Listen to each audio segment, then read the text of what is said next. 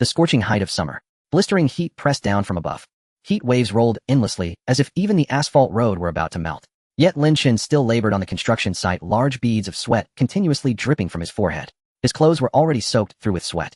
Suddenly a wave of dizziness washed over him, and he toppled forward to the ground, losing consciousness. When Lin Chen regained a sliver of consciousness, he dimly felt someone firmly pinching the philtrum between his nose. Lin Chen slowly opened his eyes. Filling his vision was the anxious face of a middle-aged woman, faint wrinkles etched across her features like traces left by the passing years. Above her spread the lush canopy of a large tree, its dense leaves blocking out the venomous sunlight. Around them a large circle of people had gathered. The people's clothes were plain and simple, their colors monotonous, most of them patched again and again. He's awake, he's awake. Seeing Lin Chen open his eyes, the surrounding crowd cried out one after another. At this moment Lin Chen slowly came back to his senses and lowered his head to look at his own thin arms and legs. Had he transmigrated? At the same time a flood of unfamiliar memories began to merge within his mind. He realized he had transmigrated into the body of a 5-year-old boy who shared his exact name, Lin Chen. As for the year, Lin Chen faintly sensed that it should be around 1959. The little boy, greedy for play, had run out at noon under the blazing sun, then suffered heatstroke, and after that Lin Chen had transmigrated into him. Still struggling to digest everything, Lin Chen felt slightly irritable at the noisy chatter of the crowd around him.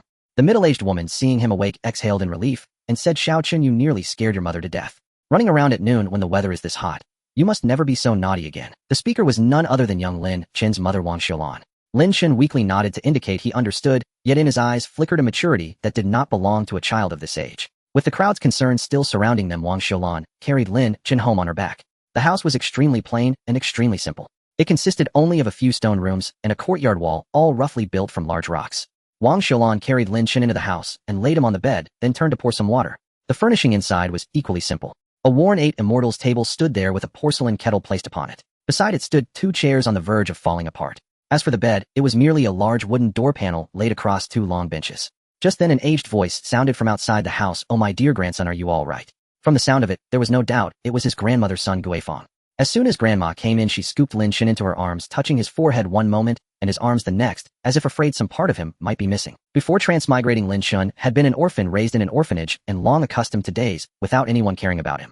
Now feeling the concern of family, he was deeply moved. "Grandma, I'm fine now," Lin Chen said, looking at the unfamiliar yet strangely intimate elder before him, calling out to her almost. Hearing her grandson's voice, son Guifang was so moved that tears nearly spilled from her eyes. "Ai, good child, as long as you're fine, as long as you're fine." Lin Chen nodded, a gentle warmth spreading through his heart. He realized that he was no longer alone in this world. He now had family who cared about him. Though this family was far from wealthy, it was filled with warmth. His mother handed the cup of water to Lin Chen. His grandmother glanced at it and asked, "We're out of brown sugar at home. I'll go borrow some from second brother's family. They should still have a little left." From the merged memories, Lin Chen learned that his grandfather Lin Jianjun had 4 sons and 2 daughters. Besides his own father Lin Jinhua, there were 2 elder uncles, 1 younger uncle, and 2 aunts. From the limited memories he now possessed, he also knew that his parents' arguments often revolved around disputes with his second aunt by marriage, and that his grandparents had clashed with her as well. Could this second aunt be the so-called nightmare of the family, one of those infamous difficult relatives? At this thought, Lin Chen hurriedly sat up and grabbed his grandmother's hand. "Grandma, there's no need. I'm fine now, I'm already better. If you don't believe me, look." With that, Lin Chen jumped down from the bed and bounced on his feet a few times. Just then a burst of clamor rose from outside the house. Following the noisy commotion, Lin Chen looked toward the doorway. Entering were his grandfather and father with several young girls trailing behind them. They were precisely Lin Chen's 6 older sisters. When Lin Chen recovered this part of his memories, his first thought was a sigh of amazement. The Lin family's fertility was truly astounding. His grandfather was the captain of the production brigade, and when Lin Chen fainted, someone immediately ran off to inform him. Everyone filed into the room one after another. Grandfather went straight to Lin Chen's side, reaching out to feel his forehead. "Xiao Chen, how do you feel?" "Grandpa, I'm fine now," Lin Chen replied, deliberately bouncing on the spot a couple of times to prove it. Just then a chime sounded in his mind. Ding. Emotion Mall successfully bound. A series of electronic beeps like those of a computer system echoed by his ears, and a system interface materialized in his mind. It was the Emotion Mall. Host Lin Chen. Age 5. The Emotion Mall could collect emotional points from others which could then be exchanged for an abundance of supplies. Moreover, new categories of goods would refresh every single day. After reading the mall's introduction, Lin Chen was momentarily dazed. Could this be the legendary golden cheat? On closer thought, it did not seem all that strange. After all, something as absurd as transmigration had already happened. Bringing along an Emotion Mall system on the side was practically to be expected. Ding. Emotion points 66 from Lin Jianjun. Emotion points 88 from Sun Guifang. Emotion points 55 from Lin Jinhua. Emotion points 55 from Wang Xiulan. Emotion points 22 from Lin Zhaodi. As the unending stream of system prompts echoed in his mind, Lin Chen felt secretly delighted. This should be enough to exchange for quite a bit of supplies, right? Yet when he finished hearing the names of his 6 elder sisters, his entire being was thrown off balance. Although the names existed in his inherited memories, hearing them spoken aloud by the system still left Lin Chen deeply shaken. Eldest sister Zhaodi. Second sister Pundi. Third sister Ingdi. Fourth sister Lady. Fifth sister Yudi. Sixth sister Indi. Heavens above. Who on earth had come up with these names? To what desperate extent had this family yearned for a son? Lin Chen secretly swore to himself that once things stabilized, the first thing he would do was help his sisters change their names. Seeing Lin Chen fall into a daze, grandfather gently patted his head. What's wrong? Are you feeling unwell anywhere? Question like this, Lin Chen instantly snapped back to himself. Grandpa, I'm a bit tired and want to sleep for a while. At this moment, what Lin Chen wanted most was to send his family away so he could properly study the emotion mall. Hearing him say he was tired, his mother grew anxious. Child, are you really all right?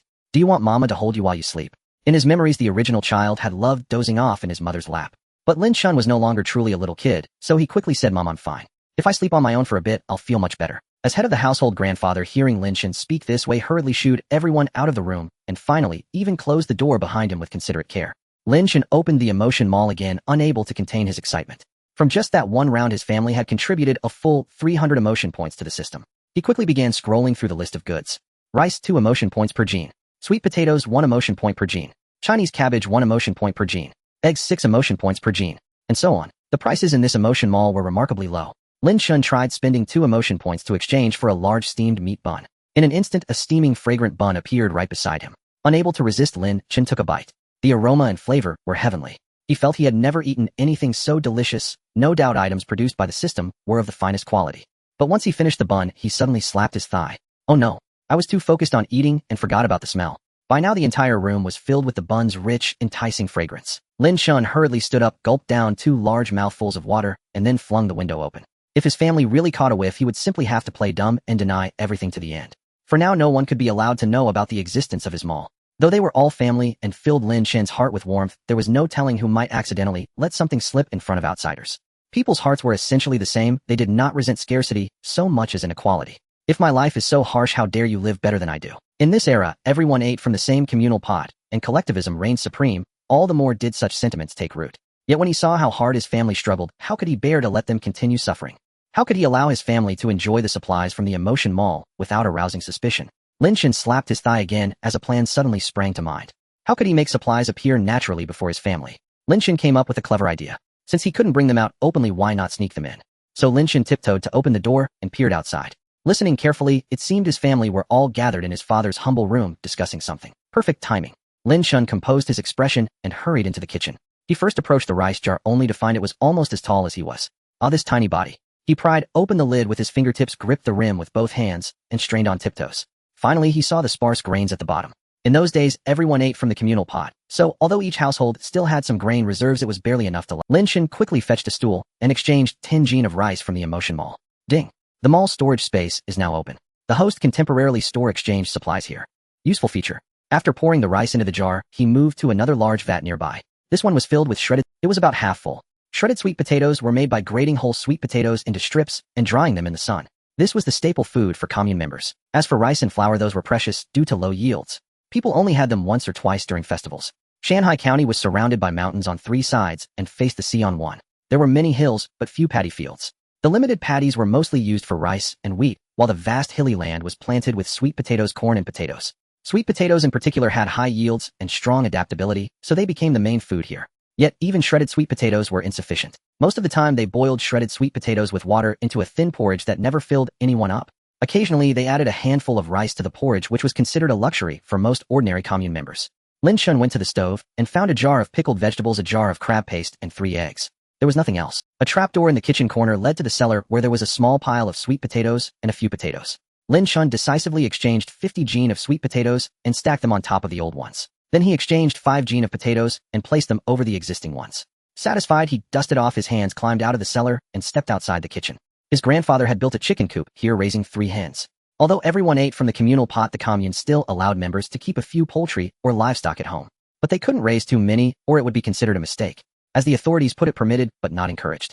Livestock like cattle, sheep, and pigs were generally raised collectively by production brigades, while specific feeding tasks were assigned to production teams and their members. Most members here chose to keep a few hens, because compared to cattle, sheep, or pigs, hens had low feeding costs, consumed little grain, and could be kept in coops or free range in the yard. The eggs they laid could be eaten by the family or saved to sell at the supply and marketing cooperative for cash to supplement household expenses. At that time, most goods couldn't be traded freely, and eggs were one of the few items that could be exchanged for money. So local members affectionately called laying hens the chicken butt bank. Lin Chen exchanged a gene of eggs into his storage space, took out 3, and tucked them into the coop. Just then the 3 hens almost simultaneously began clucking loudly, as if startled by the unfamiliar eggs. "Little brother, what are you doing?" Had been caught. Lin Chen turned around and saw it was Sixth sister. She was 7 years old, but her height didn't match her age. Her hair was dry and yellow, her body thin and gaunt, nothing but skin and bones. Her clothes were patched over, clearly hand-me-downs from her older sisters. The sight was heartbreaking. Lin Chen was stunned not because the little girl had startled him, but because her appearance filled him with. But he quickly snapped back. "Sixth sister, come quick. There are 3 eggs." The little girl rushed over at the mention of eggs, then she shouted toward the inner room, "Grandma, come see. The hens laid eggs again." Again. Had they already laid? Sixth sister's voice was incredibly piercing. The young girl, though small in stature, possessed a voice so sharp and resonant. Lin Chen had wanted to stop her, but it was clearly too late. As Sixth sister's shout rang out, grandmother emerged from the inner room, striding over with a swaggering gait. Despite her bound feet, she moved with surprising speed. "There really are some."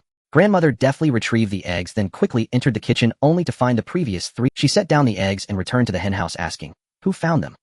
Sixth sister pointed at Lin Chen without hesitation. "It was little brother." Grandmother, overjoyed, patted Lin Chen's head. "My good grandson has such sharp eyes. Our hen is truly miraculous. I clearly collected 3 eggs this morning, yet now she's laid 3 more. I'll boil them for you right away." Lin Chen quickly declined. "Grandma, no need. I'm not hungry. Let's save them for—" All right, I'll listen to my good grandson." As they spoke, grandfather and the others emerged from the inner room. "Old woman, what are you 3 chatting about so happily?" At grandfather's question, grandmother pointed at the henhouse. "Old man, guess what? I gathered 3 eggs this morning, but just now little Chen found 3 more in the henhouse.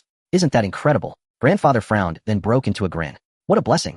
In all my years, I've never heard of a hen laying eggs twice." Lin Chen quickly interjected. "I think we should keep this to ourselves and not speak of it outside." "Grandma, don't you agree?" In Lin Chen's memory, grandmother doted on him the most. She almost always heeded his word. Hearing this, grandmother promptly agreed. "Of course. Look at my good grandson, so thoughtful. Do you hear that, you girls? Don't you dare breathe a word outside. If I find out any of you have loose lips, they'll break your legs." The sisters, all. The brigade canteen is about to start serving. They'll head over first. You all grab your bowls and come along soon. With these words, grandfather walked out of the courtyard. The brigade canteen. Though called a canteen, it was merely a large stone house with 2 massive pillars in front, making it look slightly more imposing than the other buildings. Inside, rectangular wooden tables and benches were neatly arranged. At the entrance stood 2 earthen stoves. 2 enormous iron pots billowed steam, and wisps of cooking smoke curled into the sky, lending the scene a warm, homely air. By the time Lin Chen and his family arrived, a long queue had already formed outside the canteen. The main fare was porridge made from shredded sweet potatoes, but it was so watery that barely any sweet potato could be seen. Yet even so, each person was only allowed 1 bowl, and children only half a bowl. There were 2 side dishes, pickled amaranth and soft-boiled mustard greens. Each person could receive a small spoonful of each dish. Those who arrived early were already seated in the canteen eating. Latecomers usually took their food home, though some squatted in the open space outside. Lin Chen stared blankly at the half bowl of sweet potato porridge in his hand. He knew these times were hard, but he had never imagined they could be this harsh. Such watery food would surely starve a person if sustained for long. A single trip to the cafeteria yielded over 200 points of emotional energy. It seemed he needed to frequent crowded places more often. Not long after dinner, night fell. In this era, most parts of Shanghai County had no electricity. At night, there was simply no form of entertainment to speak of. On moonlit nights, the commune members would chat for a while at the brigade headquarters. On moonless nights, they returned home early to sleep. Tonight belonged to the former. Yet perhaps due to the meager rations, the members chose not to linger at the brigade headquarters and instead went home to sleep. This might indirectly confirm that many human troubles arise from being too well fed. As the elders said, sleeping made one forget the pangs of hunger. Lin Chen lay in bed, tossing and turning, unable. Though he had eaten a large meat bun in the afternoon, the half bowl of porridge for dinner felt as if he had consumed nothing at all. At this moment, he was ravaged by hunger. In his past life, Lin Chen had endured hardships, but he had never gone hungry, whether at the orphanage or later while working at the construction site. Thus, when he traversed into this world and experienced it firsthand, he deeply realized how difficult life was for the people of this era. Lin Chen had originally intended to keep a low profile and guard the secret of the emotion mall. But now it seemed impossible. Subsisting on such scant food each day, it was only a matter of time before someone in the family starved. So he could no longer worry about exposing the emotion mall. Lin Chen exchanged his emotional energy for 14 large meat buns, stored them in his dimensional space, and then woke his 6th sister. The Lin family had 4 rooms as bedrooms, 1 for grandfather and grandmother, 1 for father and mother, 1 for Lin Chen and his 6th sister, and the remaining room for the other 5 sisters. His 6th sister, roused from sleep, asked in confusion, "Brother, what's wrong?" Lin Chen produced the buns from his space, and without explanation shoved 2 into her hands. "What? It smells so good." The little girl devoured them ravenously. Never in her life had she tasted such. The bright moonlight streamed in through the window. Lin Chen watched the little girl eat, a pang of sorrow inexplicably gripping his heart. He drifted into a daze as if forgetting the gnawing hunger himself. Brother, what about you?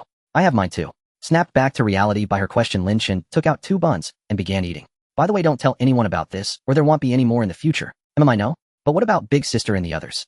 Lin Chen suddenly felt a surge of warmth at her kindness. She was nothing but skin and bones herself, yet she still thought of others. They'll get theirs too. They'll bring some to them later. Don't say anything to grandfather, grandmother, father, or mother for now.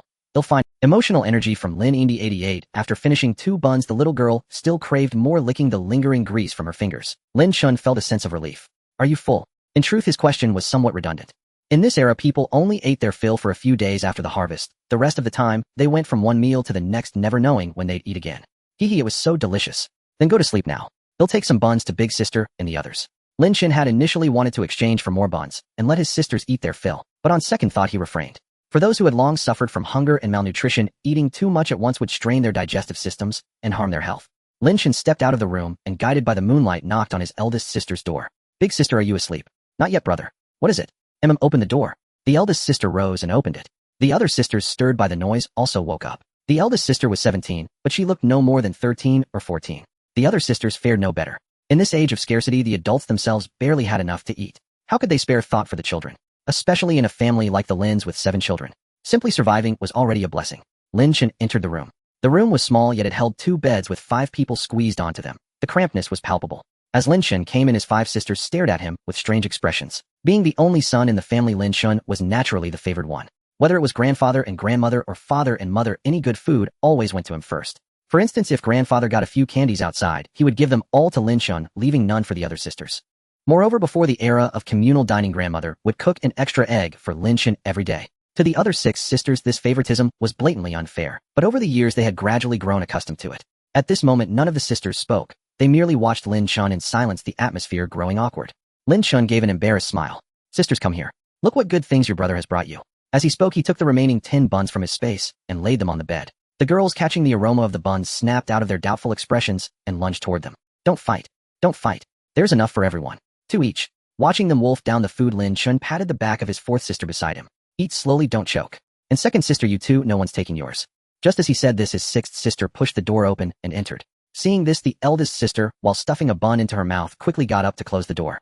Then she turned to Lin Chen and said, brother, tell me honestly, where did these buns come from? Everyone must keep this a secret. Otherwise, this kind of hedonism might get the whole family criticized in a struggle session. Don't tell grandfather, grandmother, father, or mother either, or there won't be any more food in the future. Lin Chen, as he spoke, pulled out a large handful of toffee candies and distributed them. But if you keep your mouths shut, we'll have delicious food every day from now on. Lin Chen was threatening them while offering rewards and painting a rosy picture. As for the toffees, he had exchanged them before bed. 20 emotional energy points per caddy, and he had bought 2 caddies in total, storing them in his dimensional space. Brother, do you mean that if we keep it secret we can eat such tasty buns again? Asked the second sister, mumbling with a mouthful of not just buns, but many other delicious foods too.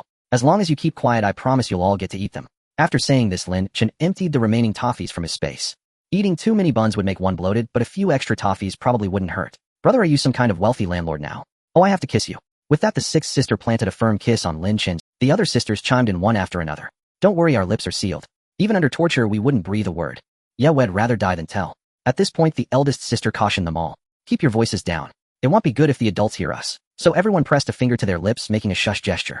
Then the 6th sister leaned close to Lin Chen's ear and whispered, by the way, brother, were you the one who secretly put those eggs in the chicken coop this afternoon? Oh, the little girl was surprisingly clever. Yes, that was me. They'll go put 3 more in later. Lin Chen's voice was very low, but the room had fallen silent, so everyone heard him clearly. Just how many good things did their brother have now? Could he really be a wealthy landlord? Though many questions swirled in their minds, everyone in the room was overjoyed at that moment. The girls were ecstatic at having eaten the delicious buns, and at the thought of more to come. Lin Chen, for his part, was genuinely happy to see them content and full. On top of that, he had harvested another wave of emotional energy, over 500 points. From this, Lin Chen deduced that when those around him experienced particularly intense emotional fluctuations, the emotion mall collected emotional energy at a much faster rate. The next morning at the break of dawn, Lin Chen was roused by the sharp whistle of a bugle, the call to begin the day's labor for his grandfather. The captain of the production brigade had risen early as usual and gone to the brigade headquarters to his grandmother, who had previously stayed home to care for the children, now went to the brigade kitchen to help prepare meals since Lin Chen had grown a bit older. His father was a teacher at the commune's elementary school. In that era, teachers bore heavy workloads under meager conditions. The school had only 2 teachers in total. Each teacher had to instruct multiple subjects simultaneously for students of different ages. Beyond academics, they were also responsible for the students' ideological education. This involved disseminating government policies and explaining the commune's specific requirements. Even during winter and summer breaks, they rarely had leisure. For instance, Lin Chen's father, though it was summer vacation, had to rise early to help repair the school building. His mother, a workpoint recorder for the production team, tracked the members' labor and attendance. This job was far easier than working the fields and was considered a coveted position. His eldest and second sisters, aged 17 and 15, were already old enough to earn work points in the production team. They were assigned to tend the cattle, herding the brigade's 5 oxen out to graze each day. Lin Chen followed his mother and sisters to the brigade canteen. The canteen was already abuzz with noise as members lined up for their morning meal. Breakfast was still sweet potato porridge, but because of the heavy labor ahead, a few grains of rice could be seen within. There were no side dishes, but each adult received an extra steamed potato. Yesterday, his grandmother had been absent from serving because she went home to check on her grandson.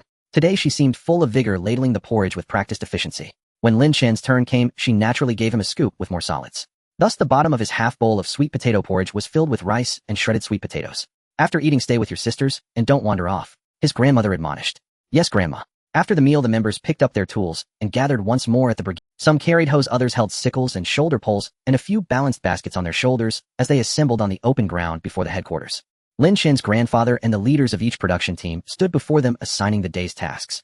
Without exception, everyone wore patched coarse cloth-clothed straw hats or bamboo rain hats on their heads and straw sandals. Once the tasks were assigned, the crowd set off toward the fields in a mighty procession.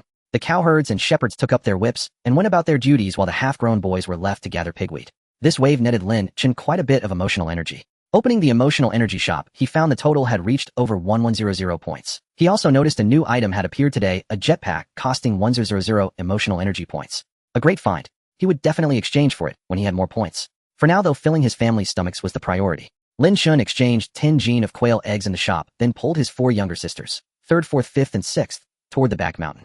Come on, I'll take you to eat something delicious. At the mention of good food, the girls followed him without hesitation their steps. They arrived at a stream at the foot of the mountain where Lin Chen took out a small portion of the 10 gene of quail eggs he had just exchanged. He had a little scheme in mind. If anyone discovered them, he would have an explanation ready. He would say the eggs were freshly gathered from bird nests in the mountains. The 4 sisters were astonished to see Lin Chen produce a pile of bird eggs out of thin air. Little brother, can you do magic? So amazing. So many eggs. Lin Chen quickly pressed his index finger to his lips, making a shushing gesture. The sisters immediately covered their mouths with their hands, nodding and understanding, patiently waiting for Lin Chen's instruction. If outsiders find out, tell them, we gathered these eggs from nests in the mountain just now. Don't let it slip, got it? Lin Chen's gaze swept over each of his 4 sisters. One by one, they nodded to show they understood. All right, now let's roast the eggs to eat. He'll assign the tasks. 6th sister, go back to the kitchen, bring a box of matches, and also the bamboo basket. 4th sister, 5th sister, gather more dry firewood from around here. 3rd sister, you and I will build a simple stove with... Lin Chen's instructions were clear and well organized, and the 4 sisters complied without question. The simple stove was just a circle of stones with dry firewood placed inside. Once 6th sister brought the matches, they started the fire and began roasting the eggs. Quail eggs are small, so they cooked. The distinctive aroma of the quail eggs made the girls' mouths water. So fragrant.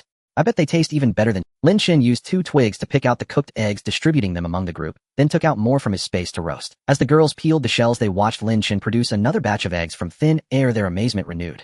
There's more. Little brother, did you bring a magic bag? It's like a conjuring trick. 6th sister peeled a quail egg and popped it into Lin Chen's mouth. You eat too, little brother.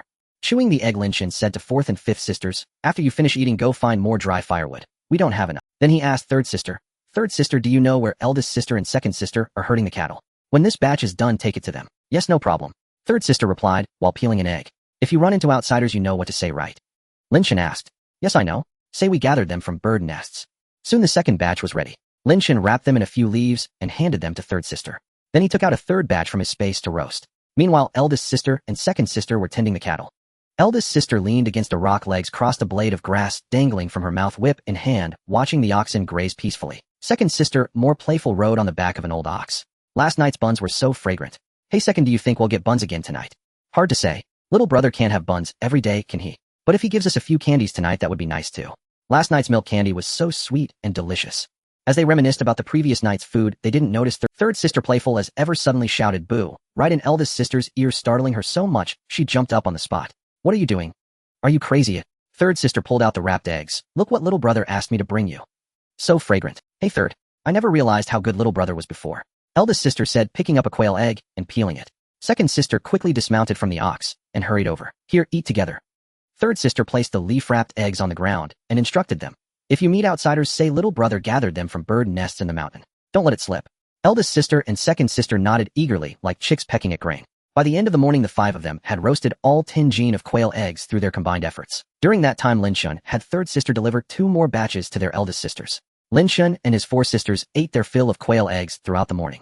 In the end, a full basket of roasted quail eggs remained. Lin Chen covered it with a few leaves and had third sister carry it. The 5 of them then headed home. Do you all remember what to say when we get home? Lin Chen asked his 4 sisters. We know. You've told us countless times on the way here. The third sister carried a basket and rolled her eyes at Lin Chen as she spoke. As they neared home, they saw their mother Wang Xiulan standing far off at the entrance of the yard waiting for them. Wang Xiulan spotted the children approaching and quickly ran over. Where have you all been playing? Don't you know it's mealtime? The third sister lifted her right hand holding the basket full of roasted quail eggs, and with her left hand, she pushed aside the leaves covering them. Mom, look. Wang Xiulan took a closer look. What a sight. A whole basket full of bird eggs. That must be 4 or 5 caddies. Had they emptied every nest in the county? Yet she steadied herself and asked with feigned composure, where did these come from? Upon receiving the surge of emotion from his mother, Lin Chen already sensed her astonishment. So he said leisurely, we found a lot of nests in the back hills and took all the eggs. We even pulled down the nests to roast. Mom, don't worry, no one will find out now, the 6th sister chimed in. The 5th sister added, these birds always steal the grain from our fields. They're terrible. This time we wiped them out. It's our contribution to eliminating the 4 pests. The 4th sister also said, exactly. Grandpa once said that eliminating pests is a contribution. Finally, the 3rd sister declared, so by taking the eggs we're actually contributing to the construction of New Huaxia. Wang Xiulan was dumbfounded. What kind of outrageous nonsense was this? Where did they learn this? Why did it almost sound reasonable coming from these little brats? All right.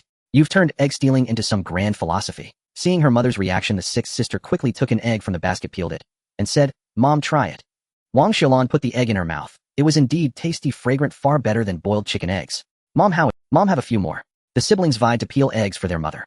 Wang Xiulan quickly waved her hand. Just one is a third daughter, take the eggs to the kitchen, then all go to the brigade cafeteria for dinner. At the brigade cafeteria, Lin Chen felt the atmosphere was utterly off today. Usually the commune members would be chatting and laughing while queuing for food. Some would tease each other loudly, and a few would even engage in lighthearted horseplay. But today all he heard were sighs and complaints. This sweet potato porridge is so watery, you can see your reflection. And we have heavy labor this afternoon. Even an old ox couldn't handle this, said a middle-aged man with sun-darkened skin, tilting his head back to down the porridge in one gulp, then scraping the bowl vigorously. In truth, there were only a few shreds of sweet potato at the bottom, not a single grain of rice. Husband, take some of mine. My work is lighter. I can manage with less. The middle-aged woman behind the man said, pouring half of her porridge into his bowl. Lin Chen was bewildered by the system notifications. So many emotion points. Those two spoke softly, but their emotions ran deep.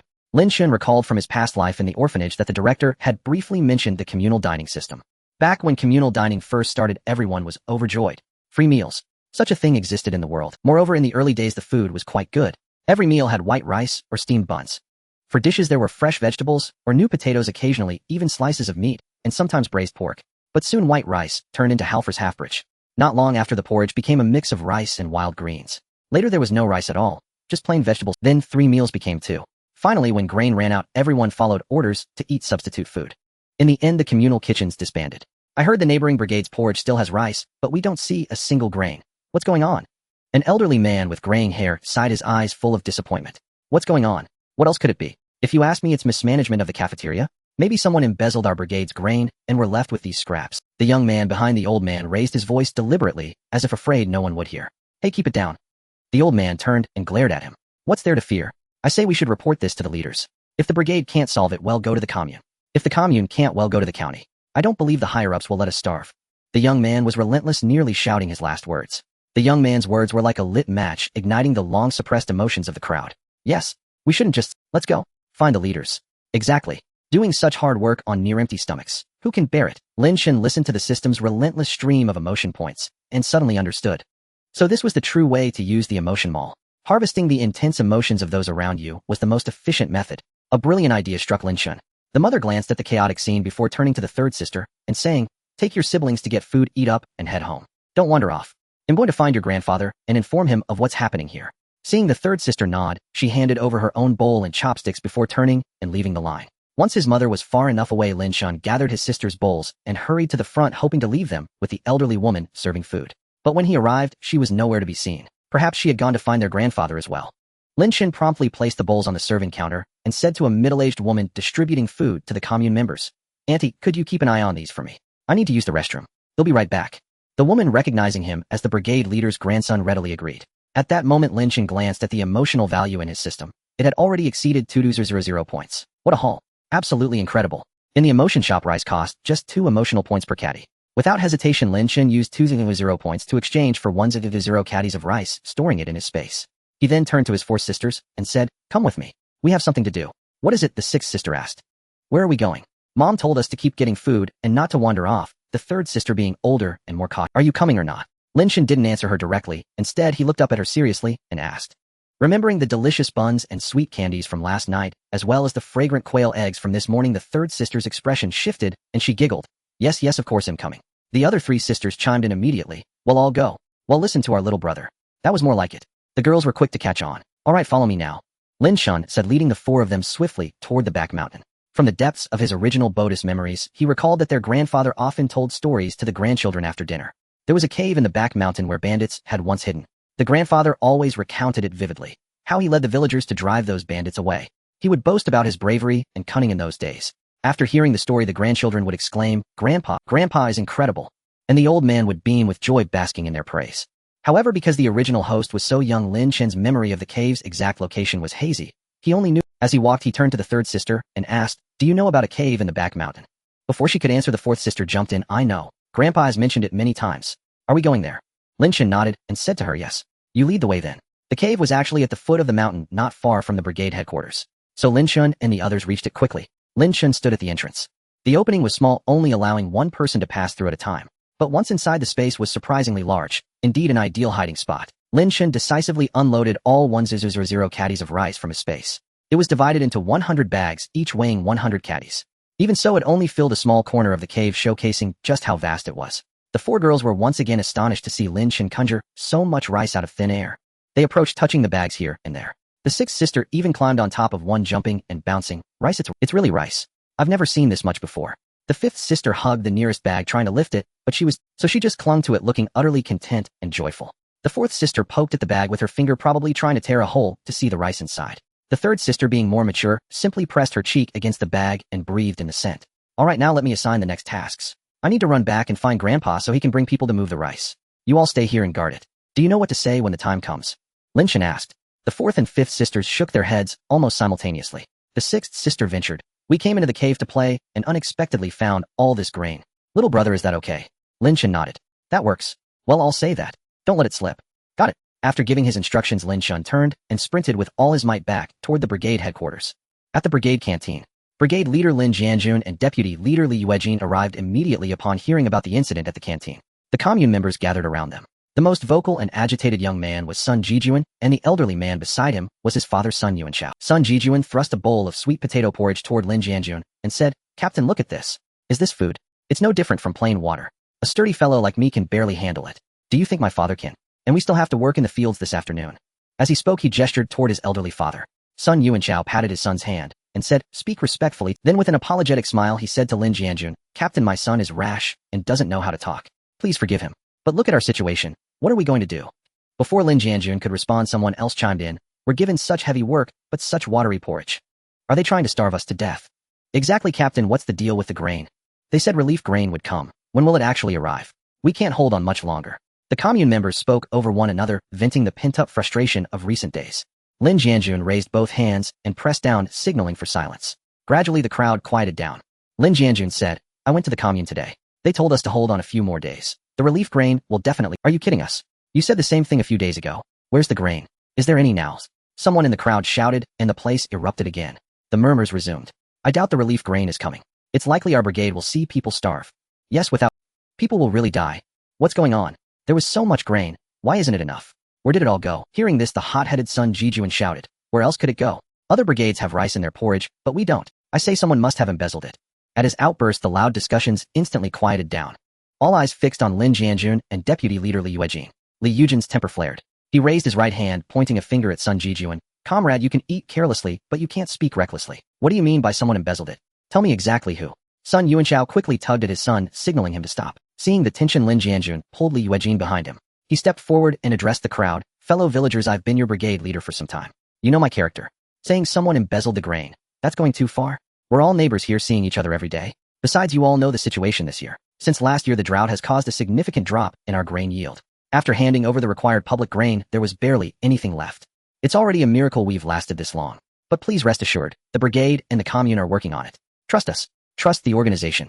We'll find a way. Lin Jianjun was about to say more when he heard someone shouting from behind, something terrible. A disaster has struck. Oh no, someone has fainted. Lin Jianjun turned and looked in the direction of the voice, though indeed someone had collapsed on the ground. Upon closer inspection he realized it was his wife Sun Guifang. He rushed over, helped her up, supporting her shoulders with his left hand, while pressing her philtrum with his right. The noisy commune members fell silent. As they gathered and saw that it was Sun Guifang who had fainted, someone remarked, "Looks like she fainted from hunger, doesn't it?" Most of the others fell silent at these words. Just then someone murmured softly, "The brigade leader's own family member fainted from hunger, and you were just suspecting him of embezzling grain. Aren't you ashamed?" Soon Sun Guifang regained consciousness. Seeing Lin Jianjun and the commune members surrounding her, she managed a faint smile. "I'm fine, sorry for worrying everyone." Lin Jianjun's heart was a mix of emotions. Though there was a little grain left at home with so many mouths to feed, it wouldn't last more than a few days, and the autumn harvest was still a long way off. If his own family was struggling this much, the other commune members' households must be in even greater difficulty. To make matters worse, the brigade's warehouse was nearly empty. Not a single grain of rice remained. Even the dried sweet potato shreds were almost gone. With 300 to 400 people in the brigade, if the higher authorities didn't release relief grain soon, people would surely starve to death. What should he do? Just as Lin Jianjun was at his wits' end, he suddenly heard someone shouting in the distance, "Bad news. The back mountain. Something's happening at the back mountain." Lin Jianjun and the other commune members turned to see Lin Chen. He was running toward the brigade headquarters, shouting as he came. By the time he arrived, he was drenched in sweat and gasping for breath. In truth, the distance from the cave on the back mountain to the brigade headquarters wasn't far, but Lin Chen was young with short legs, making the run incredibly strenuous. Such a short distance, probably only a few hundred meters, left him utterly winded. Lin Chen felt as if his lungs were about to burst. This body was far too weak. Seeing his grandson in this state, Lin Jianjun anxiously asked, "What's wrong?" Lin Chen pointed toward the back mountain, panting. "Over there, the cave on the back mountain. Something's happening. Grandpa, hurry. Third sister and the others are still there." Lin Chen deliberately didn't reveal that the cave was filled with grain. He wanted to harvest as much emotional energy as in his past life. Lin Chen had seen a blogger named Goji Berry Stewed Tomato discuss techniques for writing novels. Simply put, the key was to stretch the emotions as much as possible. First, you had to build up the reader's anticipation. Let them left, then go right. When they thought things were heading in one direction, you suddenly reverse course. That was the most effective approach. Lin Chen was using that very tactic. He first built up the anticipation of the commune members, including his own grandfather. Then he would lead them left before going right. He let them believe something terrible had happened. When they saw the grain in the cave, their emotions would surely take a sudden turn. At that moment, the emotional energy that erupted would be terrifying, wouldn't it?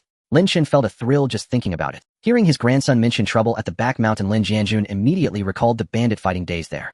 Then he remembered his granddaughter was still there, and his heart filled with anxiety. What was going on today? First, the commune members caused a ruckus, then his wife fainted.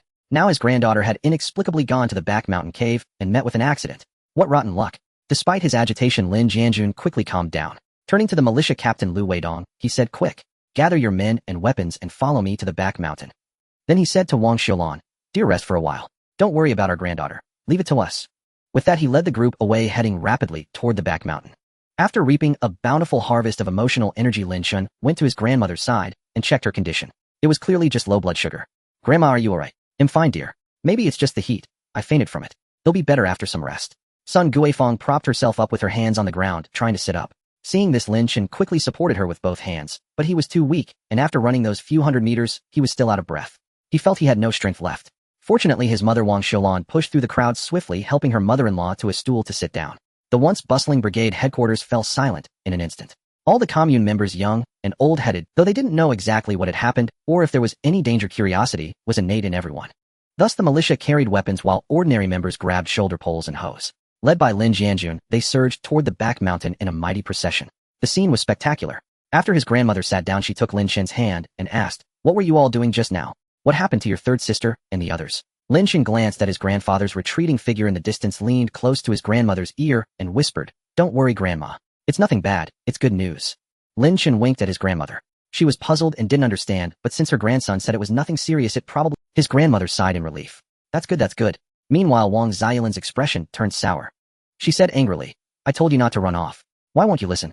In just a short while you've gone and run off again." Wang Xiulan raised her right hand and gave Lin Chen a light slap. But her motion was a mere formality, raised high but brought down gently. Seeing his mother's reaction, Lin Chen didn't argue. Instead, he exchanged a gene of milk candy from his space, peeled one, and popped it into his grandmother's mouth. "Eat quickly, Grandma. You'll feel better after this." Lin Chen then peeled another candy and put it into his mother's mouth, grinning cheekily. "You have one too, Mom. Calm down." His grandmother savored the candy, smiling. "This candy is so sweet. My good grandson is so filial." His mother, however, shot him a glare. If only you'd behave and not run around. And where did you get this candy? Grandpa gave it to me earlier. Lin Chen wasn't afraid of his mother verifying this. He remembered that his grandfather often brought him snacks like candy and pastries. Lin Chen pretended to pull from his pocket, but actually from his space another handful of milk candy, and pressed it into his grandmother's hand. Grandma, have some more. By the way, Grandma, we also gathered a lot of bird eggs today, and roasted them. They're all at home. Let's go home and eat together. So much candy. Grandma can't eat all this. You keep it for yourself, dear. His grandmother tried to give the candy back to Lin Chen. And you gathered so many bird eggs. My clever grandson is so capable. Grandma, you have some. I still have plenty. Look, Lin Chen pressed the candy back into her hand with his left hand, while his right hand again pretended to pull another large handful of milk candy from his pocket. Lin Chen handed the newly produced candy to his mother. Mom, you have some too. His mother found it somewhat unbelievable, but accepted the candy nonetheless. Then she said, let's go home. As she spoke, she helped her mother-in-law to her feet. Lin Chen had originally wanted to run to the back mountain cave to see the crowd's joyful reactions and collect more emotional energy. But on second thought, his mother probably wouldn't let him run off again now. So he gave up the idea and obediently followed his mother home. At the entrance of the mountain cave behind the hill, the sixth sister glanced at the other three sisters beside her and asked, why hasn't our little brother called Grandpa and the others over yet? It feels like quite a while has passed, doesn't it? No need to rush. The brigade is just a few steps away from here, said the third sister. Look, they're coming. The fourth sister pointed toward the brigade with her right index finger and said. The others followed her gaze. Indeed, a large crowd was swarming toward them. The sixth sister waved her arms and shouted, hurry, over here. At that moment, Lin Jianjun, walking at the front of the procession, also spotted his four granddaughters standing at the cave entrance from afar. He quickened his pace, breaking into a trot. Seeing this, the others also hastened their steps. Grandpa, quick, over here. The sixth sister continued, waving her arms, calling out to Lin Jianjun, who had now drawn near. Seeing this, Lin Jianjun mustered his last ounce of strength and hurried over to his granddaughters. Are you all right? Why did you run here? What happened? The fifth sister pointed inside the cave with her finger. Grandpa, rice. There's a lot of rice inside the cave. Lin Jianjun caught his breath, pushed past his granddaughters, and entered the cave. The fresh fragrance of rice assailed his nostrils. In sheer disbelief, he rushed forward, hugging the rice sacks, kissing and smelling them. Rice? It really is rice. At this moment, Lin Jianjun was as excited as a child, utterly forgetting to inquire about the origin of the rice. By then, other commune members had also entered the cave, and all were stunned by the sight before them. Son Jijuan picked up a sack of rice, smelled it repeatedly, then called out to Son Yuanchao, beside him, Dad. It really is rice. We are saved. Son Yuanchao similarly walked over, picked up a sack of rice, pressed his entire face against it, and deeply inhaled the pure fragrance. At that moment, an indescribable joy seemed to ripple through his entire being, like glimpsing a ray of dawn light in the vast darkness. First came astonishment, then elation, and finally, he felt his body tremble. Tears of gratitude unbidden welled up and filled his eyes. They swirled in the old man's eyes, yet lingered, refusing to fall. The other commune members felt the same. Joy surged like a breached flood, instantly overwhelming their hearts. The hunger and deprivation of recent days seemed like dark clouds on the horizon, scattered by a powerful gust of wind. At last, they would no longer have to endure starvation. They were saved. Deputy Captain Li Yuejin and Militia Captain Lu Weidong both approached Lin Jianjun. Li Yuejin spoke first. Captain, what's going on? We're not dreaming, are we? Before Lin Jianjun could answer, Lu Weidong muttered to himself, it's really strange. Just a few days ago, I patrolled here with a few militiamen from our brigade.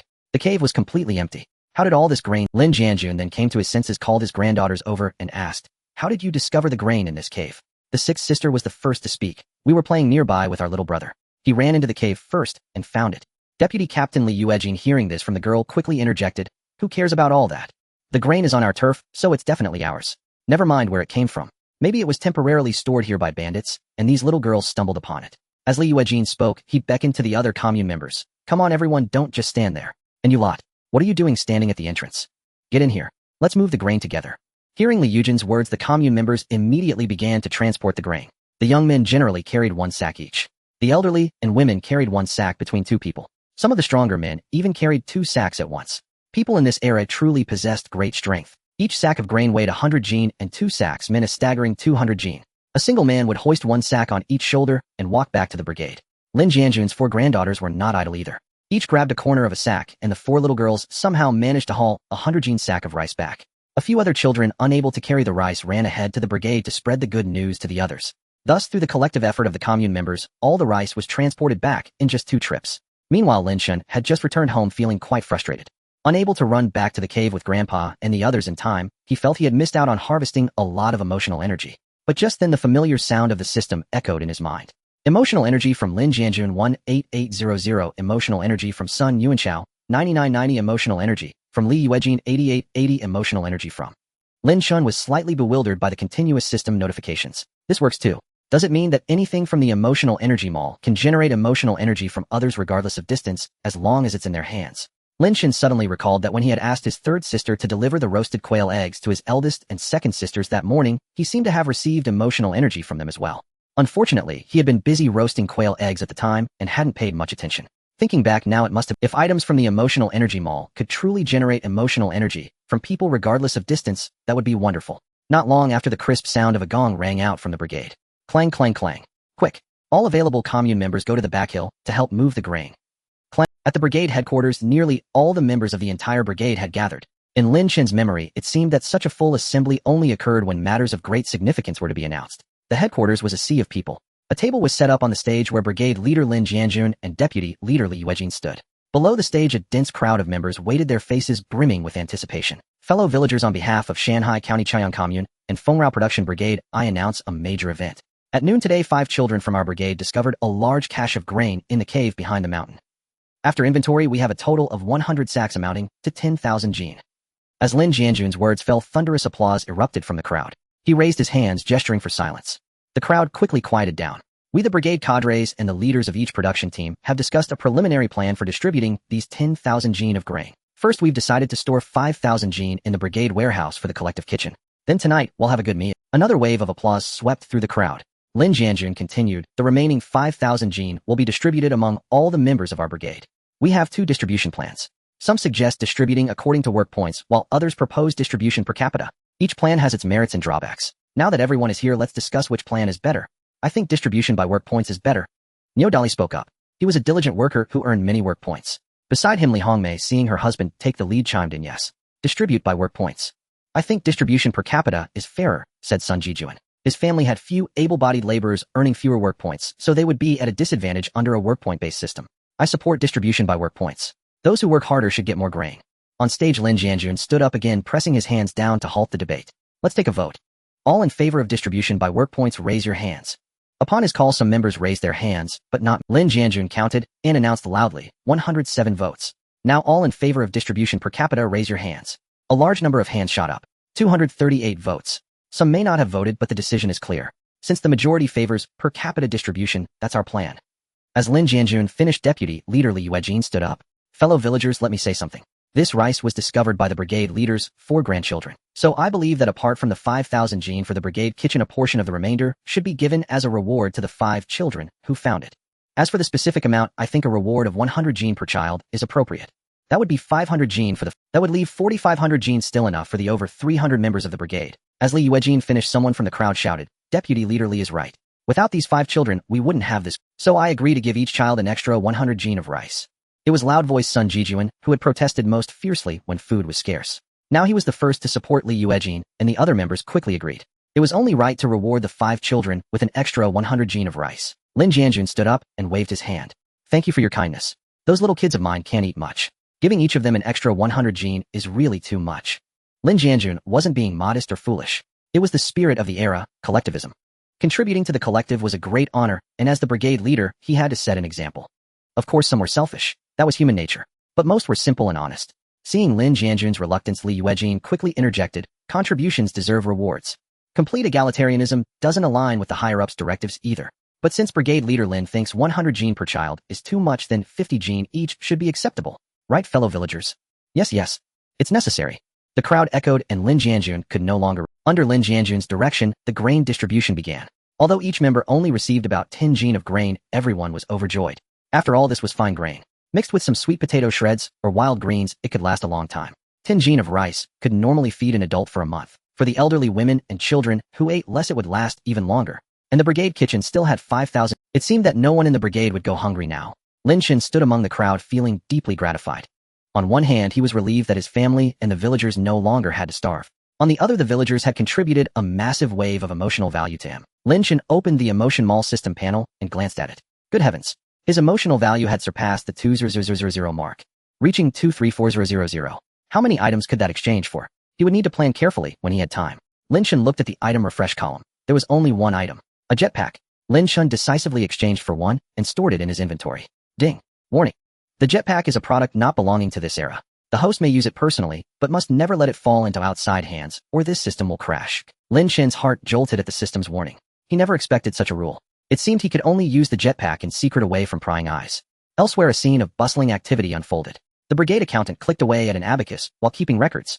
Members queued with basket sacks and other containers waiting to receive their grain. Then the members happily busied themselves moving the grain. Lin Chen's family was no exception. But as the youngest in the family, the heavy work naturally fell to others. The main helpers carrying the rice were his father, mother, and his 2 elder sisters. At the Lin family home, Wang Xiulan lifted the lid of the rice jar ready to pour in the rice they had received from the production brigade, only to find the jar already noticeably fuller. "Husband, come see this." Just then Lin Jinhua was carrying a large sack of rice into the kitchen and heard Wang Xiulan calling. He set down the rice and walked over. "What's wrong? Look, isn't there more rice in the jar?" Lin Jinhua peered into the jar. "Didn't you put the brigade's rice in yet?" "No, I just lifted the lid and found it like this. I thought you had gotten some rice from somewhere." "Where would I get rice? I've been busy helping repair the schoolhouse these past few days." As he spoke, Lin Jinhua reached into the jar, scooped up a handful of rice, examined it closely, and then sniffed it. "Wife, look, this rice doesn't seem the same as what we grow ourselves. It has a faint fragrance, and see, each grain is plump." Wang Xiulan, hearing this, also took a handful from the jar and studied it. "You're right." Encouraged by his wife's agreement, Lin Jinhua grabbed a handful of the rice just brought from the brigade. "Now look at this rice from the brigade. Isn't it exactly the same as the top layer in our jar?" Wang Xiulan looked. "It is. But what does that prove? I heard the grain from the brigade might have been temporarily stored in a cave in the back hills by bandits. It can't be that bandits came to our house to donate grain, can it?" "Oh, your way of thinking. You say such an absurd things. By the way, you told me earlier who discovered the brigade's grain." Wang Xiulan looked puzzled. "It was our 5 children. They were playing in the back hills, went into the cave, and stumbled upon it." "Stumbled upon it? Go ahead and stumble upon 10,000 jin of grain yourself." Wang Xiulan, struck by her husband's words, suddenly slapped her thigh. "Now that you mention it, that is a bit odd. Could the children be hiding something from us?" Emotional value from Lin Jinhua, 888. Emotional value from Wang Xiulan, 666. Just as Lin Chen felt the system's prompt, he heard his parents calling him and his sisters. Lin Chen and his 6 sisters hurried to the kitchen to find their parents looking at them sternly. "Third daughter, you tell me. How exactly did you find that 10,000 jin of grain from the brigade? Tell the truth, no lying." The third sister, weak-nerved, didn't know how to answer under her mother's stern gaze. She subtly turned her head toward Lin Chen, sending a pleading look. Lin Chen felt a sinking feeling. Were they about to be exposed? But thinking it over, it was inevitable given it was 10,000 jin of grain. But did he have a choice? Could he really bear to watch people around him starve? If he didn't have the ability, that would be one thing. But now that he had the system, why not help them? Just as Lin Chen was silent, the 6th sister spoke up first to save the third. "We found the grain while playing hide and seek. We ran into the cave and stumbled upon it. We don't know where it came from. It was already there when we went in." 4th sister, 5th sister, "Isn't that right?" The 4th and 5th sisters, slightly more composed, nodded in agreement. Lin Jinhua was about to say something when he heard someone calling him from the yard. The family went out to the yard and found the visitor was the second aunt. She glanced at everyone and said to Lin Jinhua, "Oh, the whole family is here. Third uncle, now that you're better off, can you return the half kilo of brown sugar you borrowed from us? My kids have been pestering me for it." Lin Jinhua apologized. "Sister-in-law, I'm sorry. We finished the brown sugar this month already, otherwise we wouldn't have needed to borrow from you. The ration ticket for next month hasn't come yet. When it does, I'll be sure to repay you." Lin Chen, recalling the original owner's memories, judged that the second aunt was an extremely difficult person, always looking for an advantage and never willing to suffer even a small loss. He remembered that the half kilo of brown sugar had been borrowed by his father the previous month secretly from the second uncle when the second aunt wasn't home. And most of that borrowed sugar had been eaten by the original owner himself. "Oh, third uncle, don't say that. No, brown sugar is fine. But since your family just got a few extra 100 jin of grain, just give me 100 jin of rice, and we'll call it even," the second aunt said with a fake smile. Huh, she actually said it. "Oh, half a kilo of brown sugar and demand 100 jin of rice in return. Not even loan sharks would dare be so outrageous." In Lin Chen's eyes, this was no different from extortion. If someone were truly in need, he would be willing to help even strangers, let alone relatives. 100 jin of rice, or even more, would be fine. But seeing the second aunt's greedy face was simply disgusting. Just as Lin Jinhua was about to speak, a voice rang out from the yard entrance. "Second daughter-in-law, have you no shame? You're just after our rice. Don't pretend it's for the kids' brown sugar." Grandmother's son Guifeng walked into the yard, pointing at the second aunt and scolding her sternly. The second aunt was not to be outdone. "Mom, you can't always favor third uncle. It's like second uncle isn't your son. When we divided the family property, third uncle got this house. But what did our family get? And what about the eldest family? You're so biased, it's ridiculous." So the grudge was over the family division. By this time, Lin Chen had quietly moved to his grandmother's side and tugged her sleeve. Then he said to the second aunt, "Second aunt, we owe you half a kilo of brown sugar, right? Wait here, I'll get it for you." Without waiting for a response, Lin Chen dashed into the kitchen, ignoring his parents' and grandmother's puzzled looks. He quickly opened the emotion shop, used 3 emotional points to exchange for half a kilo of brown sugar, placed it in a clay jar on the stove, and brought it out to the second aunt. "And here is half a kilo of brown sugar. Would you like to weigh it?" The second aunt took the jar, opened it, and looked inside. It was indeed brown sugar, and of quite good quality. Her face instantly turned green. She had hoped to use this as an excuse to extort 100 jin of rice from the third uncle's family, but now she couldn't even get a chicken feather. Thinking it over, she saw no other way, so she took the brown sugar and left in disappointment. Emotional value from Zhou Chuntao 6666. After the second aunt left, the whole family turned their eyes to Lin Chen. Lin Chen remained composed under the gaze of his family. What's wrong? Why are you all staring at me? Do I have something written on my face? His father spoke first. Aren't you going to explain something? What if I told you I can do magic tricks? Lin Chen tilted his head and said with a straight face. Magic tricks? You need something to work with. The brown sugar at home has been gone for ages. Everyone knows that. Tell the truth. What's going on? His father's expression was stern, leaving no room for negotiation. Then his grandmother patted Lin Chen's head and said gently, It's all right, my dear grandson. Just say what's on your mind. If there's something troubling you, don't be afraid. Grandma will help you. Grandma was truly the best. It's not that I can't say it, but it's a bit complicated. How about this big sister, second sister, go find Grandpa and ask him to come home. Then we can all talk as a family. The two sisters glanced at their parents for approval. Receiving it, they hurried off to the brigade office to fetch their grandfather. Lin Chen took his grandmother's hand. Grandma, let's go inside and eat quail eggs. There are plenty left. All right, my dear grandson is so thoughtful. The rest of the family followed them into the house. The sixth sister, being enthusiastic, dashed to the kitchen with lightning speed and brought out an entire basket of roasted quail eggs. So everyone began peeling and eating the eggs while chatting casually. Soon Grandpa and the two sisters returned. Oh, everyone's here. What's the urgency? I still have work at the brigade. As Grandpa entered, he saw the whole family sitting neatly around the table eating bird eggs and grumbled. Lin Chen quickly grabbed a handful of quail eggs and pressed them into Grandpa's hand. Grandpa, have some. Then he dashed out and closed the courtyard gate, returned, and shut the door to the house. This flurry of actions left the family utterly bewildered. What was this kid up to? Was there some earth-shattering secret? At that moment, Lin Chen was stared at intently by 10 pairs of eyes, yet he remained perfectly calm, as if he were a mere child. Lin Chen cleared his throat. Grandpa, Grandma, Dad, Mom, aren't you all curious about where I got those things? Actually, after I fainted that day, I had a very long dream. In it, a white-bearded old man gave me a great many things. I took out a little of it, including the eggs from the chicken coop, the sweet potatoes and potatoes from the cellar, the rice from the jar, and of course the bird eggs and the grain from the cave on the back mountain. And then, well, you all know what happened next. Lin Chen paused and looked around at everyone's expressions. The six sisters, already aware of some hints, showed no great surprise, but the four elders were utterly stunned, speechless for a long time. It was simply too incredible. Lin Jianjun and Lin Jinhua, father and son, were somewhat educated and considered intellectuals of the time, naturally disbelieving in spirits and deities. Yet recalling the strange events of the past 2 days, they couldn't help but believe. Grandmother's son Guifeng, being rather superstitious, initially found it unbelievable upon hearing her grandson's words, but then happily patted Lin Chen's head. I knew it, my dear grandson is blessed. See, now you've been favored by the immortals. They've sent us so many good things. We're all benefiting. Truly our ancestors are watching over us. As she spoke, grandmother withdrew her right hand from stroking Lin Chen's hair, clasped her hands together, and bowed to the empty air repeatedly. While bowing, she murmured, Thank you, immortal grandfather, for your blessings. Thank you for bestowing grain. Grandpa and father felt utterly speechless. Mother said nothing, but her smile stretched almost to her ears, her joy palpable. Grandpa, Dad, don't you believe me? Of course we do. How could we not? My grandson has been blessed by the immortals. I'm overjoyed. By the way, Xiao Chun, you said that white-bearded old man gave you many things, and you've taken out quite a bit of grain these past 2 days. Do you still have any left? Grandpa asked. Just as Grandpa finished, father quickly added, Where are you storing all these things?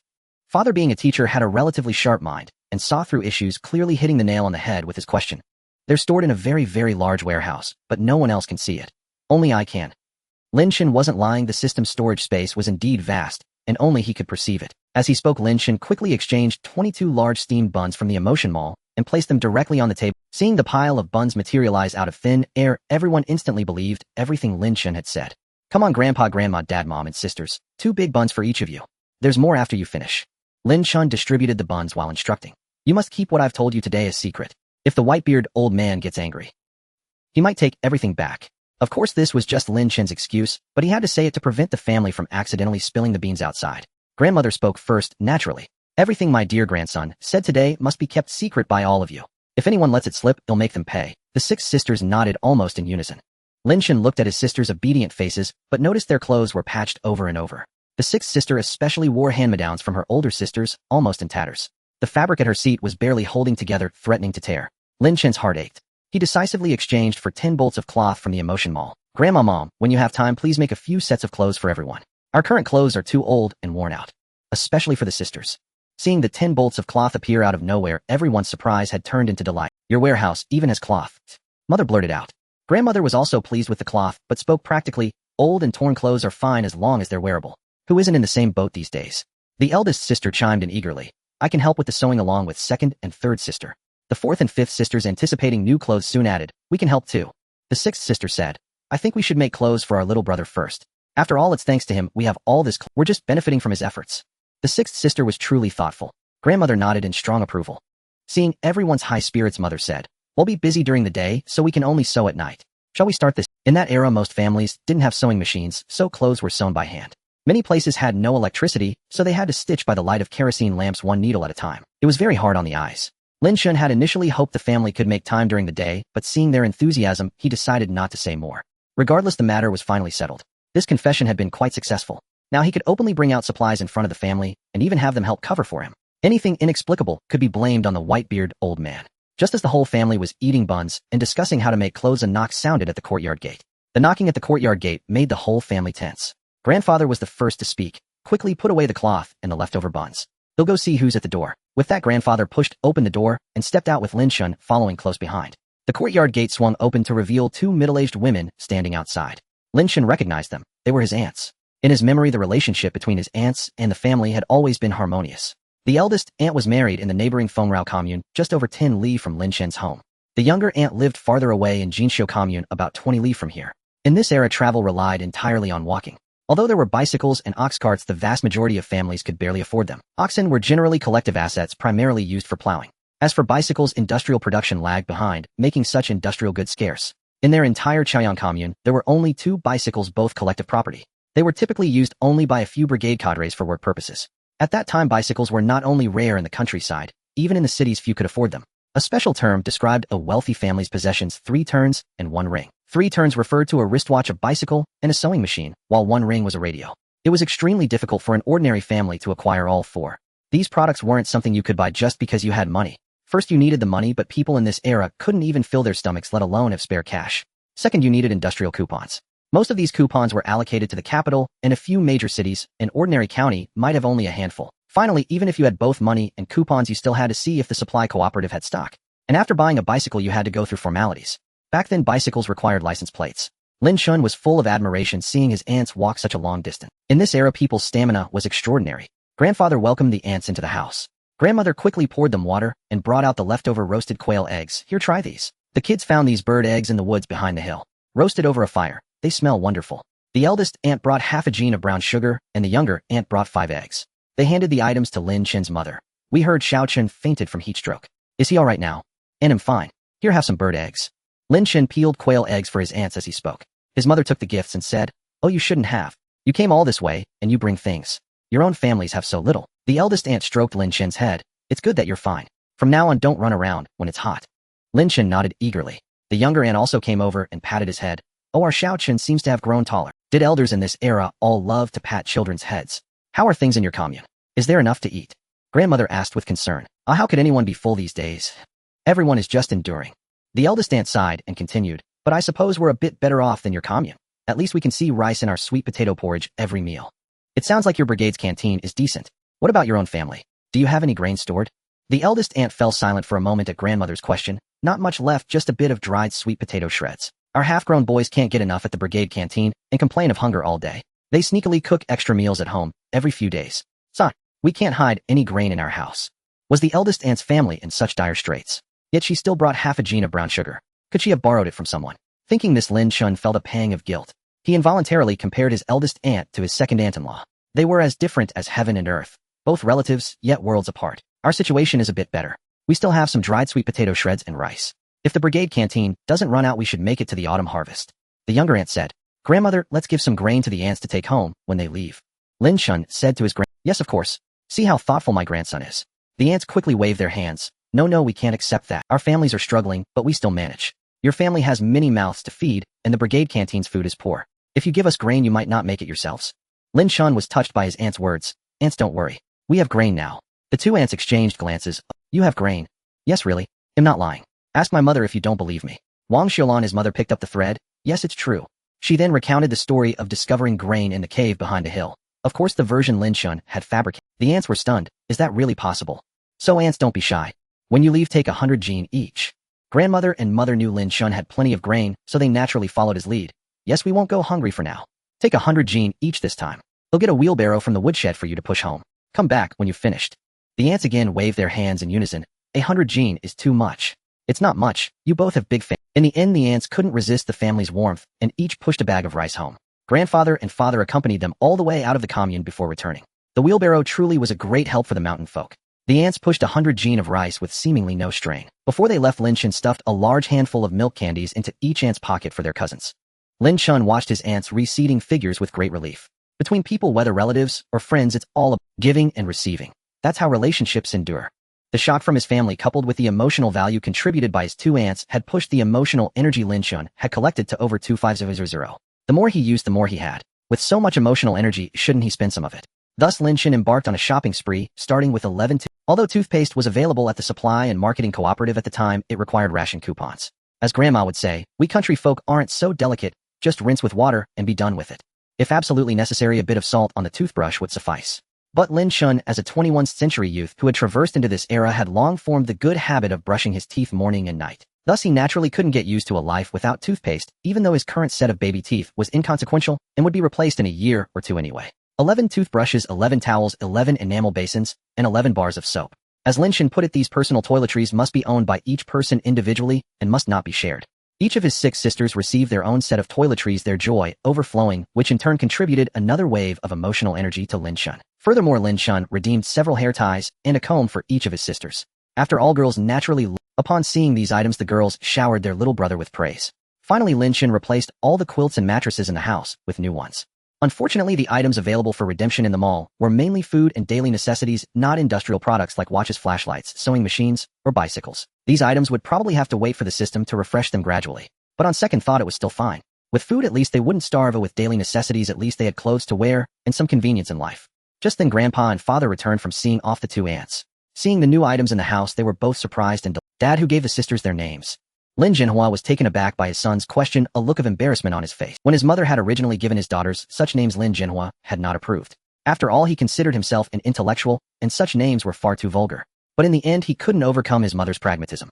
In that era, many people gave their children random names like Go Dan, Mao Dan, or Lu Dan. As Grandma put it, at least the names she chose were not only practical, but also superior to those messy random names. To Lin Chen, a young man from the 21st century, this was undoubtedly baffling. What pragmatism?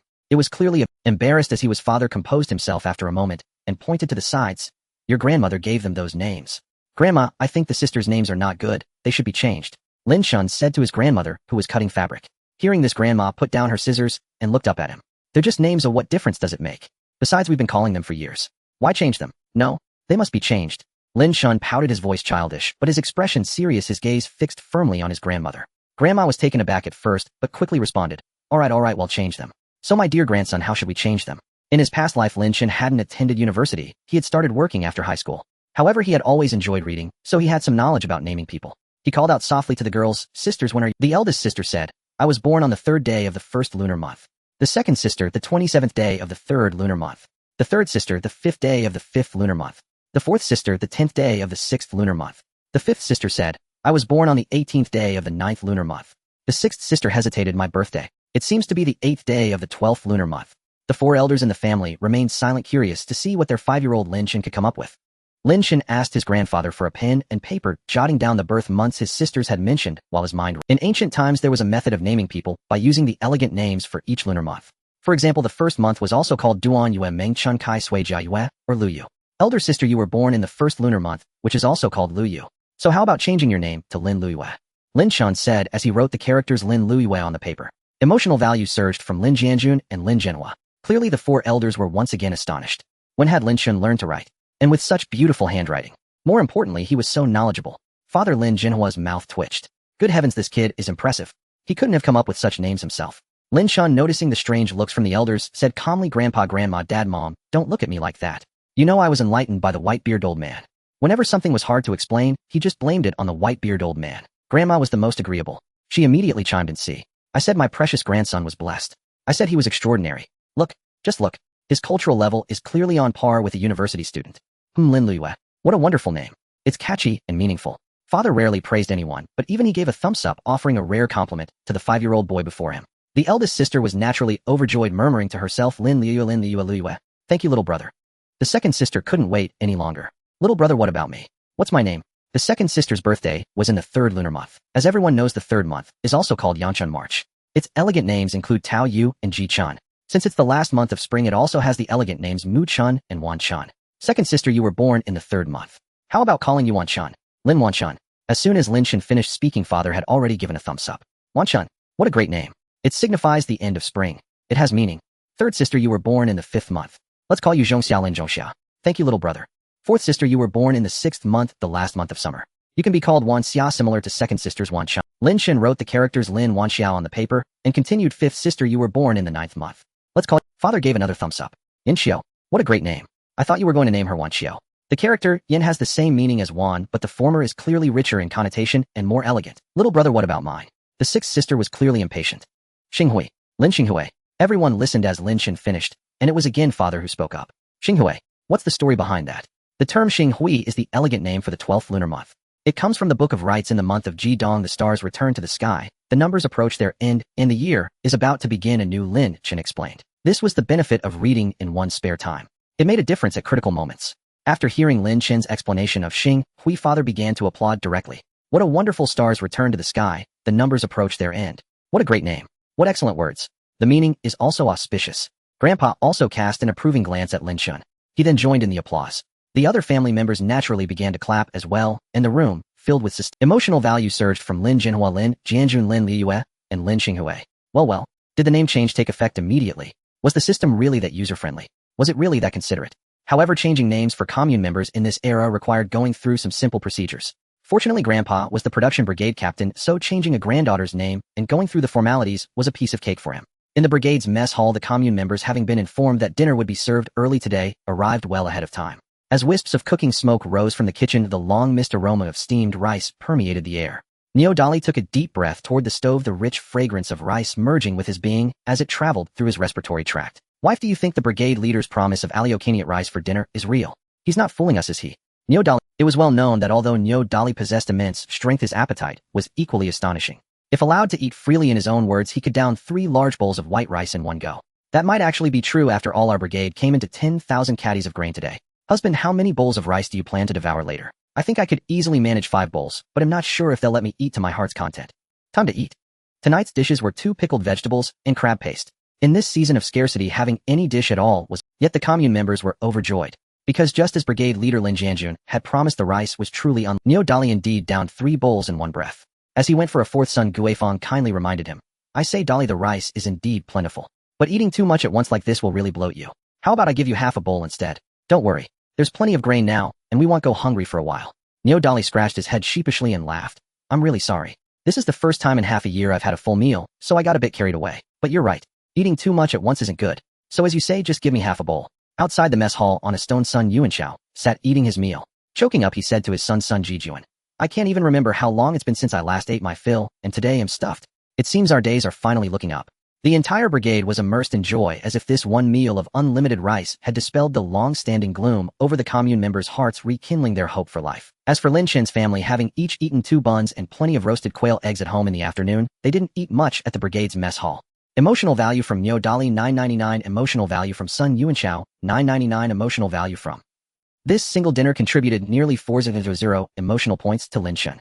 At that moment, the total emotional value in his emotional marketplace had surpassed the 300 mark. After dinner, following usual routine, the Lin family would either chat for a while at the brigade office or head straight home to sleep. Tonight was different. Every family member was unusually busy. They were making new clothes. In the afternoon, grandparents, parents, and elder sisters had already cut the fabric for 1 set of clothes for each person. In the evening, they began hand sewing.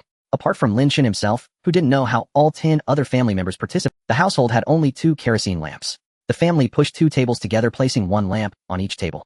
Then they gathered around the tables to start sewing. Lin Chen immersed his consciousness into the emotional marketplace, searching for any lighting equipment. There were no kerosene lamps, no flashlights, and no lanterns. If all else failed, he could make 2 torches in the kitchen. They should work well enough, right? Lin Chen pondered while swiftly scrolling through the product pages of the emotional marketplace. Finally, on the last page, he spotted candles. At 1 emotional point per candle, he directly exchanged for 100. In one go, Lin Chen lit 20 candles and placed them on the 2 tables. The entire room instantly brightened.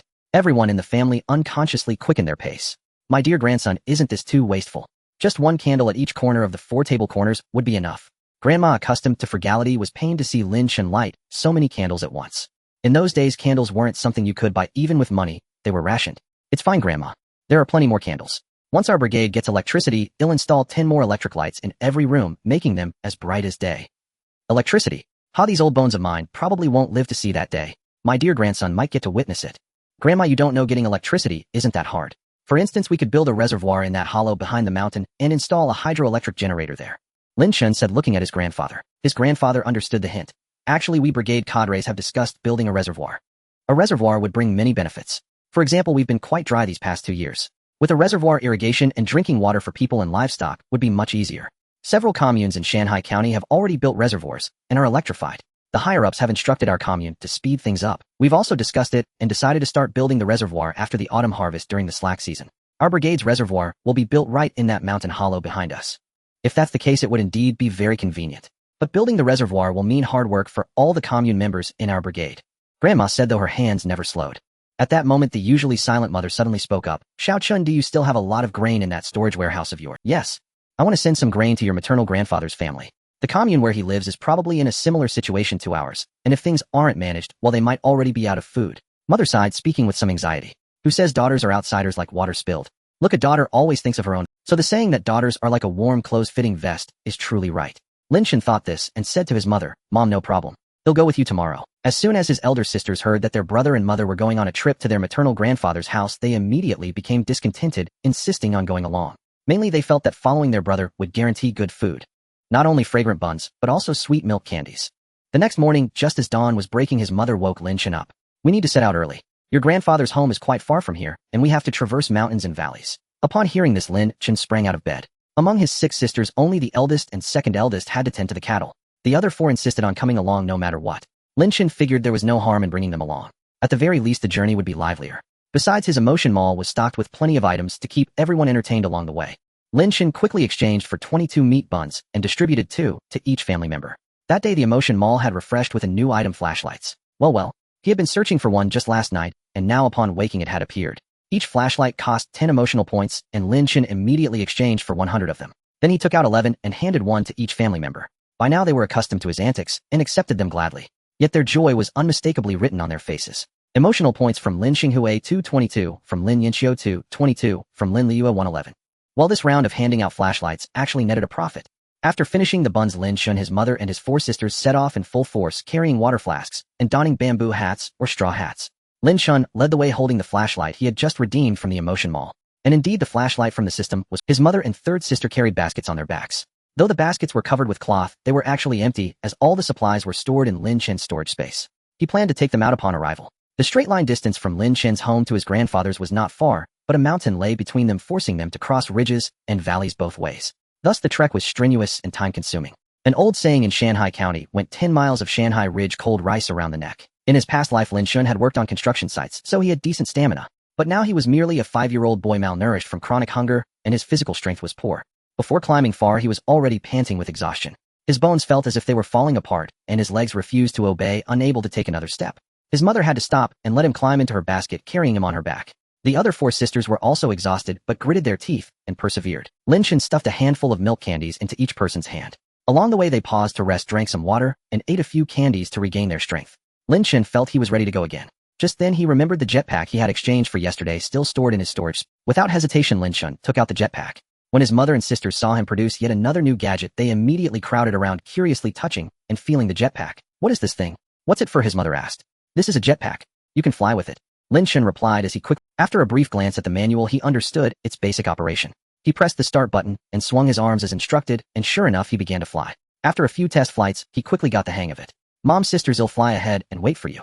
Hurry up and catch. With that, Lin Chen made a funny face at them, then swung his arms and flew off. By now he could fly steadily, maintaining a height of about 1 meter above the ground as he moved forward.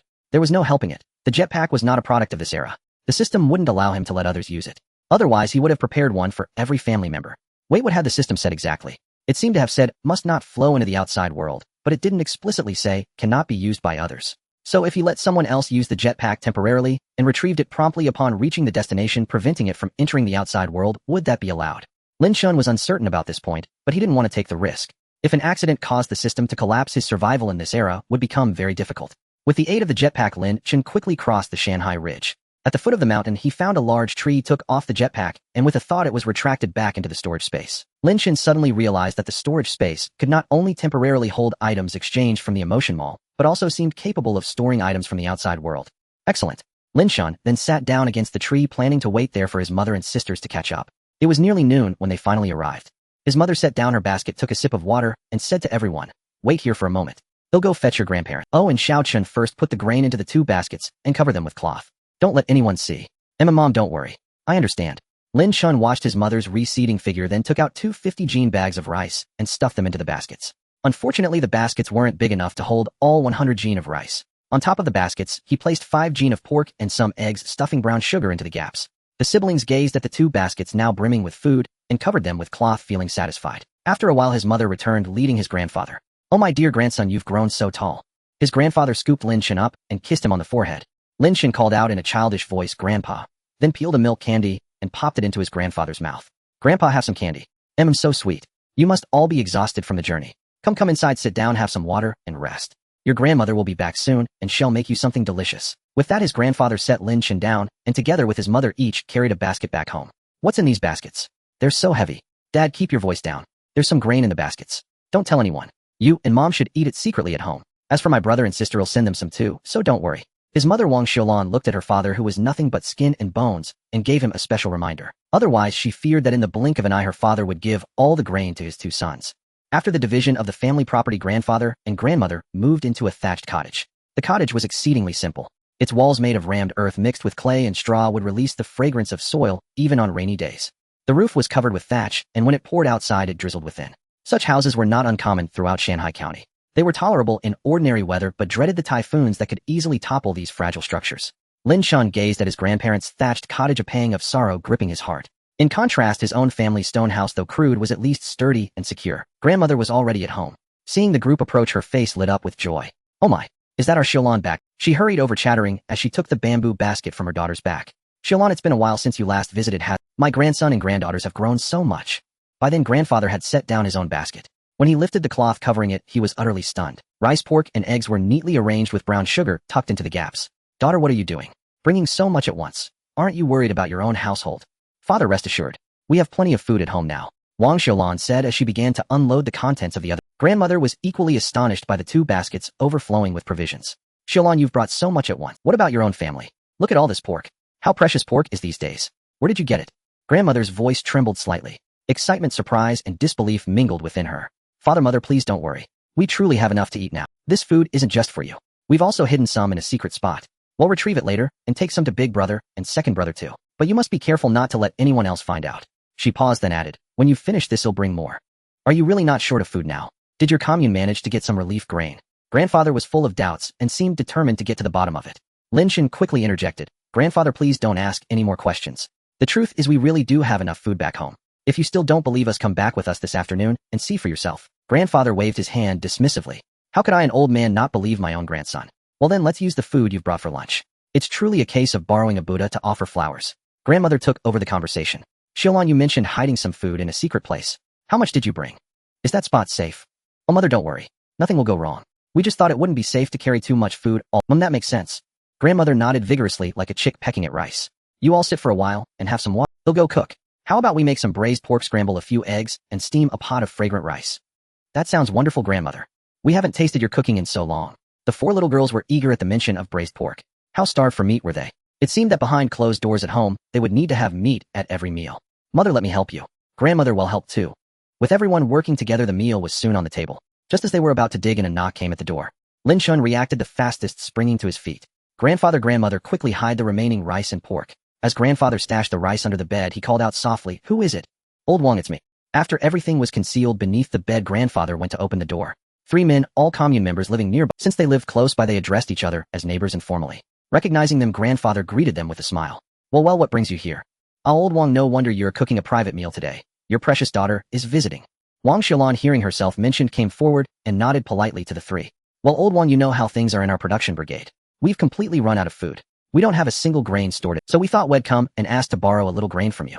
We'll repay it with interest after the autumn harvest." The man at the front spoke tentatively. Wang Xiaolan was about to refuse, but Lin Chen tugged at her sleeve and whispered, "What kind of people are they? Do you know? I didn't interact with them much when I was younger, but I wouldn't call them bad people." Having received his mother's whispered answer, Lin Chen addressed the 3 men at the door. "How much do you want to borrow?" From Lin Chen's perspective, lending a little grain was acceptable, as long as they weren't bad people. Lending out grain could genuinely help others, and at the same time, he could harvest emotional energy. Why not do it? Of course, he couldn't lend too much, or it would arouse suspicion. The three men were surprised to be addressed by a child with a childish voice. The one in front spoke up. Old Wang, is this your grandson? He's a fine-looking boy speaking like a little adult. Emma, my grandson is quite sharp. Grandfather said this with a noticeably raised voice full of pride. Old Wang, if it's possible, could you lend each of our households a few caddies of grain to get through this hard time? I heard the authorities are about to distribute relief grain. At this point, Lin Chen tugged his mother's sleeve again and said to Grandfather, Grandfather, how about lending each of them 10 caddies of rice? Lin Chen deliberately emphasized the word rice. The three men outside heard it, and their breathing immediately quickened. They had only hoped to borrow a little sweet potato shreds, but now this child with a milky voice was offering them 10 caddies of joy welled up within them. Though Wang Xiaolan didn't fully understand Lin Chen's intentions, she knew her son's capabilities. Since he kept tugging at her sleeve, he must have a plan. So she spoke up as well. Father, I think Zaikin's suggestion is good. How about lending each of them 10 caddies of rice? Hearing both his daughter and grandson say so, Grandfather immediately agreed. Grandmother quickly dragged out the sack of rice from under the bed, and as promised gave 10 caddies to each of the three men. After seeing the three neighbors off, just as everyone was about to resume their meal, another knock sounded at the door. Hearing the knock on the door, Grandfather set down his bowl and chopsticks, muttering under his breath as he went to open it. Can't even enjoy a meal in peace. The moment Grandfather opened the door, a thin boy rushed in shouting, Grandpa, it's terrible. My father is injured. The boy was Lin Chen's cousin, the son of his eldest uncle. Hearing that someone was hurt, the others inside the house rose and came over. What happened? How did your father get injured? Where is he now? Grandfather's tone was clearly anxious. My father was working at the reservoir this morning when he got hurt. A stone hit his leg. Then several people carried him home. The boy spoke rapidly, his words a bit jumbled, but the meaning was clear. His father was working at the reservoir and got hit by a stone on the leg. Without a word, Grandfather took the boy's hand and headed out. Grandmother quickly followed. Mother Wang Xiaolan was about to follow as well, but Lin Chen stopped her. Mom, wait. Come with me and third sister to get the things first. We'll pack them in the baskets to take to eldest uncle. Fourth sister, fifth sister, sixth sister, you go with Grandpa and Grandma to eldest uncle's house first. Mother was taken aback for a moment, then she slapped her forehead. I'll look at my memory. I got flustered in a panic. Listen to your little brother. Fourth, fifth, sixth, follow Grandpa and Grandma. Third, grab a basket, we'll carry things together. Thus the 6 of them split into 2 groups. Lin Chen led third sister and mother to the back of the house. After making sure no one was around, he pulled out rice, eggs, brown sugar, and pork from his space, filling both baskets to the brim. By the time Lin Chen and the others arrived, eldest uncle's house was packed with people. Big brother, what happened? How did you get hurt? Wang Xiaolan set down her basket and squeezed to the bedside. It's nothing. This morning, while working at the reservoir, a big stone rolled straight at me. There was no time to dodge. The stone rolled right over my thigh. Luckily, it didn't hit the bone. Otherwise, this leg of mine would be ruined. The brigade's barefoot doctor came by earlier, cleaned the wound, and bandaged it. They'll be fine after resting for a while. After speaking, eldest uncle noticed Lin Chen behind Wang Xiaolan. Oh, my nephew is here too. Come, let your uncle take. Lin Chen squeezed to the bedside, peeled a milk candy, and popped it into his uncle's mouth. Uncle, have some candy. Oh ha, good. My nephew is so good. Eldest uncle held the candy in his mouth, a look of contentment in his eyes, as if he had forgotten the pain in his thigh. Seeing he was fine, the other brigade members inside the house gradually left. Once only family remained, Lin Chen had his mother take everything out of the baskets. Big brother, sister-in-law, hide these things and eat them secretly. Don't let outsiders know. If you ever run out of food, just come to our house. The 2 baskets of food looked quite plentiful when spread out. Little sister, you came all this way and brought so much. I heard your brigade was having a hard time too. It's fine, big brother. We're doing better now. We can help you out a bit. Your brigade is doing better. With all this grain, did the authorities give you relief supplies? A few days ago, I heard our commune was about to get relief grain too, but after waiting so many days, there's still no sign of it. Wang Daqiang spoke with some indignation. Wang Xiaolan brushed off his question with a casual excuse. Then she began to comfort him. The relief grain should come. The authorities can't just watch people starve, can they? But if your family runs out of food, come to me. I can't help others, but I have to look after my own family. As the siblings talked, grandfather, grandmother, and eldest uncle's wife stuffed the food under the bed. This time it's all thanks to the youngest. She not only brought you so much grain, but also gave us old folks plenty. We were about to run out, but with this grain we can probably make it to the autumn harvest. Grandfather said as he continued to help. Grandmother chimed in, exactly. Eldest son, you must always remember your sister's kindness. Without her help, I don't know how the family would get through the coming days. Mom, don't worry. I know. Go Dan Dan, come here and kowtow to your aunt. Thank your aunt. Wang Daqiang called out to his 2 sons. Wang Xiaolan quickly waved her hands. Oh no, don't do that. Ignoring her refusal, the 2 boys fell to their knees with a thud in front of her. Wang Xiaolan quickly pulled them up, speaking sternly, don't ever do that again. If you do, your aunt won't come back. At that moment, Lin Chen walked over and stuffed a large handful of milk candies into each of his cousin's hands. The 2 boys were startled at first, but when they saw the candy, their smiles stretched from ear to ear. Thank you, cousin. Cousin, come on. We'll take you out to play. Cousins, you come too. Delighted by the treats, the 2 boys wanted to play the part of. Lin Chen waved his hand. We still have to go to little uncle's house later. Oh, by the way, why isn't little uncle here? Grandfather answered. I heard he went to the commune on business and hasn't returned yet. But it's fine. They'll go with you all later. Grandpa, it's getting late. The mountain paths are too hard to travel, and if we delay too long it'll be dark by the time we get home. As he spoke, Lin Chen pretended to pull 2 flashlights from his pocket. He handed one to his uncle and one to his grandfather. Oh, we can't take these. These are too precious. I'm an old man, I don't usually go out at night. A flashlight would be useless to me. Grandfather waved his hands, repeatedly refusing to take the flashlight Lin Chen offered. Lin Chen simply pressed it into his hand. Grandpa, just take it. Even if you don't go out at night, having a flashlight on hand is still convenient, isn't it? And if something comes up, it can come in handy in an emergency. After saying this, Lin Chen placed the other flashlight by his uncle. Little Chen, if you give us both flashlights, how will you see the road if it gets dark on your way back? His uncle was clearly reluctant. Seeing this, Wang Xiulan said, Dad, big brother, just take them. We brought several flashlights with us.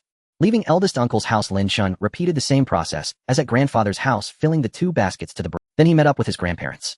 Grandfather took the basket from third sister's back, and everyone chatted cheerfully as they headed toward little uncle's house.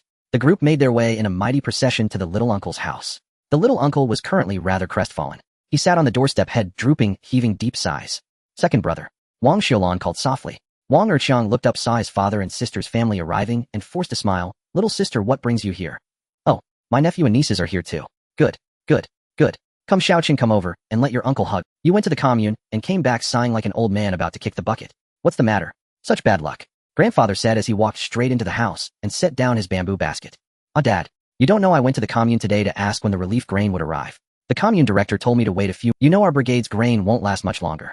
There isn't a single grain of rice left. The little sweet potato shreds we have will only feed our few hundred people for 3 to 5 days. What do we do after that?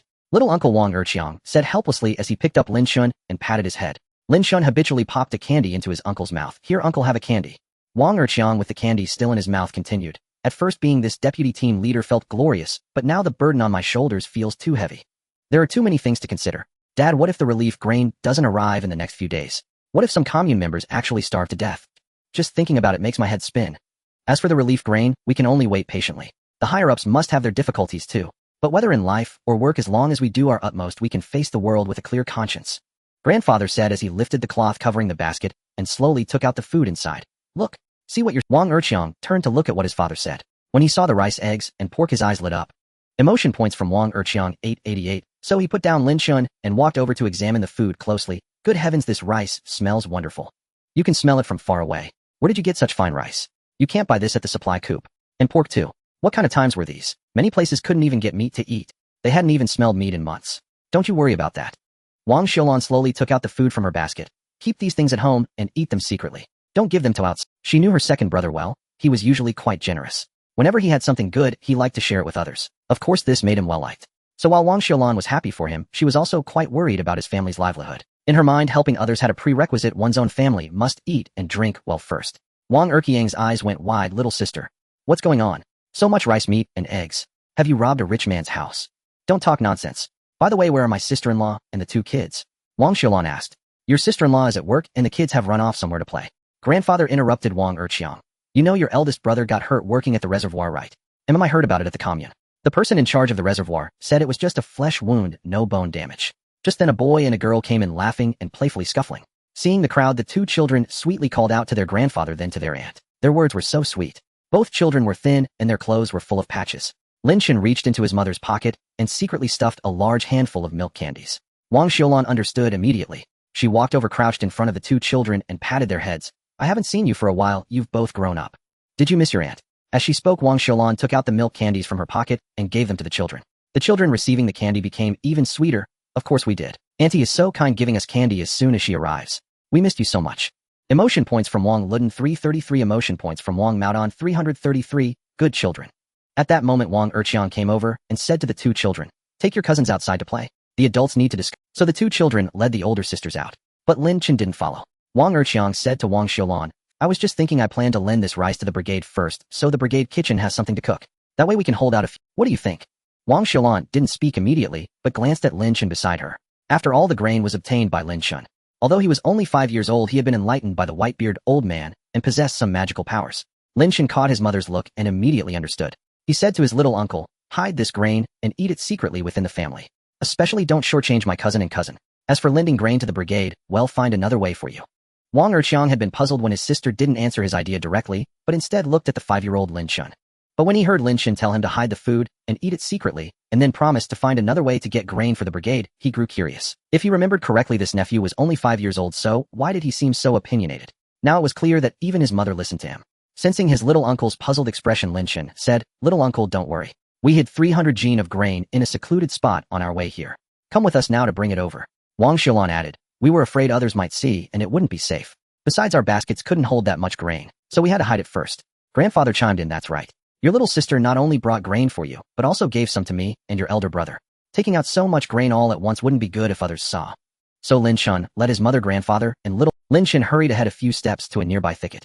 He crouched down, pretending to push aside the weeds, and quickly released 3 100 gene bags of rice he had exchanged beforehand from his storage space. When his little uncle and the others arrived and saw the 3 bags of rice covered with a bit of grass in the thicket, they felt emotion points from Wang Erqiang, 888 emotion points from Wang Fuqiang, 666 emotion points from Wang Xiaolan, 555, so each of them shouldered a bag and headed back. "Little sister, you've been a huge help this time. On behalf of the entire brigade, I thank you." Wang Erqiang's voice was clearly emotional. Seeing that it was getting late, the mother called the older sisters back. After saying goodbye to grandfather and little uncle, the group began their return journey. Before leaving, Lin Chen slipped his little uncle a flashlight for emergencies and also gave his cousin and cousin each a large handful of milk candies. And so before he left, he harvested a good amount of emotion points. Lin Chen and his group hurried back under the scorching sun, soon feeling parched. There was water in his mother's canteen, but Lin Chen recalled that the emotion mall seemed to have some beverages. So he opened the system and flipped through the product page, hoping to redeem a few bottles of cola to cool off. Yet after several pages, he found no cola at all. As he continued scrolling, he stumbled upon salted soda, and Lin Chen instantly chuckled, reminded of a catchphrase from a female character in a certain TV series, "Believe it or not, I'll spray you dead," with a mouthful of salted soda. That aside, Lin Chen was quite familiar with salted soda. Its main ingredients were salt, baking soda, and sugar, entirely different from cola and similar drinks. It could relieve heat and replenish the boat as salt. Since Lin Chen had worked on construction sites in his past life, he often drank salted soda himself. So Lin Chen quickly redeemed several bottles of salted soda and gave 2 to each of his mother and sisters. The sisters were delighted with the glass bottles, but found the caps hard to open. At that moment, Lin Chen demonstrated by aligning the bottle mouth against a rock's edge and pressing down firmly, effortlessly prying off the cap. "I've heard your grandfather mention this. It's called salted soda, a perk for steel mill workers," Wang Xiaolan said, taking it. It was ice cold with a hint of sweetness and saltiness. "This soda is delicious. Brother, can we have one every day?" The group arrived at the foot of the mountain, and it was time to traverse the peaks again. Lin Chen's ears buzzed with the system's mechanical tones as the emotion mall's value skyrocketed like a rocket. The 300 gene of rice his uncle had lent out was taking effect. Lin Chen glanced around, saw no one, and retrieved his jetpack from storage. "Mom, sisters'll fly ahead and wait for you," Lin Chen said while donning the jetpack. Under his sister's envious gazes, he soared along the mountain path toward the summit. "That's amazing," he'll ask brother. Lin Xinghui finished her last sip of salted soda, watching Lin Chen's dwindling figure with admiration. "Hessik's sister, don't be jealous. That thing is only for people like brother, enlightened by the white-beard elder. If you tried, you'd probably crash into a wall. You might even scar your face," teased third sister Lin Zhongxia. The others burst into laughter. Lin Chen grew more adept with the jetpack and soon reached the summit. He found a large tree, removed the jetpack, stored it, and sat against the trunk. Ding! New system feature unlocked. Host can spend 100 emotion points to wish and unlock desired items. Wish? That sounded. Lin Chen quickly opened the system panel and saw the wish tab. But 100 points per wish was rather steep. He checked his total. Over 400 emotion points, a significant portion contributed by his uncle's commune. Clearly, it was thanks to the 300 gene of grain. After careful thought, Lin Chen decided not to use the feature lightly. He would save more points or wait for an urgent need.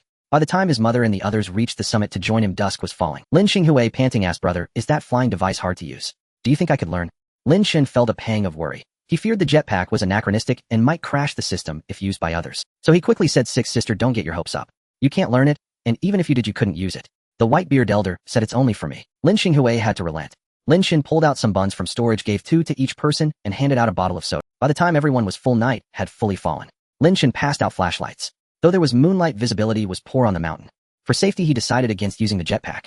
So as in the morning, he led the way at the front. His sisters walked in the middle with his mother at the rear. The night air had turned cool, and the downhill path made the journey easier. Lin Chen's group arrived home late at night.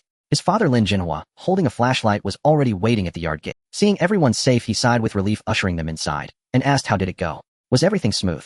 "Dad, you don't know. Brother has a new device that lets him fly. It's amazing." Lin Xinghui couldn't hide her excitement. "Oh really? Flying, like a bird." Lin Jinhua brushed it off, then turned to Wang Xiaolan. "How are your parents and eldest? Do they have any food left?" "They're almost out." Wang Xiaolan recounted the day's events in detail. She told him about giving grain to her parents' neighbors, borrowing grain, her eldest brother's leg injury, and her second brother lending grain to the brigade canteen. "You've had quite an eventful day. So much happened." "Indeed. I've been worried about my second brother, that good-hearted man. I'm afraid he'll share the grain I gave him. Then my sister-in-law and the 2 nephews might go hungry. Wang Xiaolin's face clouded with melancholy, as if recalling past troubles. Lin Jinhua quickly comforted her, don't overthink it. Second brother-in-law is kind and generous, not foolish. I hope so. Lin Chen, go to bed now. Tomorrow I plan to visit your aunt and bring her some grain too. I suspect her family is struggling as well. Lin Chen chimed in, Mom, you said it takes a day and night to get to aunt's place. Oh right, that far. Then you all don't need to go. I'll fly there alone with my jetpack. Can you manage alone? Will you find the way? His mother asked worriedly. You mentioned it before, Red Flag Commune Vanguard Brigade.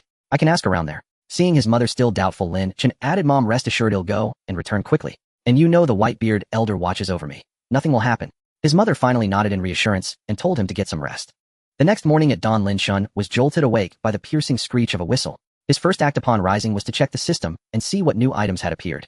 A mobile phone, and it was a Huawei. People of this era would rack their brains trying to comprehend why future generations couldn't live without their phones. But as a time traveler, Lin Chen felt that a phone was an extension of his very being. It was the thing he missed and desired most since his arrival in this world. Yesterday, as soon as the Emotion Mall introduced its wish-granting feature, Lin Chen had wanted to wish for the phone to be unlocked. To his surprise, the system updated the very next day and added phones directly. What he wished for he received. It was exhilarating. Without hesitation, he spent 780 emotion points to redeem. Warning. This phone is a product not meant for this era.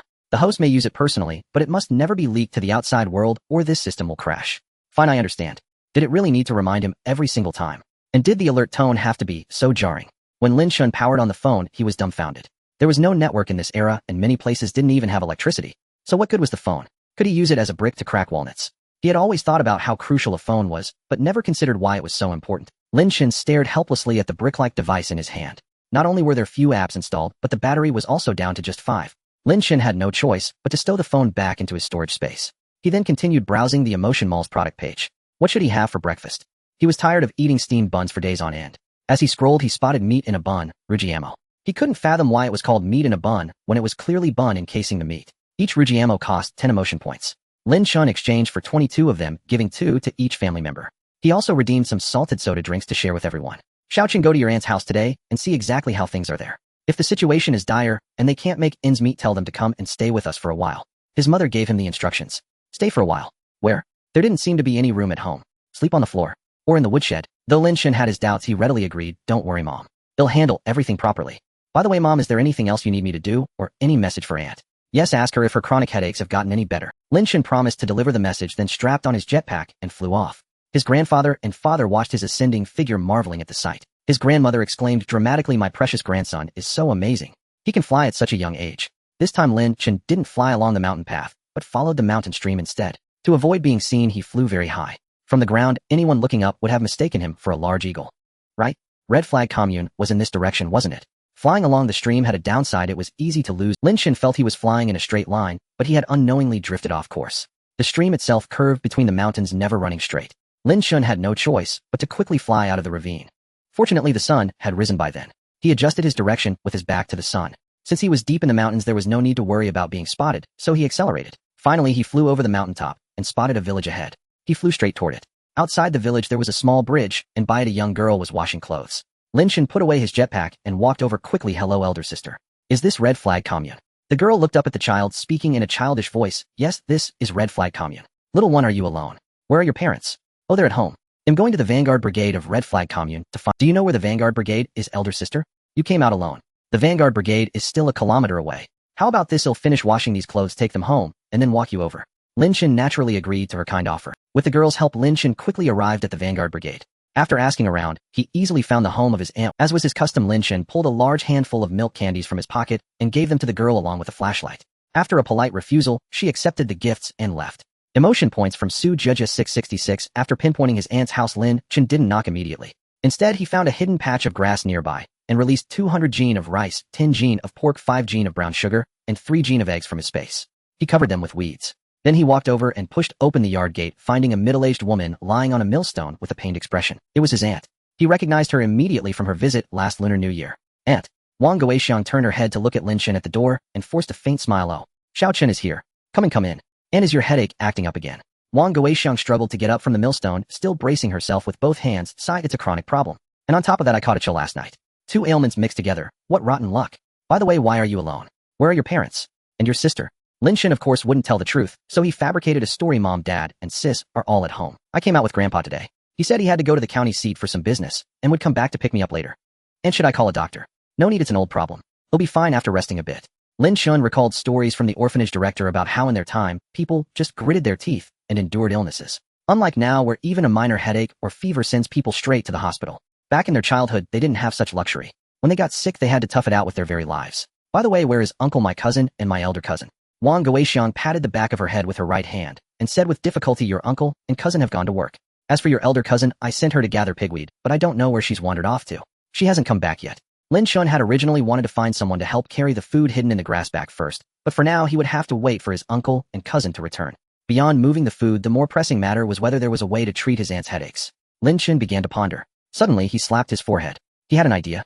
Wang Guixiang was startled by Lin Chen suddenly patting her on the head. Could this child have caught her illness? Xiaochen, are you alright? Seeing no response from Lin Chen, Wang Guixiang deliberately walked over and patted his shoulder. Xiaochen. Lin Chen was then opening the system panel and clicked on the wish column. Spend 100 emotional points. Wish item ibuprofen. Wish successful. Having gone through 3 years of the pandemic, Lin Chen naturally knew that an effective remedy for headaches and fevers was ibuprofen. Back then, he and his co-workers had gone out of their way to pull strings just to get a box of ibuprofen. Later, they even queued for long hours at the pharmacy door just to obtain 10 pills dispensed by the pharmacy. Lin Chen returned to the item refresh interface, and sure enough, ibuprofen had appeared. Moreover, it could be exchanged for just 20 emotional points per box. Lin Chen exchanged without hesitation. Ding. Warning. Ibuprofen is a drug not belonging to this era. The host can use it personally, but absolutely must not give it to others. Otherwise, the system might crash. Lin Chen was instantly dumbfounded. He felt utterly terrible. It was already 1959. Had ibuprofen not even been invented yet in this era, this was a sheer waste of 1000 emotional points. Without ibuprofen, what could be done? Was there any alternative medication? Lin Chen rapidly racked his brain. When the pandemic was nearing its end, Lin Chen had also caught it. When he sought treatment at the clinic, the doctor told him that while there was no ibuprofen, aspirin could be used as a substitute. And he was told that ibuprofen was essentially an enhanced version of aspirin. Conversely, wasn't aspirin just a simplified version of ibuprofen? Spend 100 emotional points. Wish item aspirin. Wish successful. Lin Chen quickly exchanged a box of aspirin for 15 emotional points. At that moment, Wang Guixiang patted Lin Chen's shoulder again. Xiaochen, are you alright? Oh, Annie, I'm fine. By the way, Grandpa gave me a box of medicine earlier saying it was brought from the provincial capital by his old comrade, specifically for headaches. What a coincidence. I happen to have it on me. Annie, take 2 pills first. See if they work. Lin Chen said as he handed the box of aspirin to Wang Guixiang. Oh, medicine brought from the provincial capital. It must be quite precious, right? Wang Guixiang didn't reach out to take it. Lin Chen simply pressed the medicine into her hand. Medicine is meant to cure illnesses. There's no such thing as precious or not. Annie, hurry up. Take 2 and see. Maybe it'll work. Emotional points from Wang Guixiang, 888. Wang Guixiang accepted the medicine box with skepticism, while Lin Chen quickly went inside to pour her a glass of water. He watched his aunt take the medicine and finally breathed a sigh of relief. Xiaochen, thank you. I feel much better. Was the medicine working so fast? Could it just be a placebo effect? Or was she simply saying it for Lin Chen's sake? Huh. As if coaxing a child.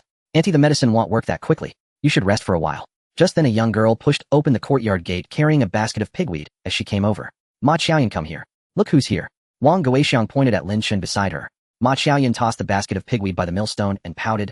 Oh, it's my cousin. Wang Guixiang immediately flicked Ma Xiaoyan on the forehead. What's wrong with you, child? Always with that long face, acting like everyone owes you money. Never a pleasant expression for anyone. Lin Chen quickly stepped over and tugged at his aunt's sleeve. Cousin might be tired from gathering pigweed. As he spoke, Lin Chen, following his usual routine, pretended to pull a large handful of milk candies from his pocket and press them into his cousin's hand. Here, cousin, have some candy. Cheer up. In those days, people could barely fill their stomachs, let alone have candy to eat. Most families only bought a little for their children during the new year to satisfy their cravings. But Lin Chen directly stuffed a big handful into her hand. Instantly, Ma Qiuyan's grin stretched from ear to ear. Thank you, cousin. Cousin is so kind. She quickly peeled a milk candy, popped it into her mouth, then unwrapped another and stuffed it into Lin Chen's mouth. Cousin, you have one too. This candy is so sweet. Emotional points from Ma Xiaoyan, 333. Xiaochen, you should keep the milk candy. Xiaoyan, give the candy back to your cousin. He came all this way, how can you take his candy? Ma Qiuyan's expression immediately changed, and her lips pouted again. Lin Chen quickly waved his hands. No need. It's really fine. I have plenty of milk candies. Here, Annie, you have some. Lin Chen swiftly pulled out another large handful of milk candies from his pocket, and without allowing any protest, pressed them into his aunt's hand. Wang Guixiang was stunned. Where did this kid get so many candies? His little pants pocket sure could hold a lot. Just now he pulled out a box of medicine, and now he's pulled out 2 big handfuls of milk candies. And it wasn't over yet. Lin Chen reached into his pants pocket again and produced another large handful of milk candies, pressing them into Ma Qiuyan's hand. Cousin, don't be shy, eat up, have plenty. At this moment Ma Qiuyun's face blossomed into a wide smile revealing two adorable little canine teeth. Her eyes curved into crescent moons. Xiao Chun, how do you do it like a magician? First conjuring medicine, then milk candies, eh? Auntie, you guessed it. I really can do magic tricks. Cousin, you're amazing. Ma Qiuyun took Lin Chen's hand and continued, how about conjuring me another handful of milk candies? Wang Guixiang immediately shot her a glare. Cousin, you already have plenty of candies in your hand. How about I conjure something? After Lin Chen spoke, seeing Ma Qiuyun nod vigorously, he took her hand and led her toward the grassy area where he had hidden the food earlier. Lin Chen turned back to Wang Guixiang and said, Auntie, go inside and rest for a while. They'll go show cousin a magic trick. Wang Guixiang was now burning with curiosity and had no intention of going inside to rest. As she watched the two children hopping and skipping out of the yard, she followed them with heavy steps. Cousin, see that patch of grass ahead? My magic trick is already done. The stuff is right there in the grass. Lin Chen pointed ahead with his index finger. Really? Let me go see. Ma Qiuyun let go of Lin Chen's hand and dashed over. When she parted the weeds and saw 2 large bags of rice along with pork brown sugar and eggs, she was overjoyed. Emotional points from Ma Qiuyun 999. Mom, come quick. Ma Qiuyun shouted loudly to Wang Guixiang while jumping around excitedly. Lin Chen hurried over and grabbed her. Hey, cousin, keep your voice down. Making too much. By then Wang Guixiang had also come over. When she saw the food in the grass, she was equally thrilled. Xiao Chen, what? What's going on here? Where did you get so much food? Emotional points from Wang Guixiang 888. Auntie, this isn't the place to. Let's talk inside later. How are you feeling now? Can you carry this rice? Xiao Chen, looks like you're underestimating your. Watch me. Wang Guixiang said, hoisting a 100-jean bag of rice onto her shoulder and striding briskly back. Lin Chen picked up the brown sugar and eggs. Ma Qiuyun took the pork, and with 2 trips the 3 of them moved everything inside. Lin Chen also made sure to look around outside the courtyard gate, confirming no one had seen them before securely closing the gate. Inside the house, Wang Guixiang took Lin Chen's hand and asked, what exactly happened? Xiao Chen, how did you bring us? Oh, these are all from my mother.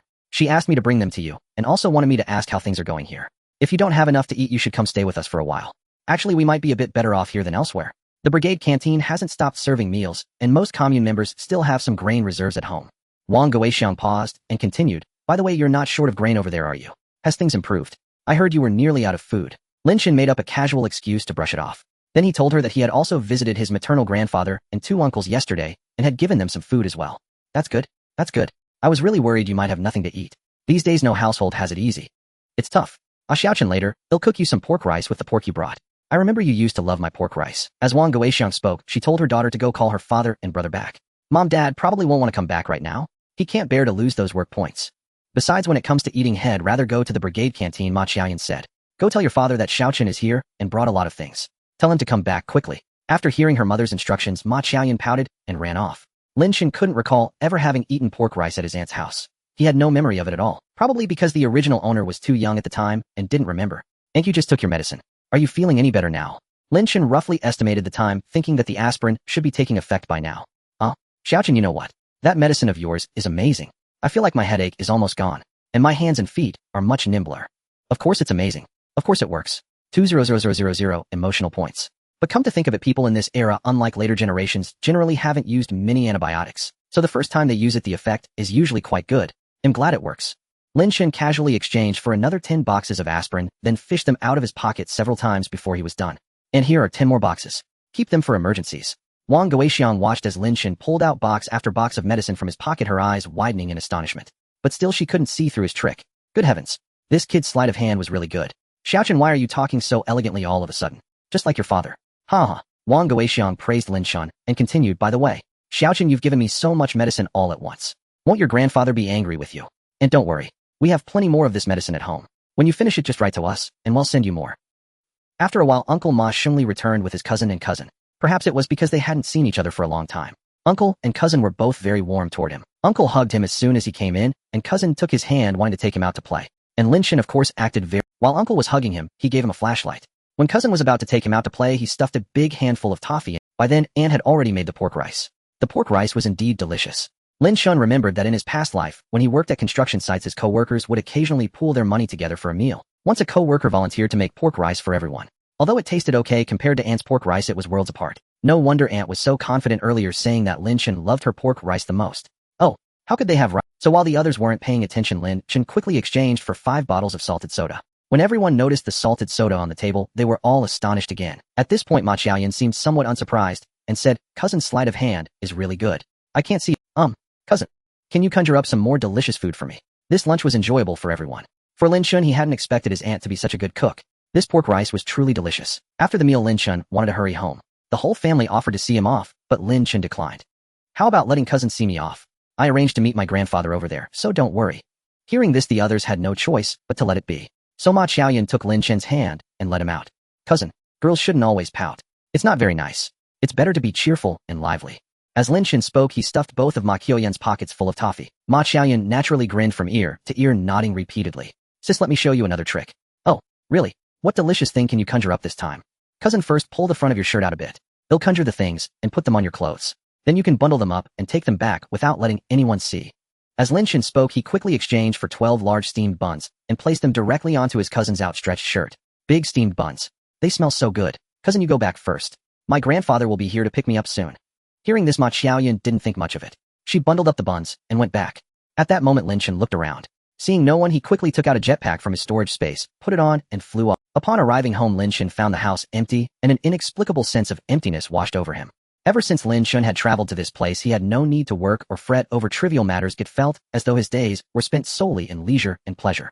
Now a sudden wave of boredom struck him. Lin Chen took out the Huawei phone he had previously exchanged, only to find its battery at a mere 3. Without an internet connection, many of the phone's functions were unusable. Yet a few functions remained accessible. First, the built-in calculator, which in daily use would undoubtedly be more convenient than an abacus. Secondly, the phone had camera and video recording capabilities, neither of which required an internet connection. Carrying the phone was akin to having a compact camera and camcorder combined. Furthermore, there was a note-taking function useful for recording important information when needed. Lastly, the phone's built-in compass and voice recorder were also quite practical. Thus, it became clear that the issue of electricity needed to be resolved. Suddenly, Lin Chen thought of using a solar panel. In his past life, while working at a construction site, Lin Chen had specifically purchased a solar panel, which he strapped on and used at the worksite. It was very convenient. The solar panel could charge not only the phone, but also Bluetooth earphones. Once those were fully charged, it could even charge a power. He recalled buying it on Pinduoduo for only 35 renminbi. Lin Chen opened the emotion mall and saw that his current emotion points were only 250,000. Spending 1,000 emotion points, he made a wish for a solar panel. The wish was successful, and Lin Chen discovered that the emotion mall offered many types of solar panels. He selected a mid-range one which, judging by its appearance, seemed similar in specifications to the one he had bought in his past life. Spending 180 emotion points, he decisively acquired it. It came with its own wires and voltage regulator. Not bad. A warning sounded. The host's chosen solar panel was not a product of this era. The host could use it personally, but must never let it fall into outside hands, or the system would collapse. Lin Chen placed the solar panel in the sunlight and connected the phone to it. Indeed, it began charging. If only he had a large power bank or something like a portable power station. Then he could exchange for a large solar panel set, spread it on the roof, and set up a small solar power station. But then again, installing a large solar panel set seemed like overkill unless he had energy storage equipment. Right? Lin Chen suddenly recalled seeing news in his past life about energy storage devices as large as refrigerators. He reopened the emotion mall and searched for the keyword energy storage. Energy storage devices were found requiring 1,000 emotion points to wish for and unlock. When asked if he wished to proceed, Lin Chen glanced at his remaining emotion points, less than 1,500, and silently clicked no. It seemed he would need to diligently collect emotion points from now on. Just then his mother returned. Seeing the solar panel and phone outside, she asked curiously, "What is this?" Lin Chen naturally spent some effort explaining to his mother. He then recounted his visit to his aunt's house, assuring her that his aunt's situation was manageable and there was no need to worry about food shortages. "Mom, the white-beard grandfather also gave me some medicine. It's very effective for treating Annie's headaches. I gave her 2 pills, and her headache subsided immediately," Lin Chen said, handing a box of aspirin to his mother. Lin Chen recalled that when he had exchanged for the aspirin that morning, the system had not issued a warning. This indicated that aspirin was a medicine already present in this era and could be introduced to the outside world. That was why he had dared to give 10 boxes to his aunt that morning, and now he could give 1 box to his mother for emergencies. "Oh, is it really that miraculous?" "Yes, Mom. The white-beard grandfather told me this medicine can treat headaches, fevers, and even inflammation." "That's really good. Your aunt owes you a lot for that." "Mom, where are my sisters?" "Oh, today they're distributing relief grain, so I sent them to the brigade headquarters to collect it. You'll need to go there soon too. Do you want to come along?" The mention of relief grain immediately perked Lin Chen up. Yes, he absolutely had to go. The distribution of relief grain meant that most of the commune members would be gathered at the brigade headquarters, a perfect opportunity to collect emotion points. "Mom, wait for me. They'll go with you." With that, Lin Chen hurriedly moved the solar panel and phone to the woodshed to conceal them. He placed the solar panel among the firewood piles facing the sun. Though still easily noticeable, who would bother to come to the woodshed except for family members? He would later inform the whole family to keep it a secret. Then he ran the wire into the woodshed and connected it to the phone. This way he could charge the phone while avoiding detection by outsiders. At the brigade headquarters, by the time Lin Chen arrived, a sea of people had already gathered. The sun had climbed to its zenith, its scorching rays beating down on everyone. Though drenched in sweat, the commune members wore satisfied smiles on their faces. "I heard many production brigades have already run out of grain. This relief grain distribution is quite timely. Yes, I heard that too. Not only that, but several communes on the other side of the mountain ridge have completely run out of grain. So comparatively our brigade is in a better position. We especially have to thank the captain's children for ensuring every household has rice to cook. Indeed, without the captain's children discovering the large stash of grain in the mountain cave, they would not only be unable to enjoy fragrant rice, but might not even have a few strands of sweet potato shreds. Now with the relief grain allocated from above, they no longer had to worry about food. The commune members chatted excitedly. Meanwhile, Lin Chen felt a frenzy of emotion points flooding in. Everyone quiet down. Let me say a few words. Brigade Captain Lin Jianjun stood up, pressing his hands downward to signal for silence. This morning we received the latest directive from above. To conserve grain and avoid waste, the brigade canteen is to be From now on, everyone will cook their own meals at home. Lin Jianjun paused, observing the reactions. Most were calm, with only a few whispering among themselves. He continued, many brigades have already run out of grain, but due to special circumstances known to all, our brigade still However, following the directive, we must disband the brigade canteen. The remaining several thousand jin of grain in the canteen will be distributed per capita according to the previous allocation plan. As Lin Jianjun finished speaking, some commune members began to help carry the rice out of the brigade warehouse. So it's like this. I actually preferred the communal meals. Eating communally didn't cost anything. Who wouldn't want that? That's true, but the grain doesn't last long that way. I think it's better for each family to manage their own meals. When there's more grain, we eat more. When there's less, we budget carefully. Yes, I agree. The authorities must have their reasons. And so the grain distribution continued. Emotion points continued to pour in from various commune members. The influx of emotion points was relentless.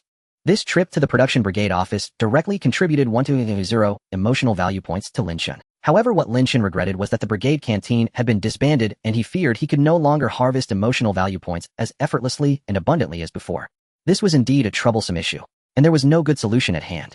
Lin Chen checked the total emotional value in the emotion mall, which had now recovered to 270,000. If he didn't consider using the wish function, the emotional value would be sufficient for daily expenses. So Lin Chen began to. It was said that life revolved around clothing, food, shelter, and transportation. His family was already making clothes, food was plentiful, and as for transportation, the jetpack took care of it. Thus only the issue of shelter remained. The current living conditions were too poor and needed improvement. The stone house had only one floor, and with so many family members, it was clearly too cramped. He could consider removing the roof and building a second story. The woodshed could be expanded, and if it were also made 2 stories, wouldn't that add 2 more rooms? In that case, the original 4 bedrooms plus the kitchen and woodshed totaled 6 rooms. If all were made 2 stories, there would be 12 rooms. Excluding the kitchen and woodshed, there would be 10 rooms, more than enough for the family. Additionally, the restroom needed he had to install a flush toilet. Since Lin Chen had crossed over, what he found most unbearable was the local restroom. It was nothing more than a large vat. Every time Lin Chen sat on a stool on the edge of the vat, he feared falling in. That feeling was terrible. By then the family members had returned one after another. Lin Chen shared his ideas with the whole family, and without a doubt, they all supported him unanimously. That would be wonderful. Then each of us can have our own room. Lin Xinghui exclaimed, jumping up with joy. The other sisters also beamed with delight. Your uncle is a mason. They'll go inform him and ask him to do the mason. Also, your second uncle is a carpenter. The second floor floorboards can be entrusted to him, said Father Lin Jinhua. As for helpers, our own family can handle it. Mother Wang Xiulan added, Niu Dali and his wife are excellent workers. I think we should invite them to help. Grandfather Lin Jianjun also voiced his opinion. Besides, the stone quarry to the east is a bit far from our house. We'll need a cart to haul stones, and that means hiring a few more people. Grandpa, don't worry about the stones. I have a way to handle it. Lin Chen said, winking at everyone. The family instantly understood and stopped asking about the stones. Grandma, now that the brigade canteen has disbanded, shouldn't we have a good meal tonight? Lin Chen said to his grandmother, while exchanging a 100-pound bag of flour, 3 jin of pork, a few cabbages, some rice noodles, dried tofu, and chives from the emotion mall. Good, good, good. My dear grandson wants to eat stuffed pancakes, right? Grandma will go knead the dough. With that, Grandma headed to the kitchen to fetch a wash basin and rolling pin. Mother picked up the meat and vegetables and called the sisters to stir-fry the dishes. Grandpa, Dad, how about inviting Uncle's second uncle and Niu Dali over for dinner tonight? Lin Chen said. I think that's fine. Then he'll go call your uncles. Father said, glancing at Lin Jianjun. Grandfather understood. He'll go invite Niu Dali and his wife to dinner and explain the matter to him.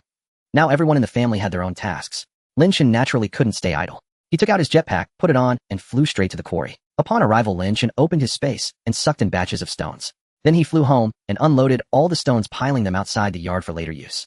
By then, Uncle's family, second uncle's family, and Niu Dali and his wife had arrived, and the yard instantly buzzed with activity. Aunt and Li Hongmei, unable to stay idle, immediately went to help in the kitchen. Second aunt, having had a previous unpleasantness with Lin Chen's family, stayed aside silently, and Lin Chen's family, Uncle's second uncle Niu Dali, Father Lin Jinhua, and Grandfather Lin Jianjun all went inside to discuss the At this time, Lin Chen, as the host, naturally had to show hospitality, so he stuffed a large handful of milk candies into each of his cousins' hands. The yard was filled with laughter and joy as the 3rd, 4th, 5th, and 6th sisters were also drawn in. They had been busy in the kitchen but couldn't resist their curiosity upon hearing the cheerful noise from the yard, so they ran out. Seeing their cousins having a great time, the sisters unhesitatingly joined in the fun. In the yard, apart from the frolicking children, two people stood by watching coldly. One was second aunt, who shouldn't have come. But when she heard that Lin Chen's family was making stuffed pancakes for dinner, her cravings were so she shamelessly tagged along. However, she was unwilling to help in the kitchen and couldn't join the men's discussions, so she ended up staying with the children. But she couldn't play with them either, so she just stood by watching coldly. The other person was Lin Chen. In his past life, Lin Chen, having lived two lives, he naturally didn't want to frolic with a bunch of kids. Although both were in the yard, they had almost no direct contact, separated by a group of chattering children. Yet strangely enough, as they both watched the playing children, their gazes accidentally met. In that instant, time seemed to freeze as they stared at each other, their eyes shimmering with an indescribable light. This unexpected eye contact stirred a strange feeling in second aunt's heart. In her eyes, this little nephew was only 5 years old. How could his gaze be so sharp? And normally a 5-year-old should— why wasn't he playing with the other kids? Recalling the previous incident, when she came asking for brown sugar, second aunt felt something was off about this child. Completely off. Lin Chen, however, ignored her and didn't care about her thoughts. At that moment, Mother Wang Xiaolan shouted loudly, "Time to eat."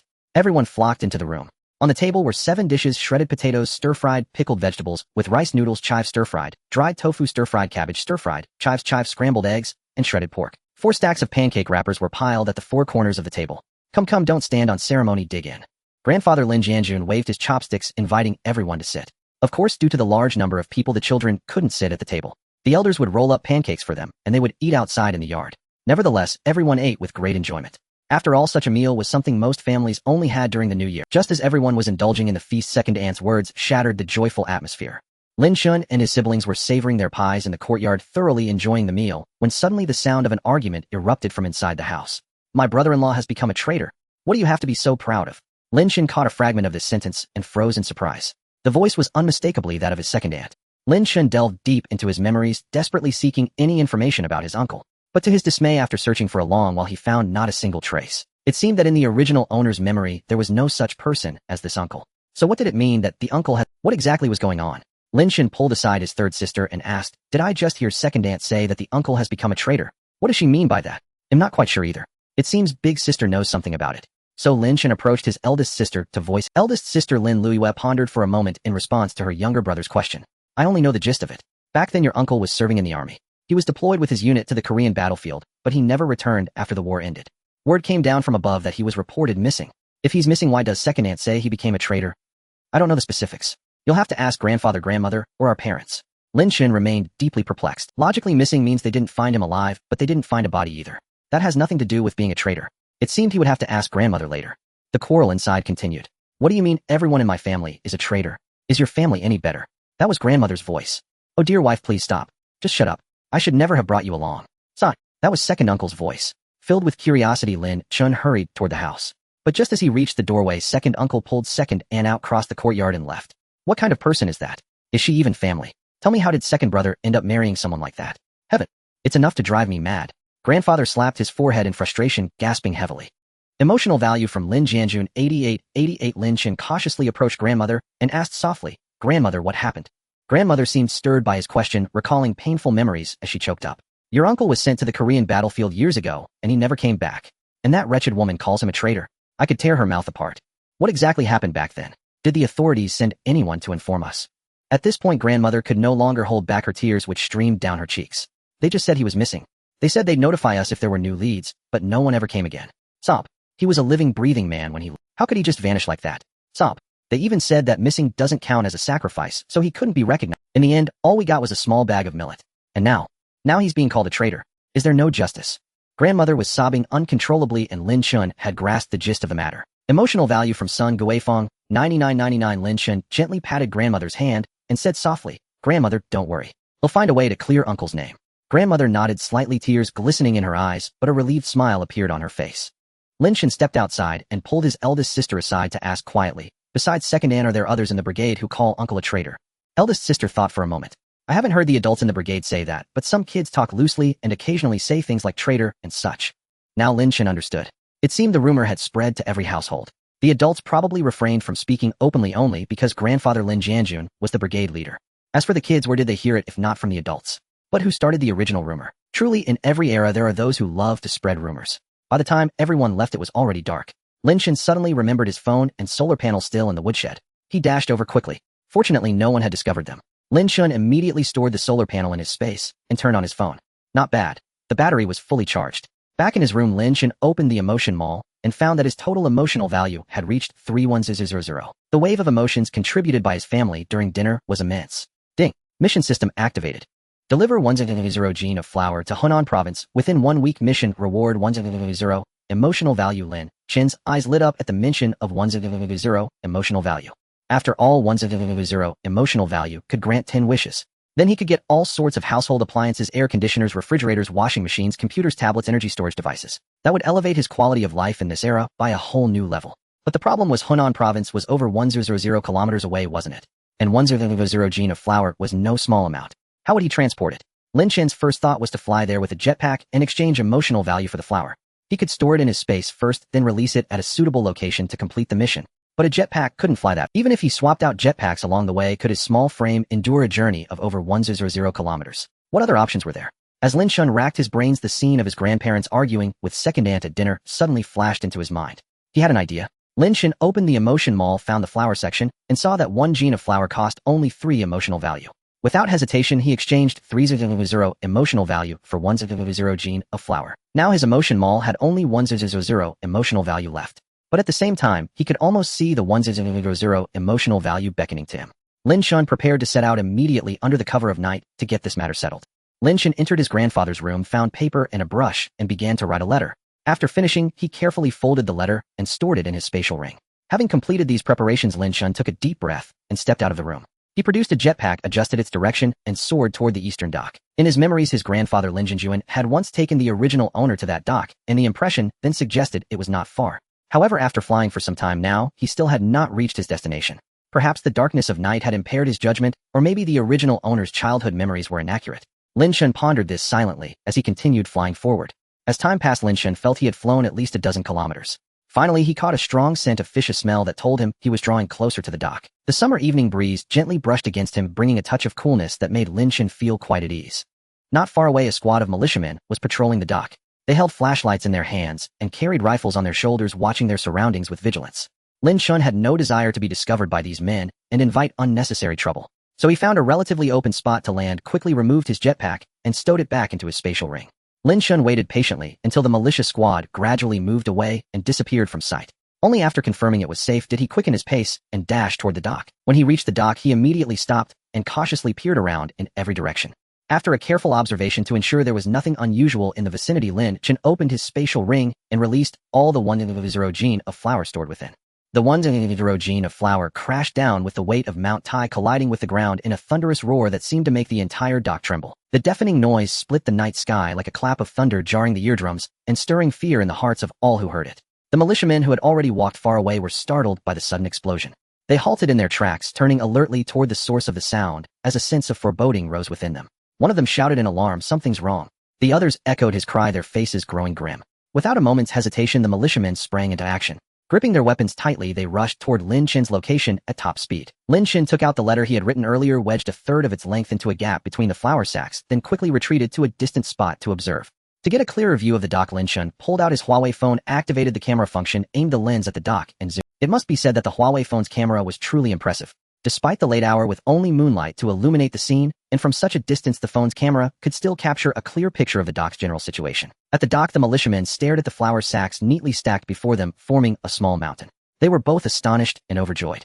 The militia captain Su Ruqiang shone his flashlight over the pile of flour again and again. He patted it with his hand, then touched his flour-dusted finger to his lips and licked it. It was indeed flour. Good heavens, this massive pile must weigh tens of thousands of gene. Captain, look, there's a letter here. Su Ruqiang pulled out the envelope, opened it, and began to read. Dear leaders, I Lin Baojia, am a native of Fengrao Village, Chaoyang Township, Shanghai County. I now reside overseas. Some time ago, I was shocked to learn that our motherland is suffering from a drought and a food shortage, especially in Hunan province, where many places have run out of grain. I have specially raised 100 gene of flour. I earnestly hope that upon reading this letter, the leaders will quickly find a way to transport the grain to Hunan province. After reading the letter, Su Ruqiang immediately sensed the gravity of the matter. Xiaohu, run back at once and summon the rest of our militia unit. I will go notify the higher-ups immediately. The rest of you guard the grain here. No one is to approach. The group expressed their unanimous agreement with the captain's order. Emotional value from Su Ruqiang, 999. Emotional value from Su Xiaohu, 666. Emotional value from Seeing that things were developing as he had anticipated, Lin Chen felt that the matter was likely settled, so he took out his jetpack and quickly evacuated. The next morning, County Magistrate Liu, that's roughly the gist of it. The speaker was Su Igua, director of the Linhai commune, standing beside the militia captain, Su Ruqiang. After Su Igua finished speaking, Su Ruqiang immediately pulled out the letter and handed it to County Magistrate Liu. County Magistrate, here is the letter. Please take a look. After reading the letter, County Magistrate Liu looked up and said to Su Igua, Igua, I recall that director he of the Chiyang commune is on quite good terms with you, isn't he? County Magistrate Liu, rest assured. I will go to the Chiyang commune right now. Su Igua said, then called to his secretary, and the two of them rode bicycles toward the Chiyang commune. Shortly after Su Igua and his companion had left, a convoy of military green trucks drove into the dock neat and orderly. All the vehicles bore military license plates, clearly indicating their special status and mission. The entire scene was solemn and imposing, inspiring a sense of awe. The leading soldiers got out of a jeep at the front and saluted County Magistrate Liu. County Magistrate Liu, we are here on orders from our superiors to assist you in transporting the grain. Excellent. Excellent. Colonel Wang, I didn't expect you to lead the team in person. You've arrived just in time. County Magistrate Liu said, firmly shaking Colonel Wang's hand.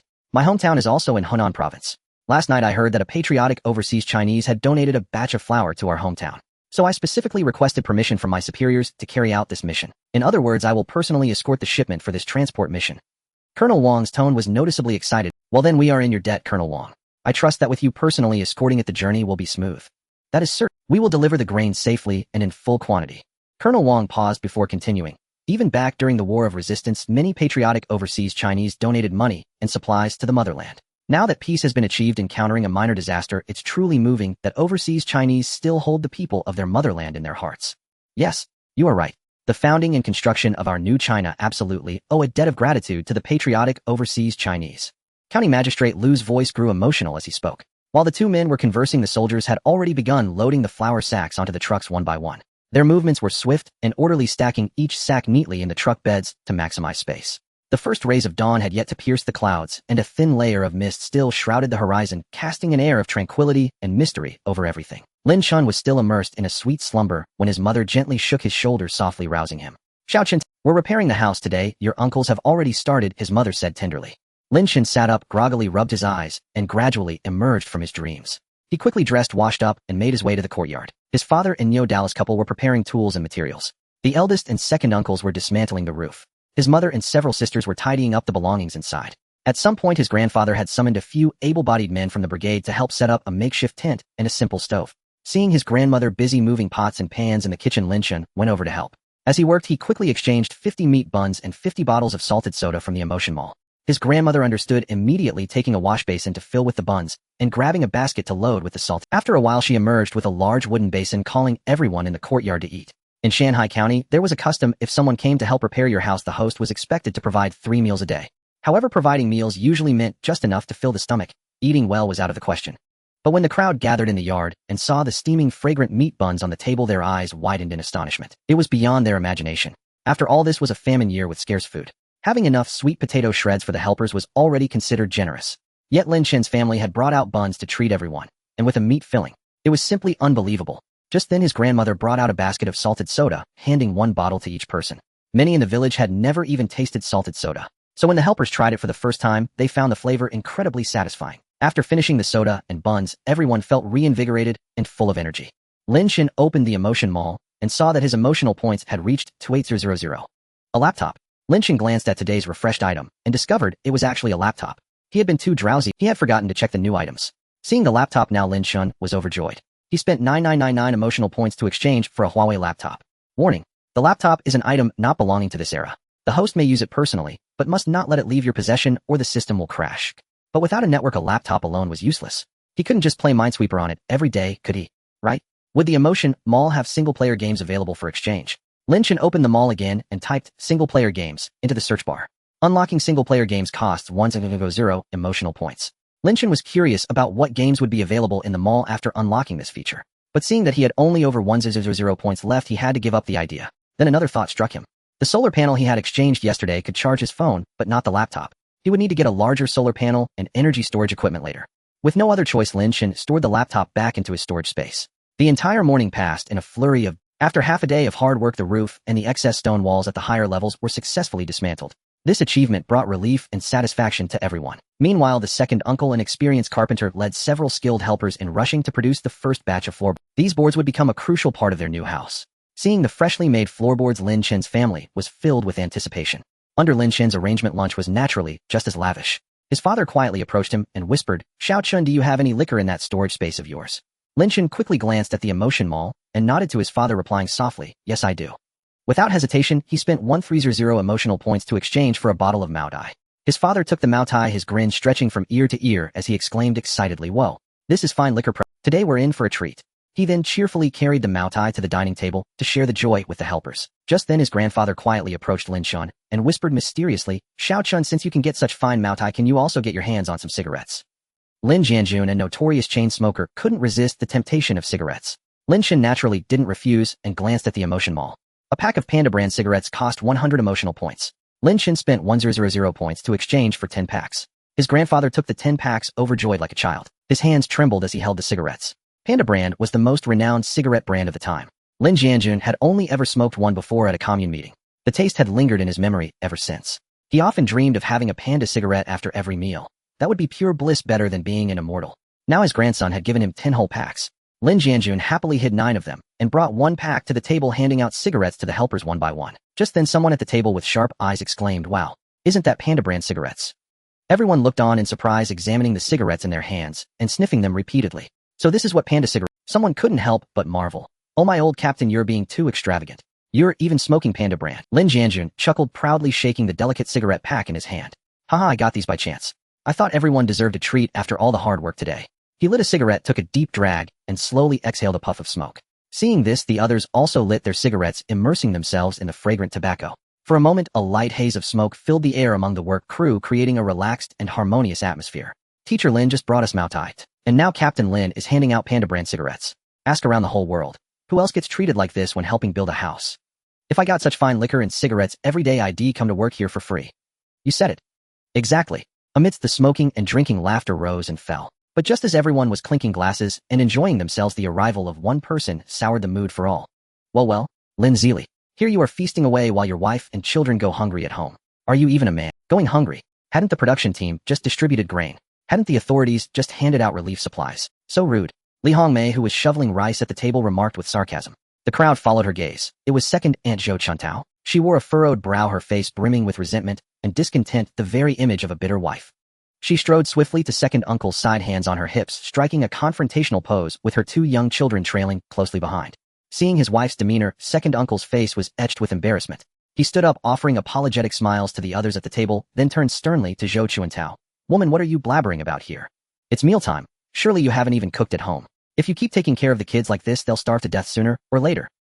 You heartless man. Here you are stuffing your face while the 3 of us are left at home to sip the northwest wind. And you have the nerve to say that." Ignoring the stares of the others, Zhou Chuntao pulled up a stool, sat beside second uncle, grabbed a pair of chopsticks, and began devouring the food with gusto. Her brazen act left everyone dumbfounded. They had seen shameless people before, but never one so utterly devoid. Just yesterday she was quarreling with them, and today she could nonchalantly sit at their table and eat with relish. How thick-skinned must she be? How thick-faced? Of course, as the saying goes, if you don't feel embarrassed, then it's others who are embarrassed. And the most embarrassed person on the scene was naturally second uncle Lin Zili. He quickly pulled Zhou Chuntao up and headed, "Go home and eat." Emotional value from Lin Zili 999. Zhou Chuantao, eyeing the feast, refused to budge. Though her body was lifted, her bottom seemed magnetically drawn back to the stool. Her chopsticks never stopped, nor did her mouth. It had been ages since she had tasted such delicious food. Go home to eat. What a joke. What was there at home that Lin Zili? At best, it would be a bowl of watery rice porridge. Zhou Chuntao grabbed a large piece of meat and stuffed it into her mouth, then downed Lin Zili's glass of Mao Tai in one gulp. Wow, this liquor is amazing. So fragrant. So mellow. The onlookers marveled at Zhou Chuntao's raven. "Tell me, Chuantao, how long has it been since you last had meat? Eating so fiercely. Aren't you afraid of bursting your stomach?" Li Hongmei remarked to the bizarre woman beside her. "Huh, hee. Sisterly, you eat too. Such a shame to let this delicious food go to waste." At this moment, second uncle Lin Zili felt that his wife had disgraced him for a lifetime. He wished the ground would open up and swallow him. So mustering all his strength, he forcibly pulled Zhou Chuntao up and dragged her toward home. Just then a high-pitched voice rang out. "Captain Lin, enjoying yourself, aren't you?" The crowd turned to see Director He of Chiryang Commune arriving. Behind him followed several people whose clothes bore no patches. Could these be some big shots? And why would they come to this remote place? The Fengrao production brigade. A flicker of doubt crossed everyone's minds. They had been so engrossed in watching Zhou Chuntao's bizarre performance that they hadn't noticed anyone approaching. Seeing Director He of the commune in person, they all rose to greet him. Lin Jianjun was the first to step forward, shaking He's hand and joking, "Ah, old He. Coming over at noon like this. Did you catch wind of something and come specifically to mooch a drink?" Ha ha ha. Lin Jianjun laughed heartily. Director He patted Lin Jianjun's hand. Ha ha. You've guessed it. Come let me see what fine liquor and dishes you've prepared for this. Oh, not only braised pork, but also Mao Dai. And panda cigarettes. Ah, old Lin. You've become a landed gentry. They'll have to confiscate your wealth. Though Director He was Lin Jianjun's superior, they had once been comrades in arms. Their relationship was close, so they often joked with each other. Since we're building a house at home, I've prepared a little treat. Come everyone sit down and join us. Lin Jianjun invited Director He and his entourage to sit, handing out pandas. After accepting the cigarette, Director He waved his hand repeatedly. No, no. Old Lin, do you really think we came to free? We have serious business with you. He pulled a letter from his pocket and handed it to Lin Jianjun. We've got news about your youngest. Somehow he ended up abroad. Recently hearing that the motherland was short on grain, he donated 1 gene of flour the night before last. He's now a patriotic overseas Chinese. Lin Jianjun took the letter and read it. Huh, why did this paper look so familiar? And the ink, and the handwriting, why did they seem so familiar too? Right? He remembered. This paper seemed to be from his own room. The ink appeared to be from his own fountain pen. And the handwriting, it was too obvious. Because Lin Jianjun had previously seen the writing style of his grandson Lin Chen when he named his granddaughters. Lin Jianjun glanced doubtfully at Lin Chen across the table, who winked back at him. It all became clear. This letter was forged by his grandson. So what about the 1 gene of flour that Director He mentioned? Could it be that his grandson had secretly placed it without anyone knowing? Did this little kid really have such power? It must be that the divine power behind him was strong enough. Lin Jianjun thought this, quickly sorting out his thoughts and understanding the whole story. To think that our Lin Baojia is still alive. To think he made it abroad. To think he could secure such a large batch of grain. What a blessing. Director He patted Lin Jianjun's shoulder. It's good that the child is alive. It's good. Our commune has reported to higher authorities applying for some rewards for your family. Of course, as you know, these are hard times. Material rewards are uncertain. But spiritual rewards will definitely come. Spiritual rewards probably meant a silk banner or something. This era valued spiritual recognition over material. Of course, even spiritual rewards were better than nothing. At least it was an honor. At least that's how Lin Chen saw it. Because in a few years a storm would sweep across the nation, and by then so-called spiritual rewards or honors would be true talismans of protection. They could safeguard a family's safety. Just as the commune leaders were heaping praise on the Lin family, Lin Chen's unintentional childish remark shifted everyone's attention. But just yesterday someone said uncle was a traitor. Lin Chen's words, though spoken in a childish tone, struck like a bombshell. Those in the know turned their gazes toward Zhou Chuntao. Zhou Chuntao had been pulled out by the second uncle earlier. However, the pair spotted Director He of the commune approaching with his entourage. Thus, abiding by the principle that missing a good show is for fools, they decided to linger and see what the commotion was about. It must be said, regardless of the era, the Chinese people harbor an innate curiosity and a penchant for minding others' affairs. Zhou Chuntao, still engrossed in the spectacle, froze instinctively at Lin Chen's remark. Then, feeling the weight of everyone's stares upon her, her face flushed crimson. Director He had served in the commune for many. Naturally skilled in reading the room, he followed the collective gaze to Zhou Chuntao. He then demanded sternly, who said that? Zhou Chuntao felt her face burn as though she had been slapped. Her heart raced as she stammered, well, Director, I heard it from someone else. I didn't know the full story at the time. Director He's expression darkened at this, his eyes sharp with reproach. How dare you speak recklessly without knowing the facts?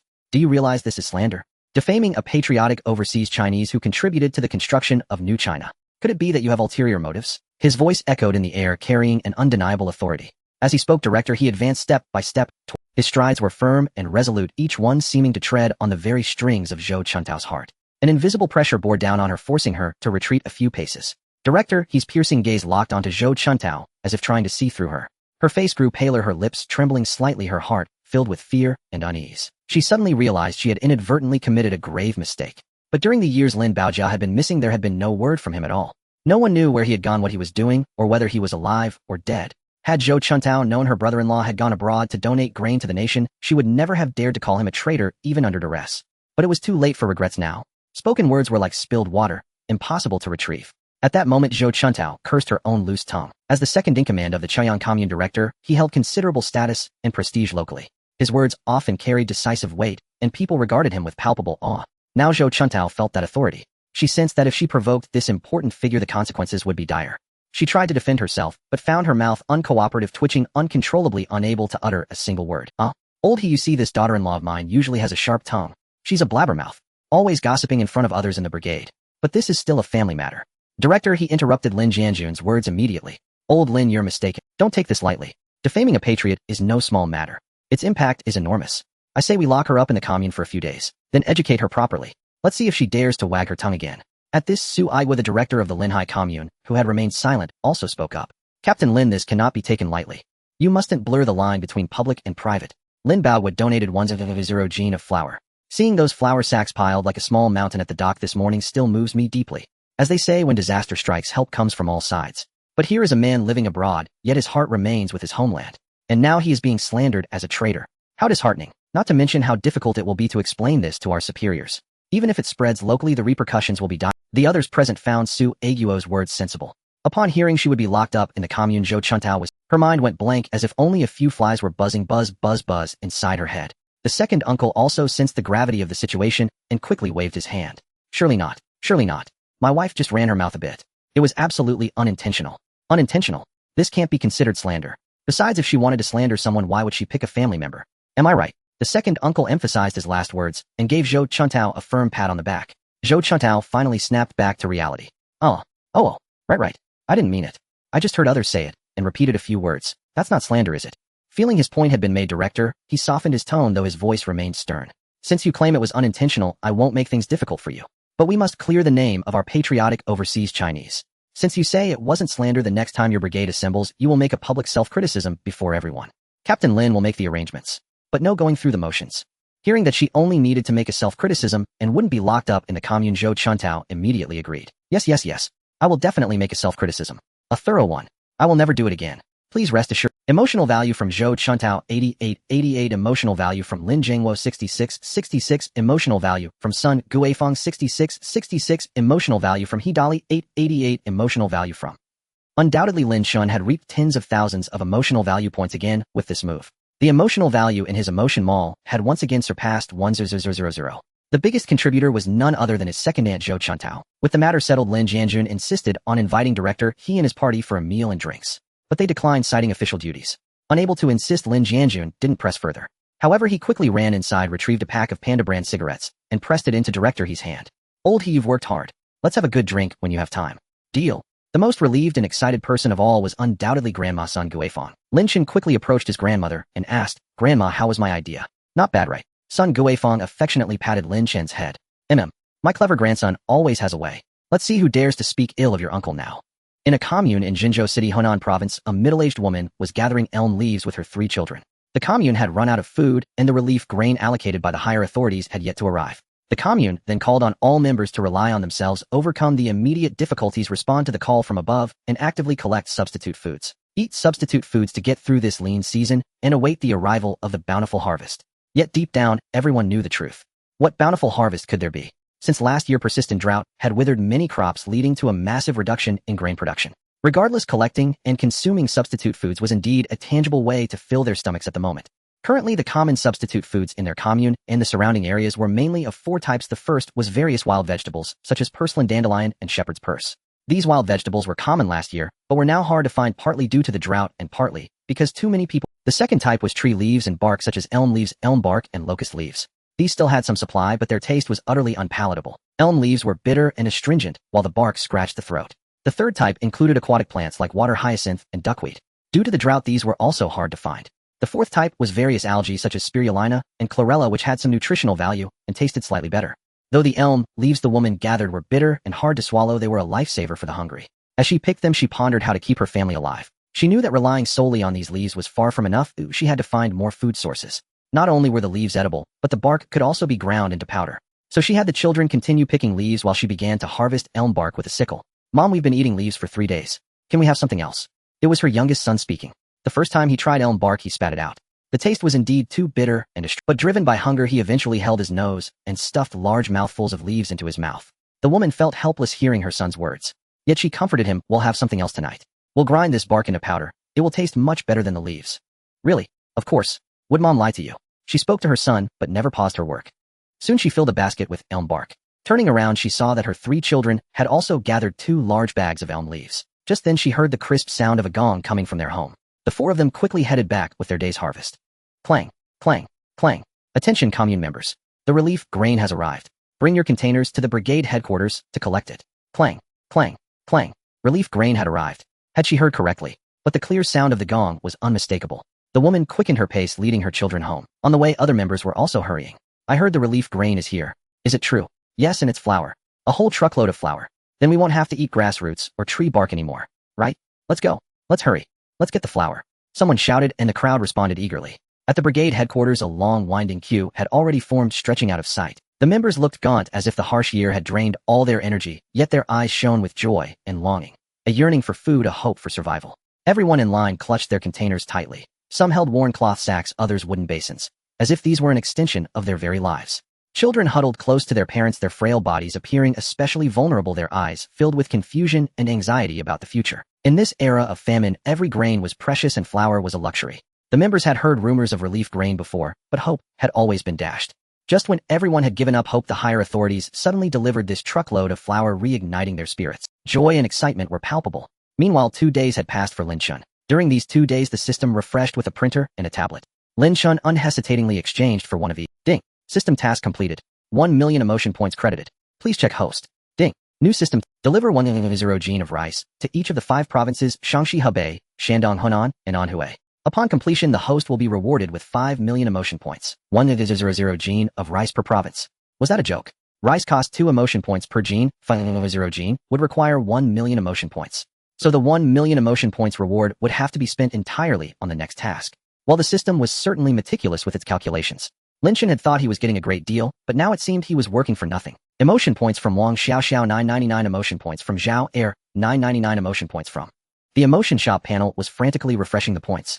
The count initially over 1 million instantly jumped to 2 million, then in the blink of an eye it became 3 million.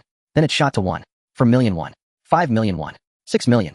Soon it broke 2 million, then 3. What was happening? Since his transmigration, Lin Chen had never seen such a frenzy of emotion points. He was complete. The system panel kept refreshing. 5 million. 8 million. Breaking 4 million. Breaking 5 million. Finally, the emotion points settled at over 5 million. Good heavens. This was insane. Lin Chen couldn't help but marvel. Then he realized what had happened. It must be the effect of the 100 gene of flour he had sent out earlier. The people of Hunan province had contributed these emotion points after receiving the flour. Huh. Wonderful. The emotion system had not betrayed him.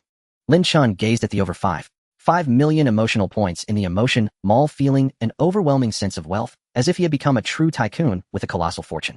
First, he spent 1 million emotional points to exchange for 500 gene of rice. This was a system task that demanded priority. However, Lin Chen reflected that over 4 million of his 5 million emotional points had been contributed by the people of Hunan province. Feeling he couldn't shortchange them, he exchanged for another 100 gene of rice, planning to allocate a total of 200 gene to Hunan. After a moment's deliberation, Lin Chen thought that since he had donated 600 gene to other provinces, he should also give something to his hometown folks. Thus, he exchanged for another 200 gene of rice, setting aside 100 gene for Shanghai County and the remaining 100 gene for his own Chaoyang commune. In total, he had spent 6 million emotional points, leaving over 9 million in the system mall. Now came the frenzy of wishes. Lin Chen made 11 wishes, including energy storage devices, sewing machines, refrigerators, washing machines, bicycles, trucks, jeeps, latex mattresses, single-player games, watches, and radios, costing a total of 1 million emotional points. He felt frustrated that trucks and jeeps, though both vehicles couldn't be wished for, together costing him an extra 100 emotional points. With 8 million emotional points remaining, Lin Chen spent 300 to exchange for a large set of solar panels, which based on the image seemed enough to cover the entire rooftop. It might be equivalent to a small solar power station. Next, he spent 500 emotional points on 10 energy. Thus, the mini photovoltaic power station was complete, solving the electricity problem. Now it was time to exchange for various. So Lin Chen quickly opened the list of single-player games in the emotion mall and began browsing. Had Black Myth Wukong already been released? He grabbed that one first. Need for Speed. Not bad, he added it too. He then exchanged for The Legend of Zelda, The Witcher 3, The Elder Scrolls V, Assassin's Creed, Tomb Raider, Red Dead Redemption 2, and others he had heard of in his past life, but never had time to play. He stored them all in his storage space, ready to install on his computer whenever he wanted to play.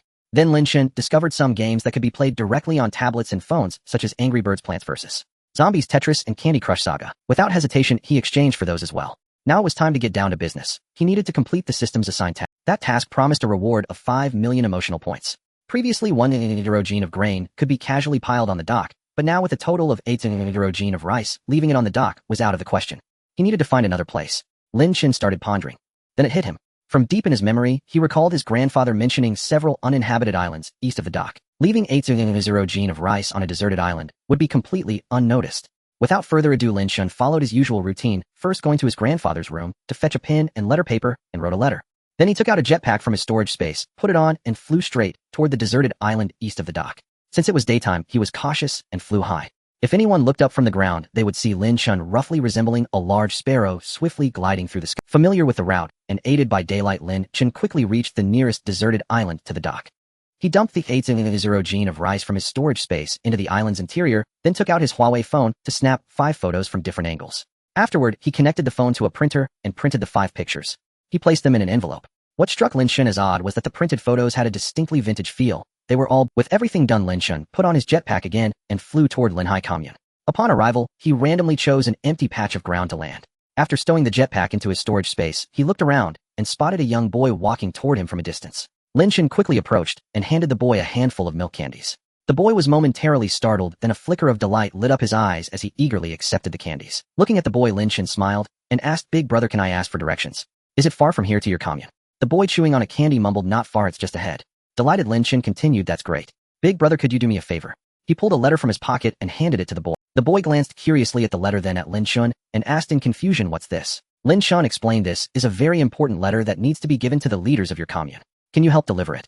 The boy hesitated for a moment, but after looking at the candies in his hand and Lin Chen's innocent eyes, he nodded, agreeing. Lin Chen then produced another handful of candies, pressed them into the boy's hand, and said in a childish tone, "Thank you, big brother." The boy tucked the candies into his pocket, a happy smile spreading across his face. He carefully took the letter, gripping it tightly, then turned and briskly walked toward the commune. Lin Chen kept a safe distance, quietly following behind him. He moved cautiously, trying not to make a sound to avoid drawing the boy's attention. Finally, the boy entered a courtyard. Lin Chen hid in a nearby corner, observing silently. After a while, the boy reappeared at the doorway, this time accompanied by a large group of people. Lin Chen scrutinized the group, and suddenly his gaze locked onto one figure, a presence that felt deeply familiar. It was Su Aigua, the director of Linhai Commune. Seeing Su Aigua, the weight in Lin Chen's heart finally lifted. He knew his task was complete. He would leave the rest to Su Aigua and the others, trusting them to help distribute the grain. After all, people in this era were still relatively honest and straightforward, especially with 800 gene of grain at stake. During this famine, no one would take such a matter lightly. After reaping a substantial harvest of emotional points, Lin Chen stealthily retrieved his jetpack and turned to leave. "County Chief Lu, that's the situation," Su Aigua reported while handing over the letter. County Chief Lu opened the letter and read it as he asked, "How much grain have you managed to transport from the island?" "Nearly 4,000 gene. We're deploying more hands to rush the grain from the island to the dock here. A total of 8,000 gene. That's a full 7,000 gene more than last time. And it's clear the patriotic overseas Chinese are thinking of their homeland this time. Because the letter says 2,000 gene is for Shanghai County. Although 1,000 gene must go to Chaoyang Commune, the remaining 1,000 gene of rice is enough for the other communes in the county to share." Seeing this, County Chief Lu felt quite pleased. As the hometown of patriotic overseas Chinese, Shanghai County seemed destined for some special consideration in the future. The challenge now was how to transport this grain to the northern provinces. Shanghai County was a remote small county with barely a few transport trucks in total. The convoy from Commander Wang, which had helped earlier, was likely still on its way back. What to do? The only option was to request assistance from higher authorities. County Chief Lu called for his secretary and instructed him to report the situation to the higher-ups, requesting more transport trucks. Also notify the heads of each commune to prepare their own transport to come and collect the grain. Each commune gets 1,000 gene of rice. The remaining 1,000 gene will be hauled back by the county's transport team on trucks to serve as reserve grain. After finishing with the secretary, County Chief Lu turned to Su Aigua and said, "Your commune's 1,000 gene of rice. You'll have to manage it yourselves since you're close by. Also, please inform Chaoyang Commune to figure out how to haul away their 1,000 gene of rice on their own. The county has no spare transport capacity left." And so the communes gathered their tractors and headed to the dock to haul the rice. After all, it was only 1,000 gene per commune. A few trips would suffice. But Chaoyang Commune was in trouble. They only had 2 tractors in total, yet they needed to haul back 1,000 gene. Director He of Chaoyang Commune was utterly vexed. But a living person couldn't be choked to death by urine, could they? He immediately ordered the 2 drivers to head to the dock on their tractors. Then he promptly notified the leaders of each production brigade to prepare transport tools urgently. Those with ox carts should use ox carts. Those without ox carts should use hand-pulled flatbed carts. Any brigade that contributed less effort would get less grain later. As soon as the brigades heard there was more grain to be distributed, their enthusiasm soared. The brigade leaders immediately had the members stop their current work and brought out every usable flatbed cart from each brigade. And thus a truly spectacular scene unfolded. On the bumpy, winding country roads, a magnificent procession. The distance from Chaoyang Commune to the dock at Linhai Commune was a full dozen kilometers. The roads were now covered with ox carts and hand-pulled flatbed carts. On the ox carts, some people cracked their whips, others called out softly, keeping the oxen at a steady pace. The oxen lowered their heads, pulling with all their might as if aware of the important mission they bore. Those pulling the flatbed carts had a much harder time. They strained against the ropes, their clothes soaked with sweat under the blazing sun, yet no one uttered a single complaint. The procession stretched on endlessly like a golden dragon. The footsteps and the rumble of wheels intertwined, forming a stirring symphony. The dock was even more bustling. Trucks, tractors, ox carts, and hand-pulled flatbed carts mingled together, a cacophony of noise and commotion. On the other side of the dock, cargo ships kept docking with rice, which was quickly unloaded. Some was loaded directly onto trucks while the rest was piled up on the dock. As for Lin Chen, work on his house continued. These days, nearly every member of the brigade had heard that at the old team leader's house, every meal during the renovations was excellent. Not only was there plenty of rice at every meal, but there was also meat every time, and even wine and cigarettes. So the brigade's drunkards and smokers couldn't resist. They rushed over immediately to help with Lin Chen's house renovations. They said they didn't even need pay as long as they could have a drink and a smoke. Hearing that helping the old team leader with his house meant meat at every meal, many other members also flocked over. In no time, more than half of the entire Fengrao production brigade was at Lin Chen's house lending a hand. Suddenly, Lin Chen's house became a massive construction site. Although the helpers insisted they didn't need wages, just meals would do, Lin Chen felt it was inappropriate. After all, they were fellow villagers meeting each other every day. If he truly didn't pay them, how would that be any different from a landlord or a capitalist? Of course, providing meals without wages might not have been a problem in the current times. But a few years later, when the storm sweeping the nation arrived, if someone with ill intentions brought this up, it could spell serious. So to be safe, wages still had to be paid. But Lin Chen's family didn't have enough cash or ration tickets on hand. So Lin Chen proposed paying all the members' wages in rice. Each able-bodied adult male would get 10 jin of rice per day. Skilled workers like his uncle the mason and his other uncle the carpenter would get 20 jin of rice per day. Women and half-grown boys would receive 3 to 8 jin of rice, depending on the situation. When the members heard this news, they erupted in excitement. After all, rice was a fine grain. Not to mention the current famine, but even in good years, it was extremely precious. Otherwise, why would everyone have to subsist on sweet potato shreds? Although the authorities had just distributed relief grain through official channels, that is planned ration tickets, rice simply couldn't be bought. To get rice, one had to go to the black market. And the price there was already over 10 times the official price. So when the members heard that Lin Chen's family would pay them in rice, everyone was astonished. Many thought it was the old team leader's kindness, unable to bear seeing the members go hungry, but then they wondered, if he gave all the rice away, what would his own large family eat? So many members waved their hands and shook their heads, saying, "Old team leader, we truly just came to help. If you could provide 3 meals a day, would already be incredibly grateful. How could we take so much rice from you?" Exactly. If we did, our consciences would. We might even get struck by lightning if we step outside. Seeing this, Lin Chen walked into the crowd, and with his uniquely childish voice, said to everyone, "Uncles, aunties, elders, it's only natural to be paid for work. If you won't accept wages, then don't come to help." Hearing a child say this, the members fell silent. They thought that if the old team leader's family ever truly ran out of food, they could always return the rice to him later. In the afternoon, as work on the house continued, it seemed even more people had come to help. Was this the entire production brigade showing up? Lin Chen, of course, did not hold back. He handed out a piece of toffee to every youngster who came to lend a hand, and even to the little kids playing nearby, who weren't working, each received a piece of toffee as well. Working at noon, the weather was still quite hot. Lin Chen and his sisters gave everyone a bottle of salted soda. Many hands make light work, and thus progress was swift. Lin Chen was very satisfied with the speed of the house's renovation. With so many people, he realized that dinner would be a tight squeeze. So he proposed to his grandfather Lin Jiangwo to use the former brigade canteen for dinner and simply invite all the brigade members. Thus, the cooks from the brigade canteen were called back to prepare dinner for everyone. The dinner was naturally extremely sumptuous. Besides fragrant rice, each person received a meat bun and a bottle of salted soda. For dishes, there were braised pork, shredded potatoes, cabbage, and scrambled eggs. Such a meal, not to mention in the current famine years, would be considered lavish even in normal times. For an ordinary family, it would be akin to a New Year's feast. Undoubtedly, Lin Chen harvested another bountiful wave of emotional energy. Ever since the brigade canteen disbanded, it had been many days since he could so smoothly eat and gather emotional energy at the same time. As for the drunkards and smokers in the brigade who were fixated on alcohol and cigarettes, Lin Chen also took care of them. Of course, the liquor was no longer Mao Dai, but had been replaced with Erguo Tu. Because Mao Dai required too much emotional energy to exchange, while Erguo Tu only needed 2 points per bottle. As for cigarettes, they were no longer Panda brand. They were swapped for Dashangshan brand cigarettes, which cost only 2 emotional energy points per pack. After dinner, Lin Chen's family distributed wages, rice, to all the helpers. Why settle wages daily instead of waiting until the house was fully repaired? Lin Chen's consideration was that if settled all at once, the amount of rice distributed would be larger and more likely to. By settling daily, the rice handed out seemed less substantial to outsiders. So everyone lined up with their containers to. His mother, originally a scorekeeper, was naturally responsible for recording the exact amount of rice each helper was due. His father, grandmother, eldest sister, and second sister, 4 people, each took the slips from his mother and distributed rice to those who had come to help. His grandfather and the other sisters made a show of carrying rice out from the cellar. Of course, Lin Chen had placed it there beforehand. At this moment, the members of the Fengrao production brigade were under a strange illusion. It felt as if this was no longer a famine year, but a bountiful harvest with grain aplenty. It was no wonder they felt this way. Not long ago, a large cache of grain was discovered in a cave behind the mountain, and everyone received a share to tide over the crisis. Then the authorities distributed relief grain, making their supplies even more abundant. And just this morning the commune had them haul back another large batch of grain from the dock at Linhai commune. Each person got dozens of jean, and now they were lining up with containers to collect rice at old Captain Lin's house. At this rate, could it be that they would have rice for every meal?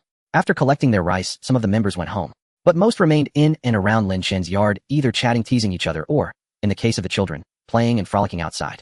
Lin Chen gave each child a piece of toffee and had his sisters hand out a handful of peanuts or melon seeds to the adults. This naturally earned him a good deal more emotional energy. Just then footsteps approached. Everyone looked up to see Director He approaching with a group of people. Walking beside him was County Magistrate Lu, followed by some staff members. Seeing such important figures, the members grew tense and reserved. Lin Jiangwo, as production brigade captain, immediately set down his work and hurried forward to greet them. A warm yet respectful smile on his face, he said, "County Magistrate Lu, how do you do? Welcome to our production brigade for inspection and guidance." Lin Jiangwo said in a loud voice, extending both hands to shake County Magistrate Lu's hand. County Magistrate Lu smiled and nodded, responding, "Captain Lin, you've worked hard. Congratulations to your brigade for having a patriotic overseas Chinese. I'm here today mainly to present you with a banner and to take a look at your brigade's situation and understand everyone's living conditions." Having said that, County Magistrate Lu turned and took a banner from his secretary, then handed it with both hands to Lin Jiangwo. Embroidered on the banner were 6 large characters: "Home of a patriotic overseas Chinese." Seeing the banner personally presented by County Magistrate Lu, Lin Jiangwo felt a surge of emotion. His youngest son Lin Baoguo's reputation was completely turned around. Perhaps the entire family would continue to receive praise because of this honor. Lin Jiangwo took the banner and quickly replied, "Thank you for the leader's concern." County Magistrate Lu then asked, "Your Lin Bao was sent back so much grain, doesn't he plan to come back and visit?" Lin Jiangwo paused and said, "Oh, he may have his own difficulties. We should understand that. Personally, I think Lin Baoguo's role abroad is greater than if he returned. As long as he is overseas, he has the opportunity to continue making greater contributions to our folks back home and to the people of our motherland." Huh. I didn't expect Captain Lin to have such a high level of ideological awareness. County Magistrate Lu said, then began to applaud, and the others followed suit. Lin Jiangwo held the banner, his heart as sweet as honey. With the arrival of County Magistrate Lu and his party, the other members grew lively, whispering and discussing the scene before them.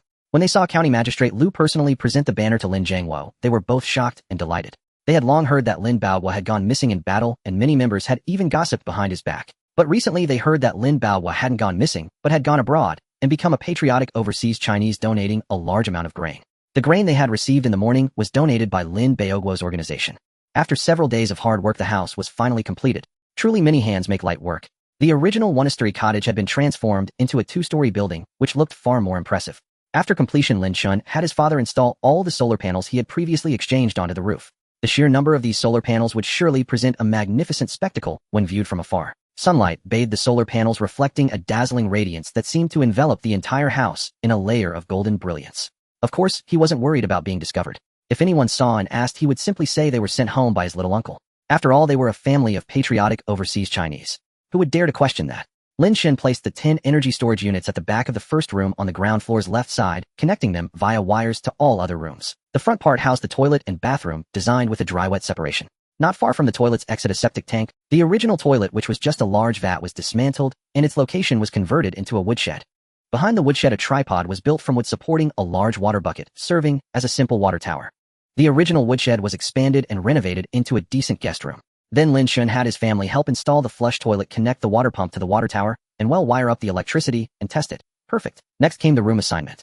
Lin Chen first chose the room on the far left of the second floor, which was directly above the toilet and bathroom. Then from left to right came the rooms for his 6th sister, 5th sister, 4th sister, 3rd sister, and 2nd sister. That's it. The entire second floor was thus allocated. His eldest sister stayed in the second room on the ground floor next to the bathroom. The third room was for his parents, and the fourth was for his grandparents. The fifth room was originally the kitchen and remained so, as it was connected to the cellar and difficult to modify. The sixth room, once the woodshed, had now been converted into a guest room. Lin Chen's arrangement left the entire family very satisfied.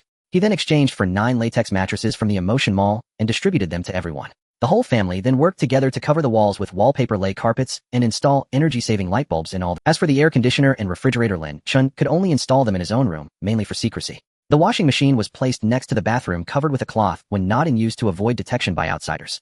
After all this arrangement, Lin Chen finally felt as if he had returned to modern society. As night fell in the past, everyone might have gone to bed early. But for Lin Chen, now the nightlife had just begun. He took out his Huawei laptop from his storage space. Since he had already installed several single-player games onto the computer days earlier, all he needed to do now was turn it on to enjoy a variety of games. He excitedly powered up the computer, entered the game library, and was greeted by a multitude of game icons. After some deliberation, he finally chose Black Myth Wukong and started playing. The game boasted stunning graphics, thrilling storylines, and unique gameplay.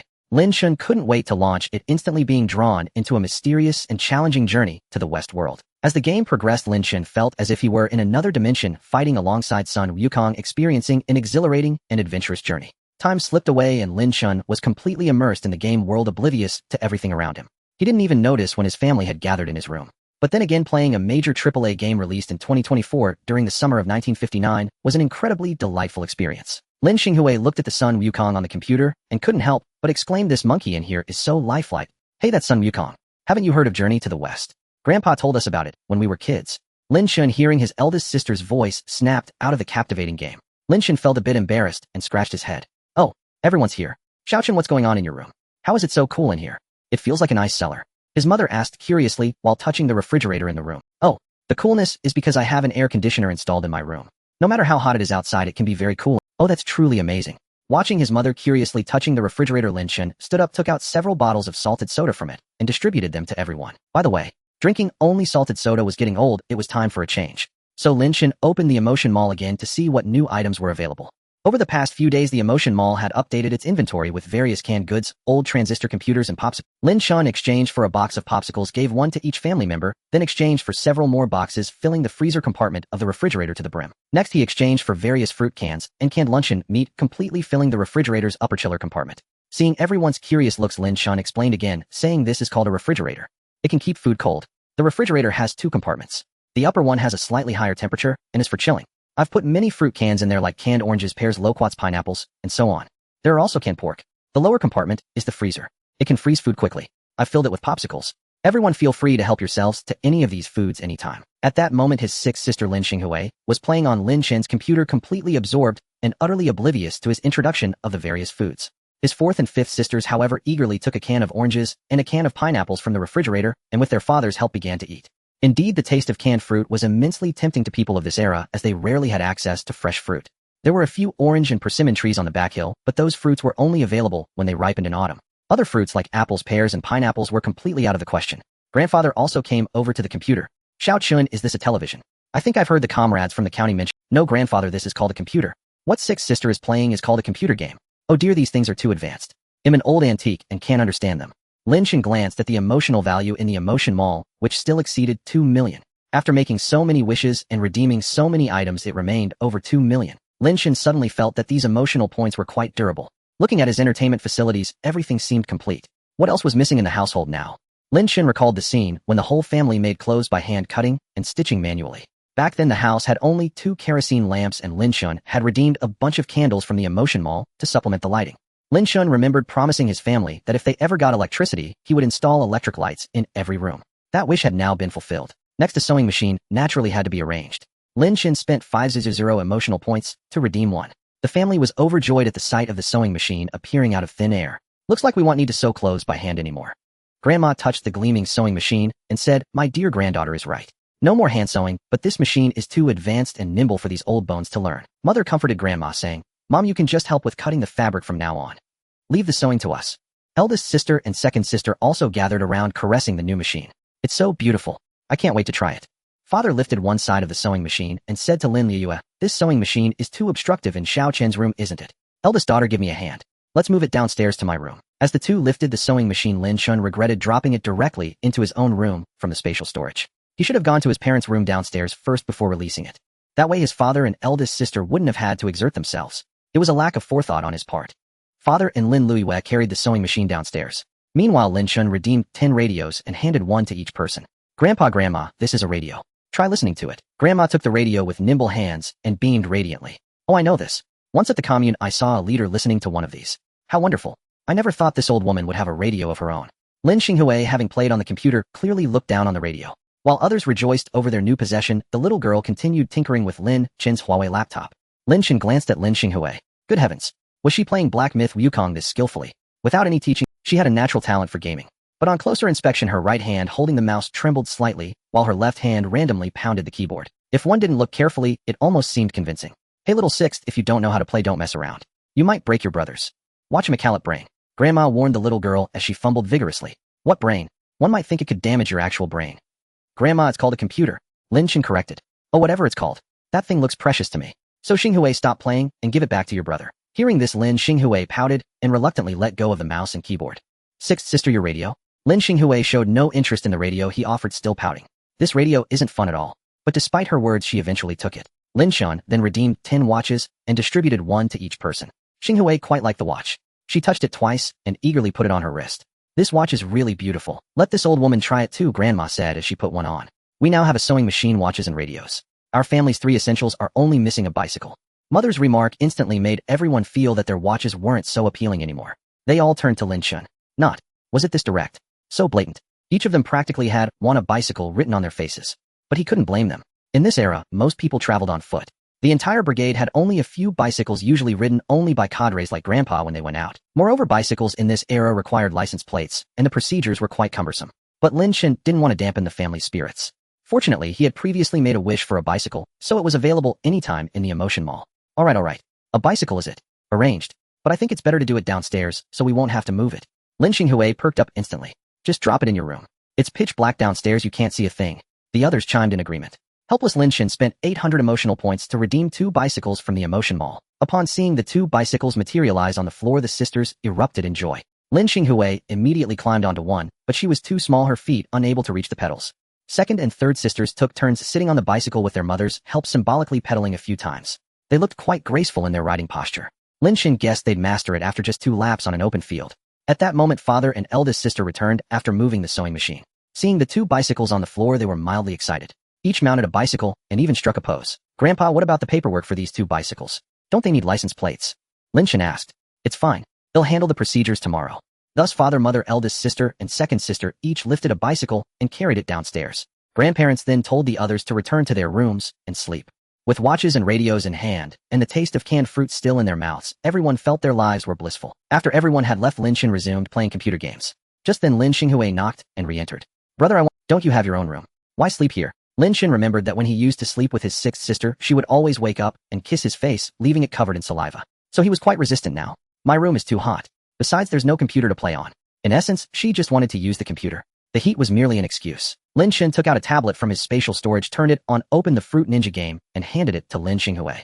Lin Xinghui was instantly captivated by the Fruit Ninja game on the tablet, playing with great delight. Only when it grew late did Lin Chen shoo her back to her own room. After repelling Lin Xinghui, Lin Chen sat down intending to play a bit more of Black Myth Wukong. After all, in his past life memories, this game had been highly anticipated even before its release. The media had also hailed it as the beacon of domestic gaming. Suddenly, a series of system notification chimes echoed in his mind. From Emotion Value 888. From the frenzy of emotion values flooding the screen from a few days ago reappeared, and this time it was even more intense. Lin Chen eagerly opened the Emotion Mall system panel. The original over 2 million emotion points had instantly swelled to over 3 million. Moreover, it was growing at an astonishing breakneck pace. It seemed the grain donated to the 5 northern provinces had ding. System mission complete. 5 million emotion points have been credited. Please check host. Ding. Deliver 10 vintage computers to Luobupo, Northwest China within 1 month. Upon completion, the host will receive a reward of 5 million emotion points. Luobupo. Isn't that where the atomic bomb was developed? This matter was of utmost urgency. Moreover, the Northwest was a great distance away. Although the system had given a month's time, unexpected hiccups could occur along the way. Therefore, arrangements needed to be made as early as possible. Lin Chen glanced back at the Emotion Mall. The vintage computers should be the same model the system had refreshed earlier. They were transistor computers with thick wires and large solid physical buttons. They resembled the CNC machines of later eras and were of similar size. Lin Chen checked the exchange price. It cost a staggering 500 emotion points to redeem just one. This thing was not only outdated but also exorbitantly priced. For context, his Huawei laptop used for playing AAA games cost less than 100 emotion points. One vintage computer could buy him dozens of Huawei laptops. If not for the fact that laptops were not products of this era, Lin Chen would have wanted to directly donate hundreds of laptops to the Northwest. Despite the imbalance, he had no other viable option if the system's mission had to be completed. Moreover, it was a glorious endeavor to contribute to the motherland. So Lin Chen immediately decided to spend 5 million emotion points to redeem 10 vintage computers. Lin Chen glanced at the total emotion points, which had now reached 3.8 million. It seemed he would have to wait a bit longer to reach 5 million. He also noticed that completing the mission would reward him with another 5 million emotion points. This sly system ensured he made no profit at all. The next morning, Lin Chen woke up to find himself slumped over the computer desk. Upon reflection, it made sense as his current body was only 5 years old. A little bit of staying up late would exhaust him. Opening the Emotion Mall, he saw that the emotion points had surpassed 10 million. He immediately spent 5 million emotion points to redeem 10 vintage computers. Then his gaze fell upon the refreshed item in the Emotion Mall, a nuclear submarine model. and beneath it in small print were the words USS Nautilus. In his past life, Lin Chen had been a military enthusiast, so he knew exactly what the USS Nautilus was. It was not just the protagonist of the sci-fi novel 20,000 Leagues Under the Sea, it was the United States, and the world's first nuclear-powered submarine. The launch of the USS Nautilus marked the entry of global submarines into the nuclear age, a milestone of epic-making significance. Lin Chen also knew that China's first nuclear submarine would be launched much later. After all, in this era, China hadn't even developed an atomic bomb. How could it possibly have the capability to build a nuclear submarine? The very idea was probably non-existent. Lin Chen also knew that even much later, when China needed to build its own nuclear submarine, it would start from a blank slate. And at that time, by a stroke of luck, they had obtained a toy model of a nuclear submarine from the United States. Yet, even such a toy had provided immense inspiration to the nuclear submarine developers. Lin Chen checked the price of the nuclear submarine model. It cost only 100 emotion points to redeem one. Although he felt a model wouldn't be of much use. That was only from his perspective. For the relevant researchers, it could be an invaluable treasure. Moreover, 100 emotion points was incredibly cheap compared to the 500 needed for a single vintage computer. Therefore, Lin Chen decisively redeemed 100 USS Nautilus nuclear submarine models, intending to donate them along with the vintage computers. With over 5 million emotion points remaining in the emotion mall, Lin Chen considered the current famine year. The most critical need was still food. So he spent another 2 million emotion points to redeem 1 million gene of rice. At that moment, a sudden bold idea sprang into Lin Chen's mind. Since he was currently donating supplies to the nation under the guise of his uncle Lin Baohua, the patriotic overseas Chinese, could he similarly provide some benefits for his own family under the same name? Lin Chen looked at the truck section in the emotion mall. A cargo truck cost 100 emotion points to redeem. So he used 3 million emotion points to redeem 30 trucks. Well, that should be about it. Lin Chen, looking at the items he had prepared in his storage space, felt quite satisfied. Next came the letter writing stage. With a computer and printer available, this time Lin Chen wrote the letter directly on the computer and printed it out. Dear leaders, having learned of the urgent need for computers at a certain base in the northwest of our motherland, I have specially raised 10 units and secretly transported them back. Please arrange for their immediate shipment to the northwest upon receipt. Also included are 100 nuclear submarine models. These are replicas of the USS Nautilus, the nuclear submarine launched by the United States a few years ago. Please hand them over to the relevant researchers. Together with local overseas Chinese, we have once again raised a batch of grain totaling 1 million gene of rice. I hope the organization can arrange first deliver 100 gene to Chaoyang Commune, another 100 gene to Shanghai County, and send the remaining 800 gene to where the motherland needs it most. Additionally, we have raised 30 trucks this time. I wish to donate 1 to Chaoyang Commune, 1 to Shanghai County, and finally, I would like to keep 1 for my own family, i.e. the home of Lin Jiangwo, captain of the Fengrao Production Brigade. Please also arrange for the remaining 27 trucks to be sent to where the motherland needs them most. Patriotic overseas Chinese Lin Baohua. After finishing all this, Lin Chen began to ponder. First, with 1 million gene of rice, he obviously couldn't just dump it on the dock. And with 10 computers and 30 large trucks, leaving them on a deserted island was equally unsuitable. Because moving the trucks from a deserted island back onto a ship would be extremely troublesome. Therefore, the location for dropping off the supplies needed careful selection. The site needed to be both spacious and secluded. Eureka! Lin Chen recalled that on the way to the dock not far from it, there was an abandoned quarry. There was a sizable open area there, more than enough to accommodate 30 trucks and 1 million gene of rice. Moreover, since it was abandoned, there should be few people nearby. Decision made. Lin Chen put on his jetpack and flew over. Upon arrival, Lin Chen observed from a high altitude, ensuring the surroundings were quiet before descending slowly. He then unloaded everything from his storage space all at once. Afterward, Lin Chen put on his jetpack again and flew to Linhai Commune. He pulled out the previously printed letter and handed it to the guard. Uncle, a big brother asked me to give this letter to Director He. Could you please pass it on?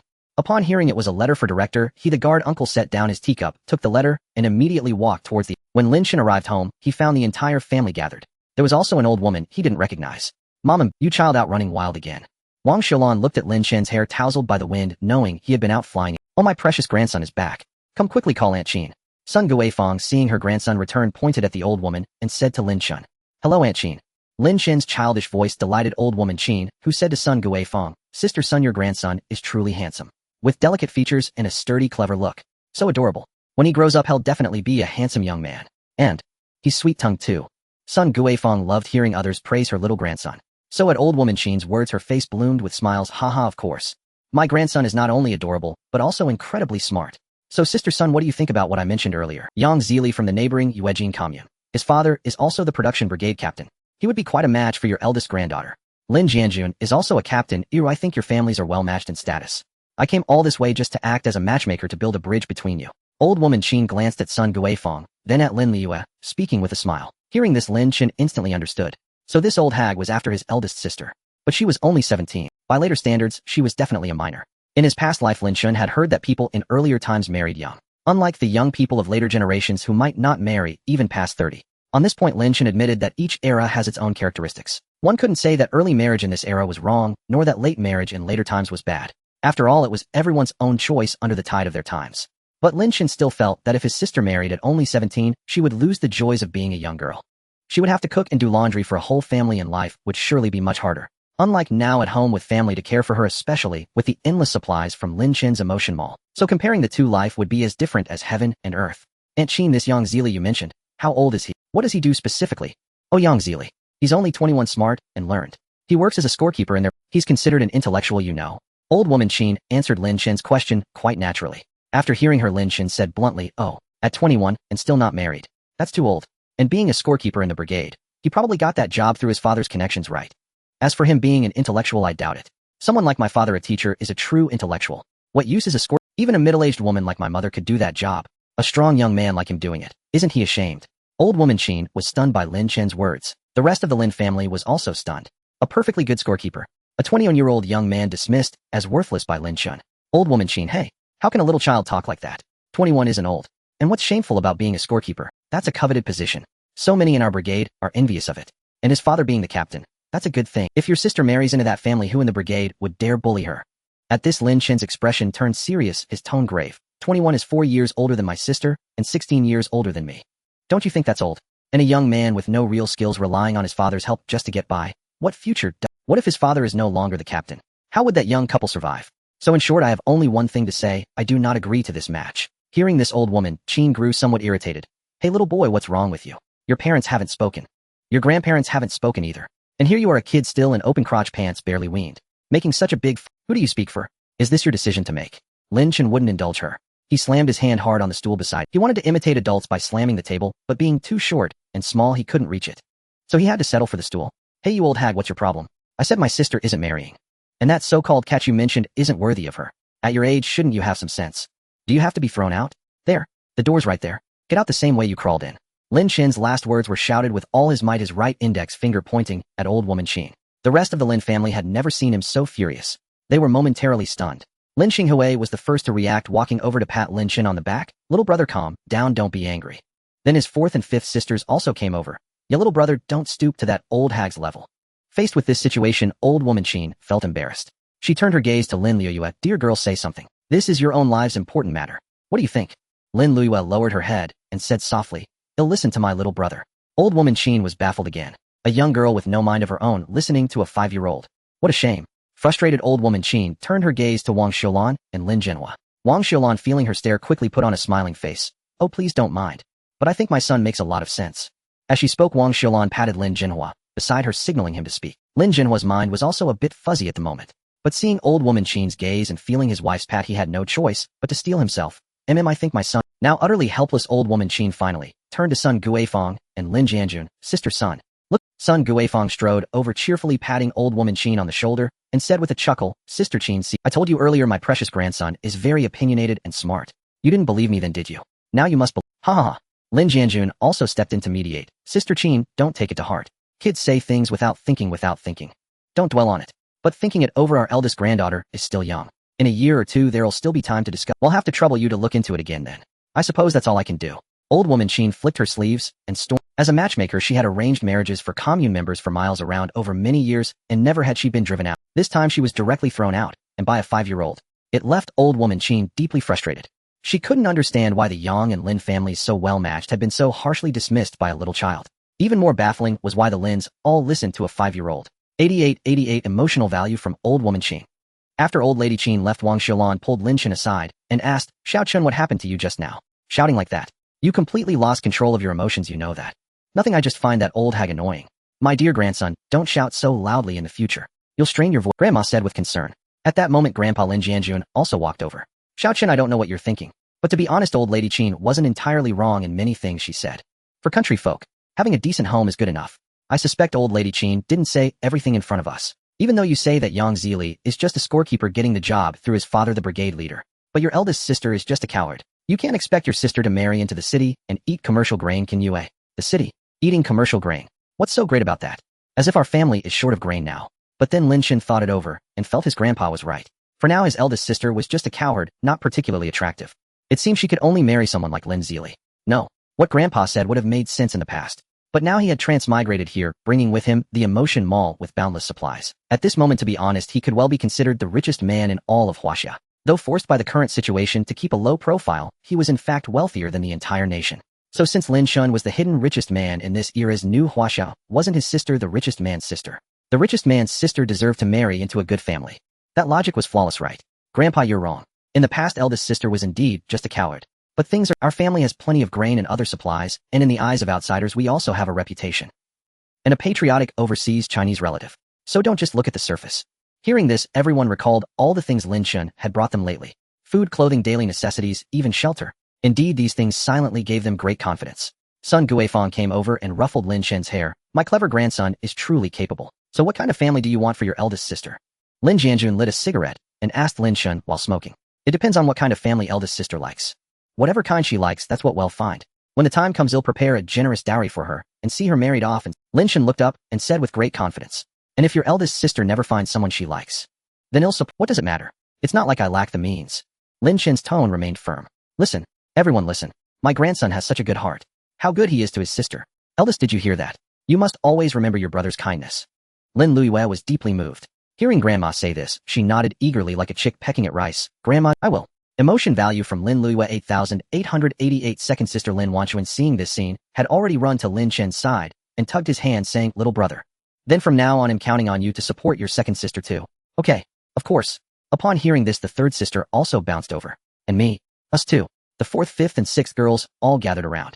Alright. They'll support you all. They'll support you all. Support them all. Xiaochen, are you raising pigs or cattle? Mother Wang Xiaolan looked at the scene and asked Lin Chen with a chuckle. Hearing this, everyone else laughed too. What a harmonious family. Lin Chen felt deeply moved. In his past life, he was an orphan, but now he could enjoy the warmth of family. What could be more precious than this? Lin Chen. Anyway, everyone remember our family is different from others.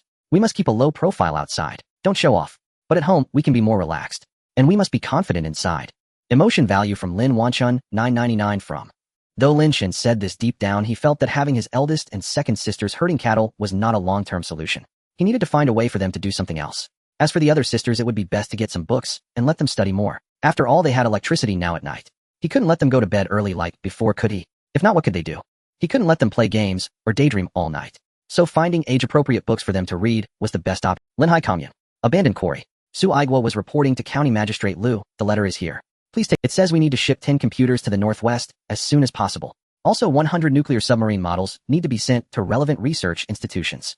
For the 100 kilograms of rice distribution, according to the patriotic overseas Chinese's wishes, similar to last time to Shanghai County to Chaoyang Commune, and well report the remaining 8 to higher authorities for them to arrange. Also, there are 30 trucks here, distributed in a similar manner. 27 are to be arranged by higher authorities, 1 each for Shanghai County and Chaoyang Commune. But the letter requests that 1 truck be given to Lin Zhangwo's family. This might be a bit difficult, don't you think? Trucks are currently collective or state assets. Allowing an individual to own a truck, there's no precedent for this in our country. You're right about that, there is indeed no, but we must first respect the donor's wishes. Secretary Bot. County Magistrate Liu turned and pointed at the trucks, instructing his secretary, find someone to take one of the trucks and handle the paperwork, then deliver it to Lin Zhangwo's home. They'll report this to higher authorities later. Overall, it shouldn't be a big problem. County Magistrate Liu, don't you think you could propose to the higher authorities to form a dedicated transport brigade specifically for shipping the patriotic overseas Chinese's donated goods?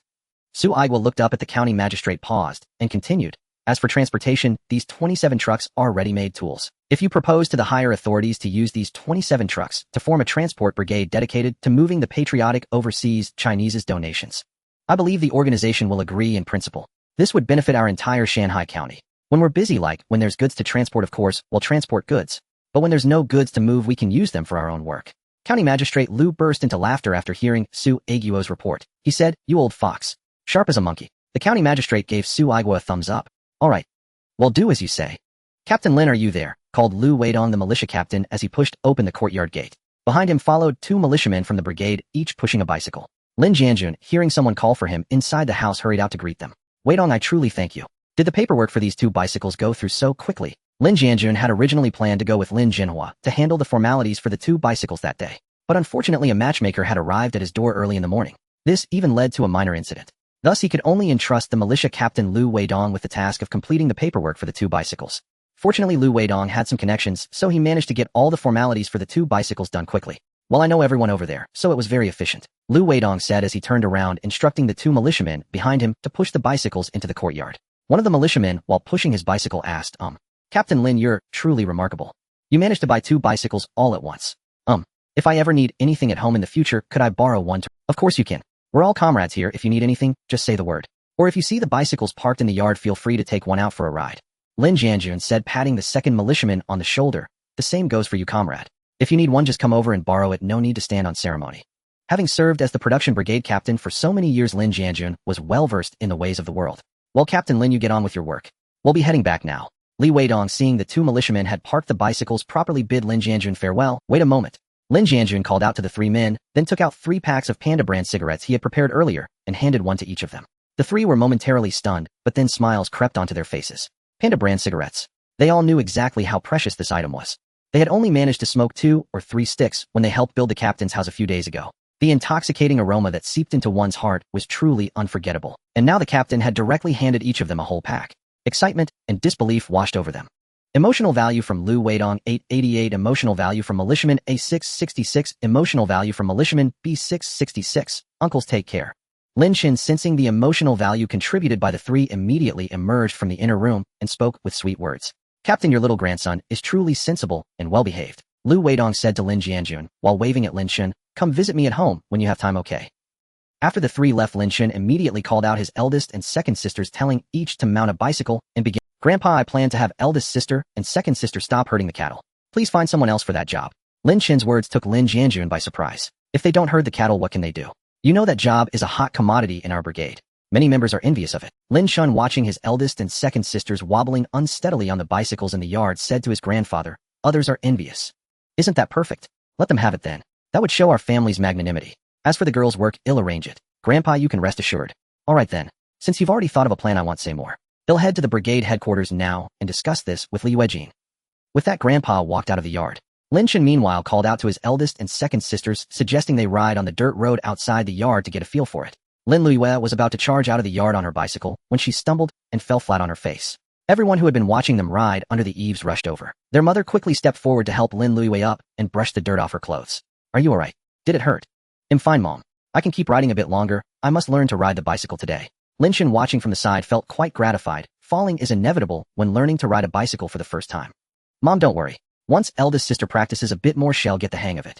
As Lin Chen was speaking, a loud bang suddenly reached his ears. Lin Chen turned his head and saw his second sister had crashed directly into the wall. Their mother, like a firefighter, had just helped eldest sister Lin Luiyue up. Now seeing second sister Lin Wanchun fall, she rushed over again, pulled her up from the ground, and righted the bicycle. If it's too difficult, how about I hold the bike steady for you while you ride slowly? Their mother asked Lin Wanchun softly. At this moment, Lin Chen also walked over. Mom, let her ride on her own. Learning to ride a bicycle is like learning to walk. How can one avoid falling? She'll get it after a few tumbles. That fall had taught Lin Luiyue a lesson. Now she no longer wanted to ride the bicycle straight out of the yard. Instead, she obediently wheeled it out and began riding again on the dirt road. Lin Wanchun, with her mother's help, slowly rode her bicycle out of the yard and onto the dirt road. The third sister, pulling the fourth sister, also walked out of the yard. Standing by the dirt road, she said to their mother and Lin Chen, I don't think eldest sister and second sister are riding very well. How about letting me and fourth sister give it a try? I think I can ride better than both of them. Lin Chen glanced at them and said, wait until eldest sister and second sister have learned first. I need them to learn quickly so I can take them out to handle some matters. You two can learn later, there's still plenty of time. Lin Zhongxiao and Lin Wanxiao had no choice but to pout and watch their eldest and second sisters continue learning to ride the bicycle, wobbling unsteadily on the dirt road. After about 2 hours of practice, Lin Luiyue and Lin Wanchun finally began to look somewhat proficient. Their riding was no longer crooked and unsteady. Seeing that the time was right, Lin Chen called out to Lin Luiyue, eldest sister, wait for me. Take me for a ride, okay? Let's ride a bit. Lin Luiyue stopped the bicycle, jogged back a few steps, picked Lin Chen up, placed him on the rear seat, and then set off again. Meanwhile, Lin Wanchun had already ridden quite far ahead. Lin Chen had his eldest sister catch up, then called both to a halt. Sisters, do you know where the black market is? Lin Luiyue stopped the bicycle and lifted Lin Chen down. The black market? I've only heard Grandpa mention it once. He said it's near the dock of Linhai Commune. At this point, the second sister also walked over, pushing her bicycle. Little brother, are we going to the black market? I heard Grandpa say it's very dangerous there. If you're caught, it's treated as speculation. You'd end up in jail. Lin Chen wanted to go to the black market partly because he genuinely needed to make some money. Although he had a massive stockpile of supplies, he currently had neither cash nor any ration tickets. A few days ago, Lin Chen had even tried wishing for money and tickets from this era in the Emotion Mall, but the system displayed. Thus, Lin Chen decided to find the black market to exchange his supplies for cash and tickets. On the other hand, he was also curious to see what the black market of this era was like. He wondered how different it was from the vegetable markets of later generations. After all, humans are naturally curious. Besides these two reasons, there was another factor. In his past life, Lin Chen had enjoyed reading financial news and understood some basic economic principles. He was acutely aware of the flaws in the current economic system, yet he was powerless to change it despite being a time traveler from the future.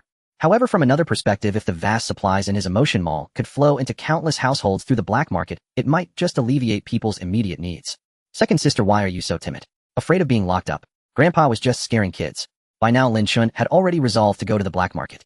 While comforting Lin Wanchuan, he swiftly opened the Emotion Mall and searched for a mysterious item, the human skin mask. Nothing. It seemed he had to make a wish. Lin Chen checked his total emotion points, over 1 million again. It appeared the people of the 5 northern provinces were quite generous in contributing emotion points. Spend 100,000 emotion points. Wish item human skin mask. Wish successful. Lin Chen spent 3,000 emotion points to exchange for 3 human skin masks. Then the 3 of them each put on a mask. To be honest, the human skin masks were incredibly realistic. After Lin Luiyue put on hers, her entire appearance transformed. Her youthful, delicate features were concealed, replaced by a face that looked like a middle-aged woman's. This face appeared calm and restrained, as if weathered by many years. The wrinkles and sagging skin on the face exuded a sense of resilience and maturity. Even when Lin Chen leaned in for a closer look, he couldn't spot any flaws. After Lin Wanchuan put on her mask, her originally childish face was instantly hidden, leaving only a pair of lively eyes. The wrinkled mask clung tightly to her face, making her look like a little old woman who had endured much hardship. Second sister was naturally playful. At Lin Liu's suggestion, she deliberately hunched her back slightly and shuffled forward a few steps immediately, making Lin Chen and Lin Luiyue burst into laughter. After Lin Chen put on his mask, he still looked like a little kid, but his features were completely different from before. Big sister and second sister also gathered around to scrutinize him closely. Completely different. Now we can rest assured. If any outsider saw the 3 of them at that moment, they would definitely think they were 3 generations of a family. Let's go. Hey grandson, slow down. Second sister slipped into character instantly. Mom, grandma, ride slow. Lin Chen didn't hold back either, immediately playing along with second sister's teasing. At the Linhai commune, near the dock. It seems to be up ahead. Lin Luiyue pointed toward an alley ahead. Lin Chen followed her gaze and saw 2 young men at the entrance of the alley, warily scanning their surroundings. So there were lookouts. This must be the place. Lin Chen told his sisters to park the bicycles. He then took out 2 bamboo baskets from his storage space. Inside, he packed pork, eggs, brown sugar, rice, flour, milk, candy, canned luncheon meat, and several types of canned fruit. Then he covered the baskets with cloth. Afterward, the 3 of them headed toward the alley. Lin Chen walked in front while his 2 sisters followed behind with the baskets on their backs. When the 2 young men at the alley entrance saw strangers approaching, the young man on the left quickly grabbed a whistle and held it in his hand, seemingly ready to blow it at any moment. The young man on the right hurried over. You 3 look unfamiliar. What are you doing here? As he spoke, he warily scrutinized the trio. Big brother, can we exchange things here? We came from the neighboring commune and want to trade for some things, Lin Chen said, pointing to the baskets on his sisters' backs. The young man looked suspiciously at the baskets on big sister and second sister. Are you really here to trade? The entrance fee is 5 cents per person. Lin Chen had no money on him, so Lin Luiyue took out 15 cents from her pocket and handed it to the young man. Then under his guidance, the 3 walked into the alley. Big brother, are there any rules for trading here? Lin Chen asked, pretending to take a large handful of milk candy from his pocket, but actually from his storage space, and stuffed it into the young man's hand. The young man was startled at first, but quickly came to his senses. He pocketed the candy with a grin. Rules. Just make sure you do cash and delivery inside, and don't cause any trouble. It wouldn't be good to stir up a commotion. If there's an emergency, well, blow the whistle out here. If you hear the whistle, no matter what, you must run out the back exit immediately. The young man led Lin Chen and the others straight through the alley to a huge, dilapidated warehouse. This warehouse was actually the black market. The atmosphere inside was unusually tense. People whispered quietly, bargaining in hushed tones. Lin Chen and his sisters felt a mix of mystery and tension in the air. Inside the warehouse, everyone was extremely cautious and low-key. Some wore bamboo hats as if to hide their faces, others wrapped cloth around their faces, leaving only their eyes exposed. These people seemed unwilling to reveal their true identities. A path was left in the middle of the warehouse for buyers to walk. On both sides of the path, sellers displayed various goods. Each seller had different containers in front of them: bamboo baskets, winnowing baskets, bamboo trays, wash basins, and so on. Lin Chen walked over to look at the goods. The most abundant items were various types of seafood: pomfret, hairtail, large yellow croaker, small yellow croaker, and swimming crabs. There were also mud skippers and razor clams from the tidal flats. This black market mainly traded in seafood, which made sense given its proximity to the dock. So it seemed many of these people were local fishermen. They brought some of their catch or seafood gathered from the tidal flats to trade for extra income to support their families. Lin Chen continued looking and saw people selling rice, eggs, and potatoes. As soon as Lin Chen and his sisters found a corner and set down their baskets, several people immediately gathered around. Lin Chen and his two sisters had just set down their bamboo baskets without even lifting the cloth covers when several people immediately gathered around. What fine goods do you have for sale? The elder and second sisters each pulled back the cloth from their baskets while Lin Chen began introducing their wares. We have rice, brown sugar, pork, eggs, luncheon meat cans, and fruit cans. The few who had gathered showed little interest in the rice and brown sugar, but upon hearing there was pork, every single one of their eyes lit up in unison. Pork. You actually have pork here, they exclaimed in astonishment. He's got pork. One of them said, his voice slightly louder, immediately drawing the attention of others nearby. In the blink of an eye, more people swiftly crowded around, surrounding Lin Chen's stall in an impenetrable throng. Everyone stared with expectant eyes fixated on the goods in the baskets, their faces brimming with excitement and longing, as if they could already taste it. When they clearly saw several strips of streaky pork neatly packed against the side of the basket, another wave of exclamations rippled through the crowd. This was a year of famine after all. Scenes of hunger and poverty were everywhere, with most people struggling desperately. Even the shelves at the supply cooperative that once held food and non-staple items had long been bare. Staples like rice were sold out, leaving not even a trace behind, let alone pork. Many hadn't caught even a whiff of meat in over half a year. In this famine, meat had become an utter luxury, nearly impossible to buy. Most commune members still had to survive on sweet potato porridge and wild greens, considering it lucky to occasionally get some potatoes or cabbage. Delicacies like pork seemed to exist only in distant memories. Excuse me, how much are you selling this pork for? Yeah, what's the price? People began asking one after another. This is our first time here, and we don't know the local prices. If anyone knows, Lin Chen said sincerely. Hearing this, everyone fell silent. They truly hadn't bought meat in so long that they had no idea what the current price should be. Just then someone in the crowd spoke up. I bought pork half a month ago. Back then it was 5 yuan per caddy, plus you needed a caddy of meat coupons. As for the price now, I have no idea. A sharp intake of breath. 5 yuan per caddy. That price was terrifying. Lin Chen, his sisters, and everyone present were stunned by such a figure. Lin Chen recalled his grandmother mentioning that pork at the supply cooperative cost 5 mao per caddy, or at most 6 or 7 mao during expensive times. Now the black market price had skyrocketed tenfold. Alright, then 5 yuan per caddy plus 1 caddy of meat coupons. Lin Chen declared. Deal, I'll take it. Give me 1 strip. I want some too. Save some for me. In the blink of an eye, the 20 caddies of pork were snapped up. Everyone listen up. The pork is gone for now, but we still have meat cans. Would anyone like some? Lin Chen said, taking out a can of luncheon meat and showing it to the crowd. The commune members who hadn't gotten any pork upon hearing there were meat cans expressed their willingness to give them a try. Lin Chen guessed they had no idea what luncheon meat even was. Though luncheon meat was a despised food in America, considered by Americans to be nothing but fare for the poor. In the current China, the vast majority had never tasted it, so its acceptance rate should be relatively high. The luncheon meat Lin Chen exchanged from the Emotion Mall cost 1 caddy per can and only required 10 emotion points. In the end, he sold all the cans for 2 yuan each. The fruit cans, eggs, brown sugar, and rice were also bought up by the frenzied crowd. Those who missed out beat their chests and stamped their feet in regret. They all asked if he would return tomorrow, vowing to patronize him if he did. Emotion points from Su Laosan, 999 emotion points from. Another hefty harvest of emotion points. Lin Chen was quite satisfied. Pressed by the eager crowd, he could only say that he would come again when he had more food. Lin Chen walked over to a vendor selling large yellow croakers near the warehouse entrance, intending to buy 2 to steam at home. The vendor quoted a price of 1 mao per caddy. Just then another vendor nearby couldn't sit still. Young man over, I only charge 8 fen per caddy. Were large yellow croakers really this cheap in this era? Lin Chen recalled the orphanage director from his past life mentioning, don't judge by today's prices. When we were young, croakers were dirt cheap. There were tons of them too. At their cheapest, they were just 2 fen per caddy. Even at their most expensive, they were under 1 mao. Back then, when croakers were abundant, you could eat as many as you wanted. They could fill you up. How rare they are now. Hey, what's your problem? He came to ask about my price first. He was going to buy my croakers. Butting in like this. What kind of behavior is that? Are you just looking for trouble? You're doing this on purpose. The other vendor shot back without backing down. He can buy from whoever he wants. The choice and decision are his. What's it to you? What, you want to fight me? Bring it on. Think I'm scared of you? With that, he rolled up his sleeves, striking a fighting pose. Seeing that the 2 vendors were about to come to blows, Lin Chen wanted no trouble. Making a scene would be bad. The young gatekeeper had warned him not to cause any trouble when he entered. So he quickly stepped in to stop them. Hey, brothers, let's talk this out. How about this? They'll buy the large yellow croak at 1 mao per caddy. They'll take them all. The 2 vendors' faces instantly lit up with smiles. All right, young man, you're really generous.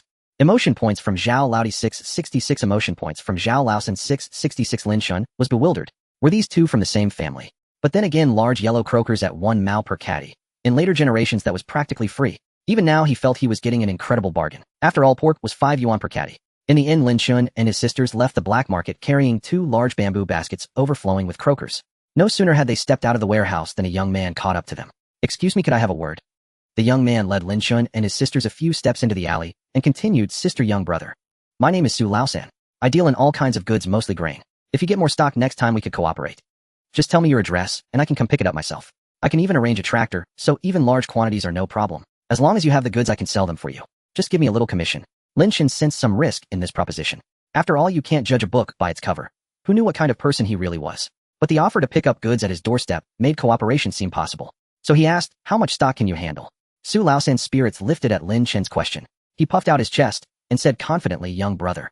I'm not bragging, but I have connections in all the surrounding communes. Let me put it this way. As long as you have the goods, I can sell every bit of it, no matter how much. All right. Since you say so, come to Chaoyang Commune tomorrow. You know the supply cooperative there, right? Meet me there around this time tomorrow. And bring the tractor. Also bring plenty of cash and coupons. Su Laosan was so thrilled, he jumped for joy. Deal. It's a promise. Emotion points from Su Laosan 1888. The enthusiastic old Su escorted the three of them all the way out of the alley before taking his leave. Little brother, do you think we bought so many large yellow croakers? Can we even finish them all? The second sister asked. How could we not finish them? Steam them tonight. Steam several pots. One for each family member. Also send a few to uncle and second uncle's homes. Then leave a basket for grandpa to arrange. Toss the rest in the fridge. Freeze them and eat them slowly later. Lin Chen paused before continuing. Many members of Linhai Commune are fishermen. They've lived on fishing for generations. They're probably sick of large yellow croakers. But where we're from, most commune members are farmers. They can't eat croakers every day. But our family will be in for a treat from now on. The eldest sister chimed in. By the way, little brother, didn't you think the folks at the black market were a bit crazy? Especially the way they looked at the pork.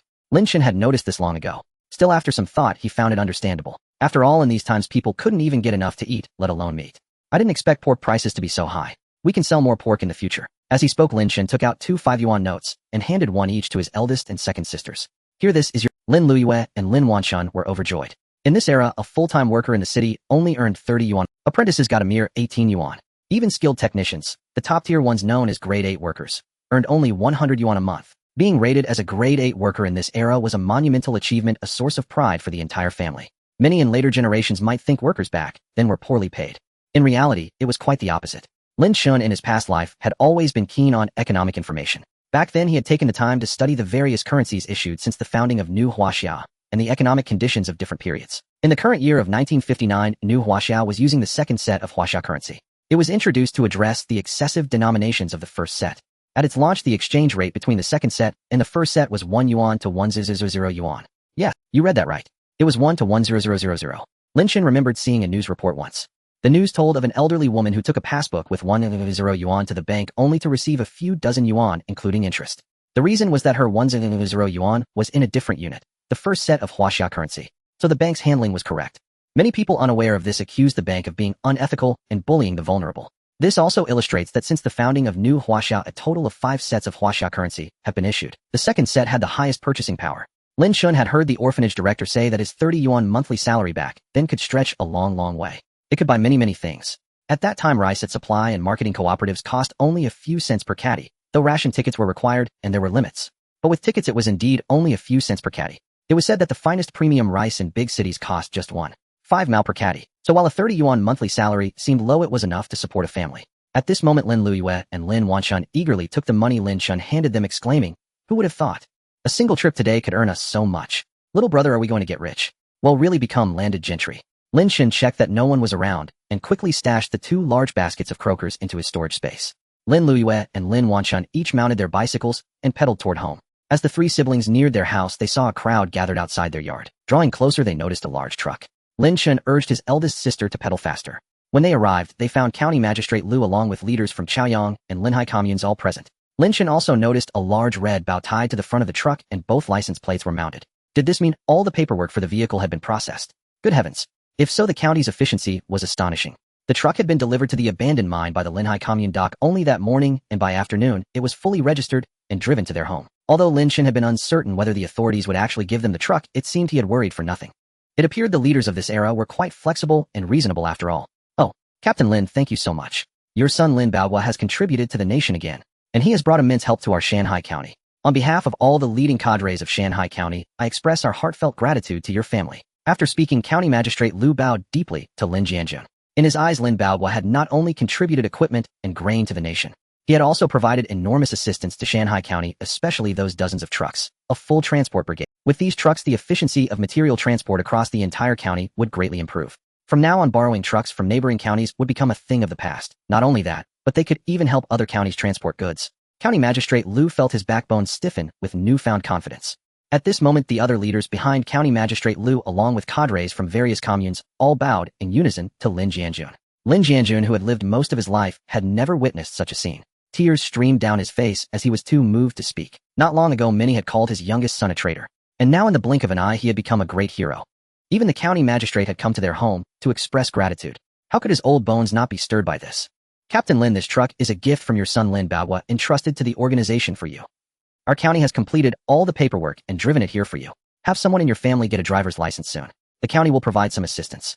County Magistrate Lu pointed to the truck with his left hand and patted Lin Jianjun's shoulder with his right. At last Lin Jianjun came to his senses, grasped the magistrate's hands, and said with emotion, "Thank the organization for its trust. Our Lin Baohua only did what he ought to do." Just then a secretary approached, handing a prepared silk banner to the magistrate. Captain Lin, this banner was sent by the province. County Magistrate Lu said, holding the banner with both hands and presenting it to Lin Jianjun. Old Lin was deeply moved once again as he accepted the banner with both hands. On the banner were 8 large characters, "Though abroad his heart is with his homeland." Well, another talisman of protection had been added. Long after County Chief Lu and his entourage had departed, Lin Chen's family remained immersed in joy, unable to snap out of it for quite some time.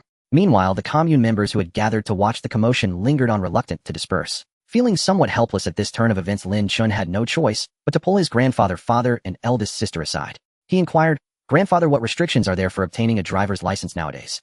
Can someone like my eldest sister apply for one at her age?" Startled by his young grandson's sudden question, Lin Jianjun struggled to pull himself away from the euphoria of earlier events. After pondering for a good while, he finally spoke. "As I recall, you need to be at least 18 years old to get a driver's license. Your sister is only 17 by lunar age, but the rules aren't that strict. Besides, County Chief Lu just said the county can offer us some leeway. So the main issue isn't what restrictions there are, but whether we can actually learn to drive a truck. Just look at your eldest sister. She's never even ridden a bicycle before. I heard she fell off several times while learning to ride one today. Now you want her to learn to drive a truck straight away. Do you think she can manage it?" Lin Chen was taken aback by his grandfather's words. His grandfather had a point. His eldest sister's situation was indeed a genuine concern. But in life, everyone has a first time. When faced with something unfamiliar, who isn't at a loss at the beginning? Even learning to walk takes a long time, let alone learning to ride a bicycle or drive a truck. For a girl like my sister who has only ever ridden water buffalo and cattle, picking up cycling so quickly is already quite impressive. At least in my eyes, my eldest sister is quite clever. She just never had the chance to show it. Grandfather, my sister actually rides a bicycle quite well. Just now she even took me for a long ride out and back. She rode very steadily. Oh my dear Chen, how can a bicycle compare? Besides, even if your sister wants to learn and we allow it, the problem is who will teach her. No one in our family knows how to drive a truck. Grandfather, you worry too much. Who says no one in our family can drive a truck? The moment Lin Chen uttered these words, Lin Jianjun, Lin Jinhua, and Lin Luiyue all turned their gazes toward him in unison. Lin Luiyue spoke first. "Brother, you don't mean to say you know how to drive a truck, do you?" Lin Jianjun and Lin Jinhua, father and son, had initially been puzzled by Lin Chen's statement.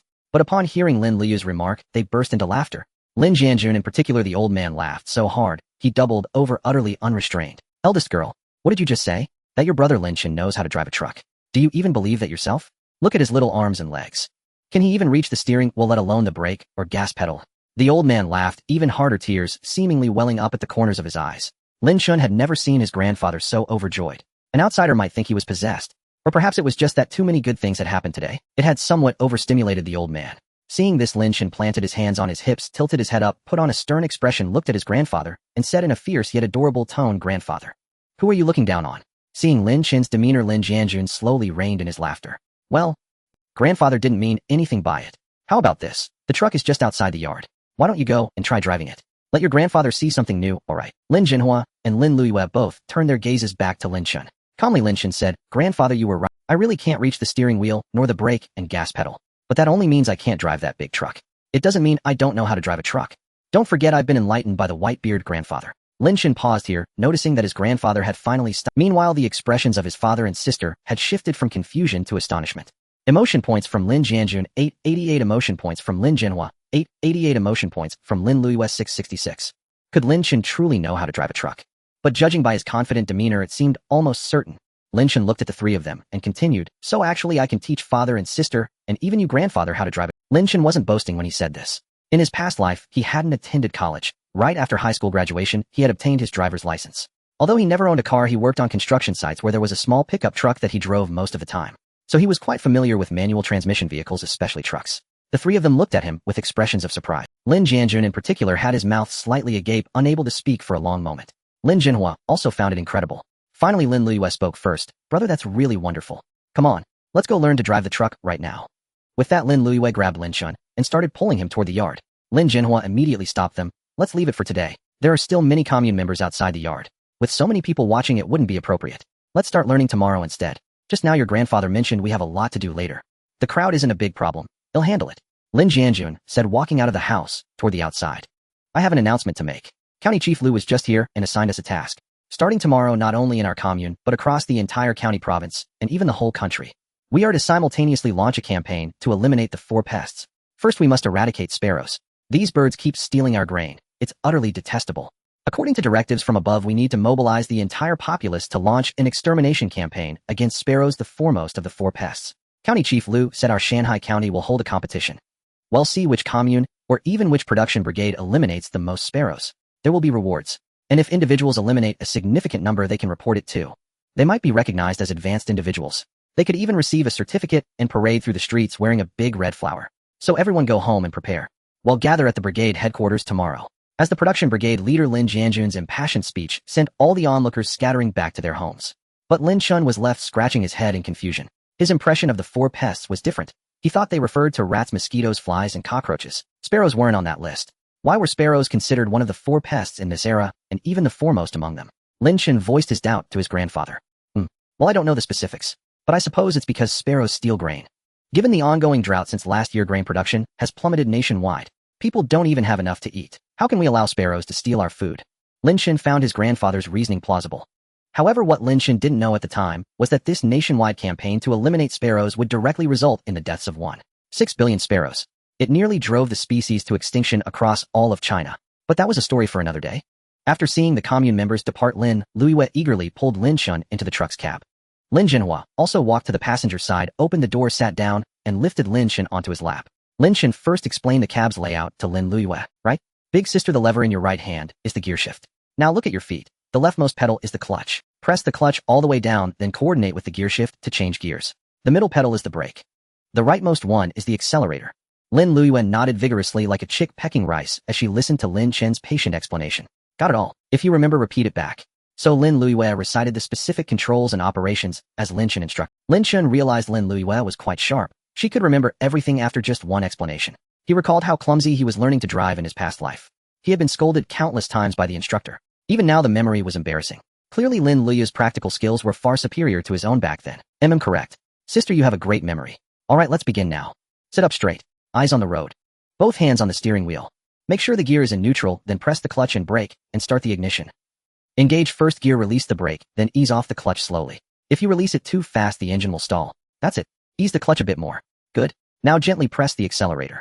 Yes, like that. Don't be nervous. Take a deep breath. Once you pick up speed, shift to second gear. The rural dirt road was completely empty of other vehicles. This era was nothing like later times with chaotic roads, pedestrians crossing recklessly, and bikes weaving. In these days, the roads were mostly deserted. Although the surface was rough, if you didn't mind the bumps, you could press the accelerator freely. Lin Luiyue had already reached over 20 miles per hour. Feeling uneasy, Lin Chen stood up and placed his left hand on the steering wheel. His eyes were fixed dead ahead. To his surprise, despite Lin Luiyue panting heavily and her palms sweating drenching, she drove quite steadily overall. Not a single stall, and the truck never veered far off course, cruising smoothly along the dirt path.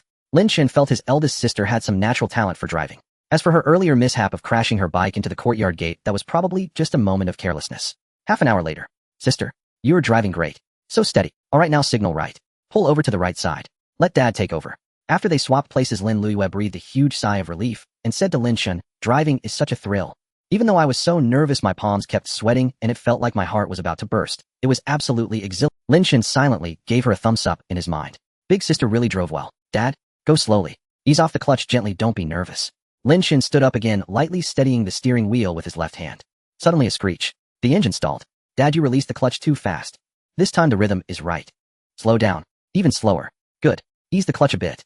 Now gently press the accelerator. Screech. It stalled again. Dad, you didn't coordinate the clutch and accelerator.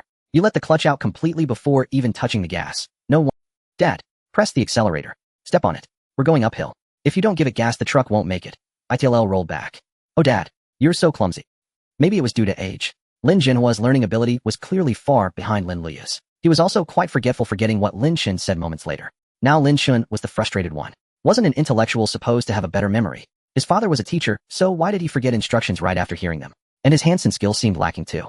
Thus a bizarre scene unfolded. As Lin Chen taught, he grew annoyed and started scolding his dad. Of course Lin Jinhua, he just chuckled. Oh Xiaochen, what can I do? Your dad's getting old and my brain doesn't work as well anymore. My hands and feet are clumsy too. This truck feels so hard to learn. At that moment in that scene, Lin Chen suddenly recalled his past life when he struggled to learn driving, and the instructor sitting beside him ended up teaching him with a sense of desperation. Now it was Lin Luiyue in the passenger seat who began to comfort their father. Dad, I think you're just too nervous. When driving, try to relax first. If you're tense, you'll fumble and even forget what to do next. You can't drive well like that. You're right, eldest. I do feel too nervous. No sooner had Lin Jinhua said this than the truck screeched to a halt again. When he restarted the engine, the truck headed straight for a big tree by the roadside. Lin Chen quickly used all his strength to yank the steering wheel back. Fortunately, his father wasn't gripping the wheel tightly, otherwise with Lin Chen's strength, he couldn't have turned it back. That would have meant a sure collision with the tree. Lin Chen sighed inwardly and thought, forget it. Let father focus on other things for now. He decided to let big sister practice driving the truck alone first and get her license. They could let father continue practicing later when there was time. At that moment, Lin Luiyue, ever the comforter, said, Dad, let me drive. You take a rest. Eventually, she drove the truck slowly and steadily back home. The other Lin family members, seeing the three return safely in the truck, gathered around. Big sister, you're amazing. Big sister, you can drive now. Awesome. So cool. Big sister, take me for a ride tomorrow. Lin Chen's other sisters swarmed Lin Luiyue as she stepped out of the cab, peppering her with questions. Awesome. So cool. Big sister, take me for a ride tomorrow. After a busy day, Lin Chen reaped immense rewards, chief among them being the emotion points in the Emotion Mall, which had surpassed 10 million for the first time. This filled Lin Chen with exhilaration. The people of the 5 northern provinces were so warm-hearted. He resolved to donate more to them in return. Reciprocity was the key to lasting relationships. Secondly, he had discovered the legendary black market and exchanged supplies from the Emotion Mall for money and ration tickets. In Lin Chen's view, trading at the black market not only benefited himself, but also channeled more goods into the market. Though prices were high, some would inevitably benefit. This was the essence of a market economy, and the high prices were only as Lin Chen offloaded vast quantities of supplies, black market prices would gradually decline. Moreover, these prices served as a vital benchmark, for they reflected true market pricing. If a commodity's price in the black market plummeted, it indicated that supply was no. Thus, Lin Chen believed the black market's existence stemmed from a shortage of goods. To solve this, one needed not only abundant supplies, but also market-driven measures. Currently, his abilities were limited. He lacked the means to transport massive goods nationwide to bring down exorbitant prices. However, he could slash prices in his own vicinity, drastically so. Once supply and demand balanced, the problem would resolve itself. Meanwhile, with abundant local goods at low prices, naturally people would transport these goods to surrounding areas, gradually lowering prices there as well. This was a principle of economics. His thoughts drifting, Lin Chen quickly snapped back to reality. Besides the 2 gains, he had also acquired a large truck at home. Receiving the truck was both expected and unexpected for Lin Chen, making it a pleasant surprise. With 3 blessings coming his way today, shouldn't he celebrate? A good meal wasn't too much to ask, was it? Thinking this, Lin Chen swiftly opened the Emotion Mall. He began ordering, directly searching for manhenshuanshi. The search bar yielded 6 different sets, each requiring a separate wish. Lin Chen was puzzled. Could there really be several varieties of the manhenshuanshi? And the dishes were all different. Yet he couldn't be blamed for his ignorance.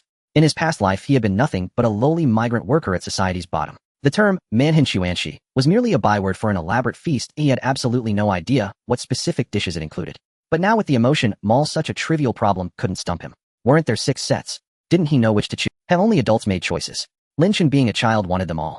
So he spent 6,000 emotion points to unlock all 6 sets. Which set to eat tonight?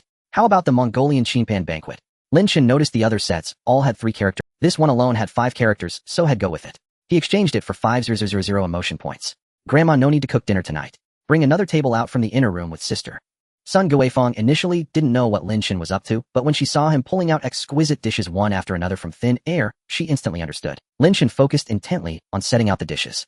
He glanced at the dish names Dragon and Phoenix Auspiciousness Braised Tenderloin with Fortune Melon Ear Mushroom, and Hair Vegetable Palace Style Rabbit Phoenix, and Dragon Soaring Buddha's Hand Golden Roll Golden Silk Sparrow Cake, Dried Sea Cucumber with Lotus Mountain Delicacy with Sprouting Dragon Bud. Soon the Lin family members drifted into the kitchen, stunned speechless at the sight of 2 tables laden with unfamiliar delicacies. At that moment, grandfather Lin Jianjun panicked and dashed out of the kitchen at top speed. The sight of the old man scurrying, Lin Jianjun raced to the courtyard and slammed the gate shut with lightning speed, not only sliding the bolt, but also propping a wooden stick against it.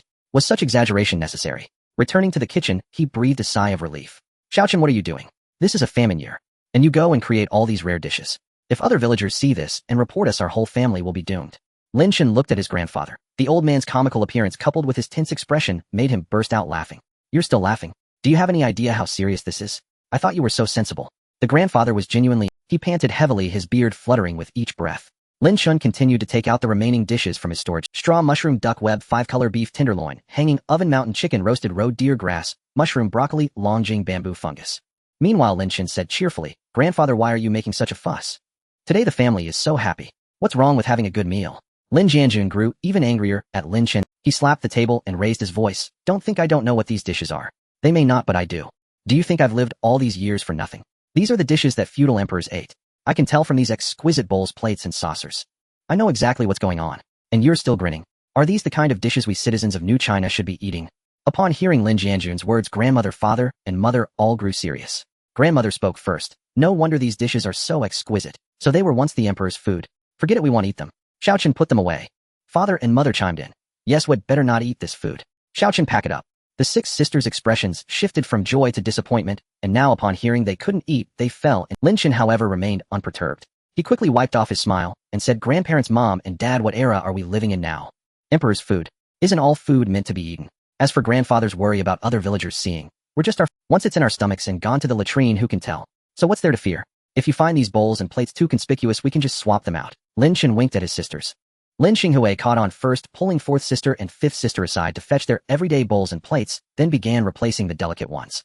Seeing that there weren't enough old dishes, Lin Chen exchanged for more from the emotion space and tossed all the replaced fine tableware into his storage. "Xiaochen, you've made so much food. Our family can't finish it tonight. I doubt we'll finish it all day tomorrow." Mother Wang Xiulan said worriedly. "Mom, don't worry. We have a fridge, right? We can just store the leftovers. The fridge is already full." At his mother's reminder, Lin Chen realized he had stuffed the fridge with various canned goods. But what did that matter? If the fridge was full, he'd just exchange for a freezer. So he went to where the fridge was and placed a freezer. Then on Wang Xiulan's suggestion, the family stored most of the 108 dishes of the manhan xuanxi in the freezer, leaving only 11 dishes. As his mother put it, one dish per person was already a luxury in such times. After this little interlude, the Lin family sat down to enjoy the delicious feast. Emotion points from Lin Jianjun 6666, from Lin Jinhua 888 from. The next morning at dawn, the piercing sound of a whistle jolted Lin Chen awake. His eyes were still heavy with sleep, for he had stayed up far too late the night before. There was no helping it. The game Black Myth Wukong was far too enthralling, and he had lost track of time playing it. Lin Chen rose, dressed himself, and was soon greeted by the resonant clang of a gong. That was the signal for the brigade to assemble. His grandfather had informed him the previous evening today not only their family, but all members of the production brigade were to rise early, prepare their tools, and join the effort to hunt sparrows. Lin Chen glanced at the emotion mall. Today's featured item was the artificial rain device. It seemed the system possessed a keen sense of awareness. Everyone knew it had not rained for a very long time.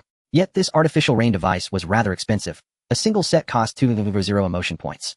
Although the total emotion points in the mall had already surpassed 15 million upon careful calculation, that would only afford a few such devices. He decided not to dwell on it for now. When the system tasks updated, he would donate a few sets and let the higher-ups make their own arrangements. Meanwhile, his 6 older sisters, like Lin Chen himself, had taken out their own slingshots. His father retrieved a long and used fowling piece from the cellar, while his mother shouldered a carrying pole, and together they marched in a grand procession toward the brigade headquarters.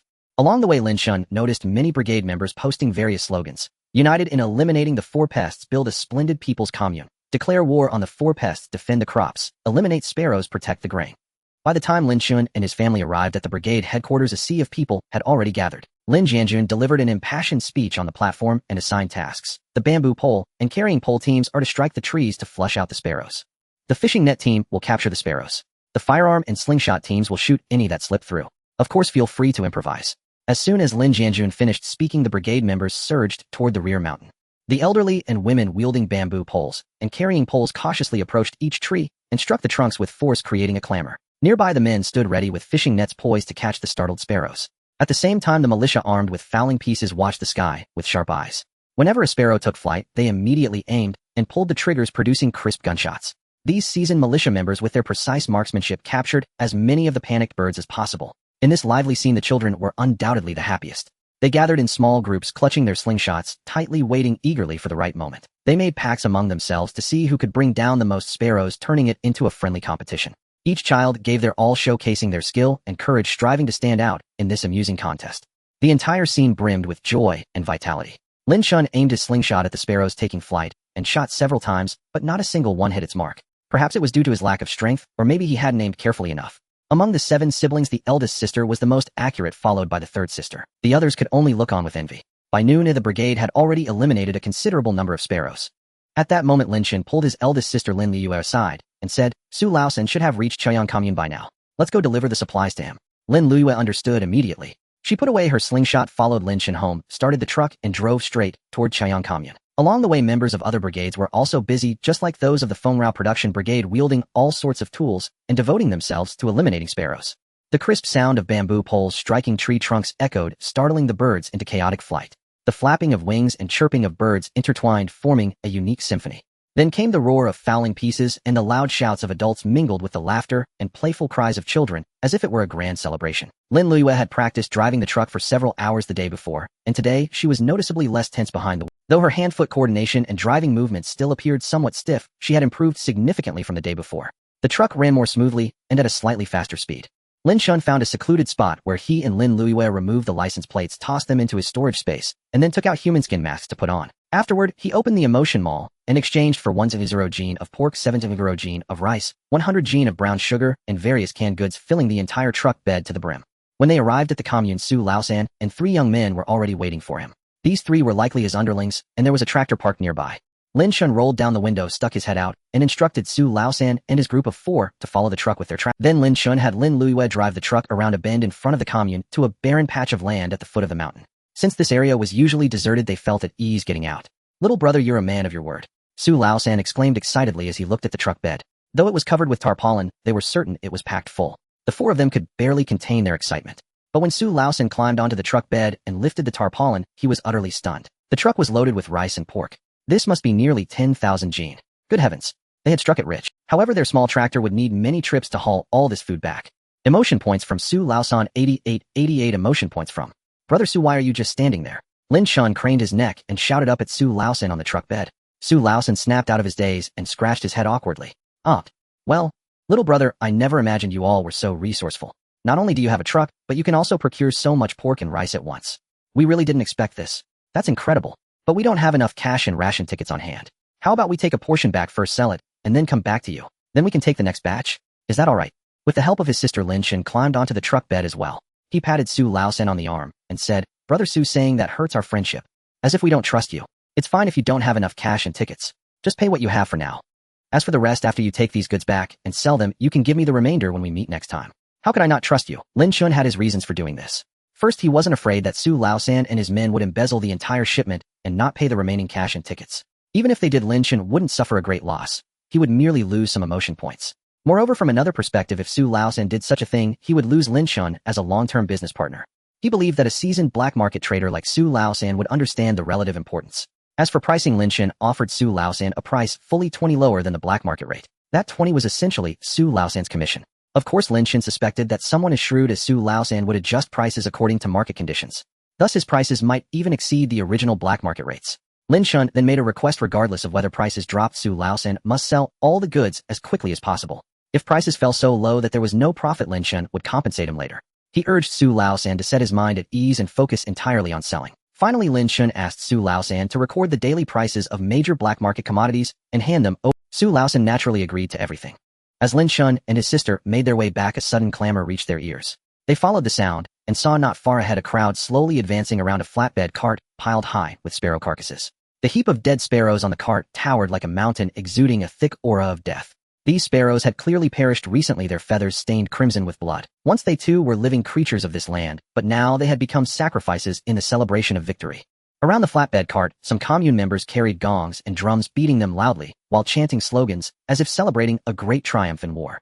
Their faces beamed with joy and pride, seemingly immensely proud of what they had done. Lin Chen watched silently, recalling how he himself had taken part that morning with a slingshot in hand. A surge of complex emotions welled up in his heart. Lin Chen felt as if he too was an executioner, even though he hadn't managed to bring down a single sparrow all morning and had found it somewhat amusing at the time. Yet this turmoil of emotions lasted only a moment. Snapping back to reality, Lin Chen felt there was no helping the situation. After all, the drought since last year had caused massive crop failures, leaving people struggling to survive, let alone the sparrows. And so the lives of these sparrows were merely a microcosm of the era's relentless tide. These sparrows would likely be distributed among all the commune members, wouldn't they? After all, even a sparrow is still meat. Just then Lin Chen looked up at the sky ahead and noticed a large patch of dark clouds that had drifted in unnoticed. Is it going to rain? But it hasn't rained in over 2 months. Lin Luyue remarked as she drove the truck. Clouds don't always bring rain, but rain can't fall without them. Lin Chen suddenly recalled a new item refreshed in the emotion mall today, the artificial rain device. With clouds overhead, why not give it a try? Sis, find an empty secluded spot to stop. Or take that turn ahead. The open ground over there looks perfect. Lin Luyue parked the truck and helped Lin Chen climb into the cargo bed. There Lin Chen exchanged a set of artificial rain devices from the Emotion Mall, placing them directly on the truck bed. To Lin Chen's surprise, redeeming the artificial rain device required not only 200 emotion points, but also 200 emotion points per chemical shell for the rain. Moreover, a minimum of 100 shells had to be redeemed at once. In other words, a full set of artificial rain devices actually cost 400 emotion points. Lin Chen meticulously studied the manual and operating instructions, grasping every step and detail. He worked closely with Lin Liyue, precisely aiming the launcher at the dark clouds. Then they carefully loaded the chemical shells into the launcher, following the specific procedures outlined in the manual. With everything ready, Lin Chen took a deep breath and pressed the start button. Instantly, a dazzling burst of flame shot from the launcher, accompanied by a deafening roar as the shell soared into the sky like a meteor. As the shell ascended, it gradually vanished into the clouds. Following the manual's procedures, they launched 3 more chemicals. After the 4th shell disappeared into the clouds, Lin Chen and Lin Liyue watched the sky intently, hoping these 4 shells would work their magic. Time ticked by and anxiety gnawed at them. Just then Lin Chen felt a chill on his forehead. He touched it and found it. A single drop of water had landed on his forehead. He looked up and saw the dark clouds gathering into a dense oppressive. Then he heard a faint patter as raindrops began to fall. Over time the sound grew louder, eventually turning into a torrential downpour. Lin Chen stowed the artificial rain device back into his storage space, then climbed down from the truck bed with Lin Liyue's help. Brother, this thing of yours is truly miraculous. It really made the clouds rain. Even more powerful than the Dragon King.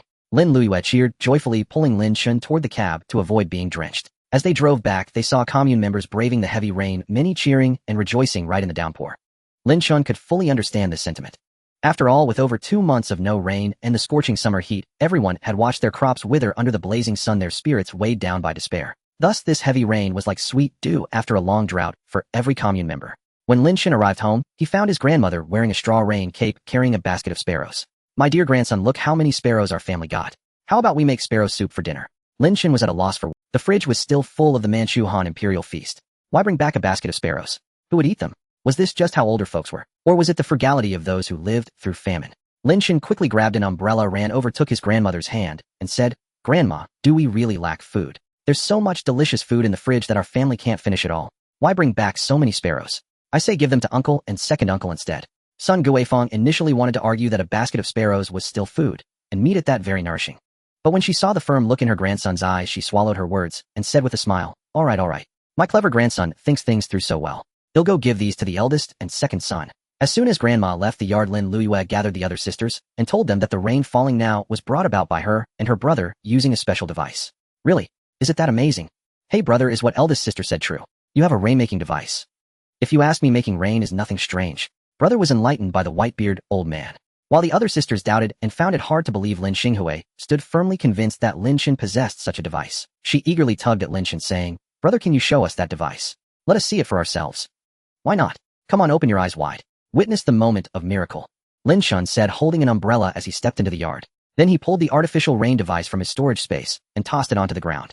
The young girls curiously gathered around, touching the launcher in amazement. Emotion points from Lin Wanchun, 666 emotion points from Lin Xinghui, 666 emotion points. The Lin family dinner was naturally quite lively, and tonight was no exception. Mother Wang Xiulan took 15 dishes of a lavish feast from the freezer as strongly requested by Lin Chen. Since the dishes were frozen and needed thawing, Lin Chen thought of the microwave oven. He promptly made a wish for it in the emotion. He spent 100 emotion points and successfully wished for a microwave oven. Then he exchanged another 100 emotion points to obtain it. A warning rang out stating that household microwave ovens were not products of this era. The host could use it personally, but must never let it fall into outside hands, or the system would crash. Lin Chen plugged in the microwave and guided his family on how to use it. He then placed each dish his mother had taken from the freezer into the appliance to thaw and heat. With the aid of this modern technology, all 15 dishes were fully heated in the blink of an eye. The family gazed at the miraculous machine, utterly astounded. During dinner, Lin Jianjun announced that starting tomorrow, all members of the Chaiyang commune, as well as the nearby Guangming and Shengli communes, would be mobilized. They planned to build a large reservoir in the mountain hollow behind the Fengrao Brigade. Though called a large reservoir, it wasn't actually that vast. Once completed, it could supply drinking water and agricultural irrigation for the entire Chaiyang commune, and even the two. It would also generate electricity, solving the lighting problems for the members. From then on, the 3 communes would no longer be. Lin Chen thought this was excellent news. If the whole commune had electricity, the other members wouldn't care about the Lin family having it. He had been worried about their electricity being discovered. Although they could blame it on the patriotic overseas Chinese, it would still come. The next morning, Lin Chen's first act upon waking was to open the emotion mall. The total emotion points had already exceeded 20 million. The people of the 5 northern provinces were incredibly supportive. He then checked the latest refresh in the mall, which featured that was good. Yesterday had seen artificial rainmaking equipment, and today well drilling gear. It seemed the system was aware of the ongoing drought. At that moment, the open space behind the Fengrao production brigade was bustling with a lively crowd, unusually noisy. The entire Chaoyang commune had mobilized nearly 10,000 members to build the reservoir.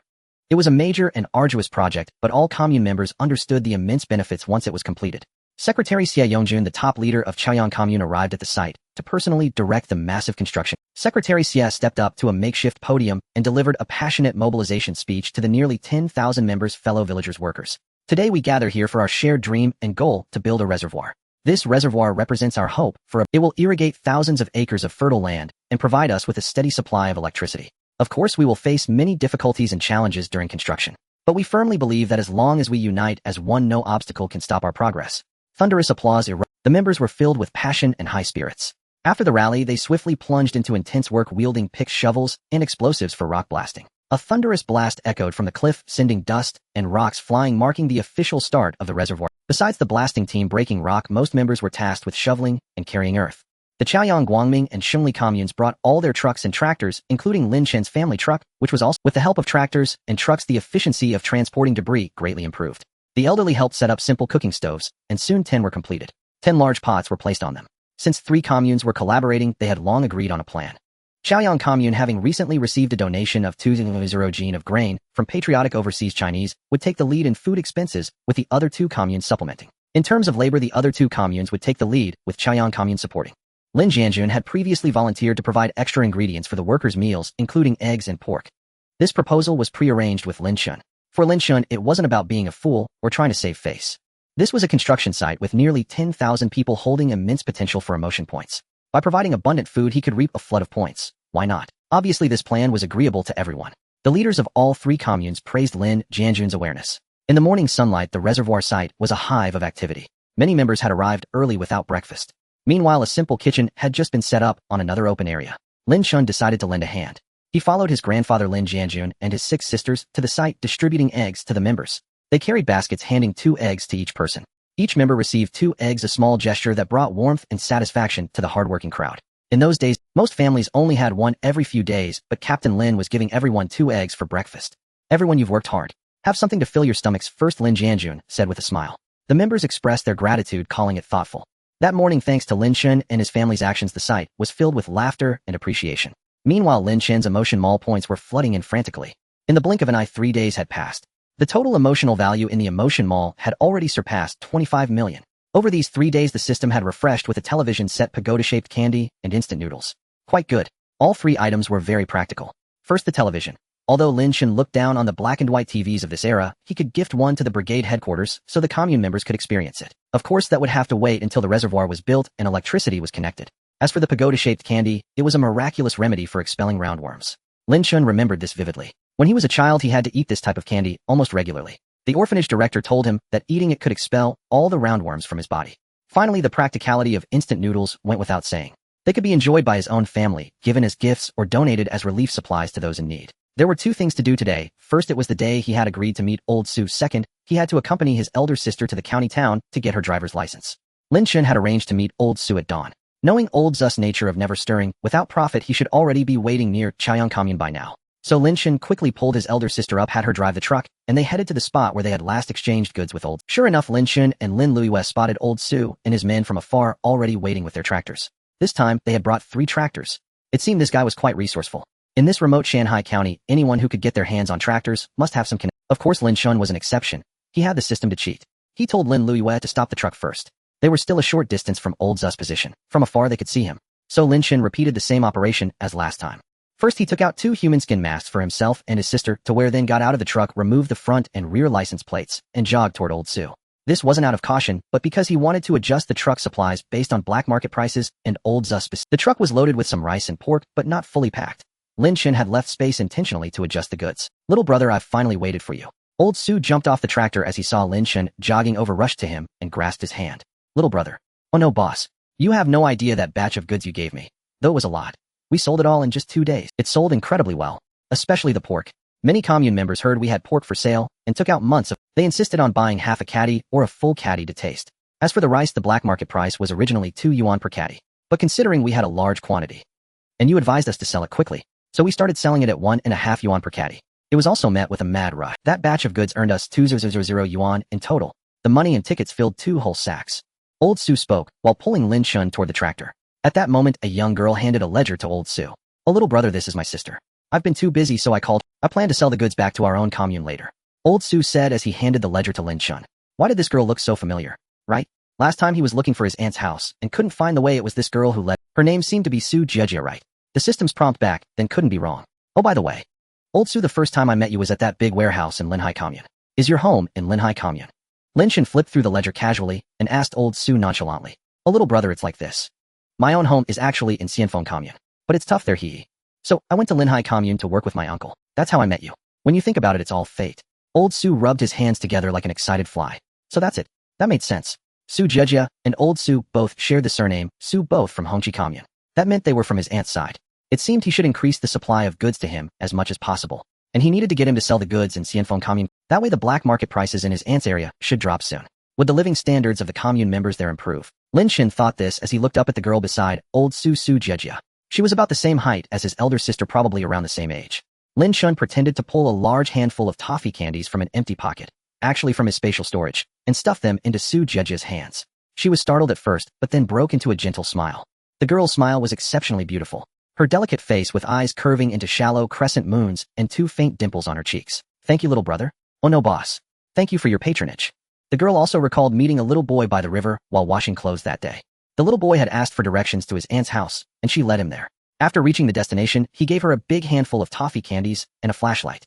This left a deep impression on her, especially the gesture of him stuffing the candies into her hand, which was almost identical to the boy before her now. In a daze, the girl almost thought the 2 boys were the same person.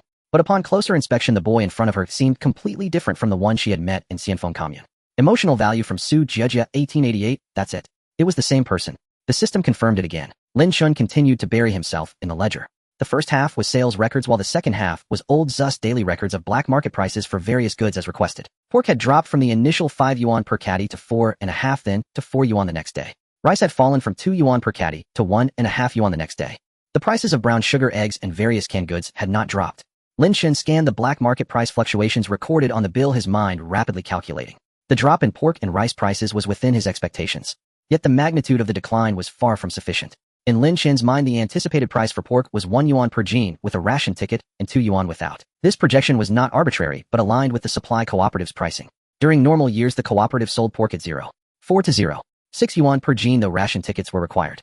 Given the famine and the costs incurred through Su Laosan's network, Lin Chen factored these into the price. Transportation expenses also contributed, making 1 yuan per jean with a ticket reasonable. The rationale for the ticketless price of 2 yuan per jean was equally straightforward. Amidst widespread scarcity, many commune members holding ration tickets still couldn't procure pork. Thus, those with tickets represented the core demand for pork and deserved priority. Beyond that, many commune members craved dietary variety and would willingly pay double for pork without tickets. For rice, Lin Chen anticipated a price of 3 mao per jean with grain tickets and 5 mao without. 5 mao per jean might seem modest, but compared to the cooperative's 5 finite was a tenfold increase. Yet Lin Chen had to account for Su Laosan's various overheads. As for brown sugar, eggs, and canned goods, their prices were. This was understandable. Brown sugar was precious and people conserved it, but the primary reason was Lin Chen's insufficient. Eggs, on the other hand, were ubiquitous in households. With prices already low, there was no room for further reduction. Consequently, Lin Chen decided to halt egg supply. As for canned goods, their stable prices likely stemmed from public unfamiliarity. Viewed as luxuries, people preferred pork over cans. Thus, Lin Chen also suspended canned goods supply. Having sorted his thoughts, Lin Chen instructed Su Laosan and the others to wait. He then jogged back to Lin Liyue. With Lin Liyue's help, Lin Chen climbed onto the truck bed, increasing the rice to 800 jean and pork to 2. He also placed 200 jean of brown sugar on top. The truck was now visibly overloaded, struggling to move, but they arrived shortly. Su Laosan's team of 12 was thrilled at the sight of the fully loaded truck. Su Jejia in particular beamed with joy at the towering cargo. Lin Chen directed Su Laosan to arrange unload. Afterward, the two stepped aside and Lin Chen outlined his pricing strategy. Su Laosan was astonished by the proposed pork and rice prices. To Su Laosan, higher prices meant greater profits. But when he voiced this, Lin Chen smiled and explained, "Brother Su, in business, one must not be short-sighted. Flowing water doesn't strive to lead, it endures endlessly. A business that yields sustained profits is, we shouldn't fixate on petty gains. Instead, we must adopt a long-term perspective, committing to sell our goods as cheaply, as widely as possible.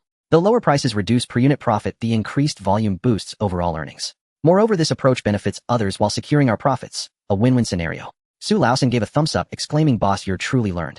Your wisdom astounds me. When we first met, I mistook you for a mere child. Now I see you know far more than I do. From now on, I'll follow your every command. Please guide and teach me." Lin Chen felt gratified by Su Laosan's admiration. He then inquired how long it would take to sell all the goods. Su Laosan estimated 2 days. They agreed to meet again at dawn the day after tomorrow. Oh, one more thing. Procure some large yellow croaker for me. I enjoy it. Also, if you spot cheap fish on the black market, bring everything the day after tomorrow. Su Laosan, though puzzled, dared not question the purpose. Acquiring cheap fish was a trivial task for him, so he nodded eagerly. Lin Chen's motive for having Su Laosan buy cheap fish was purely to facilitate commodity circulation. On one hand, it boosted fishermen's income. On the other, he could distribute the fish to commune members building the reservoir. This would yield a substantial harvest of emotional value. Just then Su Jejia ran over saying, "Boss, you remind me of someone, not just in mannerisms, but even your voice is similar." "Oh, you're Su Jejia, right?" Lin Chen looked up at the girl. Su Jejia's eyes widened like brass bells. "Boss, how do you know my name? I never mentioned it." She turned to Su Laosan, who shrugged. "Just don't look at me. I didn't tell him. Ask him yourself." "But our boss is extraordinary. Securing so much grain and pork during a famine is no small feat. And they have a truck. Our uncle, a commune leader, can only mobilize tractors. Clearly the boss' influence surpasses him. So knowing your name isn't surprising." Su Laosan's self-justification amused Lin Chen. Yet upon reflection, Su Laosan's words rang true. To Su Jejia, however, they seemed fantastical. Her admiration for the young boy deepened. The boss is truly remarkable. Lin Chen basked in her esteem. He dashed to the truck cab, quickly redeemed a box of instant noodles from the Emotion Mall, and handed it to Su Jejia. "It's a rare foreign delicacy. Share it secretly with your family. Don't let others know." The siblings expressed endless gratitude. Emotion value from Su Jejia 88 emotion value from Su Laosan 666. On a summer morning, the sun seemed to climb with exceptional speed. When Lin Chen and his sister set out, the sky was still dimly lit, but by the time they finished exchanging supplies with Su Laosan and his companions, it was already broad daylight. Thus Lin Chen reiterated the instructions he had just given Su Laosan. Only then did he bid farewell to Su Laosan and the others, load 2 sacks of money and tickets into the truck, and drive home to pick up his grandfather, preparing to head to the county seat together to accompany his elder sister in obtaining her driver's license. Lin Chen counted out 20 10 yuan notes along with some grain and meat coupons and stuffed them into his sister's pocket. "Here, my dear driver sister, this is your reward." Lin Liuyue, while driving, pretended to be flattered. "Oh my, then he'll accept it with gratitude. I've been basking in your glory quite a bit these days." By the time they arrived home, grandfather Lin Jianjun had already completed the formalities for the trip. When Lin Chen first traversed into this world, he truly found it hard to adapt. In this era, visiting nearby places was permissible without documentation. However, for any long-distance journey, a certificate from the production brigade was required. For instance, if one wished to go to the county seat, a certificate was necessary. Moreover, the certificate had to clearly state the place of origin, the destination, and the specific purpose of the trip. Lin Chen felt that this measure differed little from the ancient road pass policy. In ancient times, it was meant to prevent the common people from wandering as the rulers sought to anchor them to the land. But in this era, which was already a new Huaxiao, why was a certificate still needed for a long journey? Lin Jianjun swiftly climbed into the passenger seat and sat down. A benevolent smile spread across his face as he carefully lifted Lin Chen and placed him on his lap. Lin Liuyue sat in the driver's seat, her demeanor composed, her gaze steady and brimming with confidence. She started the truck with practiced ease. A low rumble ensued, and the vehicle began to move forward, slowly advancing along the winding mountain road. In those days, the tunnel leading to Shanghai County had yet to be built, so they had no choice but to take this rugged path. As the truck drove on, Lin Chen could feel the body of the vehicle swaying unsteadily, as if it might lose balance at any moment. He gripped the seat tightly, his heart racing, a surge of tension and unease welling up within him. After all, he was riding in a truck driven by a novice, and on such a steep mountain road at that. Lin Liuyue, due to her lack of experience, also grew tense. Beads of sweat dripped from her forehead, like a broken string of pearls falling drop by drop. She struggled to control the steering wheel, carefully avoiding the potholes and protruding rocks in the curves. With every turn, the truck tilted, sending a chill of fear through the passengers. Lin Chen stood up, grabbed a rag from beside him, and wobbled over to the steering wheel. Gently, he began to wipe the wheel, which was already soaked with his sister's perspiration. "Don't be nervous. Just drive like we did on flat ground." "Good. That's good. We're heading downhill now. Shift into a low gear in advance, and use the engine's braking to help slow down the vehicle." As the journey continued over the bumps, Lin Chen felt as though his small frame was about to be jolted apart. Moreover, riding with Lin Liuyue, a novice driver on the winding mountain road, kept him in a constant state of anxiety. Under the dual torment of physical and mental strain, by the time they reached their destination, Lin Chen found he could no longer walk.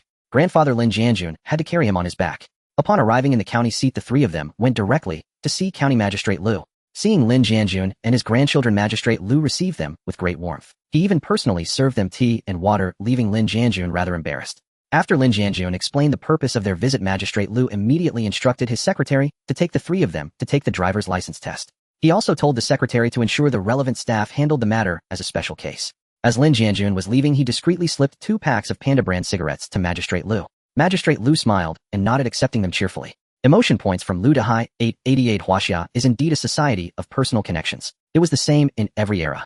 With the special instructions from the county magistrates, Secretary Lin Luyue's driver's license test naturally went smoothly. In reality, the test consisted of Lin Luyue driving the truck around a few wooden stakes, making several circles, after which the relevant staff issued her driver's license.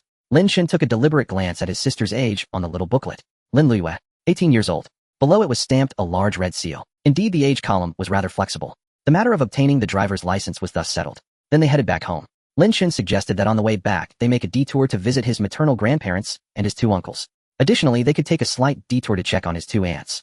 After all, as far as Lin Chen could recall, his 2 aunts had been quite kind to him. Even when their own grain supplies were not abundant, they often managed to spare some to help Lin Chen and his family. Now that Lin Chen had the emotion mall, this miraculous tool, there was no reason not to repay their kindness.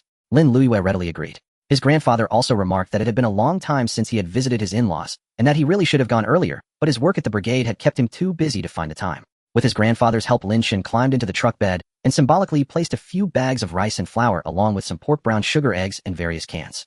As soon as the truck drove into his maternal grandfather's Xiangyang commune, a group of children gathered around. For the rural children of this era, a truck was a rare sight. So out of curiosity, they ran over, as if watching a spectacle. Lin Luyue drove the truck directly to the front of her grandfather's thatched cottage before stopping. The commune members who loved to watch the excitement also gathered around, and the crowd grew larger and larger. Grandfather Wang Fuqiang and grandmother Ma Yuhua, hearing the commotion, both emerged from the thatched cottage. When they saw the large truck parked in front of their house, they were stunned speechless. And when they saw their eldest granddaughter Lin Luyue in the driver's cab, they were even more bewildered. But soon their expressions shifted from shock to delight. Could their eldest granddaughter drive a truck? She had actually driven. By then, Lin Chen and his sister, along with grandfather Lin Jianjun, had already gotten out of the vehicle. "Oh, my dear in-laws, it's been so long." Grandfather Lin Jianjun took Wang Fuqiang's hands and exchanged pleasantries. He then immediately pulled out a Panda brand cigarette from his pocket, handed one to Wang Fuqiang, and took out a match to light it for him. A fine cigarette." Wang Fuqiang took a deep drag, then blew out a perfect smoke ring before continuing. "Old Lin, what have you all been up to? How did you end up driving a truck?" It seemed that the story of their youngest son Lin Baohua had not reached the Xiangyang commune. Perhaps it was due to the mountains separating the Chaoyang and Xiangyang communes, making travel inconvenient. Lin Jianjun had only entrusted someone to tell his 2 daughters about Lin Baohuo's deeds, so it was only natural that his in-law's side remained unaware of the matter. Thus Lin Jianghuo briefly explained that Lin Baohua had gone abroad, become a patriotic overseas Chinese, donated supplies to the motherland, and also contributed generously to their hometown. Of course, the truck in front of their house was also a gift from him. Wang Fuqiang and Ma Yuhua were stunned speechless. Yet the evidence was right before their eyes. The 2 elders had no choice but to believe it. Especially the large truck parked before the thatched cottage. It was in these times which ordinary family could afford a truck. Wang Fuqiang's emotional value 6,666. Ma Yuhua's emotional value 5,555. By now the members of the Xiangyang commune gathered around the truck were already buzzing with discussion. "Oh, so these are Wang Fuqiang's in-laws. What a grand display, arriving in a truck. Hey, have you seen what— Oh, let me see. Well, what do you know? There's quite a lot. Rice, flour, and even pork." At that moment someone had already run off to fetch Lin Chen's eldest and second uncles. "Uncles." Lin Chen called out from a distance. "Ah, my nephew is here." The eldest uncle came over and scooped up Lin Chen in his arms. Behind him followed Wang Guden and Wang Erdang. The second uncle also arrived, leading Wang Ludong and Wang Maodang. Seeing Wang Daqiang and Wang Erqiang approach, Lin Jianjun warmly pulled out Panda brand cigarettes and offered them. "Uncles, are you busy? I hope our sudden visit hasn't disturbed you." Haha, Captain Lin is still so refined in his speech. Wang Erqiang served as the deputy captain in the brigade, dealing with a broader range of people and matters. Thus he was more eloquent compared to Wang Daqiang. "We're just idly busy." Lin Jianjun took out matches to light their cigarettes while continuing the pleasantries. "The rice on the truck, 1 sack for each of your 3 households. The same goes for the flour. As for the brown sugar and canned goods, divide them as you see fit. When you finish them, come to my place for more. I still have plenty at home. Relatives should visit each other often. If we only meet once a year during the new year, it feels like we might as well be strangers. If we let our kinship deteriorate like this, we might one day lose the connection without even realizing it." Wang Fuqiang and the others nodded in agreement at Lin Jianjun's words. "These past 2 years have been tough. Every household has been scraping by. We heard your brigade was almost out of food, so we felt awkward about imposing on you." Wang Fuqiang took a drag of his cigarette and said. Lin Jianjun patted his shoulder. "Dear-in-law, that was the past. Now our family is doing well, so from now on, if you face any difficulties, come to us without hesitation. Relatives should act like relatives. Mutual support is what makes the bond last." "Yes, indeed." Wang Fuqiang nodded repeatedly while smoking, unable to contain himself. At this moment, Wang Daqiang, Wang Erqiang, and a few half-grown boys were busy unloading the grain from the truck. Lin Chen and Lin Luyue were not idle either. They handed out a piece of toffee to each of the onlookers. This gesture from Lin Chen naturally caused the emotional value in the emotion mall to refresh wildly. Then Lin Chen pulled his grandfather aside and secretly slipped him 200 yuan, a bundle of ration tickets, and an extra 5 packs of Panda brand cigarettes. Lin Jianjun understood immediately. He quietly took Wang Fuqiang into the inner room and handed over the money tickets and cigarettes that Lin Chen had given him. Wang Fuqiang naturally resisted, vehemently refusing to accept. "Oh-in-law, I've already taken your rice and flour. How can I also take your money and cigarettes? Where would I put my old face?" Lin Jianjun immediately put on a stern face and spoke in a firm tone. "Take it. You must take it. This is the heartfelt intention of our entire family. Keep it for a rainy day. If you encounter any other difficulties in the future, come to us, without hesitation. We are one family, so don't speak as if we are strangers." Wang Fuqiang was moved to tears. "This? How can I ever repay this?" Wang Fuqiang's emotional value 8,888. After unloading everything, Ma Yuhua rushed to the kitchen to start preparing lunch.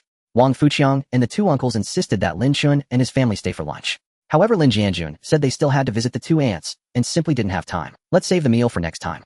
After bidding farewell to his maternal grandfather's family, Lin Chen had Lin Luiyue drive the truck to a secluded spot and stop. With his grandfather's help, he climbed onto the truck bed again, and from his storage space, tossed rice, flour, pork, brown sugar, and various canned goods onto the back. The three returned to the cab, and Lin Luiyue started the truck. "Xiaochen, do you have any more of that money and tickets?" "Give me 2 more sets," Lin Jianjun said, holding Lin Chen in his arms with a gentle tone. "By the way, when we get home, those Panda brand cigarettes, give me a bit more. The ones you gave me before are long gone. I barely smoked any myself, and most of them were given away as favors." It seemed that grandfather Lin Jianjun was quite considerate of his daughters. Not only had he promptly sent word about Lin Baoguo's situation to the two aunts, but Lin Chen had also heard that Lin Jianjun had previously sent 2 sacks of rice to each aunt. Now, besides the supplies on the truck, grandfather Lin Jianjun was asking Lin Chen for 2 more sets of money and tickets. It appeared that this cheap father of the two aunts was quite dutiful. "No problem," Lin Chen said, pulling out a total of 400 yuan and various ration tickets from his storage space in 2 batches and handing them to his grandfather. When Lin Chen and his family arrived at the eldest aunt's house, Aunt Lin Shuzhen was leading several children to water the crops in the fields. Upon seeing the large truck, her first feeling was joy. Although she had already learned from her father's message that the family now owned a truck and that her eldest niece had learned to drive, she was still stunned when she actually saw her niece driving the truck over. "What are you standing there for, Shuzhen? Come and help. And Liu Yue, you too. Help move the rice and flour down." By now, Lin Jianjun had already climbed onto the truck bed. He hoisted a large sack of rice to the edge and called for, "Dad, we haven't even finished the rice you gave us the first time. And you sent 2 more sacks just days ago. Now you've brought us even. Our family can have rice for every meal until the new year." Lin Shuzhen brushed the dirt off her clothes, deftly hoisted a sack of rice, and carried it toward the kitchen. At that moment, the cousins also gathered around to help carry the brown sugar, eggs, and various canned goods. Lin Shuzhen's emotional value 888. After everyone had moved all the supplies from the truck into the house, Lin Jianjun pulled Lin Shuzhen aside and pressed 200 yuan along with various ration tickets into her hands. "Dad, isn't this too much? You've already given us so much grain. How can I take your money too?" Lin Shuzhen quickly waved her hands, trying to return the money and tickets to Lin Jianjun. After all, in these times, a regular factory worker only earned 30 yuan a month. Her father had just handed her 200 yuan. That was equivalent to more than half a year's wages for a city worker. Although she had heard that her natal family was doing better now, but there were 11 mouths to feed in her family. Just the daily consumption of grain alone was enormous, not to mention everything else. How could she possibly accept this money? Seeing his daughter stubbornly refusing the money and tickets, Lin Jianjun had no choice but to put on a stern face and pretend to be angry. "Just take it when I tell you to. Why are you being so hesitant? Don't worry. We have more than enough to eat at home now. When you have time, bring the children by for a visit."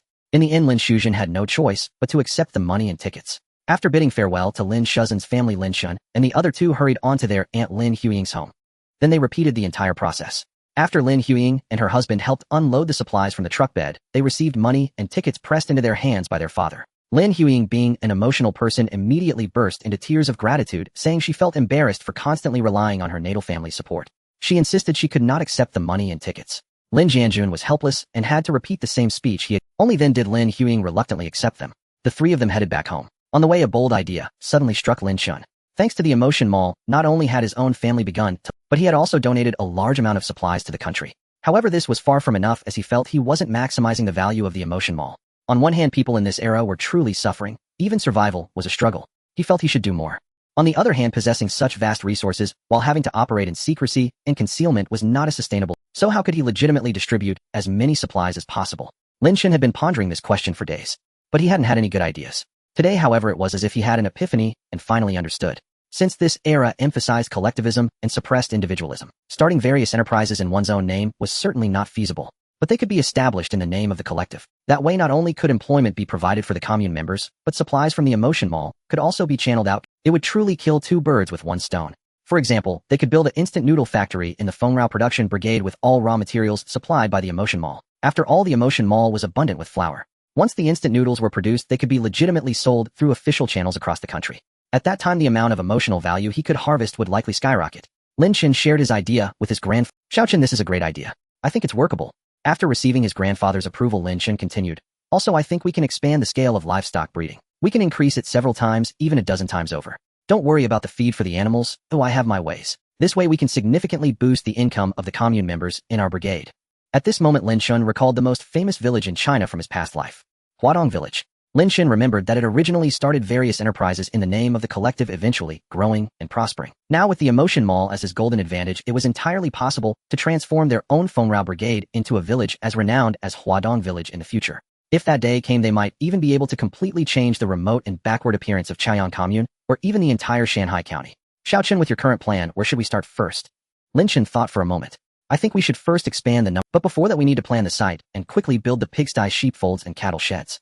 While planning the site, we can start contacting suppliers for piglets, lambs, and calves. Perhaps County Magistrate Liu can help coordinate and make connections. After all, he still owes us a favor.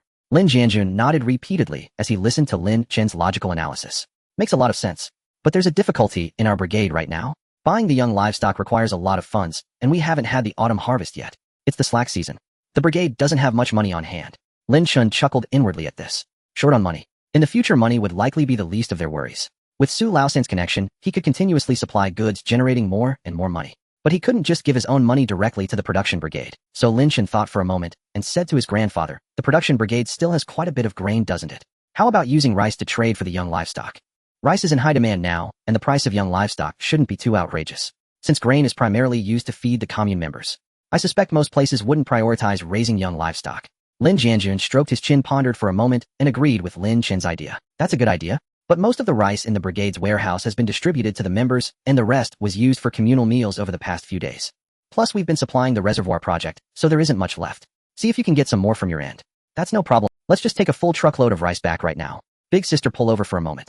Grandpa, please help me get into the truck bed. So after Lin Luiyue pulled over, Lin Jianjun lifted Lin Chen onto his shoulders to help him climb into the truck bed. Lin Chen immediately exchanged 100 gene of rice from the Emotion Mall and dropped it in the bed. With a loud thud, the truck's tires instantly flattened. Lin Jianjun looked at the truck bed full of rice and nodded with satisfaction. Xiaochen, there's another problem. Many of our brigade's able-bodied laborers have been sent to build the reservoir.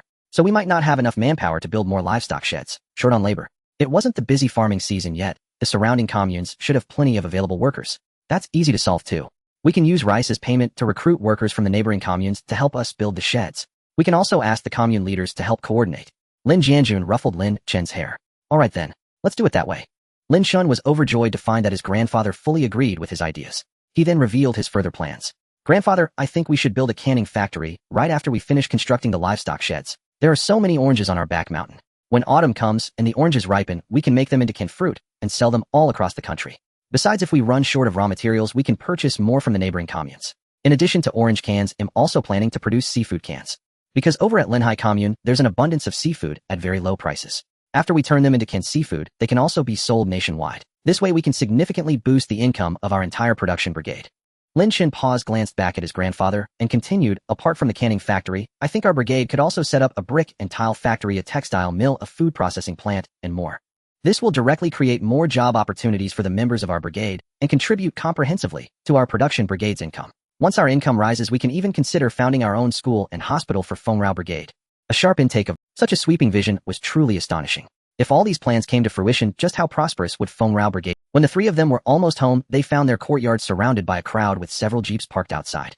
Lin Jianjun instructed Lin Luiyue to drive the truck to the warehouse of the brigade headquarters and have the staff on duty arrange for the rice to be unloaded into the brigade storage. He then quickly got out of the car with Lin Chen and headed home. Lu Dehai spotted Lin Jianjun returning and waved his hands from afar, calling out, "Ah, old Lin, you're back." Hearing Lu Dehai shout, the crowd outside the courtyard turned their gazes in unison toward Lin Jianjun and his grandson. Lin Jianjun jogged over, clasped Lu Dehai's hands, and asked in a low voice, "County Chief, Lu, what's going on? Why such a commotion?" "I was just saying. We saw you 3 this morning, and now it's already late afternoon, and you still hadn't returned.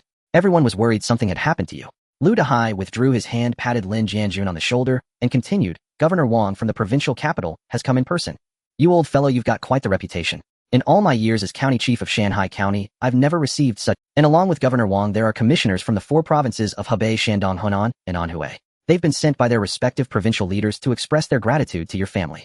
Hearing this, Lin Jianjun was utterly bewildered, grateful to his family. Had they done anything earth-shattering lately? But he quickly caught on. He turned around and looked at Lin Chen behind him.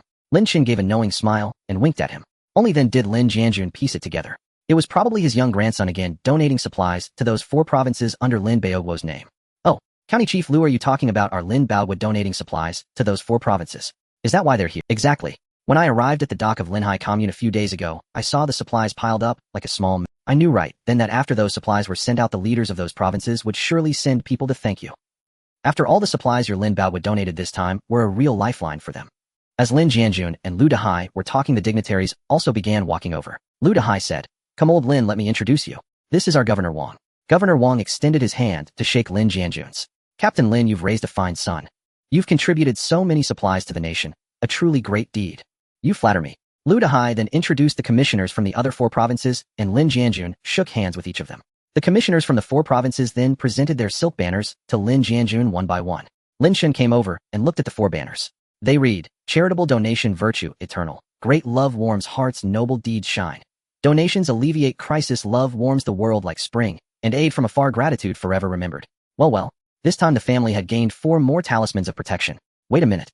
That's not right. Lin Chen remembered that when he sent the supplies, the letter clearly stated they were for the 5 provinces of Shaanxi, Hebei, Shandong, Hunan, and Anhui.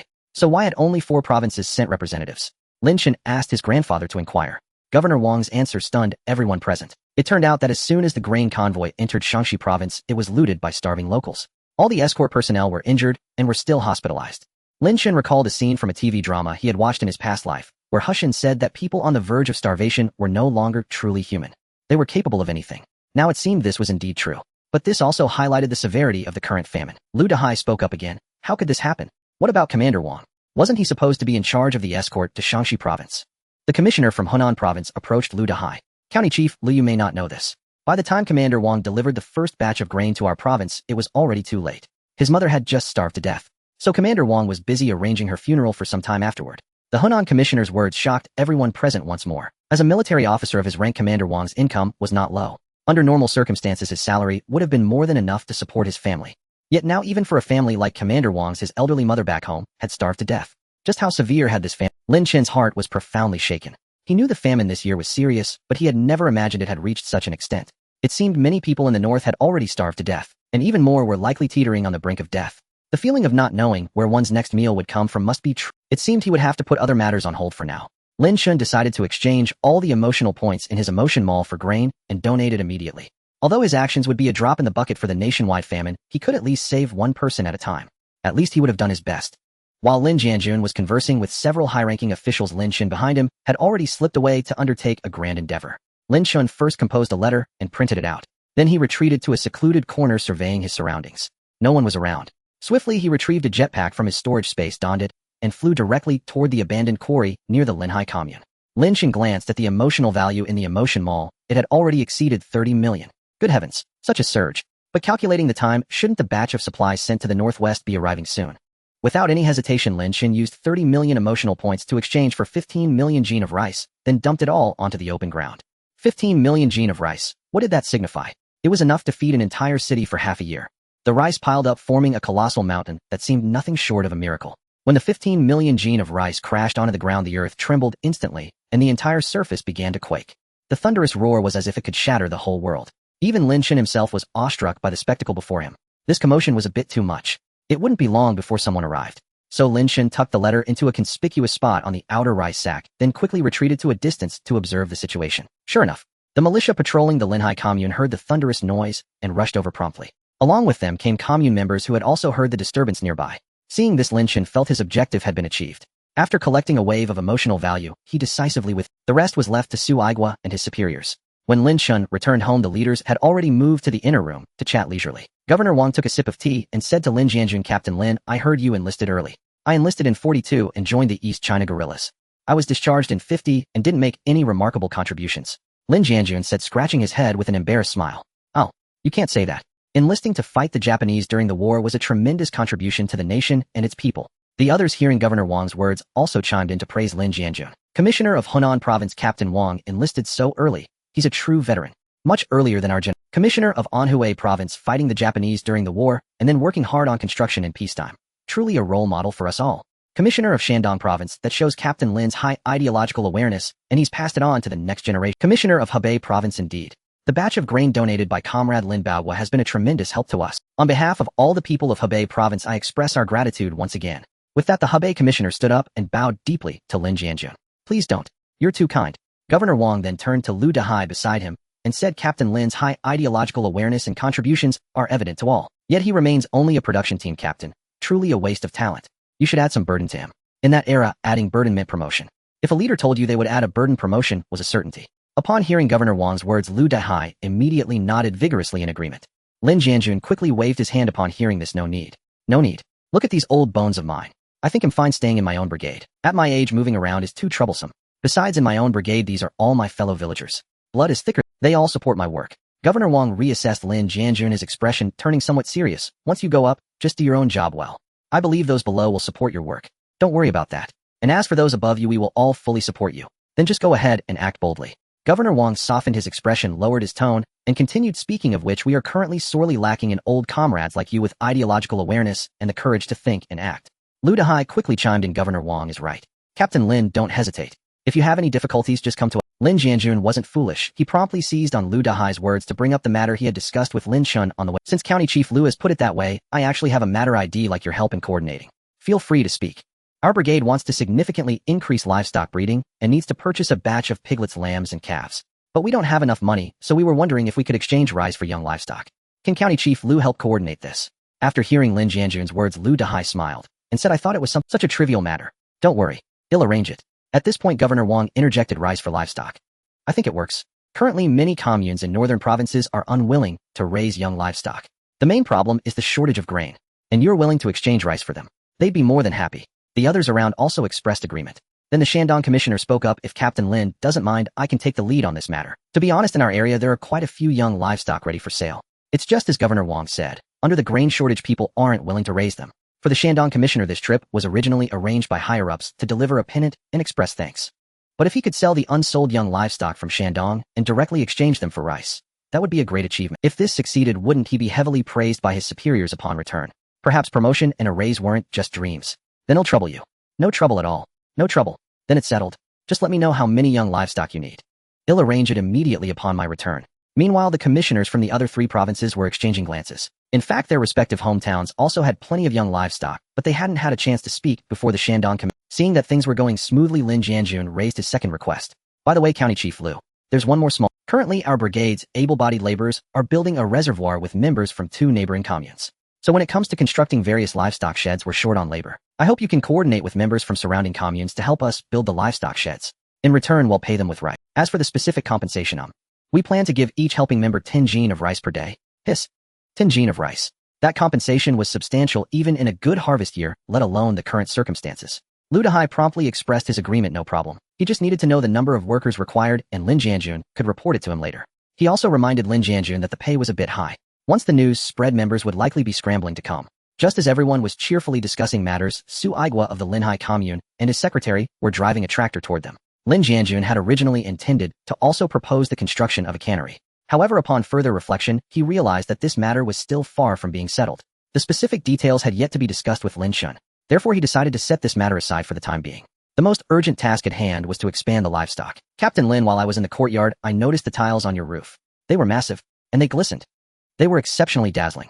May I ask what kind of tiles those are? Of course, it must be my ignorance, for I have never seen such beautiful tiles before. The commissioner from Hebei province remarked with great curiosity. At that moment, Lin Chen squeezed next to his grandfather and addressed the inquisitive commissioner. Those aren't tiles. That's glass. Solar glass. My uncle secretly transported it back from the United States for us. This miraculous glass can collect sunlight and convert it into electricity. The electric light above our heads, for instance, shines because of solar power generation. Oh, so that's it. Ah, Captain Lin, is this your grandson? He looks intelligent and knows so much. At my age, I was still unaware of these things. The Hebei commissioner said. Indeed, American imperialism is not merely a paper tiger, its technology is quite advanced, added Governor Lin Jianjun said. I believe we need not be overly concerned. Given a little time, through the collective efforts of our entire new China, we will surely catch up with American imperialism.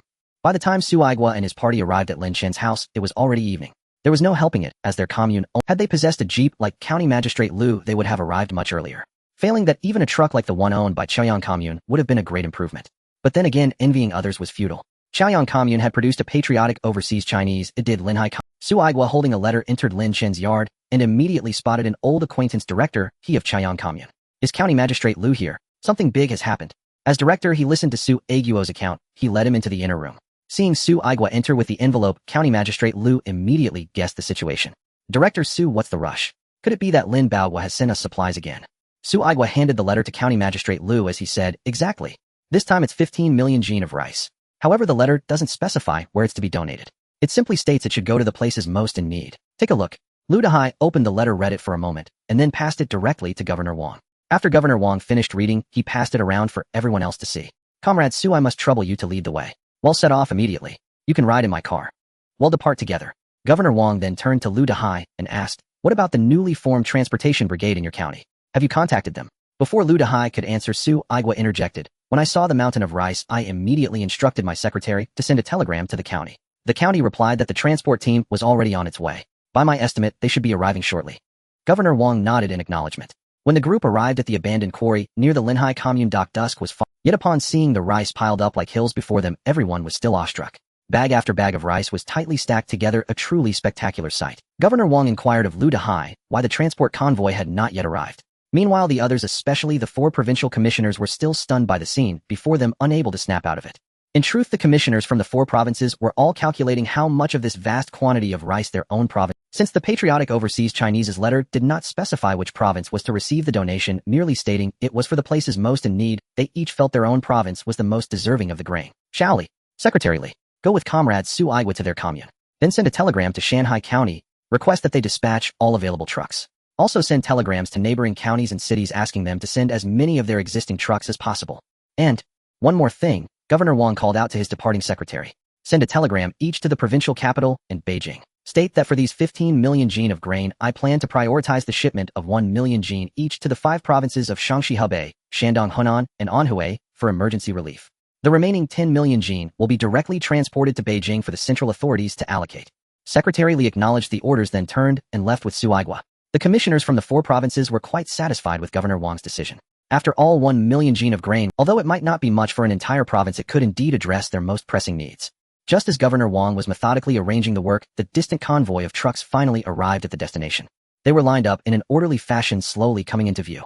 With the arrival of the truck convoy, the atmosphere at the scene became lively. Everyone present swiftly swung into action, beginning to load the rice from the ground onto the trucks. Even Governor Wang unhesitatingly joined the effort, personally carrying 2 bags of rice. Once the trucks were loaded, they drove directly to the nearest railway station.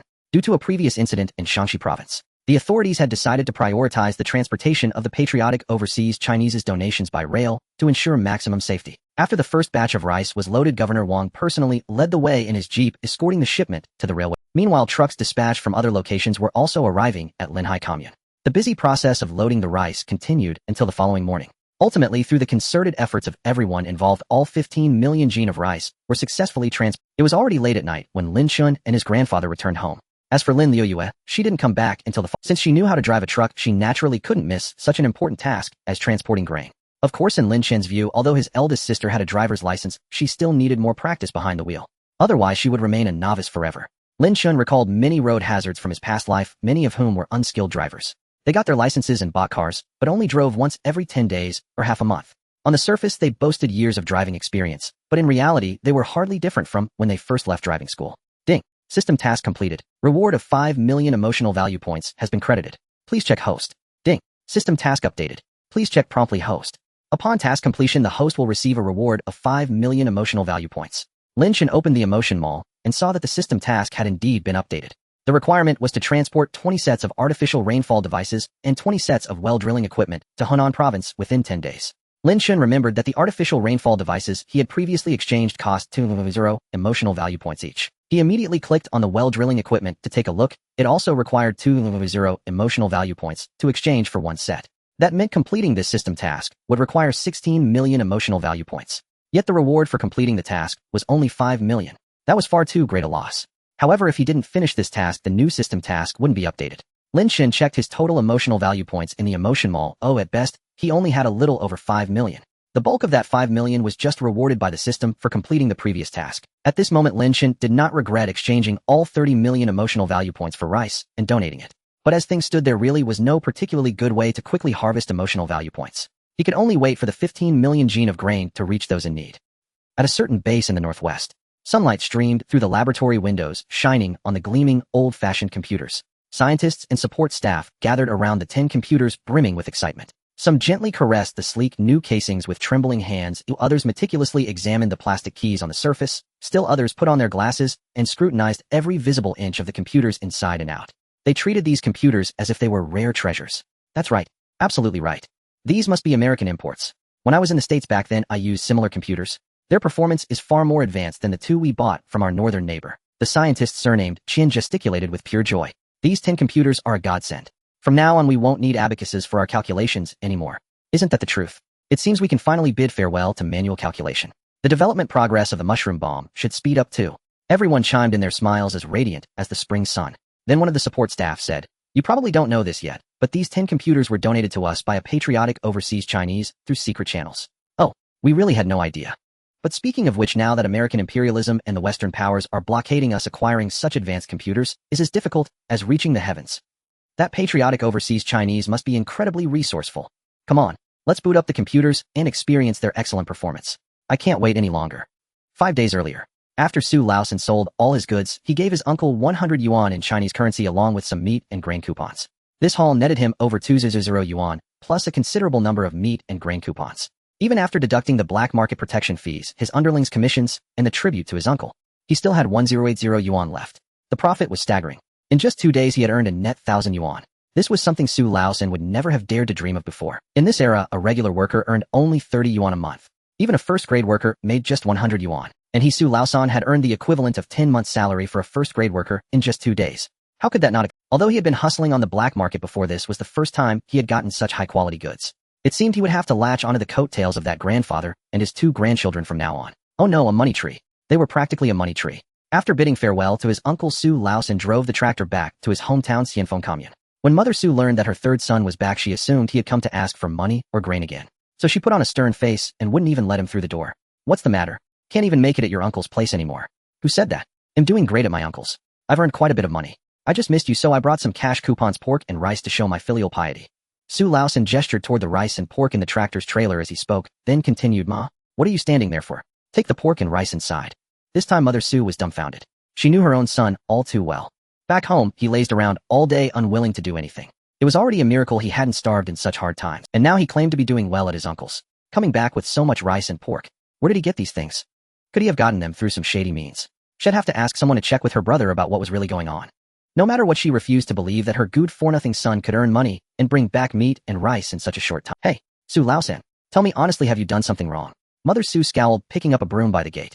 Judging by her stance, she was ready to beat some sense into her unfilial son at any moment. "Ma, I earned all this by selling grain on the black market. If you don't believe me, ask my uncle." Mother Su put down the broom and sighed. Your uncle is something else. I told him long ago to stay out of black market. He never listens. If the authorities catch him, he'll be in big trouble. And you'd better stop this too." Su Laosan frowned in displeasure. "Ma, you don't get it. Great fortune demands great risk. If you don't take risks, how can you ever live a good life? Look at the commune members in our brigade. Every single one of them works from dawn to dusk with their faces to the soil and backs to the sky. And they still don't have enough to eat or wear. I for one refuse to live that kind of life." "Oh, forget it. Forget it." Mother Su sighed again. While Zu's mother and third brother Su were caught in a tug-of war between discipline and being disciplined, Su Jia emerged from the inner room and helped carry the rice and pork from the tractor into the house. She then walked out again and said to third brother Su, "Third brother, I want to go with you to hawk goods at the black market." Upon hearing this, third brother Su immediately jumped down from the tractor. "No problem. Little sister, you've been clever since you were a child. You'll be a natural at trading goods."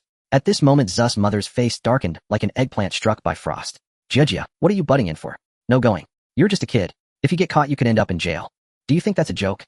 Scolded by her mother, Su Jia pouted and fell silent. But third brother Su, "Mom, don't scare her. Little sister is already 18. She's not a child anymore. What future is there for her stuck in this backwater of pioneer commune? Even finding a good match would be difficult. And what's infuriating is that little sister is a hard worker. When the production team records work points, they only give her 7 points. Why? I see plenty of idle old women in our brigade getting 8 points. Do you think that's fair?" Zu's mother, stung by third brother Zu's retort, grew displeased. You ungrateful wretch. Your little sister is just a girl. Having a job in the production team is good enough. Don't be so picky. Third brother Su, having been out in the world, was quite perceptive. Seeing his mother angry, he immediately put on a cheeky grin. Mom, calm down. Calm down. Hey, raise 500 yuan and some meat and grain coupons for you. Give 100 each to eldest sister and second sister. Use the remaining 300 to improve life for you and dad. Don't be too frugal. As for little sister, let her come with me to uncle's place. Even if she doesn't trade at the black market, she can help uncle with odd jobs. That's better than being stuck in this godforsaken mountain. And don't worry, I'll take all the risks myself. If anything goes wrong and I get caught, whether it's jail or execution, that's on me. I won't involve little sister, and I won't drag you or dad into it either. Thus mother, hearing her son put it that way, found it hard to argue further. We're family. What's this talk of dragging anyone? I'm just worried. Taking the money and coupons from third brother Su, she sighed and continued, what are you standing there for? Get inside, and I'll deliver the money to your two sisters later. As for the rest, I'll keep it safe for now. He'll save it for your future wedding. Such is the boundless love of a parent. It seemed no matter how much money he gave her, she would. So in the future, it might be wiser to give her more grain and pork to truly improve their lives. Fengrao Production Brigade. Brigade headquarters. The main cadres and leaders of each production team gathered together. Captain Lin, you just said we need to greatly increase pig breeding and the number of cattle and sheep, and you plan to trade rice for young livestock. We have no objections to that.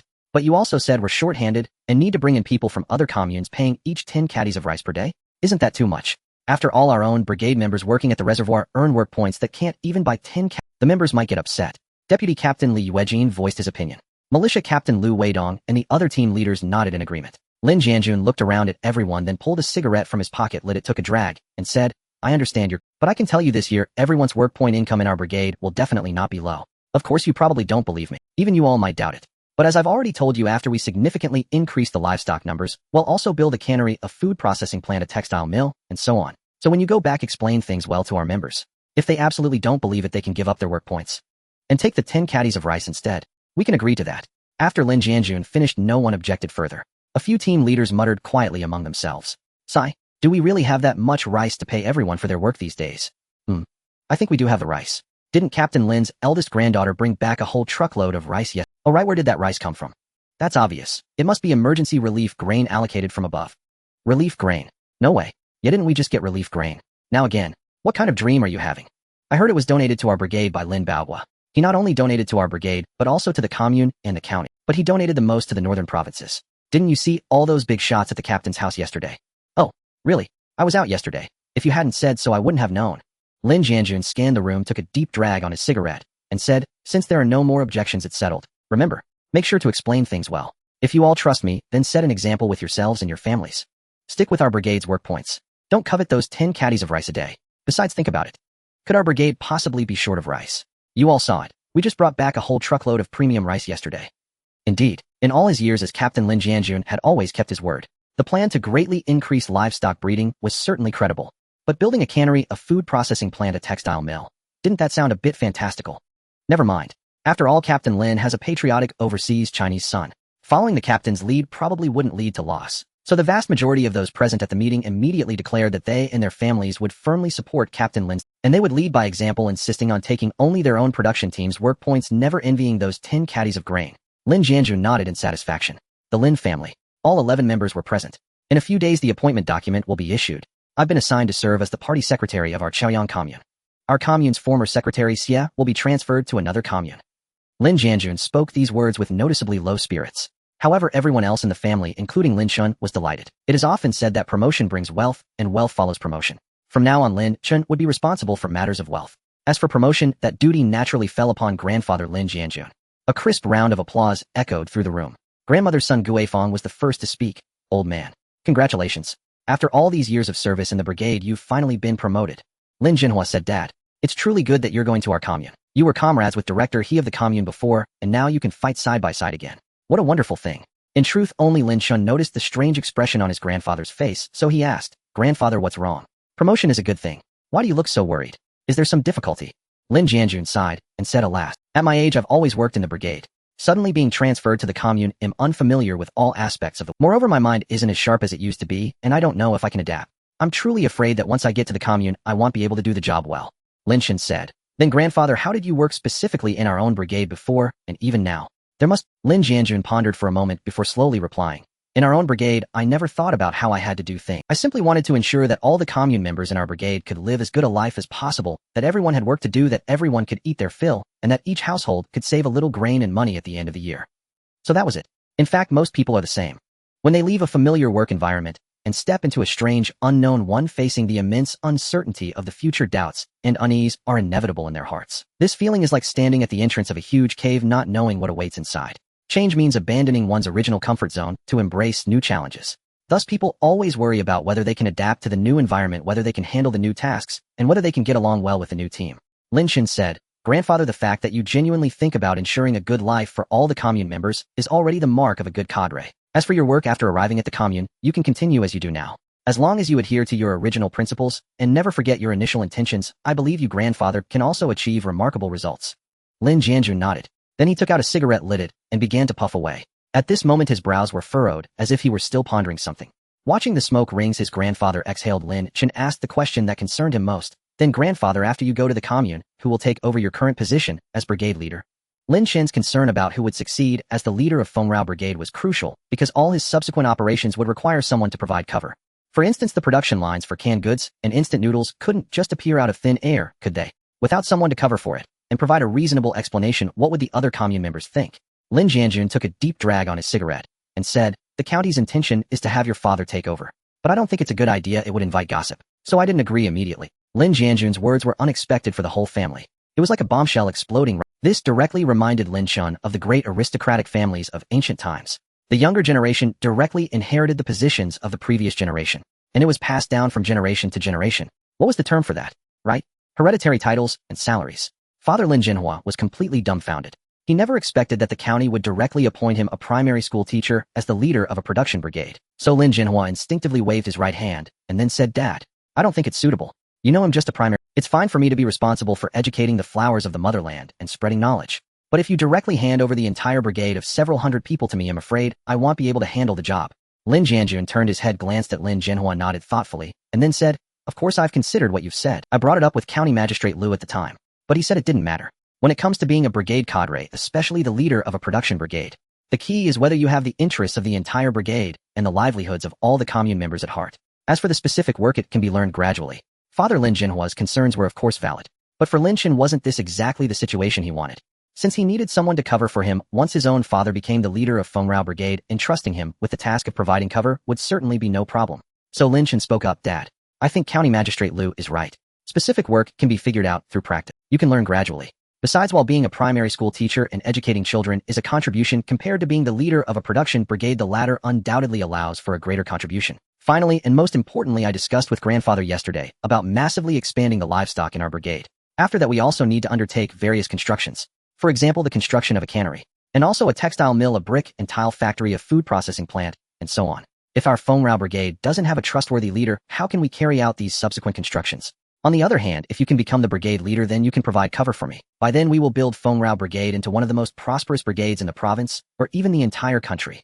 Regardless of what his father was thinking inside, first paint him a rosy picture. At this moment, Lin Liuyue, who had remained silent throughout, said, "I think my brother's ideas are so grand, so impressive.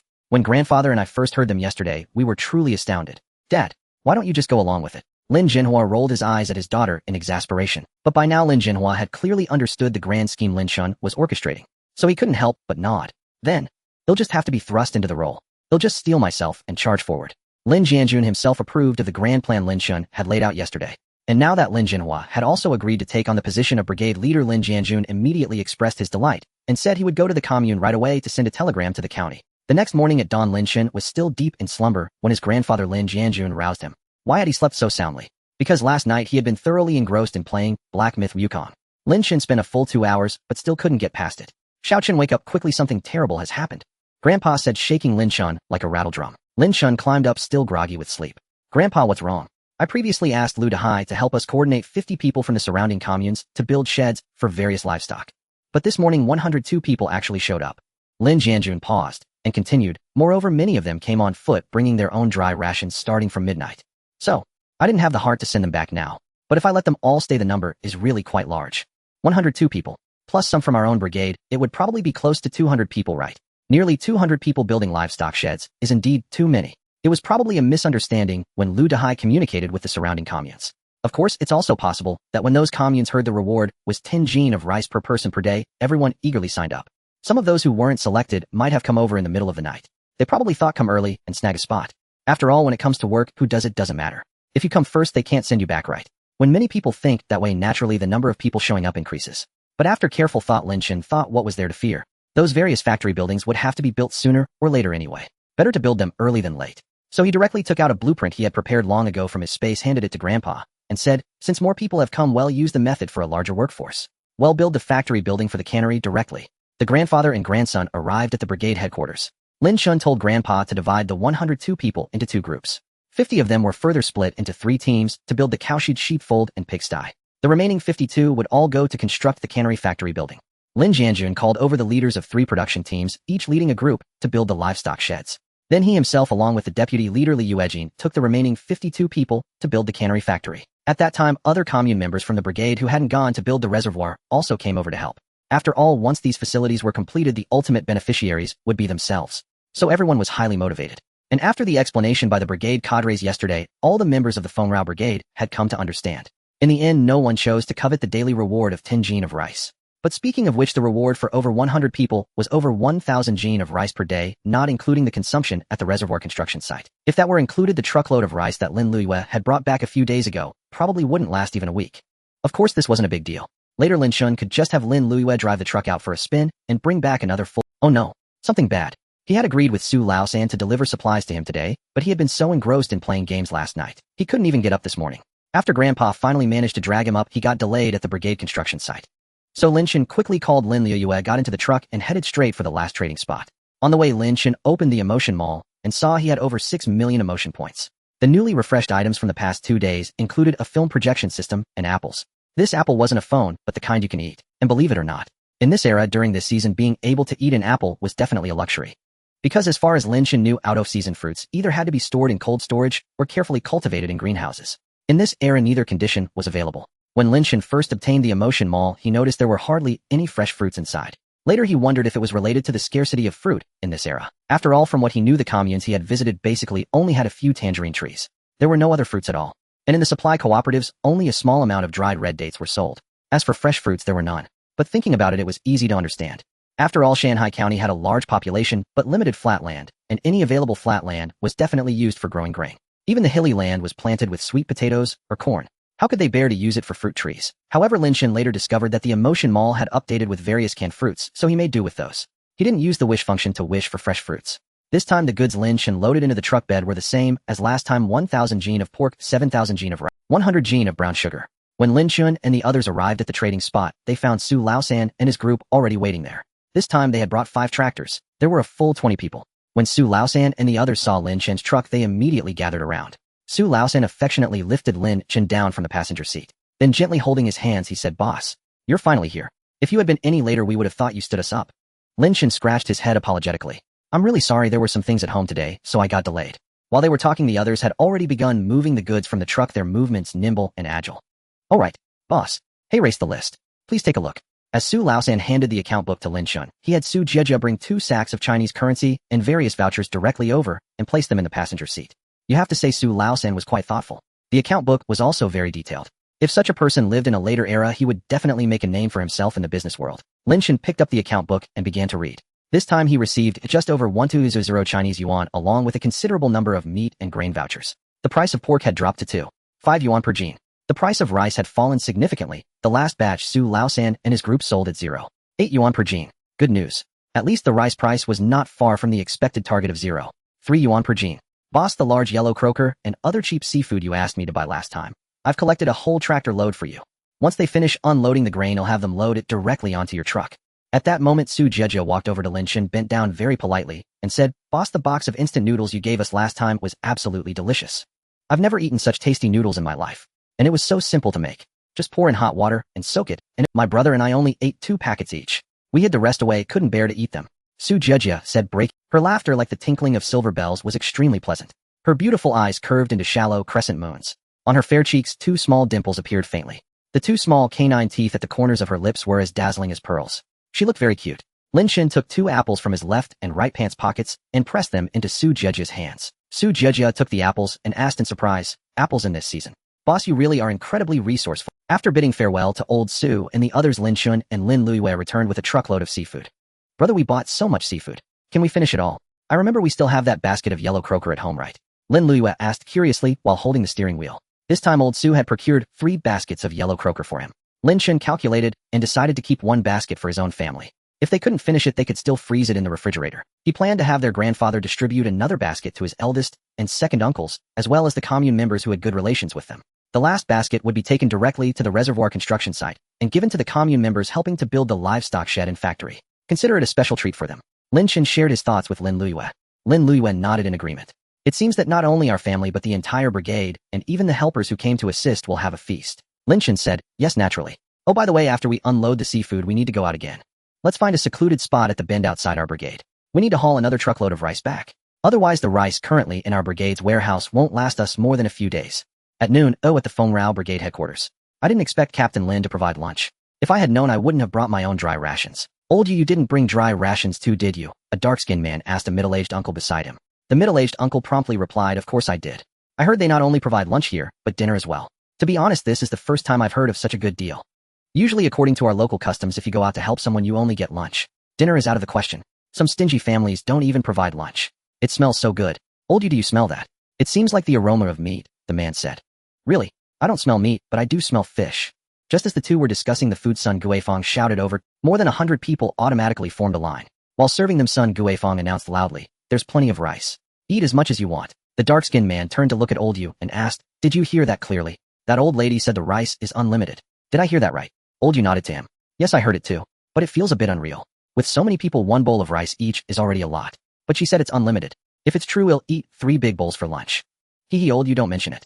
What you just said really stirred up my cravings. After months of eating sweet potato shreds, my stomach feels full of acid. If I can have fragrant rice for lunch today, whether it's unlimited or not, I'll be satisfied. As the line slowly moved forward, the fragrance of the food grew stronger. From the front of the line came continuous praises and exclamations of surprise. The lunch is so lavish. Not only rice, but also cabbage, potatoes, pork, yellow croaker, and razor clams. Exactly. A meal like this, even at home during the new year, we wouldn't have it. Although the dark-skinned man and old you could vaguely hear the commune members at the front discussing how good the food was and could smell the increasingly rich aromas wafting through the air, they were still stunned when it was finally their turn to be served. There were 2 large basins of yellow croaker, 2 basins of pork stir-fried, with cabbage plus potatoes and razor clams. Next to them were 10 more large basins filled with steaming rice piled high, like small mountains. They could see smoke rising from a stove not far away, indicating more rice was being cooked. It seemed that what the old lady had said about the rice being unlimited was true. Time flew like an arrow. 3 days had passed in the blink of an eye. In Chaoyang Commune, Lin Jianjun had taken up his new post. Colleagues from around the area came to congratulate him, and even County Magistrate Liu from Shanghai County personally attended. Captain Lin, I should call you Secretary Lin now. Liu Dehai patted Lin Jianjun on the shoulder. Since you've just taken office, let Director he show you around the work environment and the workflow. If you encounter any difficulties at work, you can send a telegram directly to me. I'll do my best to help you resolve them as soon as possible. Then I'll thank County Magistrate Liu for your trust, Lin Jianjun said as he took out Panda brand cigarettes and distributed one to everyone present. He continued, County Magistrate Liu, our next step is to find ways to speed up the construction of our reservoir. Currently, due to the hot weather, the overall progress is not ideal. I think we can increase the workforce. On the other hand, we can start work at dawn, avoiding the hottest part of the day. Also, I suggest that commune members from the other 2 brigades don't go back at night. We can set up temporary tents for them near the construction site. That way they can start work at the same time as our own brigade members the next day. If these measures are implemented, I believe the reservoir's construction progress will improve. Liu Dehai nodded and said, your suggestion is good. I'll coordinate with the other 2 brigades right away. As for the temporary tents, you can start preparing them immediately. You should know how important this reservoir is to us. Since last year, the nationwide drought has significantly reduced our grain yields. If this reservoir is completed, it can not only irrigate the crops of the surrounding communes, but also provide you with electricity. So I support your efforts to speed things up. Lin Jianjun listened to Liu Dehai while slowly nodding. Then he said, County Magistrate Liu, there's another matter. The commissioner from Lu Province who came earlier has contacted us. He said the livestock younglings have been prepared according to the quantity we reported. My idea is, can our county's transport team make a trip, deliver the rice over there, and bring the livestock younglings back for us? That's certainly no problem. I'll arrange it as soon as I get back. Just then Commune Director He Daliang also walked over. Liu Dehai reached out and patted both Lin Jianjun and He Daliang on the shoulders. I heard you 2 were comrades in the army before. Now it's great that you can fight side by side again. I feel at ease with you 2 working together. He Daliang didn't hesitate and immediately pledged, County Magistrate Liu, rest assured. I will fully cooperate with Secretary Lin's work. Captain Jinhua. Lin Shenhua turned around and saw Deputy Captain Li Yuejin trotting over. Captain Jinhua, the expansion of the cowshed and sheepfold is almost complete. Would you like to come and take a look? In truth, Li Weijin could have addressed Lin Jinhua as Captain Lin. Yet in the hearts of all members of the Fengrao production brigade, there was only one Captain Lin Jianjun, who had led them for so many years. Though Lin Jinhua was not a bad man, and was even a primary school teacher, an intellectual, his prestige within the entire production brigade was far inferior to that of his father Lin Jianjun. Thus Li Weijin chose to address him more intimately as Captain Jinhua. Of course, Lin Jinhua himself paid no heed to such trivialities. His only concern was that he might not perform well as the brigade captain. Alright, let's go take a look together. Along the way, Li Weijin briefed Lin Jinhua on the current livestock inventory of cattle, sheep, and pigs, as well as the remaining supplies in the brigade's warehouse.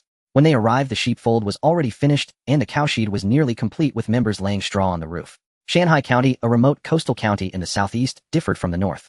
Though surrounded by mountains, there were no wolves or tigers here. Occasionally, members would spot a wild boar, hare, but in the past 2 years these wild animals had nearly vanished, perhaps due to the drought, or maybe because members from neighboring communes lacking fat in their diets hunted too frequently in the mountains. This had led to a decline in wildlife. Everyone, you've worked hard. Please pause your work for a moment. I have a few words to say. Hearing Lin Jinhua's words, the working members stopped their tasks, lifted their heads, and looked at Lin Jinhua and Li Wei. Fellow villagers, hey, race the matter. Our livestock sheds are nearly complete. However, we still lack manpower at the reservoir construction site. If any of you are willing to continue working at the reservoir site, please sign up with me later. The compensation remains the same, 10 caddies of rice per person per day plus 3 meals, but you'll need to stay overnight in the temporary dormitories by the reservoir. Because we need to start work early the next day. This task had naturally been assigned by Lin Jianjun. Having spoken, Lin Jinhua began to scan the crowd. The members from other communes who had been building the livestock sheds had assumed their work would end there.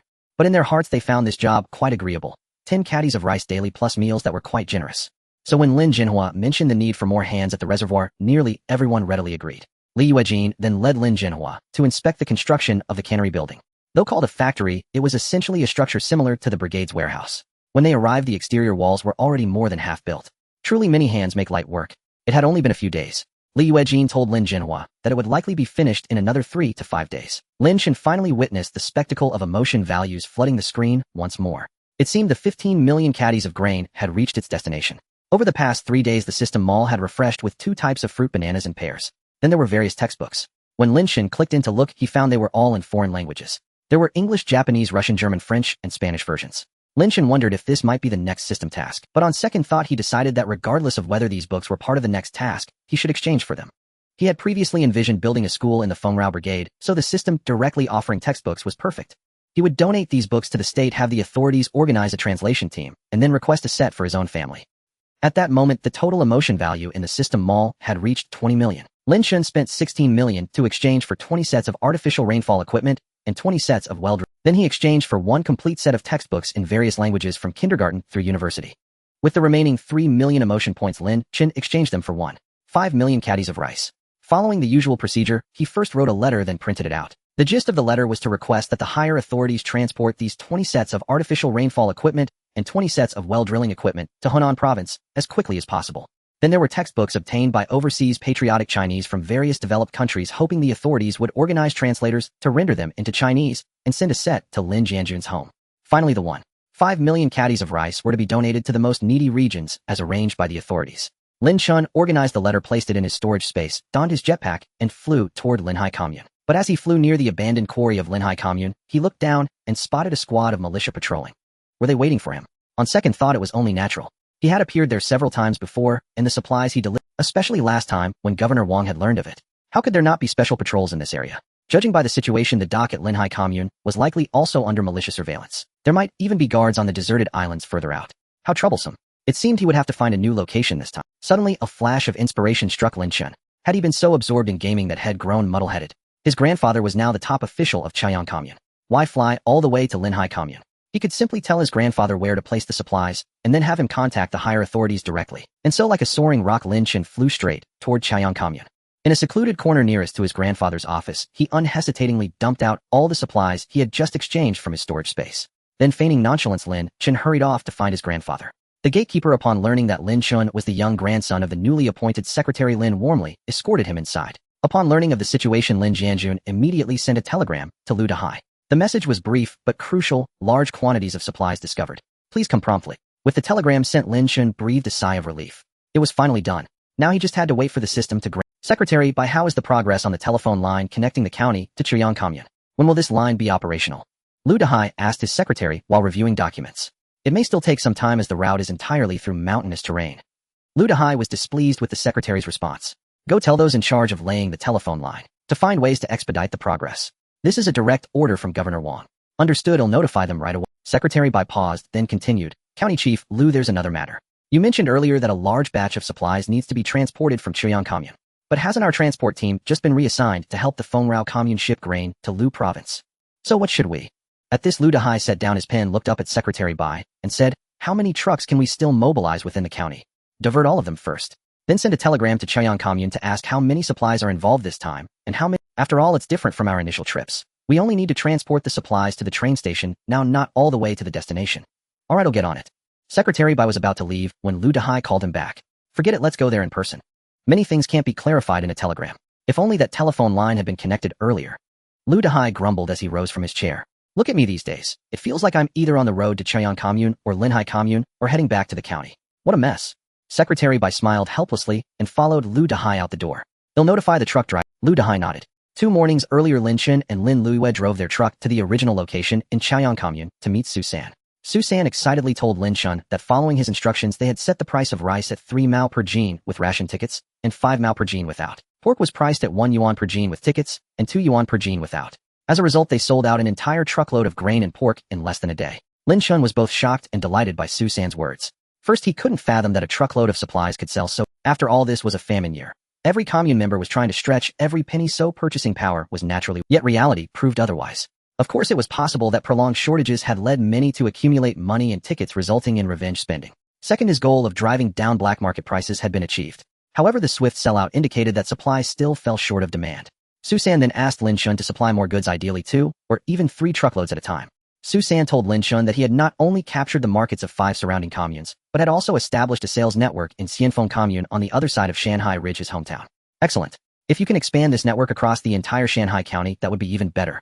Consider spreading our supplies to neighboring counties and cities, or farther. Lin Chen looked at Su San and continued, this time I'll give you 4 times the supplies. Sell them at the agreed price. No increases. Boss, if we don't raise prices, should we continue lowering them? Su San asked tentatively. No more reductions for rice and pork, or well, lose profit. Instead, I'll add more brown sugar and various canned goods. Set their prices according to the market, but don't cut them too drastic. Lin Chen said. Boss, why is that? Lin Chen patiently explained. It's simple. Rice is the most essential. Selling it cheap helps us streamline our channels and benefits the buyers.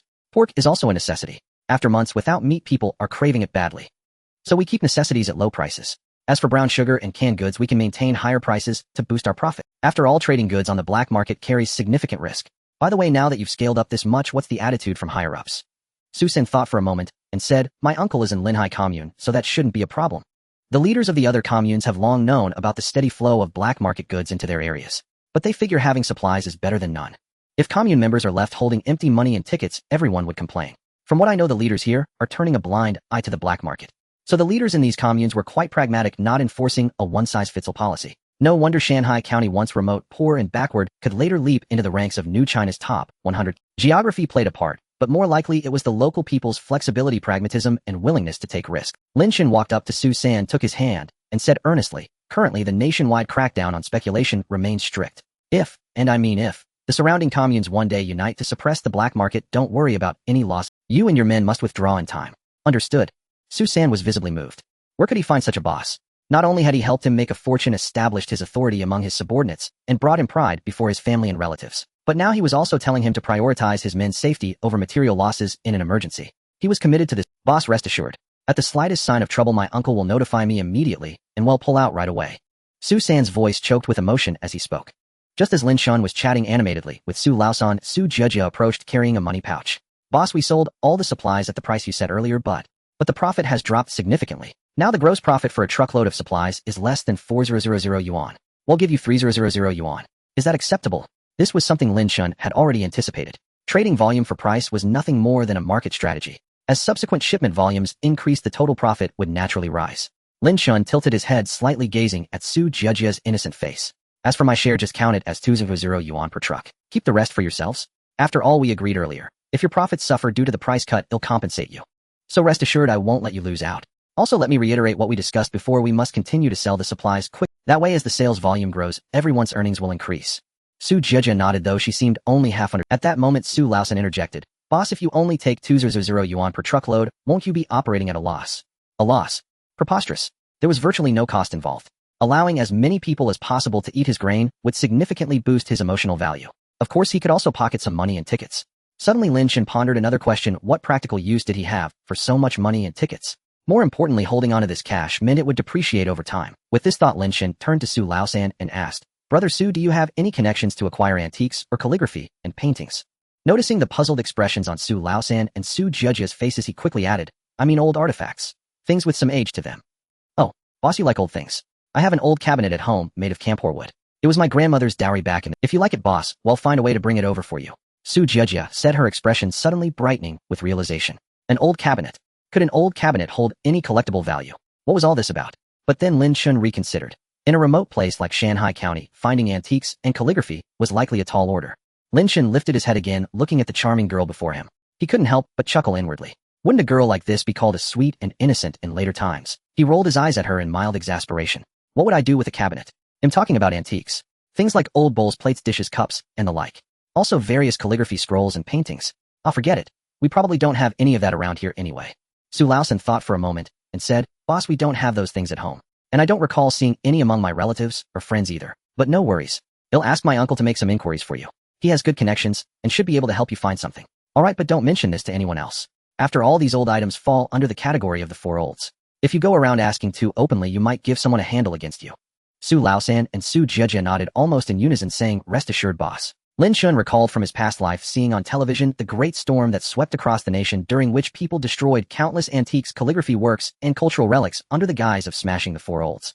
With that in mind, why not save up some money now and make a small contribution to preserving cultural relics? This thought brought a touch of pride to Lin Chen's heart. He had finally found a worthy purpose for his money and tickets.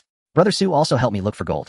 Whether it's large gold bars or small ones, feel free to acquire them discreetly for me. Also gold bracelets, rings, necklaces. Anything made of gold will do. Keep an eye out, and if you find any, use my share of the money and tickets to purchase some." Gold was another means of preserving value that Lin Chen had thought of besides antiques and calligraphy in this era. Su Laosan eagerly picked up the conversation upon hearing this. "Boss, that's even easier. We've had many people come to us wanting to exchange gold rings and bracelets for rice before. But we thought these items would be hard to resell, and their asking prices were high. So we didn't agree, preferring to accept money and tickets instead. Since you've said so now, boss, I'll inform the team below. From now on, if anyone comes with gold jewelry to trade for grain, well, go ahead with the exchange." Lin Chen nodded, and not only should we exchange with them, but we shouldn't drive the price down too harshly. Just follow the market rate. That way, as word spreads, more and more people will bring gold jewelry to trade with us for supplies. Another reason Lin Chen urged Su Laosan not to undervalue the gold was that if someone was already offering gold jewelry for grain, they must be in dire straits. Lin Chen always believed that no matter what one did, while securing one's own interests, one should also leave some room for others. This time, Lin Chen and Lin Luiyue had delivered a full 4 truckloads of supplies to trade with Su Laosan and his team. But Lin Chen felt this was probably reaching his limit. Continuously transporting supplies truck by truck didn't seem like a sustainable solution. He needed to find another way. For instance, having Su Laosan find a large warehouse or even a cave by the dock. Anything would work. Otherwise, as supplies grew, he wouldn't be able to keep up with the transportation. Just as Lin Chen and Lin Luiyue were about to head home, Su Jiajia ran over and said, "Boss, those instant noodles you gave us last time were so delicious. Do you have any more? We'll pay for them." "Hold on." Lin Chen climbed into the passenger seat, quickly exchanged for 2 boxes of instant noodles from the Emotion Mall, and tossed them onto the seat. Then he called Su Jiajia over. "Here they are. You can carry them over yourself. But don't eat too many instant noodles. Eating too much can make you prone to getting heaty. If you get mouth sores, don't say I didn't warn you." When Su Jiajia tried to pay him, Lin Chen refused. 2 boxes of instant noodles are nothing special. Su Jiajia happily picked up the 2 boxes, flashing him a charming smile. "Boss, don't worry. They'll go ask around for those small gold bars for you." Emotional value from Su Jiajia, 888. On the way home, Lin Chen instructed Lin Luiyue to pull over. He then told her to go home on her own while he retrieved a human skin mask and an air backpack from his storage space. After equipping himself, he flew directly toward Linhai Commune. This time he wanted to personally observe the current state of the black market and see how Su Laosan and his crew operated. Lin Chen flew to the docks and looked down from the air. The scene below surprised him. The entire wharf bustled with commune members hurried about, some loading and unloading goods, others mending fishing nets, and still others repairing boats. Fishermen carried baskets of their catch ashore. On the other side, commune members shouldered sacks of goods onto the boats. Lin Chen landed at a spot not far from the dock and followed the bustling crowd, intending to see what was happening. The baskets of freshly caught seafood from the fishermen were naturally fine. But those sacks the commune members loaded onto the boats, they were all rice. Others might not recognize it, but Lin Chen certainly did. It was likely the very batch delivered earliest this morning. Well, it seems Su Laosan hadn't been boasting after all, so grain could now be shipped out by boat. If so, it could at least be sold to neighboring counties and cities. Lin Chen looked around. Outside the dock, militiamen patrolled in 3 directions. Could it be that these militiamen were unaware the rice came from the black market? Or were they already involved? Lin Chen thought the latter more likely. It seemed Su Laosan's uncle had some influence after all. After standing at the dock for a while and observing, he turned and headed to the black market. The so-called black market was the large warehouse in the alley of Linhai Commune. As Lin Chen entered the alley, the 2 young guards immediately grinned and approached him. "Boss, you're here. Quick, come in. Are you looking for Su Laosan? Boss, Su Laosan has told us all about you. If we see you, we must invite you in right away. Boss, the toffee you gave us last time was absolutely delicious." Lin Chen listened as the 2 youths spoke in turns. He slightly raised his head, nodded to them, then pulled out 2 large handfuls of toffee from his pocket and handed them to each of them. "Thank you. Thank you, boss," the 2 youths said as they led Lin Chen into the black market. The scene inside, Lin Chen looked up and saw the entire warehouse packed to the brim with people. Yet everyone tacitly kept their voices low, discussing prices and the quality of goods in hushed tones. They didn't shout noisily like in a future market, but maintained a sense of mutual understanding and caution. The busiest stall with the most people was clearly the one selling pork. With a ration ticket, streaky pork is 1 yuan per caddy, but without a ticket it's 2 yuan. Fatty pork is a bit more expensive while lean meat can be slightly cheaper. Lin Chen squeezed into the crowd and heard a middle-aged man at the pork stall speaking softly to a customer. In later times, lean meat was generally more expensive than fatty meat. But in this era, people commonly lacked oil and grease, so fatty meat commanded a higher price. Not only could it be rendered for lard, but the leftover cracklings were also delicious when stir-fried. From the original owner's memories, Lin Chen recalled that the dumplings eaten during last year's New Year had a filling of chives and pork cracklings. He then pushed his way to the rice stall. He found that rice had indeed dropped to 30 cents per caddy. Of course, without a ration ticket it cost 50 cents. At such a price, many people should be able to afford it, right? Lin Chen continued to press deeper, and there he made a significant discovery. The first time he came with his sister, the black market still had vendors selling sweet potato shreds. But now they were gone. On second thought, it was easy to understand. With rice so cheap, who would buy sweet potato shreds? Then Lin Chen arrived at the brown sugar stall and found that its price hadn't dropped much from the initial level. Of course, this was mainly due to Lin Chen's own strategy. After all, he still counted on brown sugar to provide some profit. As for the stall selling canned luncheon meat and various fruits, there were hardly any customers. These were luxuries. In such a famine year, not many could afford them. Lin Chen worked his way back to the seafood stalls near the warehouse entrance and found that the prices for both large yellow croaker and other seafood had risen since his first visit to the black market. The reason was probably Lin Chen's instruction to Su Laosan to buy up large quantities. Regardless, Lin Chen felt that the increase in seafood prices didn't affect him, but was beneficial for the fishermen. Just as he was quietly inquiring about the prices of various seafood, a familiar voice reached his ears. "Boss, when did you get?" Lin Chen quickly turned at the crisp voice behind him and saw a beautiful figure standing there. It was Su Jejia. Her charming smile and lively eyes made her look very endearing. Lin Chen returned the smile. "Oh, I just arrived. I didn't mean anything special. I just wanted to see how you all run the black market here and get a sense of the specific sales situation." Su Jejia smiled at Lin Chen, seeming genuinely pleased by his visit. She gently took his hand and said, "This isn't a good place to chat. Let's talk outside." With that, she led him out of the warehouse. "Boss, why didn't you let me know you were coming? If the little guard at the black market entrance hadn't come to tell me, I wouldn't have known you were here." Su Jejia seemed to have changed clothes since morning at Chaiyang Commune. Her current outfit was clean, neat, and without any patches. Though the color was plain, it appeared to be a new garment. Her hair was tied in a loose ponytail. As she spoke to Lin Chen, she was always smiling. Her 2 small canine teeth sparkled, her eyes curved into crescents, and her dimples appeared faintly. Lin Chen looked up and smiled back. It was a spuro-femid decision. Pure curiosity. "By the way, where's your brother?" "He's busy, assigning supplies to his men and arranging transportation. I've already sent the little guard to notify him. He should be here soon. Let's wait for him." Lin Chen nodded in agreement. He also had some questions for Su Laosan. Su Jejia looked at Lin Chen, her voice as melodious as an oriole emerging from a valley, and asked, "Boss, may I ask you a personal question?" Lin Chen eyed Su Jejia suspiciously. "Are you going to ask how old I am?" Su Jejia let out a giggle. "Well, that is indeed one thing I want to ask. But I have an even more important question." "Then go ahead. If I can answer it, it'll tell you everything." "Boss, have you ever been to Oh, it seemed the young lady had finally recalled the earlier incident. When Lin Chen had gone to his aunt's house before he had the girl washing clothes by the river whom he encountered then was Su Jejia. She had even guided him. Now that she was asking about that time, how should he respond? Should he answer truthfully, or deceive her by claiming he had never been to Red Flag Commune? After careful thought, Lin Chen decided honesty was the best policy. Because his aunt's house was right there, he would inevitably visit often in the future. So it was better to be honest. After all, if one told a lie, it might take 10 more lies to cover it up. Seeing Lin Chen frowning and thought Su Jejia didn't urge him, but waited quietly for him to speak. "Before I answer your question, you must promise me that after you know the answer you won't tell anyone else, not even your brother Su Laosan." Su Jejia nodded vigorously like a rattling drum and said cheerfully, "Of course. Don't worry, boss. I won't tell it. If you don't believe me, let's pinky swear. Come on, give me your hand. Let's pinky swear." Pinky swear? Was that really necessary? Did they have to be so childish? Did she really think he was a child? But then again, he did appear to be one. And he was only 5 years old. At least on the surface. Seeing Lin Chen's hesitation, Su Jejia took the initiative to grab his hand and hooked her little finger around his. Pinky swear 100 years no takebacks. So, can you tell me now? Have you been to Pioneer Commune? Lin Chen met Su Zhejia's curious gaze and answered truth. My aunt's house is in Pioneer Commune. Hearing Lin Chen confirm he had been there, Su Zhejia immediately wore an expression. Then you know my family lives in Pioneer Commune, right? I do. So what else do you know? Spill it all. If you don't talk, I'm going to tickle your armpits. Su Zhejia extended her hands, pretending she was about to tickle Lin Chen. Lin Chen felt he had encountered a girl with a youthful spirit. All right. Stop messing around. He'll talk. Not long ago, I went to my aunt's house. I didn't know the way then. I saw you washing clothes by the river and asked you for directions. Then you led me to my aunt's house. That was our first meeting. As Su Zhejia heard Lin Chen recount this, she muttered something under her breath. I knew it. How could it be so similar? Lin Chen caught her muttering and deliberately put on a mischievous air. What's wrong? Now you realize you were mistaken, right? It hasn't been that long, and when we met again, you didn't recognize me. Su Zhejia refused to admit her mistake. She felt she had seen clearly. The little boy she had met in Pioneer Commune compared to the one before her now was similar in height. Even their mannerisms seemed cut from the same mold, but their faces were completely different. You're lying. My eyesight is perfect.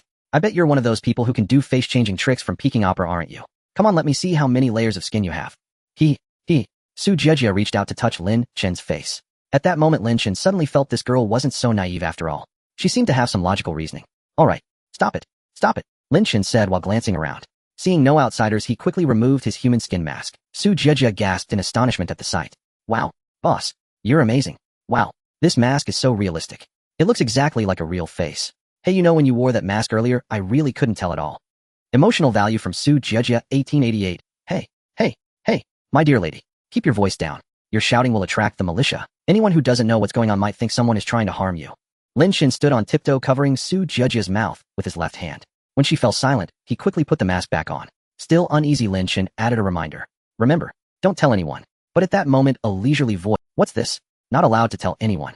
Lin Chen turned around and saw Su Laosan approaching with the young gatekeeper of the black market. Su Zhejia waved at Su Laosan. Brother, why are you so late? Su Laosan jogged over.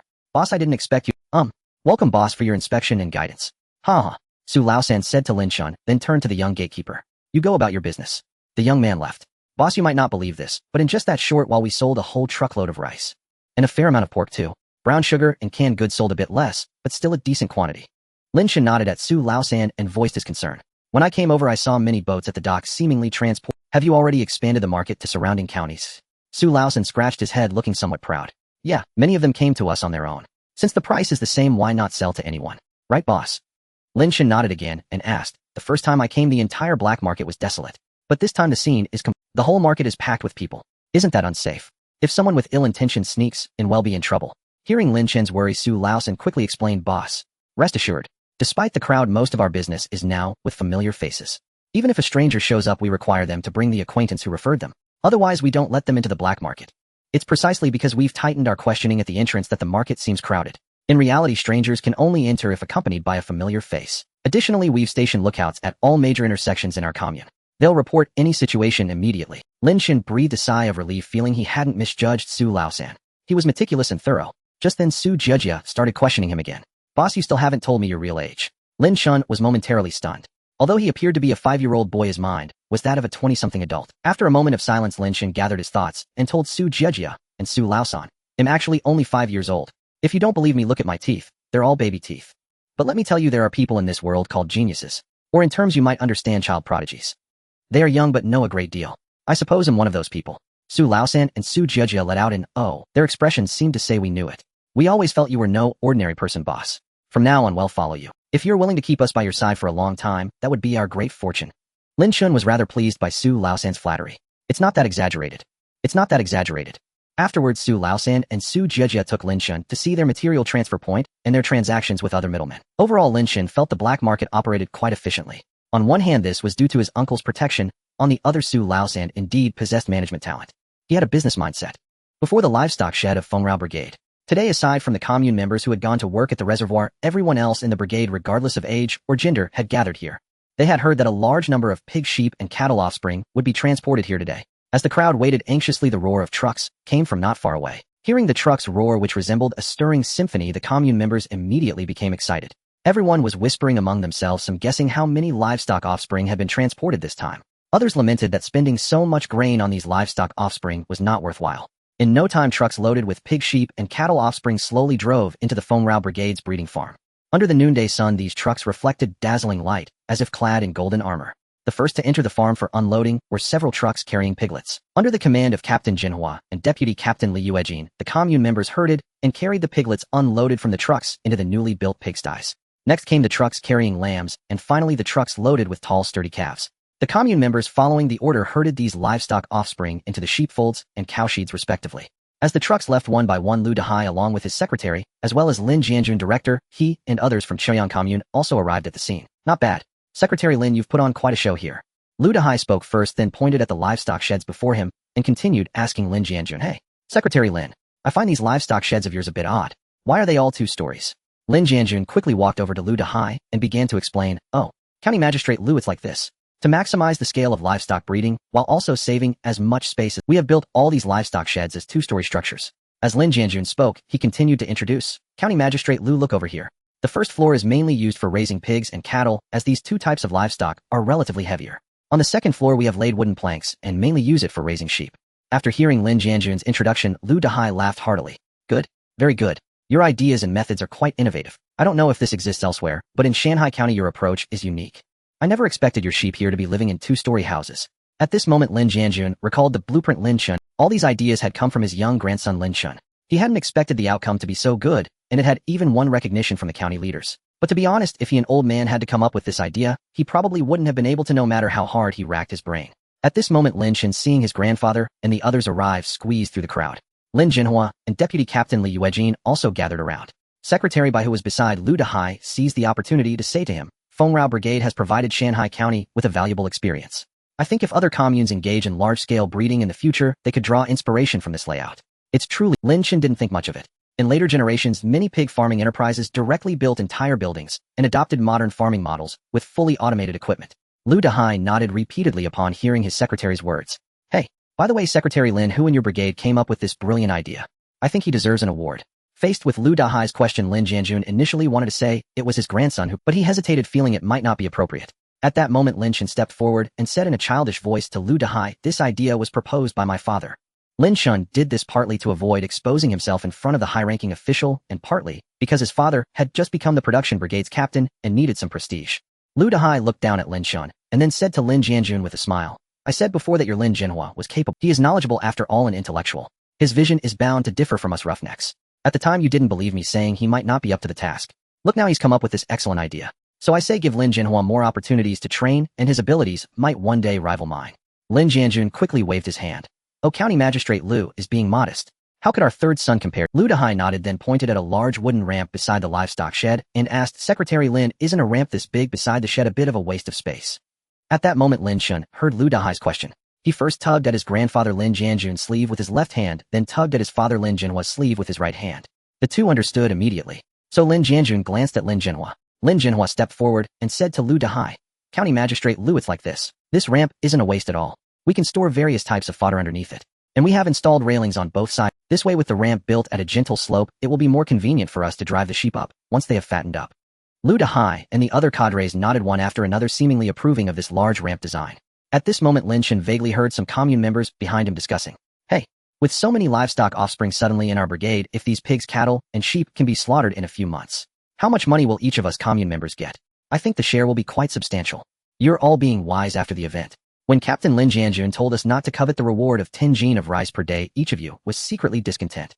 The two who had just spoken scratched their heads sheepishly and chuckled. "Not only that, I've also heard that besides the newly built cannery, our brigade will build a textile mill, a brick and tile factory, and maybe even a machinery plant. By then we might all become workers." At this point an elderly man coughed twice and said to the group, "You all only see one side of things. You don't see the other side. At that time I saw truck after truck pulling rice away from our brigade headquarters. Think about it. If all that rice were distributed equally among our brigade's members, we could probably eat until next New Year." The old man's words silenced the commune members who had been chattering. A few even nodded, seemingly agreeing with his statement. At that moment another uncle stepped forward and said, "What you said, elder, is not right. I heard that the large amount of rice was donated by Lin Jianjun's youngest son Lin Baogua. He wanted to help develop our brigade's economy and ensure the villagers could live a good life. So I still trust the decision made by old Captain Lin Jianjun back then." Right. We trust it too." Lin Chen listened to the commune members' chatter. He thought to himself that was a full 27 cartloads of grain. At that time he had made exactly 27 trips with Lin Luiyue to smoothly transfer all that grain to the brigade headquarters. It had taken an entire day of hard work. Back then Lin Luiyue kept complaining saying transporting rice like this is nothing but a pointless hassle. Don't call me for this again. But the problem was if not her then who? If he called someone else to do the transporting wouldn't that expose everything? In the end Lin Chen had no choice but to stuff 50 large bills into her hands. Only then did Lin Luiyue finally beam with joy. She declared transporting supplies for the brigade is all for the villagers to live better lives. It's contributing to our hometown. It's an unshirkable duty. You can call me again next time. At that moment Lin Chen was all smiles on the surface but cursing inwardly. Indeed, no matter the era, lacking money was simply not an option. Emotional value from Lin Luiyue 888. Several days passed. At second uncle Lin Zili's home. Father, I heard that the cannery in our brigade is ready to start production. Can you go talk to Captain Jinhua and ask him to let me work there? And while you're at it, put in a good word for our eldest son to get him a specific position. Second Aunt Zhou Chuntao put down her chopsticks and spoke in a consultative tone, watching Lin Zili wolf down his food. The specific job assignments have surely already been discussed within the brigade. It's not really my place to say much about it. Lin Zili replied, without even looking up, stuffing a piece of yellow croaker into his mouth. Hearing this, Zhou Chuntao slammed her chopsticks onto the table with a smack and immediately launched into a tirade. Eat, eat. All you know how to do is eat. Last time when the livestock shed was built, I asked you to get me a job as a caretaker, and you refused. Now the cannery is about to start. I asked you to get me a position, and you refuse again. So what exactly do you want? Are you just happy watching our family toil away for a few measly work points? Does that make you happy? I must have been cursed in my past life, marrying a good for nothing like you. Lin Zili listened to his wife's full-force outburst without getting angry. He continued calmly, eating his yellow croaker. It had to be said there was a reason this couple could make their marriage work. If it were any other man with a wife like this, the household would probably be in chaos. Seeing Lin Zili ignore her and just keep eating, Zhou Chuntao's anger flared even more. She snatched the chopsticks from his hand. I'm talking to you, did you hear me or not? Lin Zili swallowed the fish in his mouth and then said unhurriedly, first of all, you need to understand. Whether it's the young livestock in the shed or the production equipment in the cannery, it was all donated by your brother-in-law. And you called him a traitor before. You can't have forgotten the words you said yourself, can you? With a track record like that, how do you expect me to bring this up with my own brother? And of course, if I recklessly go and ask for positions for you and our son, how would that look to the other commune members? Oh, so your family is special? Because your family has connections? And look at Big Brother's family, none of them got specific. Lin Zili paused and continued, listen wife, didn't you used to have a falling out with Captain Jinhua's family? I once borrowed a bit of brown sugar for them, and you secretly went to ask for it back. Why don't you go talk to him yourself now and ask him to arrange a position for you? Zhou Chuntao was left speechless by her husband's rebuttal, her face instantly turning red.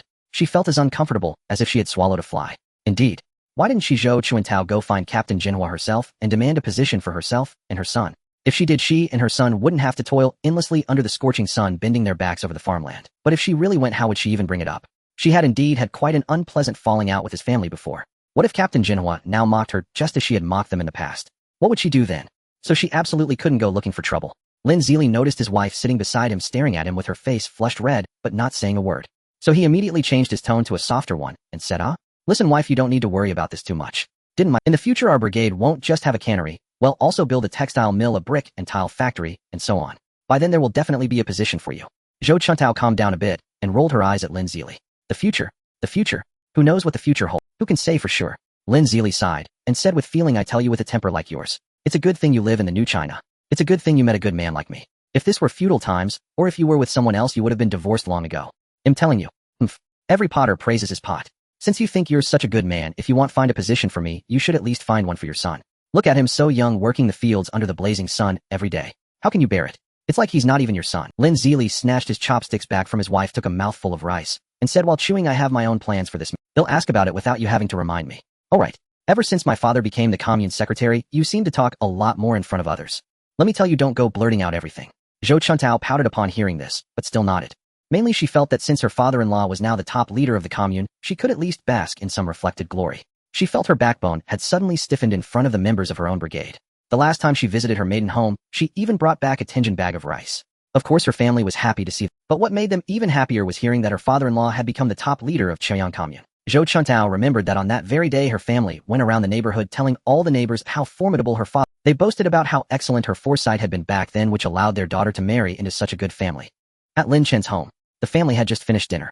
Lin Chen was about to head to his room to play games when he suddenly noticed his eldest uncle and second uncle entering the courtyard one after another. Lin Chen quickly greeted them. Eldest uncle, second uncle, have you eaten? We have, Xiao Chun. Have you eaten? Yes, I have. At that moment grandmother heard the voices and came out from the inner room. Oh, both the eldest and come inside and sit. Your father and your younger brother are both in there. Lin Chen watched his uncles enter the inner room and followed them in. Grandmother brought everyone tea and snacks. Grandfather took out his Panda brand cigarettes and handed one to each person. Eldest uncle Lin Jianxi looked at Lin Jianjun, then at Lin Zili, and turned to Lin Jinhua, saying, "Third brother, I heard that the cannery in our brigade is about to start production. So have all the positions been arranged?" Lin Zili immediately understood that the two of them had come for the same reason. In fact, Lin Jianjun and Lin Jinhua also knew their purpose. Before Lin Jinhua could speak, Lin Jianjun said first, "Eldest second, rest assured. We've reserved one position for each of your families." Lin Jinhua took over. "So eldest brother, who will your family send to the cannery?" Lin Jianxi thought for a moment and said, "Let your elder sister-in-law go. She's been working in the fields all these years and her back isn't what it used to be. Letting her work in the cannery would be easier for her." Lin Jinhua nodded. Indeed. In recent years, sister-in-law seems to have aged a lot. It's time to find her a lighter position. Don't worry, I'll arrange it. Then Lin Jinhua looked at Lin Zili and asked, "Second brother, what about your family? Are you also planning to let sister-in-law work in the cannery?" Lin Zili also looked at Lin Jinhua. The two brothers locked eyes. Then Lin Zili sighed and said, "You know your sister-in-law. She has a bad temper and can't get along with others. I'm afraid if she goes to the cannery, she'll cause chaos everywhere. So after thinking it over, let our Huzi go instead." Lin Jinhua listened to Lin Zili and nodded thoughtfully. Lin Jianjun took a deep drag of his cigarette and said to Lin Zili, "Second, that daughter-in-law of yours. Not to criticize, but she's really been out of line these past years." Lin Zili blew a smoke ring and sighed again. "Ah, Dad, that's just how she is. There's nothing to be done. I've said all I could. I've advised her all I could. She just won't change. What can I do? Please don't be angry with her anymore." At this point, grandmother's son Guifeng also came over. "What happened back then was all my fault. I was just eager to find a wife for the second son early. So I didn't consider things thoroughly enough. Now I think it's our family's misfortune to have ended up with such a character."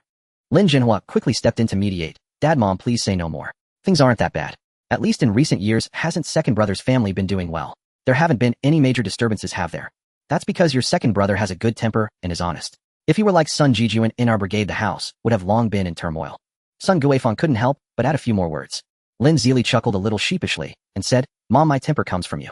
If you have a good temper, how could mine be bad? But speaking of which, I've been benefiting from your blessings recently. And in the future, it'll also be benefiting from third brother's blessing. I believe all our lives will get better and better."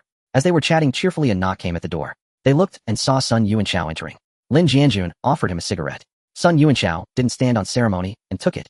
Then he got straight to the point. "Secretary Lin, Captain Jinhua, is the cannery in our brigade about to start operations? Could you save a position for my son Sun Jijuan? You know that kid of mine is a real hard worker." Lin Jianjun took a sip of tea and said unhurriedly to Sun Yuanchao, "Old son, a man should know contentment. Previously, when the brigade expanded the livestock, we gave you a position as a keeper. Many people were envious at the time. But now seeing the cannery about to start, you're here again, asking for a position for your son. How will other members of the brigade feel? We're both old now. We need to be mindful of the impression we make." Sun Yuanchao was about to say something more, but Lin Jinhua cut him off. "Old son, we had a meeting in the brigade today. In principle, for our new projects, the additional positions will be given to one member from each household first. Since you're already a keeper in the brigade, if we also get your son Sun Jijuan into the cannery, other members will definitely have objections. So please ask Comrade Jijuan to be patient a little longer. Rest assured, our brigade has many more projects to come. We will build many more factories. By the time those factories are ready, our concern won't be a lack of positions. It won't be about people having nothing to do. Instead, we'll be worried about a shortage of hands.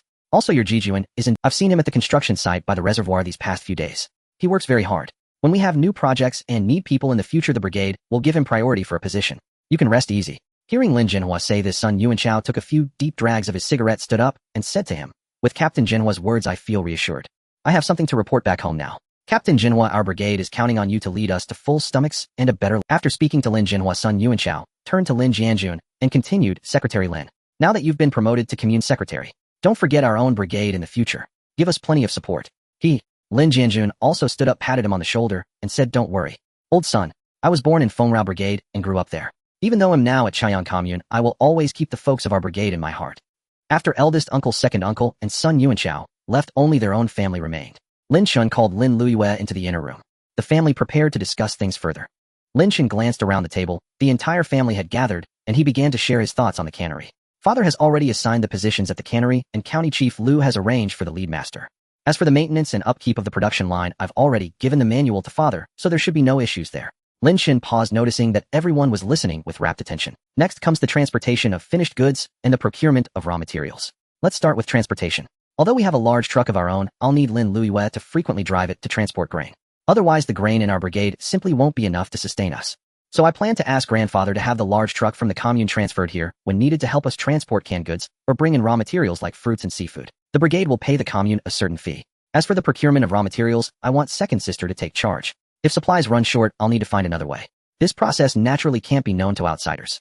The family nodded in unison after hearing Lin Chen's words. Lin Jianjun immediately assured him that it would be arranged at the commune tomorrow. Lin Jinhua reassured everyone that he would personally oversee all matters concerning the cannery, striving to produce the first batch of products in the shortest possible time. The happiest person in the family was undoubtedly second sister Lin Wanshan. She had always envied her eldest sister for driving the truck and having her own purpose. Lin Chen would often hand her a few hundred yuan as a token of appreciation, but Lin Wanshan felt she wasn't contributing much. Now things were different. Finally, she had the chance to shine and make her mark. Emotional value from Lin Wanshan 1888, so Lin Wanshan eagerly asked what her specific duties as a procurement officer would entail. Lin Chen thought for a moment and said to her, your main job is to accompany the truck driver to help the brigade procure raw materials, fresh fruits like oranges for example. Then head to the coastal commune to purchase various seafood such as bellfish and octopus and bring them back to be made into candy. Also keep in mind that if raw materials run low you must notify me promptly and I'll figure something out. In truth, Lin Chen could have procured all raw materials from the Emotion Mall. The reason he maintained an open procurement channel was partly to avoid suspicion, but mainly to boost the income of fishermen and fruit farmers. Lin Chen believed that one shouldn't consider problems from only one angle. However, the instant noodle factory that followed wouldn't need such considerations. All the flour could be exchanged from the Emotion Mall. Given the current poor harvest, it was uncertain whether enough flour could even be procured for the factory's normal production. Even if it could, it would still be a drain on resources. So Lin Chen then brought up the idea of starting construction on the instant noodle factory. Lin Jinhua said he would discuss it with the brigade's main cadres tomorrow, and once decided would begin building the workshop as quickly as possible. The other family members savored the memory of the instant noodles flavor. After all, in this era people's diets were still once they tasted instant noodles, which could strongly stimulate the taste buds, it was easy to become addicted. In a commune in Kaifeng City, Hunan Province, Secretary Li, accompanied by several production brigade leaders, was inspecting the fields. Everyone wore grim expressions, remaining silent. Secretary Li gazed at the parched earth, which resembled a frail, elderly figure, wrinkled and devoid of vitality. The withered crops stood stiffly like bodies drained of their souls, as if lamenting their sorrow. Secretary Li bent down trembling as he scooped up a handful of soil from the field. The dry earth, stirred by a gentle breeze, instantly crumbled into dust, like the final breath of the land dissipating in the wind. A brigade leader behind him sighed and said, this great drought that started last year, there's no end in sight. If I remember correctly, it hasn't rained in the last 3 months. What are we going to do if this continues? Sure, we've had relief grain from the capital and donations from patriotic overseas Chinese, but that's just a drop in the bucket. After all, Hunan is a populous province. No matter how much grain is allocated, it doesn't go far per person. If it doesn't rain and the crops all die, if the autumn harvest fails completely, the consequences are unimaginable. The bark and grass roots around our brigade are almost gone. How about your brigades? Do you have any other substitute food? We're all in the same boat. How could it be any better? Just as everyone was lamenting, they suddenly heard a woman crying. Following the sound, they saw a middle-aged woman kneeling in the field, sobbing uncontrollably. Heaven has no eyes. Our entire production team has been carrying water from 5 li away to irrigate the fields. We've been at it for 2 months, and still so many crops have withered. There's no way for us to survive. Secretary Li quickly walked over and helped the woman to her feet, but he didn't know what to say to comfort her. He could only sigh and say helplessly, Annie, take heart. There will surely be a way to survive. Though she was helped up, the woman wept even more bitterly. You don't know how my family has endured these past 2 months. Every day it's either grass roots with a handful of coarse grain or tree bark with half a cornbread. We kept hoping that after the autumn harvest there would be food, but who would have thought this drought would have no end? How can we survive like this? Whoa. Just then a brigade leader pointed to the sky and shouted, look, dark clouds. A big patch of dark clouds. If only it would rain.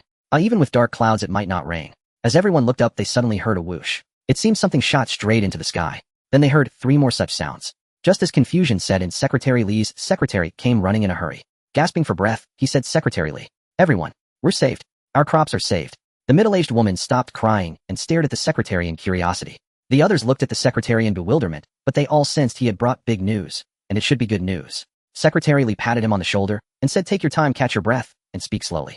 The secretary caught his breath and said, we're saved. Patriotic overseas Chinese have donated dozens of artificial rainmaking devices and specialized well drilling equipment to our Hunan province. Our city of Kaifeng has received 2 sets of artificial rainmaking devices and 2 sets of well drilling equipment.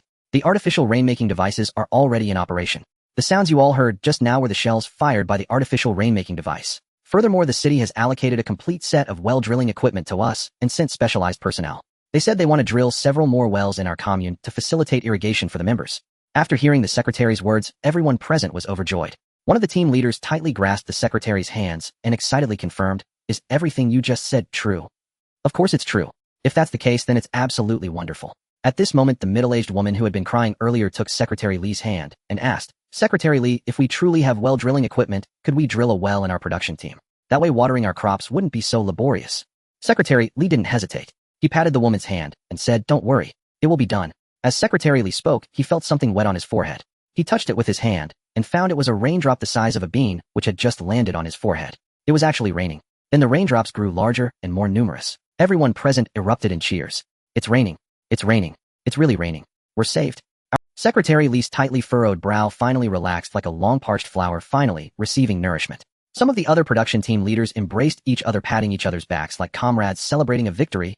Others jumped up and down on the spot joyful as children. This scene must be what they call a welcome rain after a long drought, right? At that moment, the middle-aged woman was even more dramatic. Ignoring her rain-soaked hair and clothes, she knelt directly in the field. Thank you, heavens. The heavens have opened their eyes. Secretary Li's secretary quickly pulled her up and said, Auntie, that's not right. If you want to thank someone, you should thank the patriotic overseas Chinese. The middle-aged woman snapped out of her daze and slapped her forehead. Right. You're right. Look at my brain. I get confused when I'm happy. Thank you, patriotic overseas Chinese.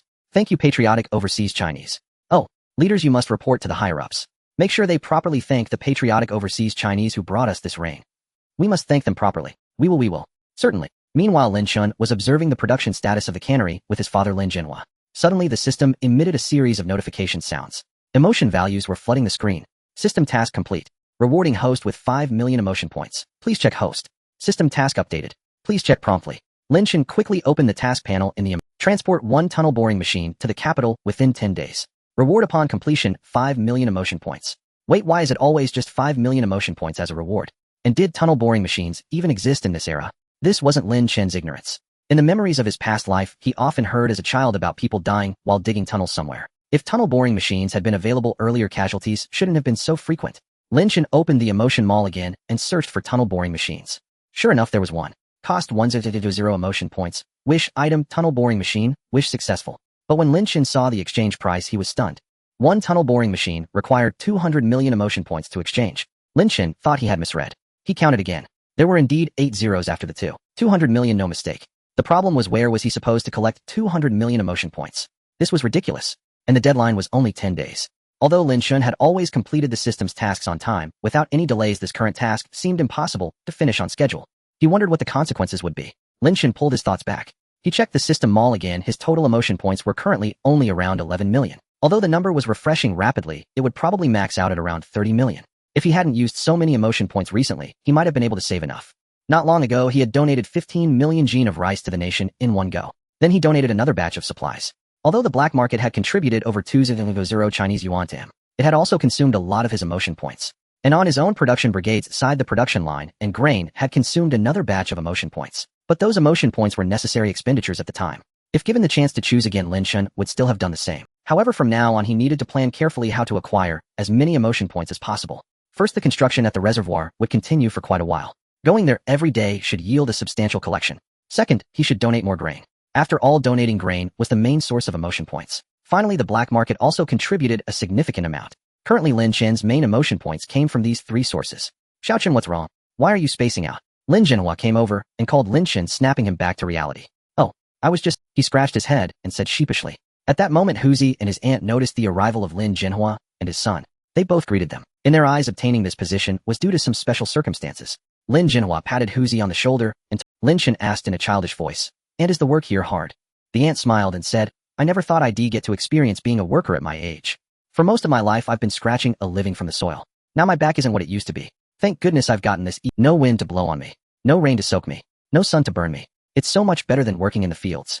The aunt's words stirred deep emotions in Lin Chen. Truly, there is no harm without comparison. In later generations, everyone hated going to work. But in this era, being able to become a factory worker was a coveted prize. Basically, only a few people in the city had. For rural folks, forget about going to the city to work. The household registration hurdle alone was insurmountable. Furthermore, in this era, traveling even a short distance required an introduction letter. The next morning, Lin Chen rose early, casually ate a large steamed bun, then took out his jetpack and flew toward the Red Flag commune, where his aunt lived. Last night, his mother Wang Xiulan had instructed Lin Chen to visit his aunt and check if her headache had recurred and to bring some. Wang Xiulan and Wang Guixiang had been very close as sisters during their childhood. Recently, when Wang Xiulan heard that Lin Chen had sent large quantities of supplies to his grandparents, uncles, and aunts, but not to Aunt Wang Guixiang, she felt a bit displeased.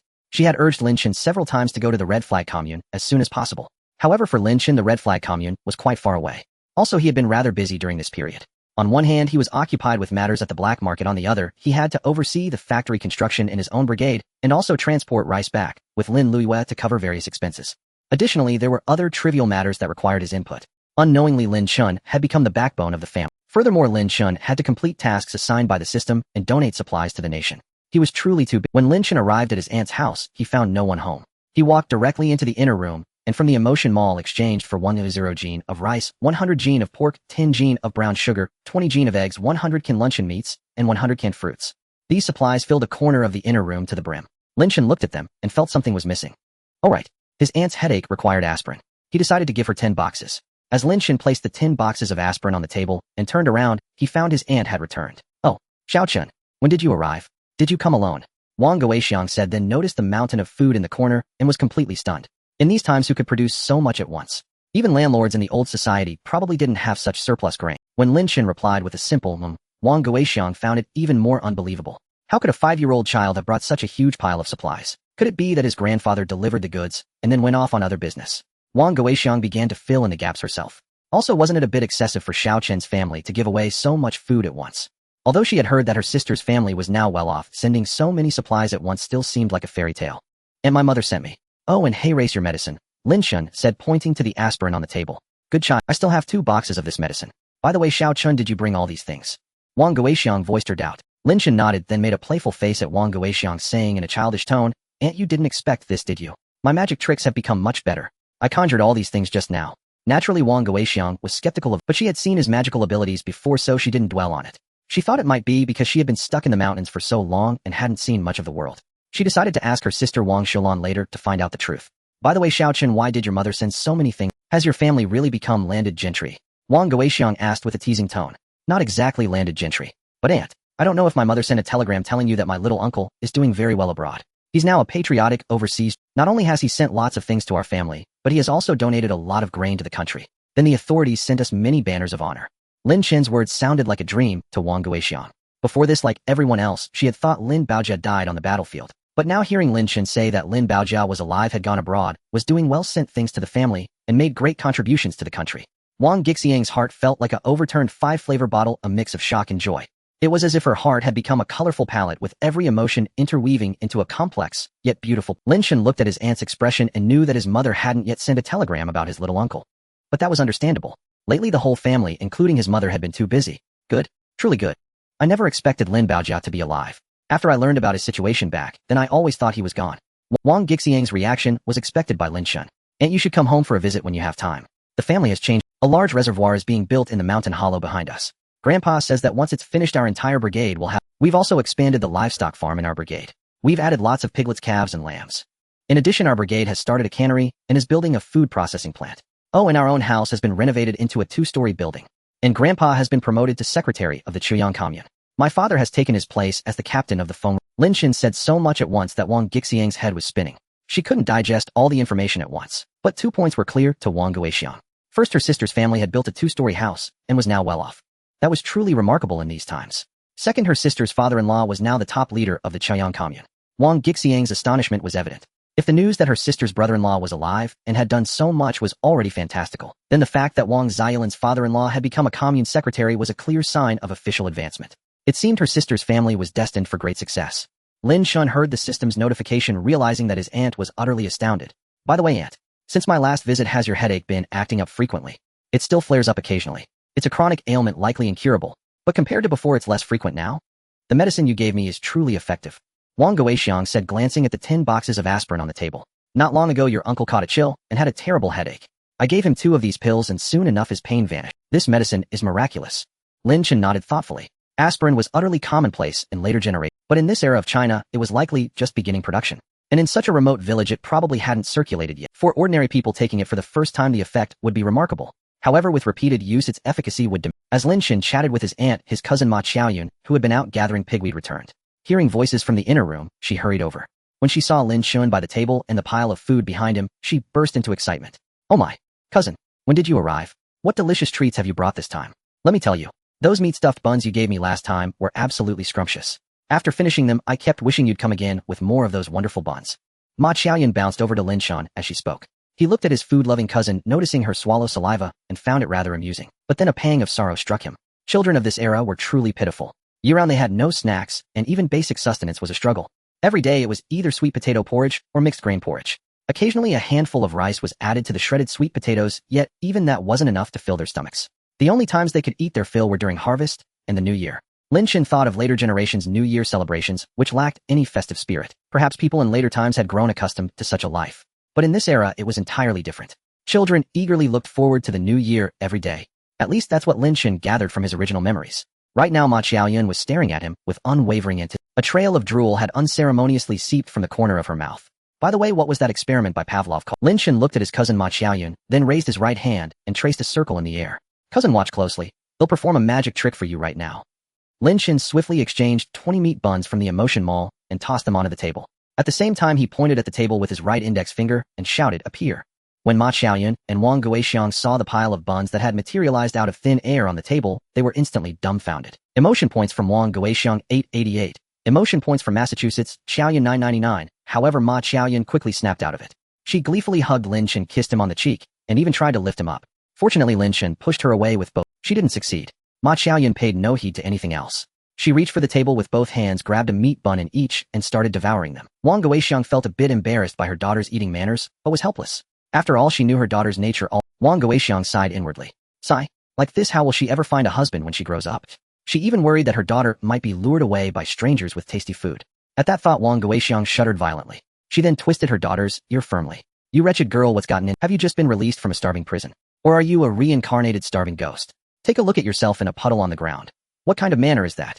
Ma Qiuyun's right ear was twisted so painfully by her mother that she immediately let go with her right hand to cover her ear. At that moment, the bun she had been holding in her right hand fell to the ground with a loud smack due to gravity.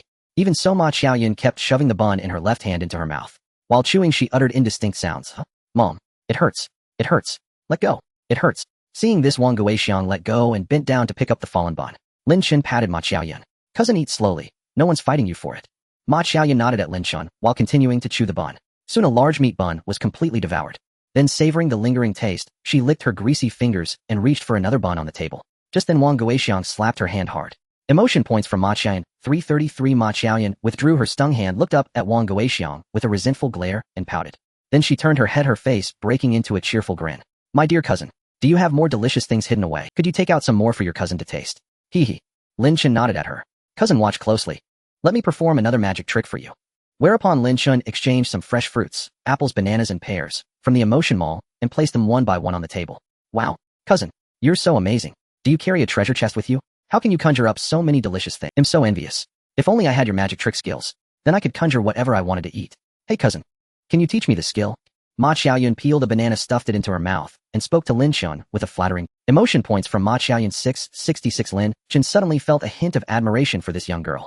Even with her mouth full of banana, she was still thinking about learning new skills. At that moment, a thought suddenly emerged in Lin Chen's mind. Lin Chen watched his cousin whose mouth was stuffed with bananas, and a sudden idea struck him. Why not let Su Laosan and Su Jiejia take Ma Qiuyun to resell supplies?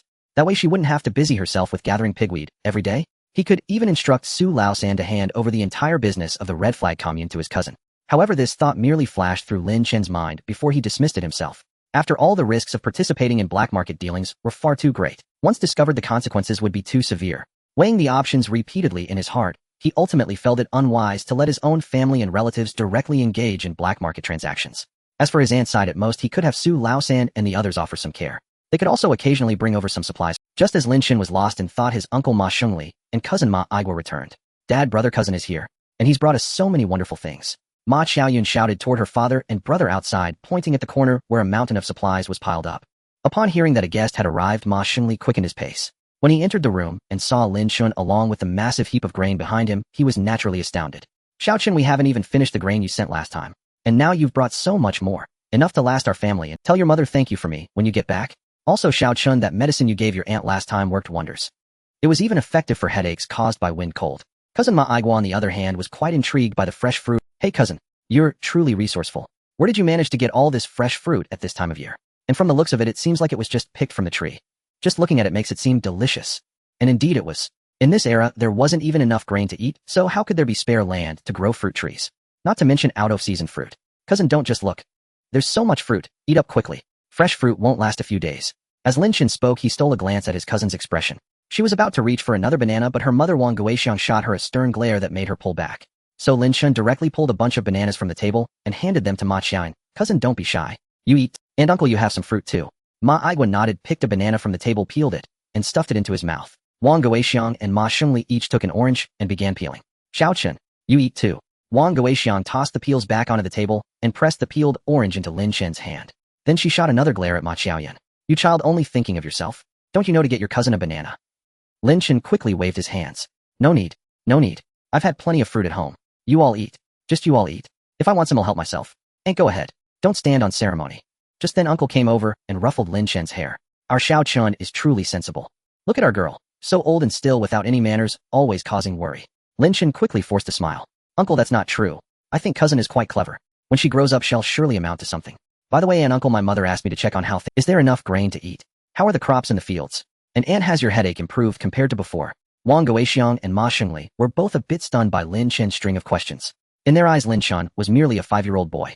Yet now his speech was remarkably coherent, even if his tone was somewhat babyish. But the meaning he conveyed was clear, comparing him to the siblings Ma Igua and Ma Xiaoyan. Ma Igua was honest and simple, hardworking no doubt, but lacking in shrewdness. He would likely suffer losses when it came to starting a family and career in the future. As for Ma Xiaoyan, she was like someone just released from a prison of hunger. They truly couldn't understand why her appetite was so insatiable.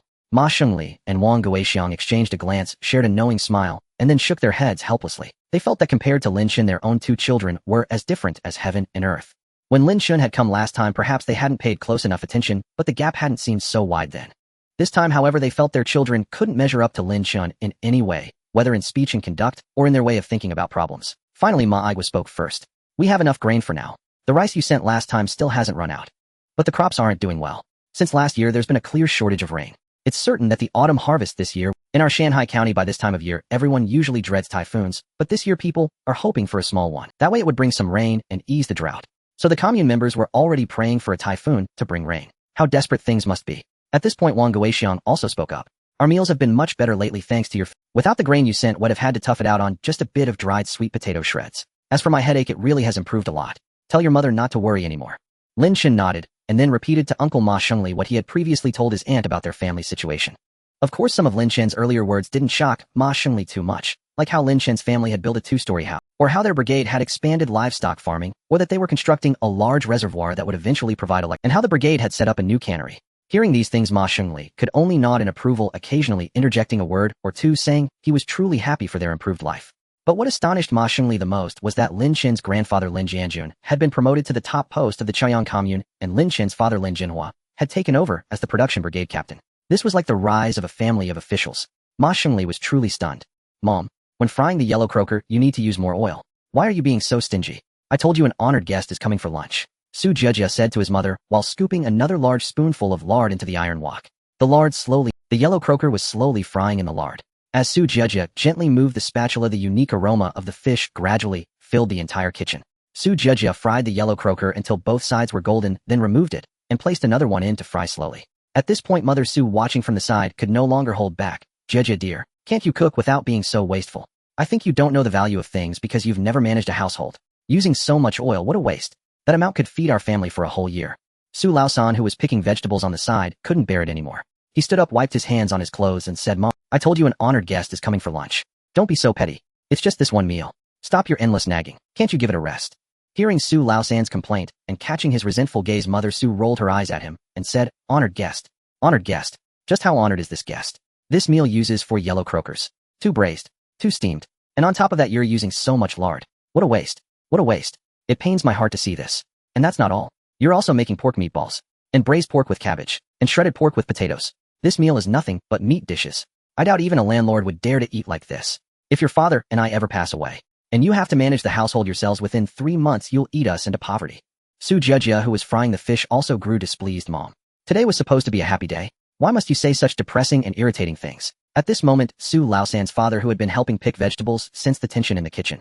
He stood up and pulled, Oh dear wife. The kids are right. It's just one meal. It's not like we eat like this every day. Besides, the children are, and who knows, maybe there really is an honored guest. It would be bad if we were to neglect them. Some things are beyond what 2 simple folks like us can understand. As Father Su pulled her along, Mother Su muttered under her breath, I'd like to see just what big shot is coming to our home. All this fuss as if the county magistrate himself were paying a visit. Just as the couple stepped out of the kitchen, they saw a little boy of 5 or 6 followed by a girl of about 10 walking in from the yard. The little boy, upon seeing them, greeted them politely with his childish voice, Hello uncle. Hello auntie. Is this the home of Su Laosan and Su Jiejia? And you are? Su Laosan's father asked, peering toward the... In his experience, a little boy and a little girl were unlikely to be out alone. Usually they would be accompanied by their parents. Uncle Annie, we are friends of Su Laosan and Su Jiejia. We've come to see them about something. Oh, alright. They're in the kitchen. Wait a moment, I'll call them. Hearing that the two children were his son's friends, Su Laosan's father, though still puzzled, kept his expression neutral. Su Laosan, hearing the commotion in the yard, rushed out immediately. Wow, boss, you're here already. I thought it would take you much longer to get here. After all, our Hongqi commune is so far from your place. Lin Chen's visit to Su Laosan's home had been arranged days earlier when they exchanged supplies. From Su Laosan's perspective, having his boss visit his hometown was certainly a good thing. So Su Laosan and Su Jiejia had been preparing since yesterday. Now seeing Lin Chen in the yard, Su Laosan excitedly ran over and picked him up. Meanwhile, Su Laosan's parents stood there utterly bewildered. What had their son just called this little boy? Boss. What kind of title was that? It sounded like something from the old bandit day. They figured the boy must come from a powerful family. Perhaps their third son had built a good relationship with the parents, hence the address. Just as the old couple began to speculate, Su Laosan's next words completely shattered their worldview. Holding Lin Chen, he approached his parents and said, Dad, Mom, this is the honored guest I told you about. Don't let his age fool you. He possesses incredible abilities. How should I put? Let me put it this way. His skills far surpass even my uncle's. The couple's minds buzzed at their son's words. They found it utterly unbelievable. The two of them carefully examined the 5 or 6-year-old boy in their son's arm. Then they exchanged glances, their astonishment plain to see. Brother Su, keep it low-key, Lin Chen said. Finally, Su Laosan's father came to his senses. Since you're our third son's honored guest, please come inside. Come in. The food will be ready soon. Su Laosan carried Lin Chen into the inner room. Ma Xiaoyun politely greeted father and mother Su before following them inside. Boss, is this your sister? Su Laosan asked, as the only sisters of Lin Chen he had seen before, Lin Luiyue and Lin Wanchun, had been wearing masks, so he hadn't recognized them. But Ma Xiaoyun, who accompanied Lin Chen this time, was different. Yes, she's my cousin. She's also from Hongqi commune, but from a different brigade. Hearing that the girl was from the same commune, Su Laosan couldn't help but nod. He then extended both hands and warmly shook Ma Qiuyun's hand. Since you're our boss cousin and our hometowns are so close, we should get to know each other well. If you ever need any help at home, just let... Ma Xiaoyun, being quite talkative herself, quickly warmed up to Su Laosan's enthusiasm.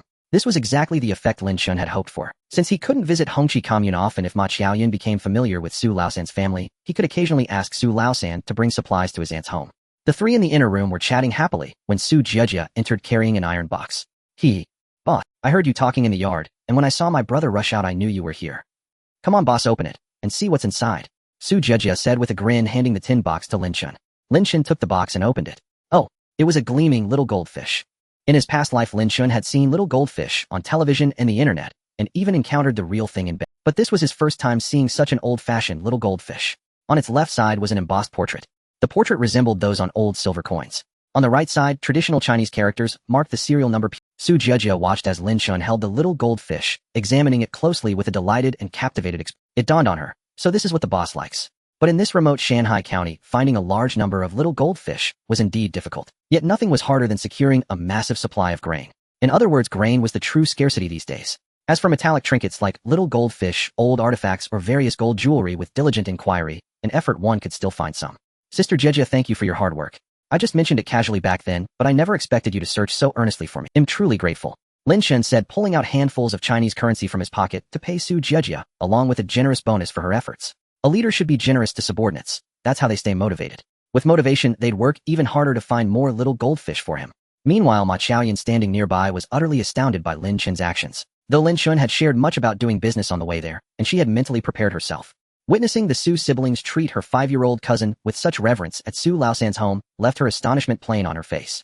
For Lin Chen, bringing his cousin Ma Qiaoyun along to Su Laosan's house served two purposes. One was that Lin Chen didn't know the way and needed her as a local guide. The other was to have Ma Qiaoyun get acquainted with Su Laosan so he could deliver supplies to her aunt's family. Lin Chen tucked the little goldfish into his pocket, but in reality, he had stored it in his spatial ring. He then took out 3 human skin masks and handed them to Su Laosan, Su Jiejia, and Ma Qiaoyun. Su Jiejia already knew Lin Chen wore a mask, but Su Laosan and Ma Qiaoyun were unaware. When they received the masks, they froze in surprise. Boss, what is this? It's a mask. Try it on. Wear it when dealing with unfamiliar people in the black market. Business is risky these days, and we must stay vigilant. One can never be too cautious. As Lin Chen spoke, he slowly peeled off his own mask. Su Laosan, holding the mask and watching Lin Chen's demonstration, gaped in astonishment. But he quickly recovered, looked at Lin Chen's youthful face, and gave a thumbs up. Wow, so the boss is this handsome. Don't just stand there. Put them on, and let me see if they fit. If not, I'll swap them. Hearing this, the three promptly put on the masks. Moments later, Lin Chen observed their transformed appearances, completely unrecognizable. He nodded approvingly. Not bad at all. This way when you deal with strangers it'll be hard to identify you. Consider it an extra layer of insurance. Su Laosan, Su Jiejia, and Ma Xiaoyan exchanged glances, and the siblings couldn't help but laugh. Ma Xiaoyan, slightly excited, pulled Su Jiejia and Su Laosan closer, scrutinizing them, as if searching for, you know boss, this thing is amazing. After wearing it I look completely different. Now when expanding new business I won't worry about being recognized. Brother, don't you think? Su Jiejia said, slowly removing her mask while addressing her brother. Su Laosan nodded to Su Jiejia. Thank you so much, boss. You really look out for us. Then Lin Chen got down to business. Brother Su, I might need to trouble you from time to time. My aunt's family lives here, but my home is far away. I may need you to occasionally deliver supplies to them. Su Laosan frowned. Boss, what are you saying? Do you see me as an outsider? We've earned so much money thanks to your guidance. Without you our family would be like others in the commune struggling to make ends meet. We wouldn't have such a good life now. Boss, rest assured. I may not have many skills, but I understand gratitude and navigate. So if you need anything, just command me. Lin Chen nodded with relief. He had chosen the right person. Su Jiejia chimed in, exactly. Boss, my brother is right. Don't stand on ceremony with us. Just say whatever you need. If we can do it, we'll handle it perfectly. Honestly, thanks to you our family eats, well, every meal, sometimes even feasting on meat. We even have extra grain to help our relatives. Now my brother has a great reputation among them. They all say he's made something of himself. It seemed that in any era social graces were unavoidable, though their black market dealings weren't permitted by the times.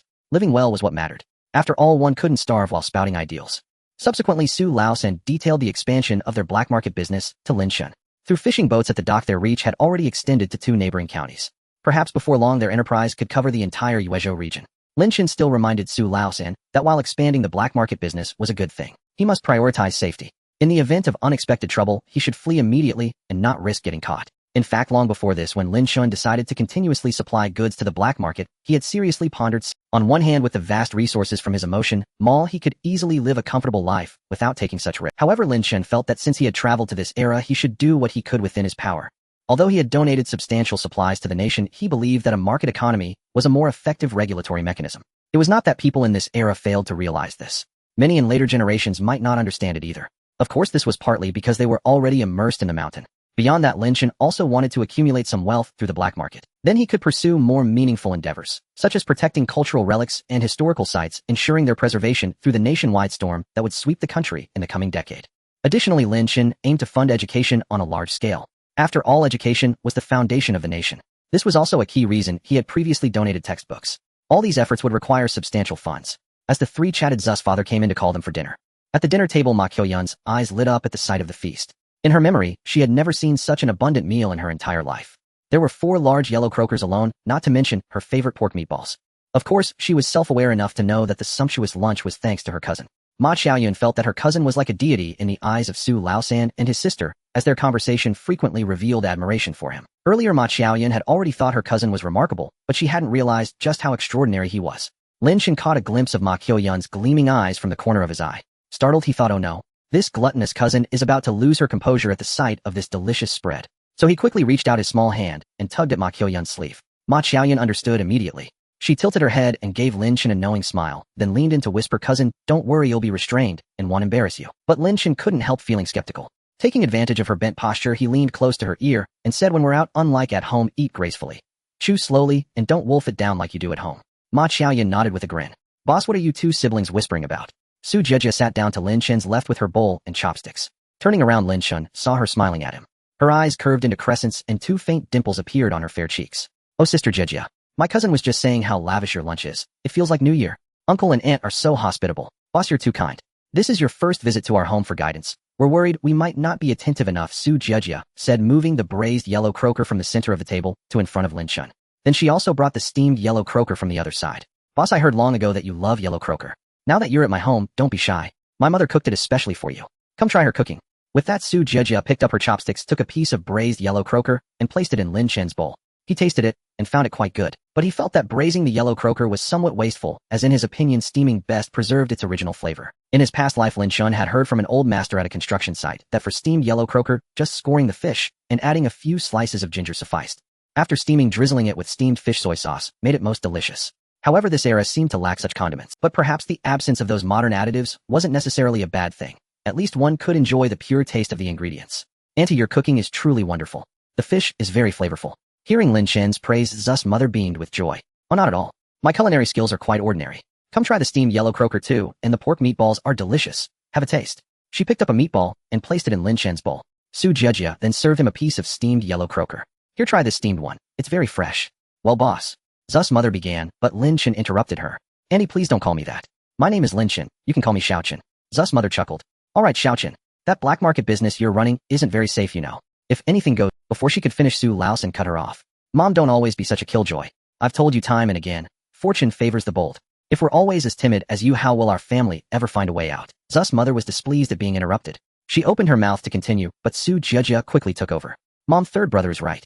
Look at how the other commune members lived, how we used to live, and how we live now. If not for boss help, would we be eating our fill every meal? Could we support our relatives and friends with grain? Would you hold your head so high in front of the neighbors and in our own brigade? Zu's mother was rendered speechless for a long moment before stammering, I'm just worried. What if? What if? Lin Chen swallowed the piece of yellow croaker and said to her, Auntie, rest assured, well, be careful. After Lin Chen left old Zu's house, he pressed 200 yuan along with some grain and meat coupons into Ma Qiuyun's hands. Having failed to make his aunt and uncle accept them that morning, he seized this chance to have her pass them along. They had resolutely refused to take them, so he had to use this opportunity to have Ma Qiuyun deliver the money and coupons on. Lin Chen also instructed Ma Qiuyun that if she ever faced difficulties, she could send a telegram to his aunt or seek help directly at old Zu's house, or have the Su siblings pass a message to him. When Lin Chen returned home from the Red Flag commune, he discovered a major event had occurred. The educated youths had arrived. His grandfather Lin Jianjun, upon seeing him, quickly pulled him into the inner room to discuss the matter in detail. In those days, many rural folk were reluctant to accept the educated youths sent down from the cities.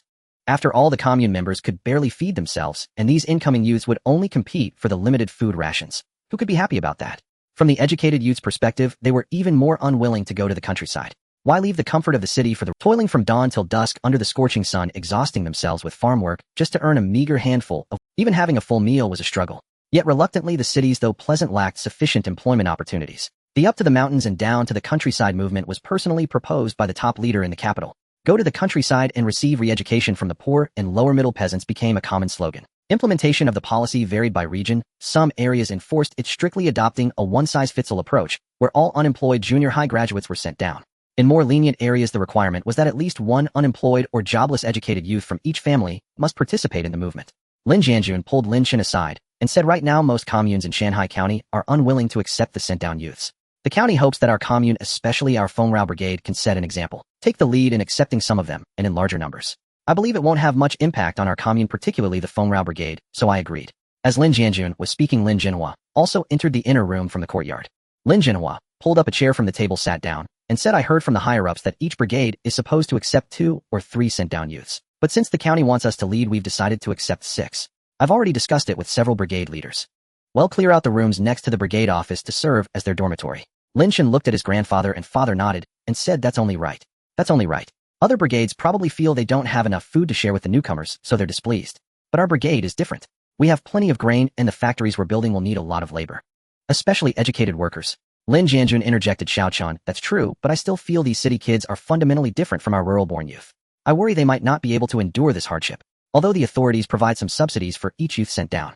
To be honest, those subsidies are just a drop in the bucket. In reality, they'll have to earn work points through their own labor to support them, so we need to come up with a plan in advance. Otherwise, if something goes wrong, he'll lose face.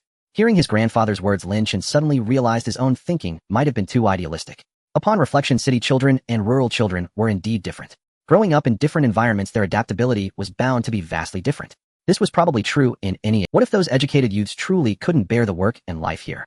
After thinking for a while, Lin Chen said, Grandfather, father, how about this? First, let the youths work alongside the commune members in the fields for a while to adapt. Then once our instant noodle factory is built, they can work there. Also make sure they get enough to eat at every meal. For other needs, the brigade should try its best to accommodate them. In short, our brigade should treat these educated youths as talents, not burdens. Father, you need to explain this clearly to the— After all, many tasks require educated people. The rough and ready types can farm or do fixed menial jobs in the factory, but positions that require brainpower need intellectuals. Regardless, while letting the youths do farm work to adapt, it was certainly not wrong to paint a promising picture for their future. Since his transmigration, Lin Chen had noticed that respect for intellectuals in this era was generally lacking, at least far less than in later generations. In the future, when people heard someone was an expert in a certain field, a scholar or a university professor, respect would arise naturally from the heart. Of course, pseudo-experts were an exception, but Lin Chen thought that this current era might actually be relatively better. In the coming nationwide storm that would last a decade, many intellectuals would even face persecution. Lin Chen felt powerless to change the tide of the times, but he could still do his small part for the matters right before him. Lin Jinhua nodded. That shouldn't be a problem. We'll hold a specific meeting to discuss it in the brigade. As for assigning the youths to specific farm tasks, well, arrange for someone to be in charge. so they can get started quickly and adapt to our work and life here. Lin Jianjun finished his last puff of smoke, stubbed out the cigarette, stood up, and said, let's go. Let's head to the Educated Youth Point, take a look, chat with the youngsters, and learn a bit about their situation. At the brigade's Educated Youth Station, Lin Wanqing was making her bed by the window. The so-called bed was nothing more than two long benches with a wooden plank laid across them. Apart from these, the room contained only a rickety, ancient table that seemed on the verge of falling apart. According to the brigade cadres, these tables had once been used for meetings before being discarded and stored in the utility shed next to the brigade office. Now they had been brought out for the educated youth who had come to the countryside. Lin Wanqing had just turned 16 and graduated from junior high school. She had a 19-year-old brother at home. She also had a 13-year-old younger brother. According to the quota for going up to the mountains and down to the countryside, her elder brother should have been the one to come here and settle in the brigade. However, all the elders in the family, including her grandparents' parents and even her maternal grandparents, refused to let her brother come here. Instead, they insisted that she come. Lin Wanqing pondered for a long time, but could not understand why, despite her brother being older, the elders insisted she go to the countryside while he stayed in the city to work. Yet in the end, she gritted her teeth, packed her only 2 sets of clothes and toiletries, and set off with 2 other companions. Before leaving, her mother pressed 20 yuan and 20 jin of food coupons into her hands. In truth, Lin Wanqing had no idea whether this money and these coupons would be of any use. She had heard that supply cooperatives in many places had already run out of grain.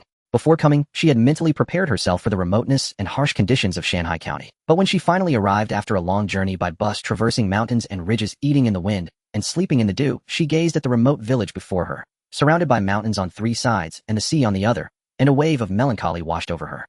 After all, young people tend to harbor some idealism. Someone like Lin Wanqing had known Shanghai County was remote, but she never imagined it would be this remote. She knew life in Shanghai County would be tough, but she never imagined it would be this tough. It was utterly incomparable to her home. After making her bed, Lin Wanqing collected her thoughts and prepared to step outside for a look. Just then, 2 other educated youth from Linen, Zhao Weiguo and Su Ziyuan, rushed over excitedly. Su Ziyuan said to Lin Wanqing, let me tell you some good news. We've asked around. Guess what? Although it's remote here, the commune we're in isn't too bad. The supply cooperative here, though not as well stocked as the one back in Linen, has never run out of grain. So we don't have to worry about going hungry. At that moment, Zhao Weiguo noticed Lin Wanqing's gloomy expression and asked, hey, Lin Wanqing, why the long face? If you have any troubles, just say the word. Maybe we can help. By the way, rest assured we're all from the same hometown. I can't guarantee much, but I promise you this, as long as I have a bite to eat, neither of you will go hungry. Let me tell you, my family is a cadre family. They want bear to see me starve here. So if we run out of grain, well, just buy more from the supply cooperative. Don't worry, I've got money. And if I run out, I'll write home and ask them to send more. Lin Wanqing forced a faint smile and nodded to them. Then he'll thank Brother Zhao and Brother Su in advance. Zhao Weiguo put on a magnanimous air and patted Lin Wanqing on the shoulder. Sister, what are you saying? When you're away from home, you have to help each other out. Get through tough times together. Isn't that right, Ziyuan?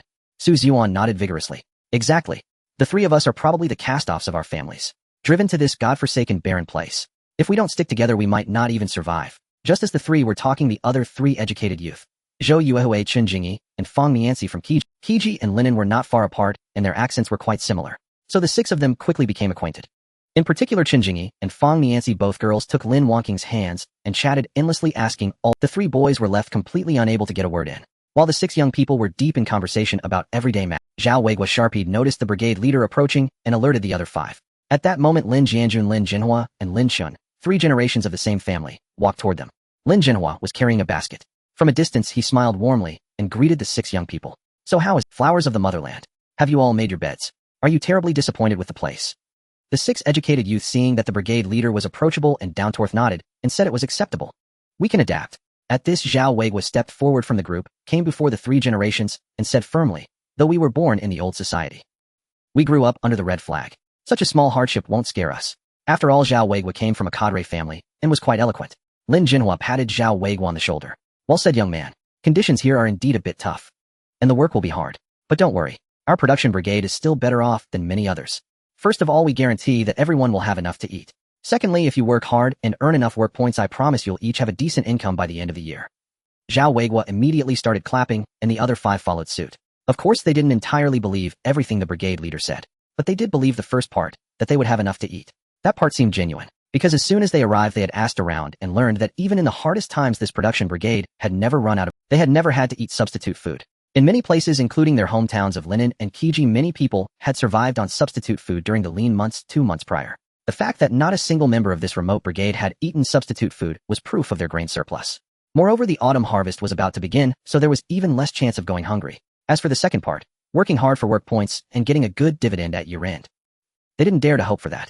After all, in their understanding, how much could such a remote, impoverished mountain gully like Shanghai County possibly produce? How much income could it bring them? Zhao Weiguo in particular was already calculating how long the 100 yuan he had brought from home. Lin Jinhua handed the basket filled with steamed buns to Zhao Weiguo, then said with a smile to the educated youths, "As you can see, our conditions here are rather limited. This basket of buns is our welcome feast for you all. There aren't many, 3 for each person. Starting tomorrow, you'll be joining the commune members in labor. You must prepare yourselves mentally." Zhao Weiguo took the basket, bowed to Lin Jinhua, and said, "Thank you, Captain. Rest assured, comrade Captain, we won't hold the commune members back. We came to the countryside to receive re-education from the poor and lower-middle peasants. We came to participate in labor. Whatever tasks other commune members can do, we can do as well." Lin Jinhua cast an approving glance at Zhao Weiguo, then gently patted his shoulder and said, "Good comrade. I believe you can achieve great results in our Fengrao Brigade, and I trust you'll reap a bountiful harvest at year's end. Keep up the good work." Lin Chen stood to the side, but he could sense that his father and grandfather had a favorable impression of this young man named Zhao Weiguo. After all, he was not only polite, but also quite eloquent. Yet as Lin Chen looked at this fair-skinned young man before him, he felt he resembled a spoiled dandy. He was adept at handling social situations. But if he were actually taken to a construction site or farmland to work hard, he'd probably struggle to cope. However, Lin Chen thought again. There was nothing strange about it. After all, these 6 educated youths were only 16, 17, or 18 years old. In later times, they'd still be high school students. Not to mention people their age. Even ordinary urban young adults would find it tough to suddenly take on heavy farm labor or strenuous reservoir construction work. They'd likely struggle too.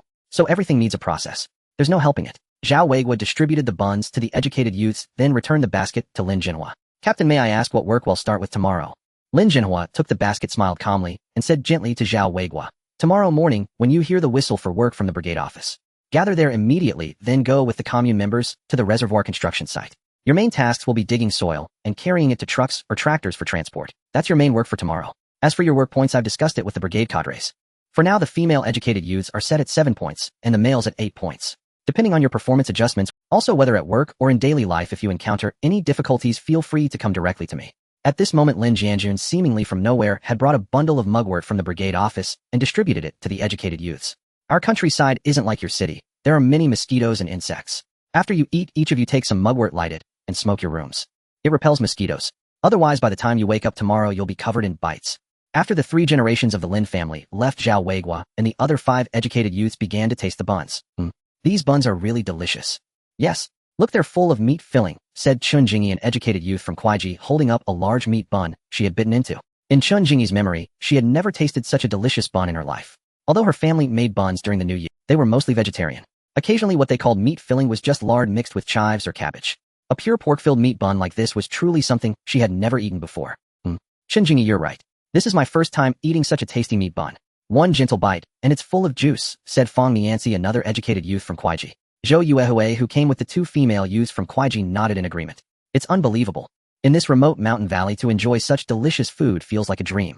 At that moment, Su Ziyuan, an educated youth from Linen, patted Zhao Weiguo on the shoulder and asked, "Comrade Zhao, you are well. Have you ever eaten such delicious buns in Linen?"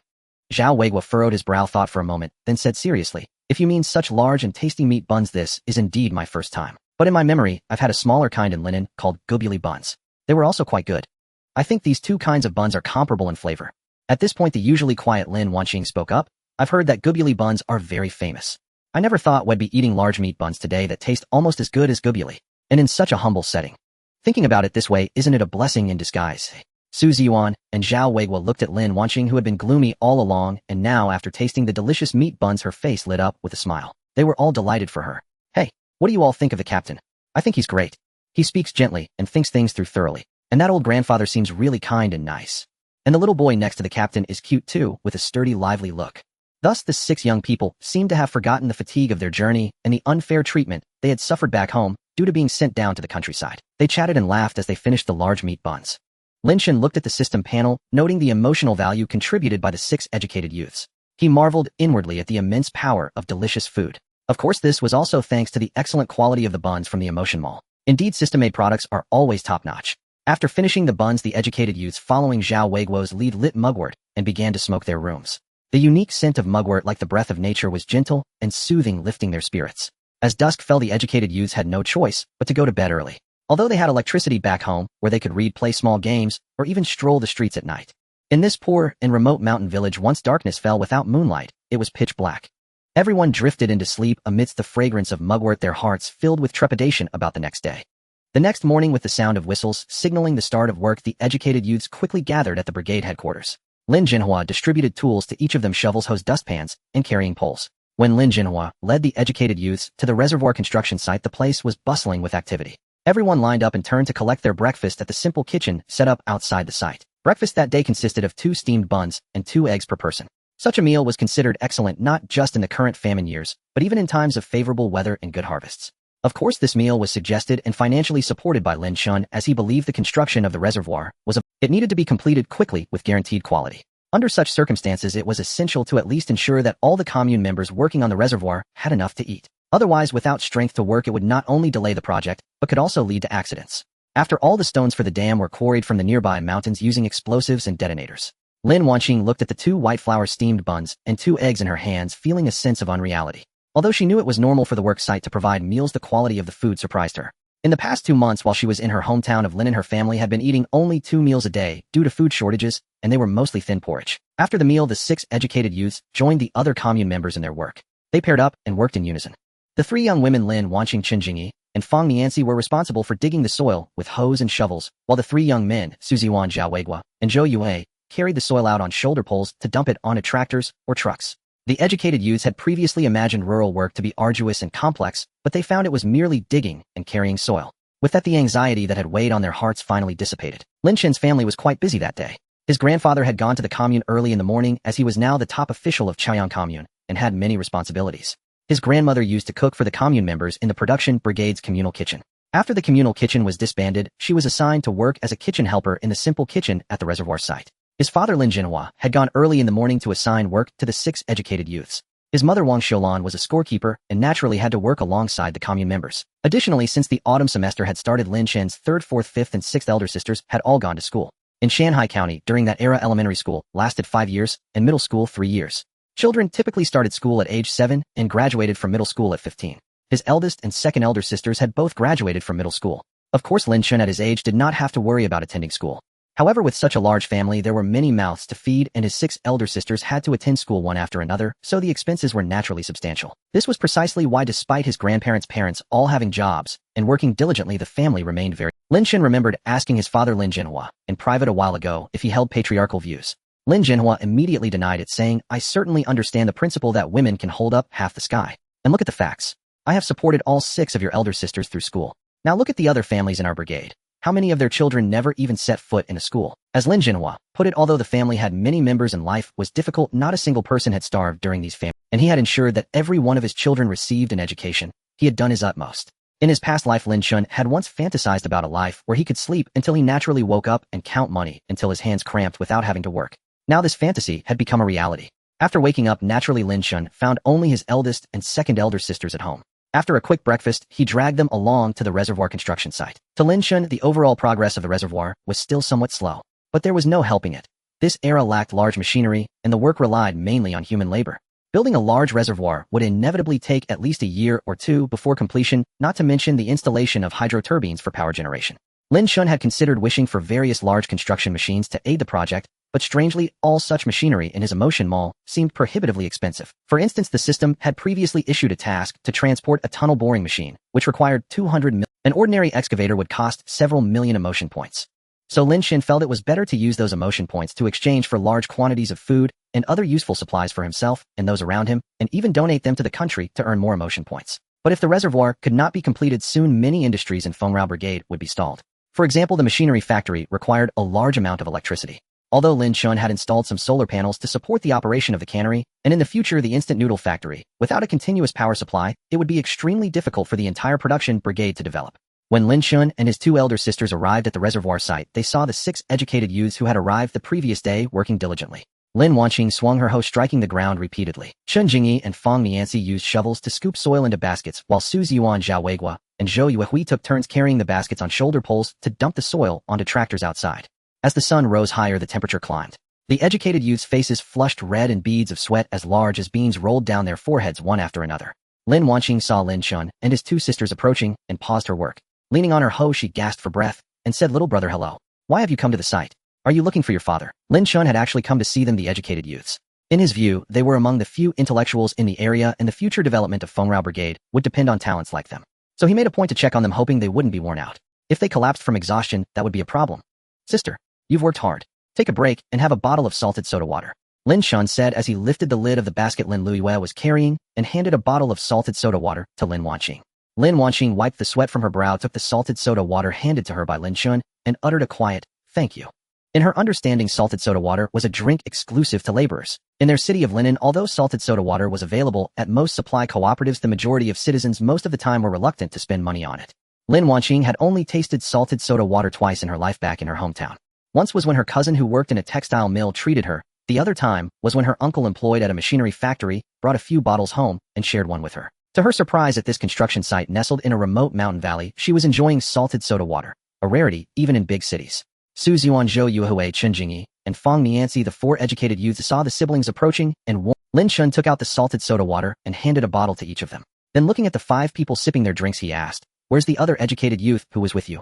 As Lin Wanqing heard Lin Chen's query, she was gulping down the salted soda water with her left hand. While swallowing, she pointed with her right hand behind Lin Chen. "There, isn't that him?" Lin Chen turned around and saw Zhao Weiguo approaching slowly from not far away, carrying 2 empty bamboo baskets. When Zhao Weiguo reached them, Lin Chen noticed his disheveled state. Sweat had soaked through his clothes, his hair was damp, and large beads of perspiration dripped incessantly from his forehead like raindrops. Zhao Weiguo set down his load while panting heavily. "Little comrade, why have you come here in such scorching heat?" As he spoke, Zhao Weiguo glanced at the other educated youths eagerly drinking their salted soda water, then looked at Lin Chen and his sisters. "Oh, so you are the reservoir construction site's consolation group." Despite being exhausted and out of breath, Zhao Weiguo still had the energy to jest with them. This earned him a newfound respect from Lin Chen. Just as Lin Chen was about to hand Zhao Weiguo a bottle of salted soda water from the basket, he noticed Lin Luyue staring at Zhao Weiguo, somewhat lost in thought. Lin Chen gently patted the back of Lin Luyue's left hand, which was holding the basket. Lin Luyue snapped back to reality, gave Lin Chen an awkward smile, then took out a bottle of salted soda water from the basket and handed it to Zhao Weiguo. "Comrade, you've worked hard. Here, take a break. Have a salted soda to cool down." Lin Chen thought to himself, this is trouble. It seems my elder sister has taken a liking to this male, educated youth. Although Zhao Weiguo wasn't very tall, his skin was fair and clean. His facial features were also quite symmetrical. Such an appearance would even be considered handsome in later generations, and in this era it was undoubtedly even more striking. For Lin Luyue, who had grown up in the countryside and never ventured far, surrounded by rough and uncouth men, encountering a young man with some charm for the first time made it natural for her to develop a budding affection. But Lin Chen knew that this situation was rather troublesome. The educated youth's stay in the countryside was temporary. They would eventually return to the cities. In this era, there was a chasm between urban and rural household registrations. Even if Zhao Weiguo returned Lin Luyue's feelings and they got together, it might not end well. If Zhao Weiguo wanted to marry Lin Luyue, he would be unable to return to the city due to the household registration issue. This was unacceptable for the vast majority of educated youths from the cities. Deep down, they all regarded their stay in the countryside as a temporary measure. Truly settling down and surviving in the rural areas was incredibly difficult for them. In his past life, when Lin Chen was still in school, he enjoyed reading novels about educated youths going to the countryside, and many of those stories ended in tragedy. As Lin Chen was pondering this, Lin Luyue took off her straw hat and placed it on Zhao Weiguo's head. The sun is quite harsh this season. Wearing a hat while working at the reservoir site will help prevent sunburn. Zhao Weiguo, who was drinking salted soda water, was momentarily stunned when a hat was suddenly placed on his head. But he quickly recovered, swallowed the drink, and said to Lin Luyue, "Thank you." At that moment, the other 2 male educated youths, Su Zhuan and Zhou Yuehui, cast envious glances at Zhao Weiguo. The 3 female educated youths exchanged looks and smiled at the scene. Feeling a bit helpless, Lin Chen secretly exchanged for 5 straw hats from the Emotion Mall and distributed them to the other 5 educated youths. Afterward, he quickly pulled his 2 elder sisters away from the reservoir site. "Sister, the educated youth's stay in our village is only temporary. They'll probably return to the big cities soon." "So?" Lin Luyue stopped and looked at her stammering younger brother, then burst into hearty laughter. "Ha, I know all that, of course. I wasn't planning anything. Don't overthink it. And don't tell mom, dad, or grandparents." The sun was setting. The educated youths, exhausted from a day's work, dragged themselves back to the dormitory. Lin Wanqing's hands were blistered and raw, sending waves of sharp pain through her. Bearing the pain, Lin Wanqing took her basin, fetched some well water, and soaked her hands in it. The coolness of the well water soothed the pain in her palms considerably. Just then, Chen Jingyi from the neighboring dormitory walked in and saw Lin Wanqing's hands. Concerned, she asked, "How did they get like this?" Lin Wanqing replied with a smile, "It's nothing. I accidentally got blisters while working today." Chen Jingyi took Lin Wanqing's hands, examined the injuries closely, and said softly, "It must hurt a lot. Wait for me, I have some ointment." With that, she returned to her room, fetched the ointment, and gently applied it to Lin Wanqing's hands. "My mom insisted I bring this when I left home. She said it can reduce inflammation and pain. Try it and see how it works." Lin Wanqing immediately felt a cooling sensation spreading through the blistered areas of her palms, and the pain seemed to diminish significantly. "Jingyi, thank you so much." Lin Wanqing looked at the blisters on her hands, and then asked Chen Jingyi, By the way, Jingy, how many siblings do you have at home?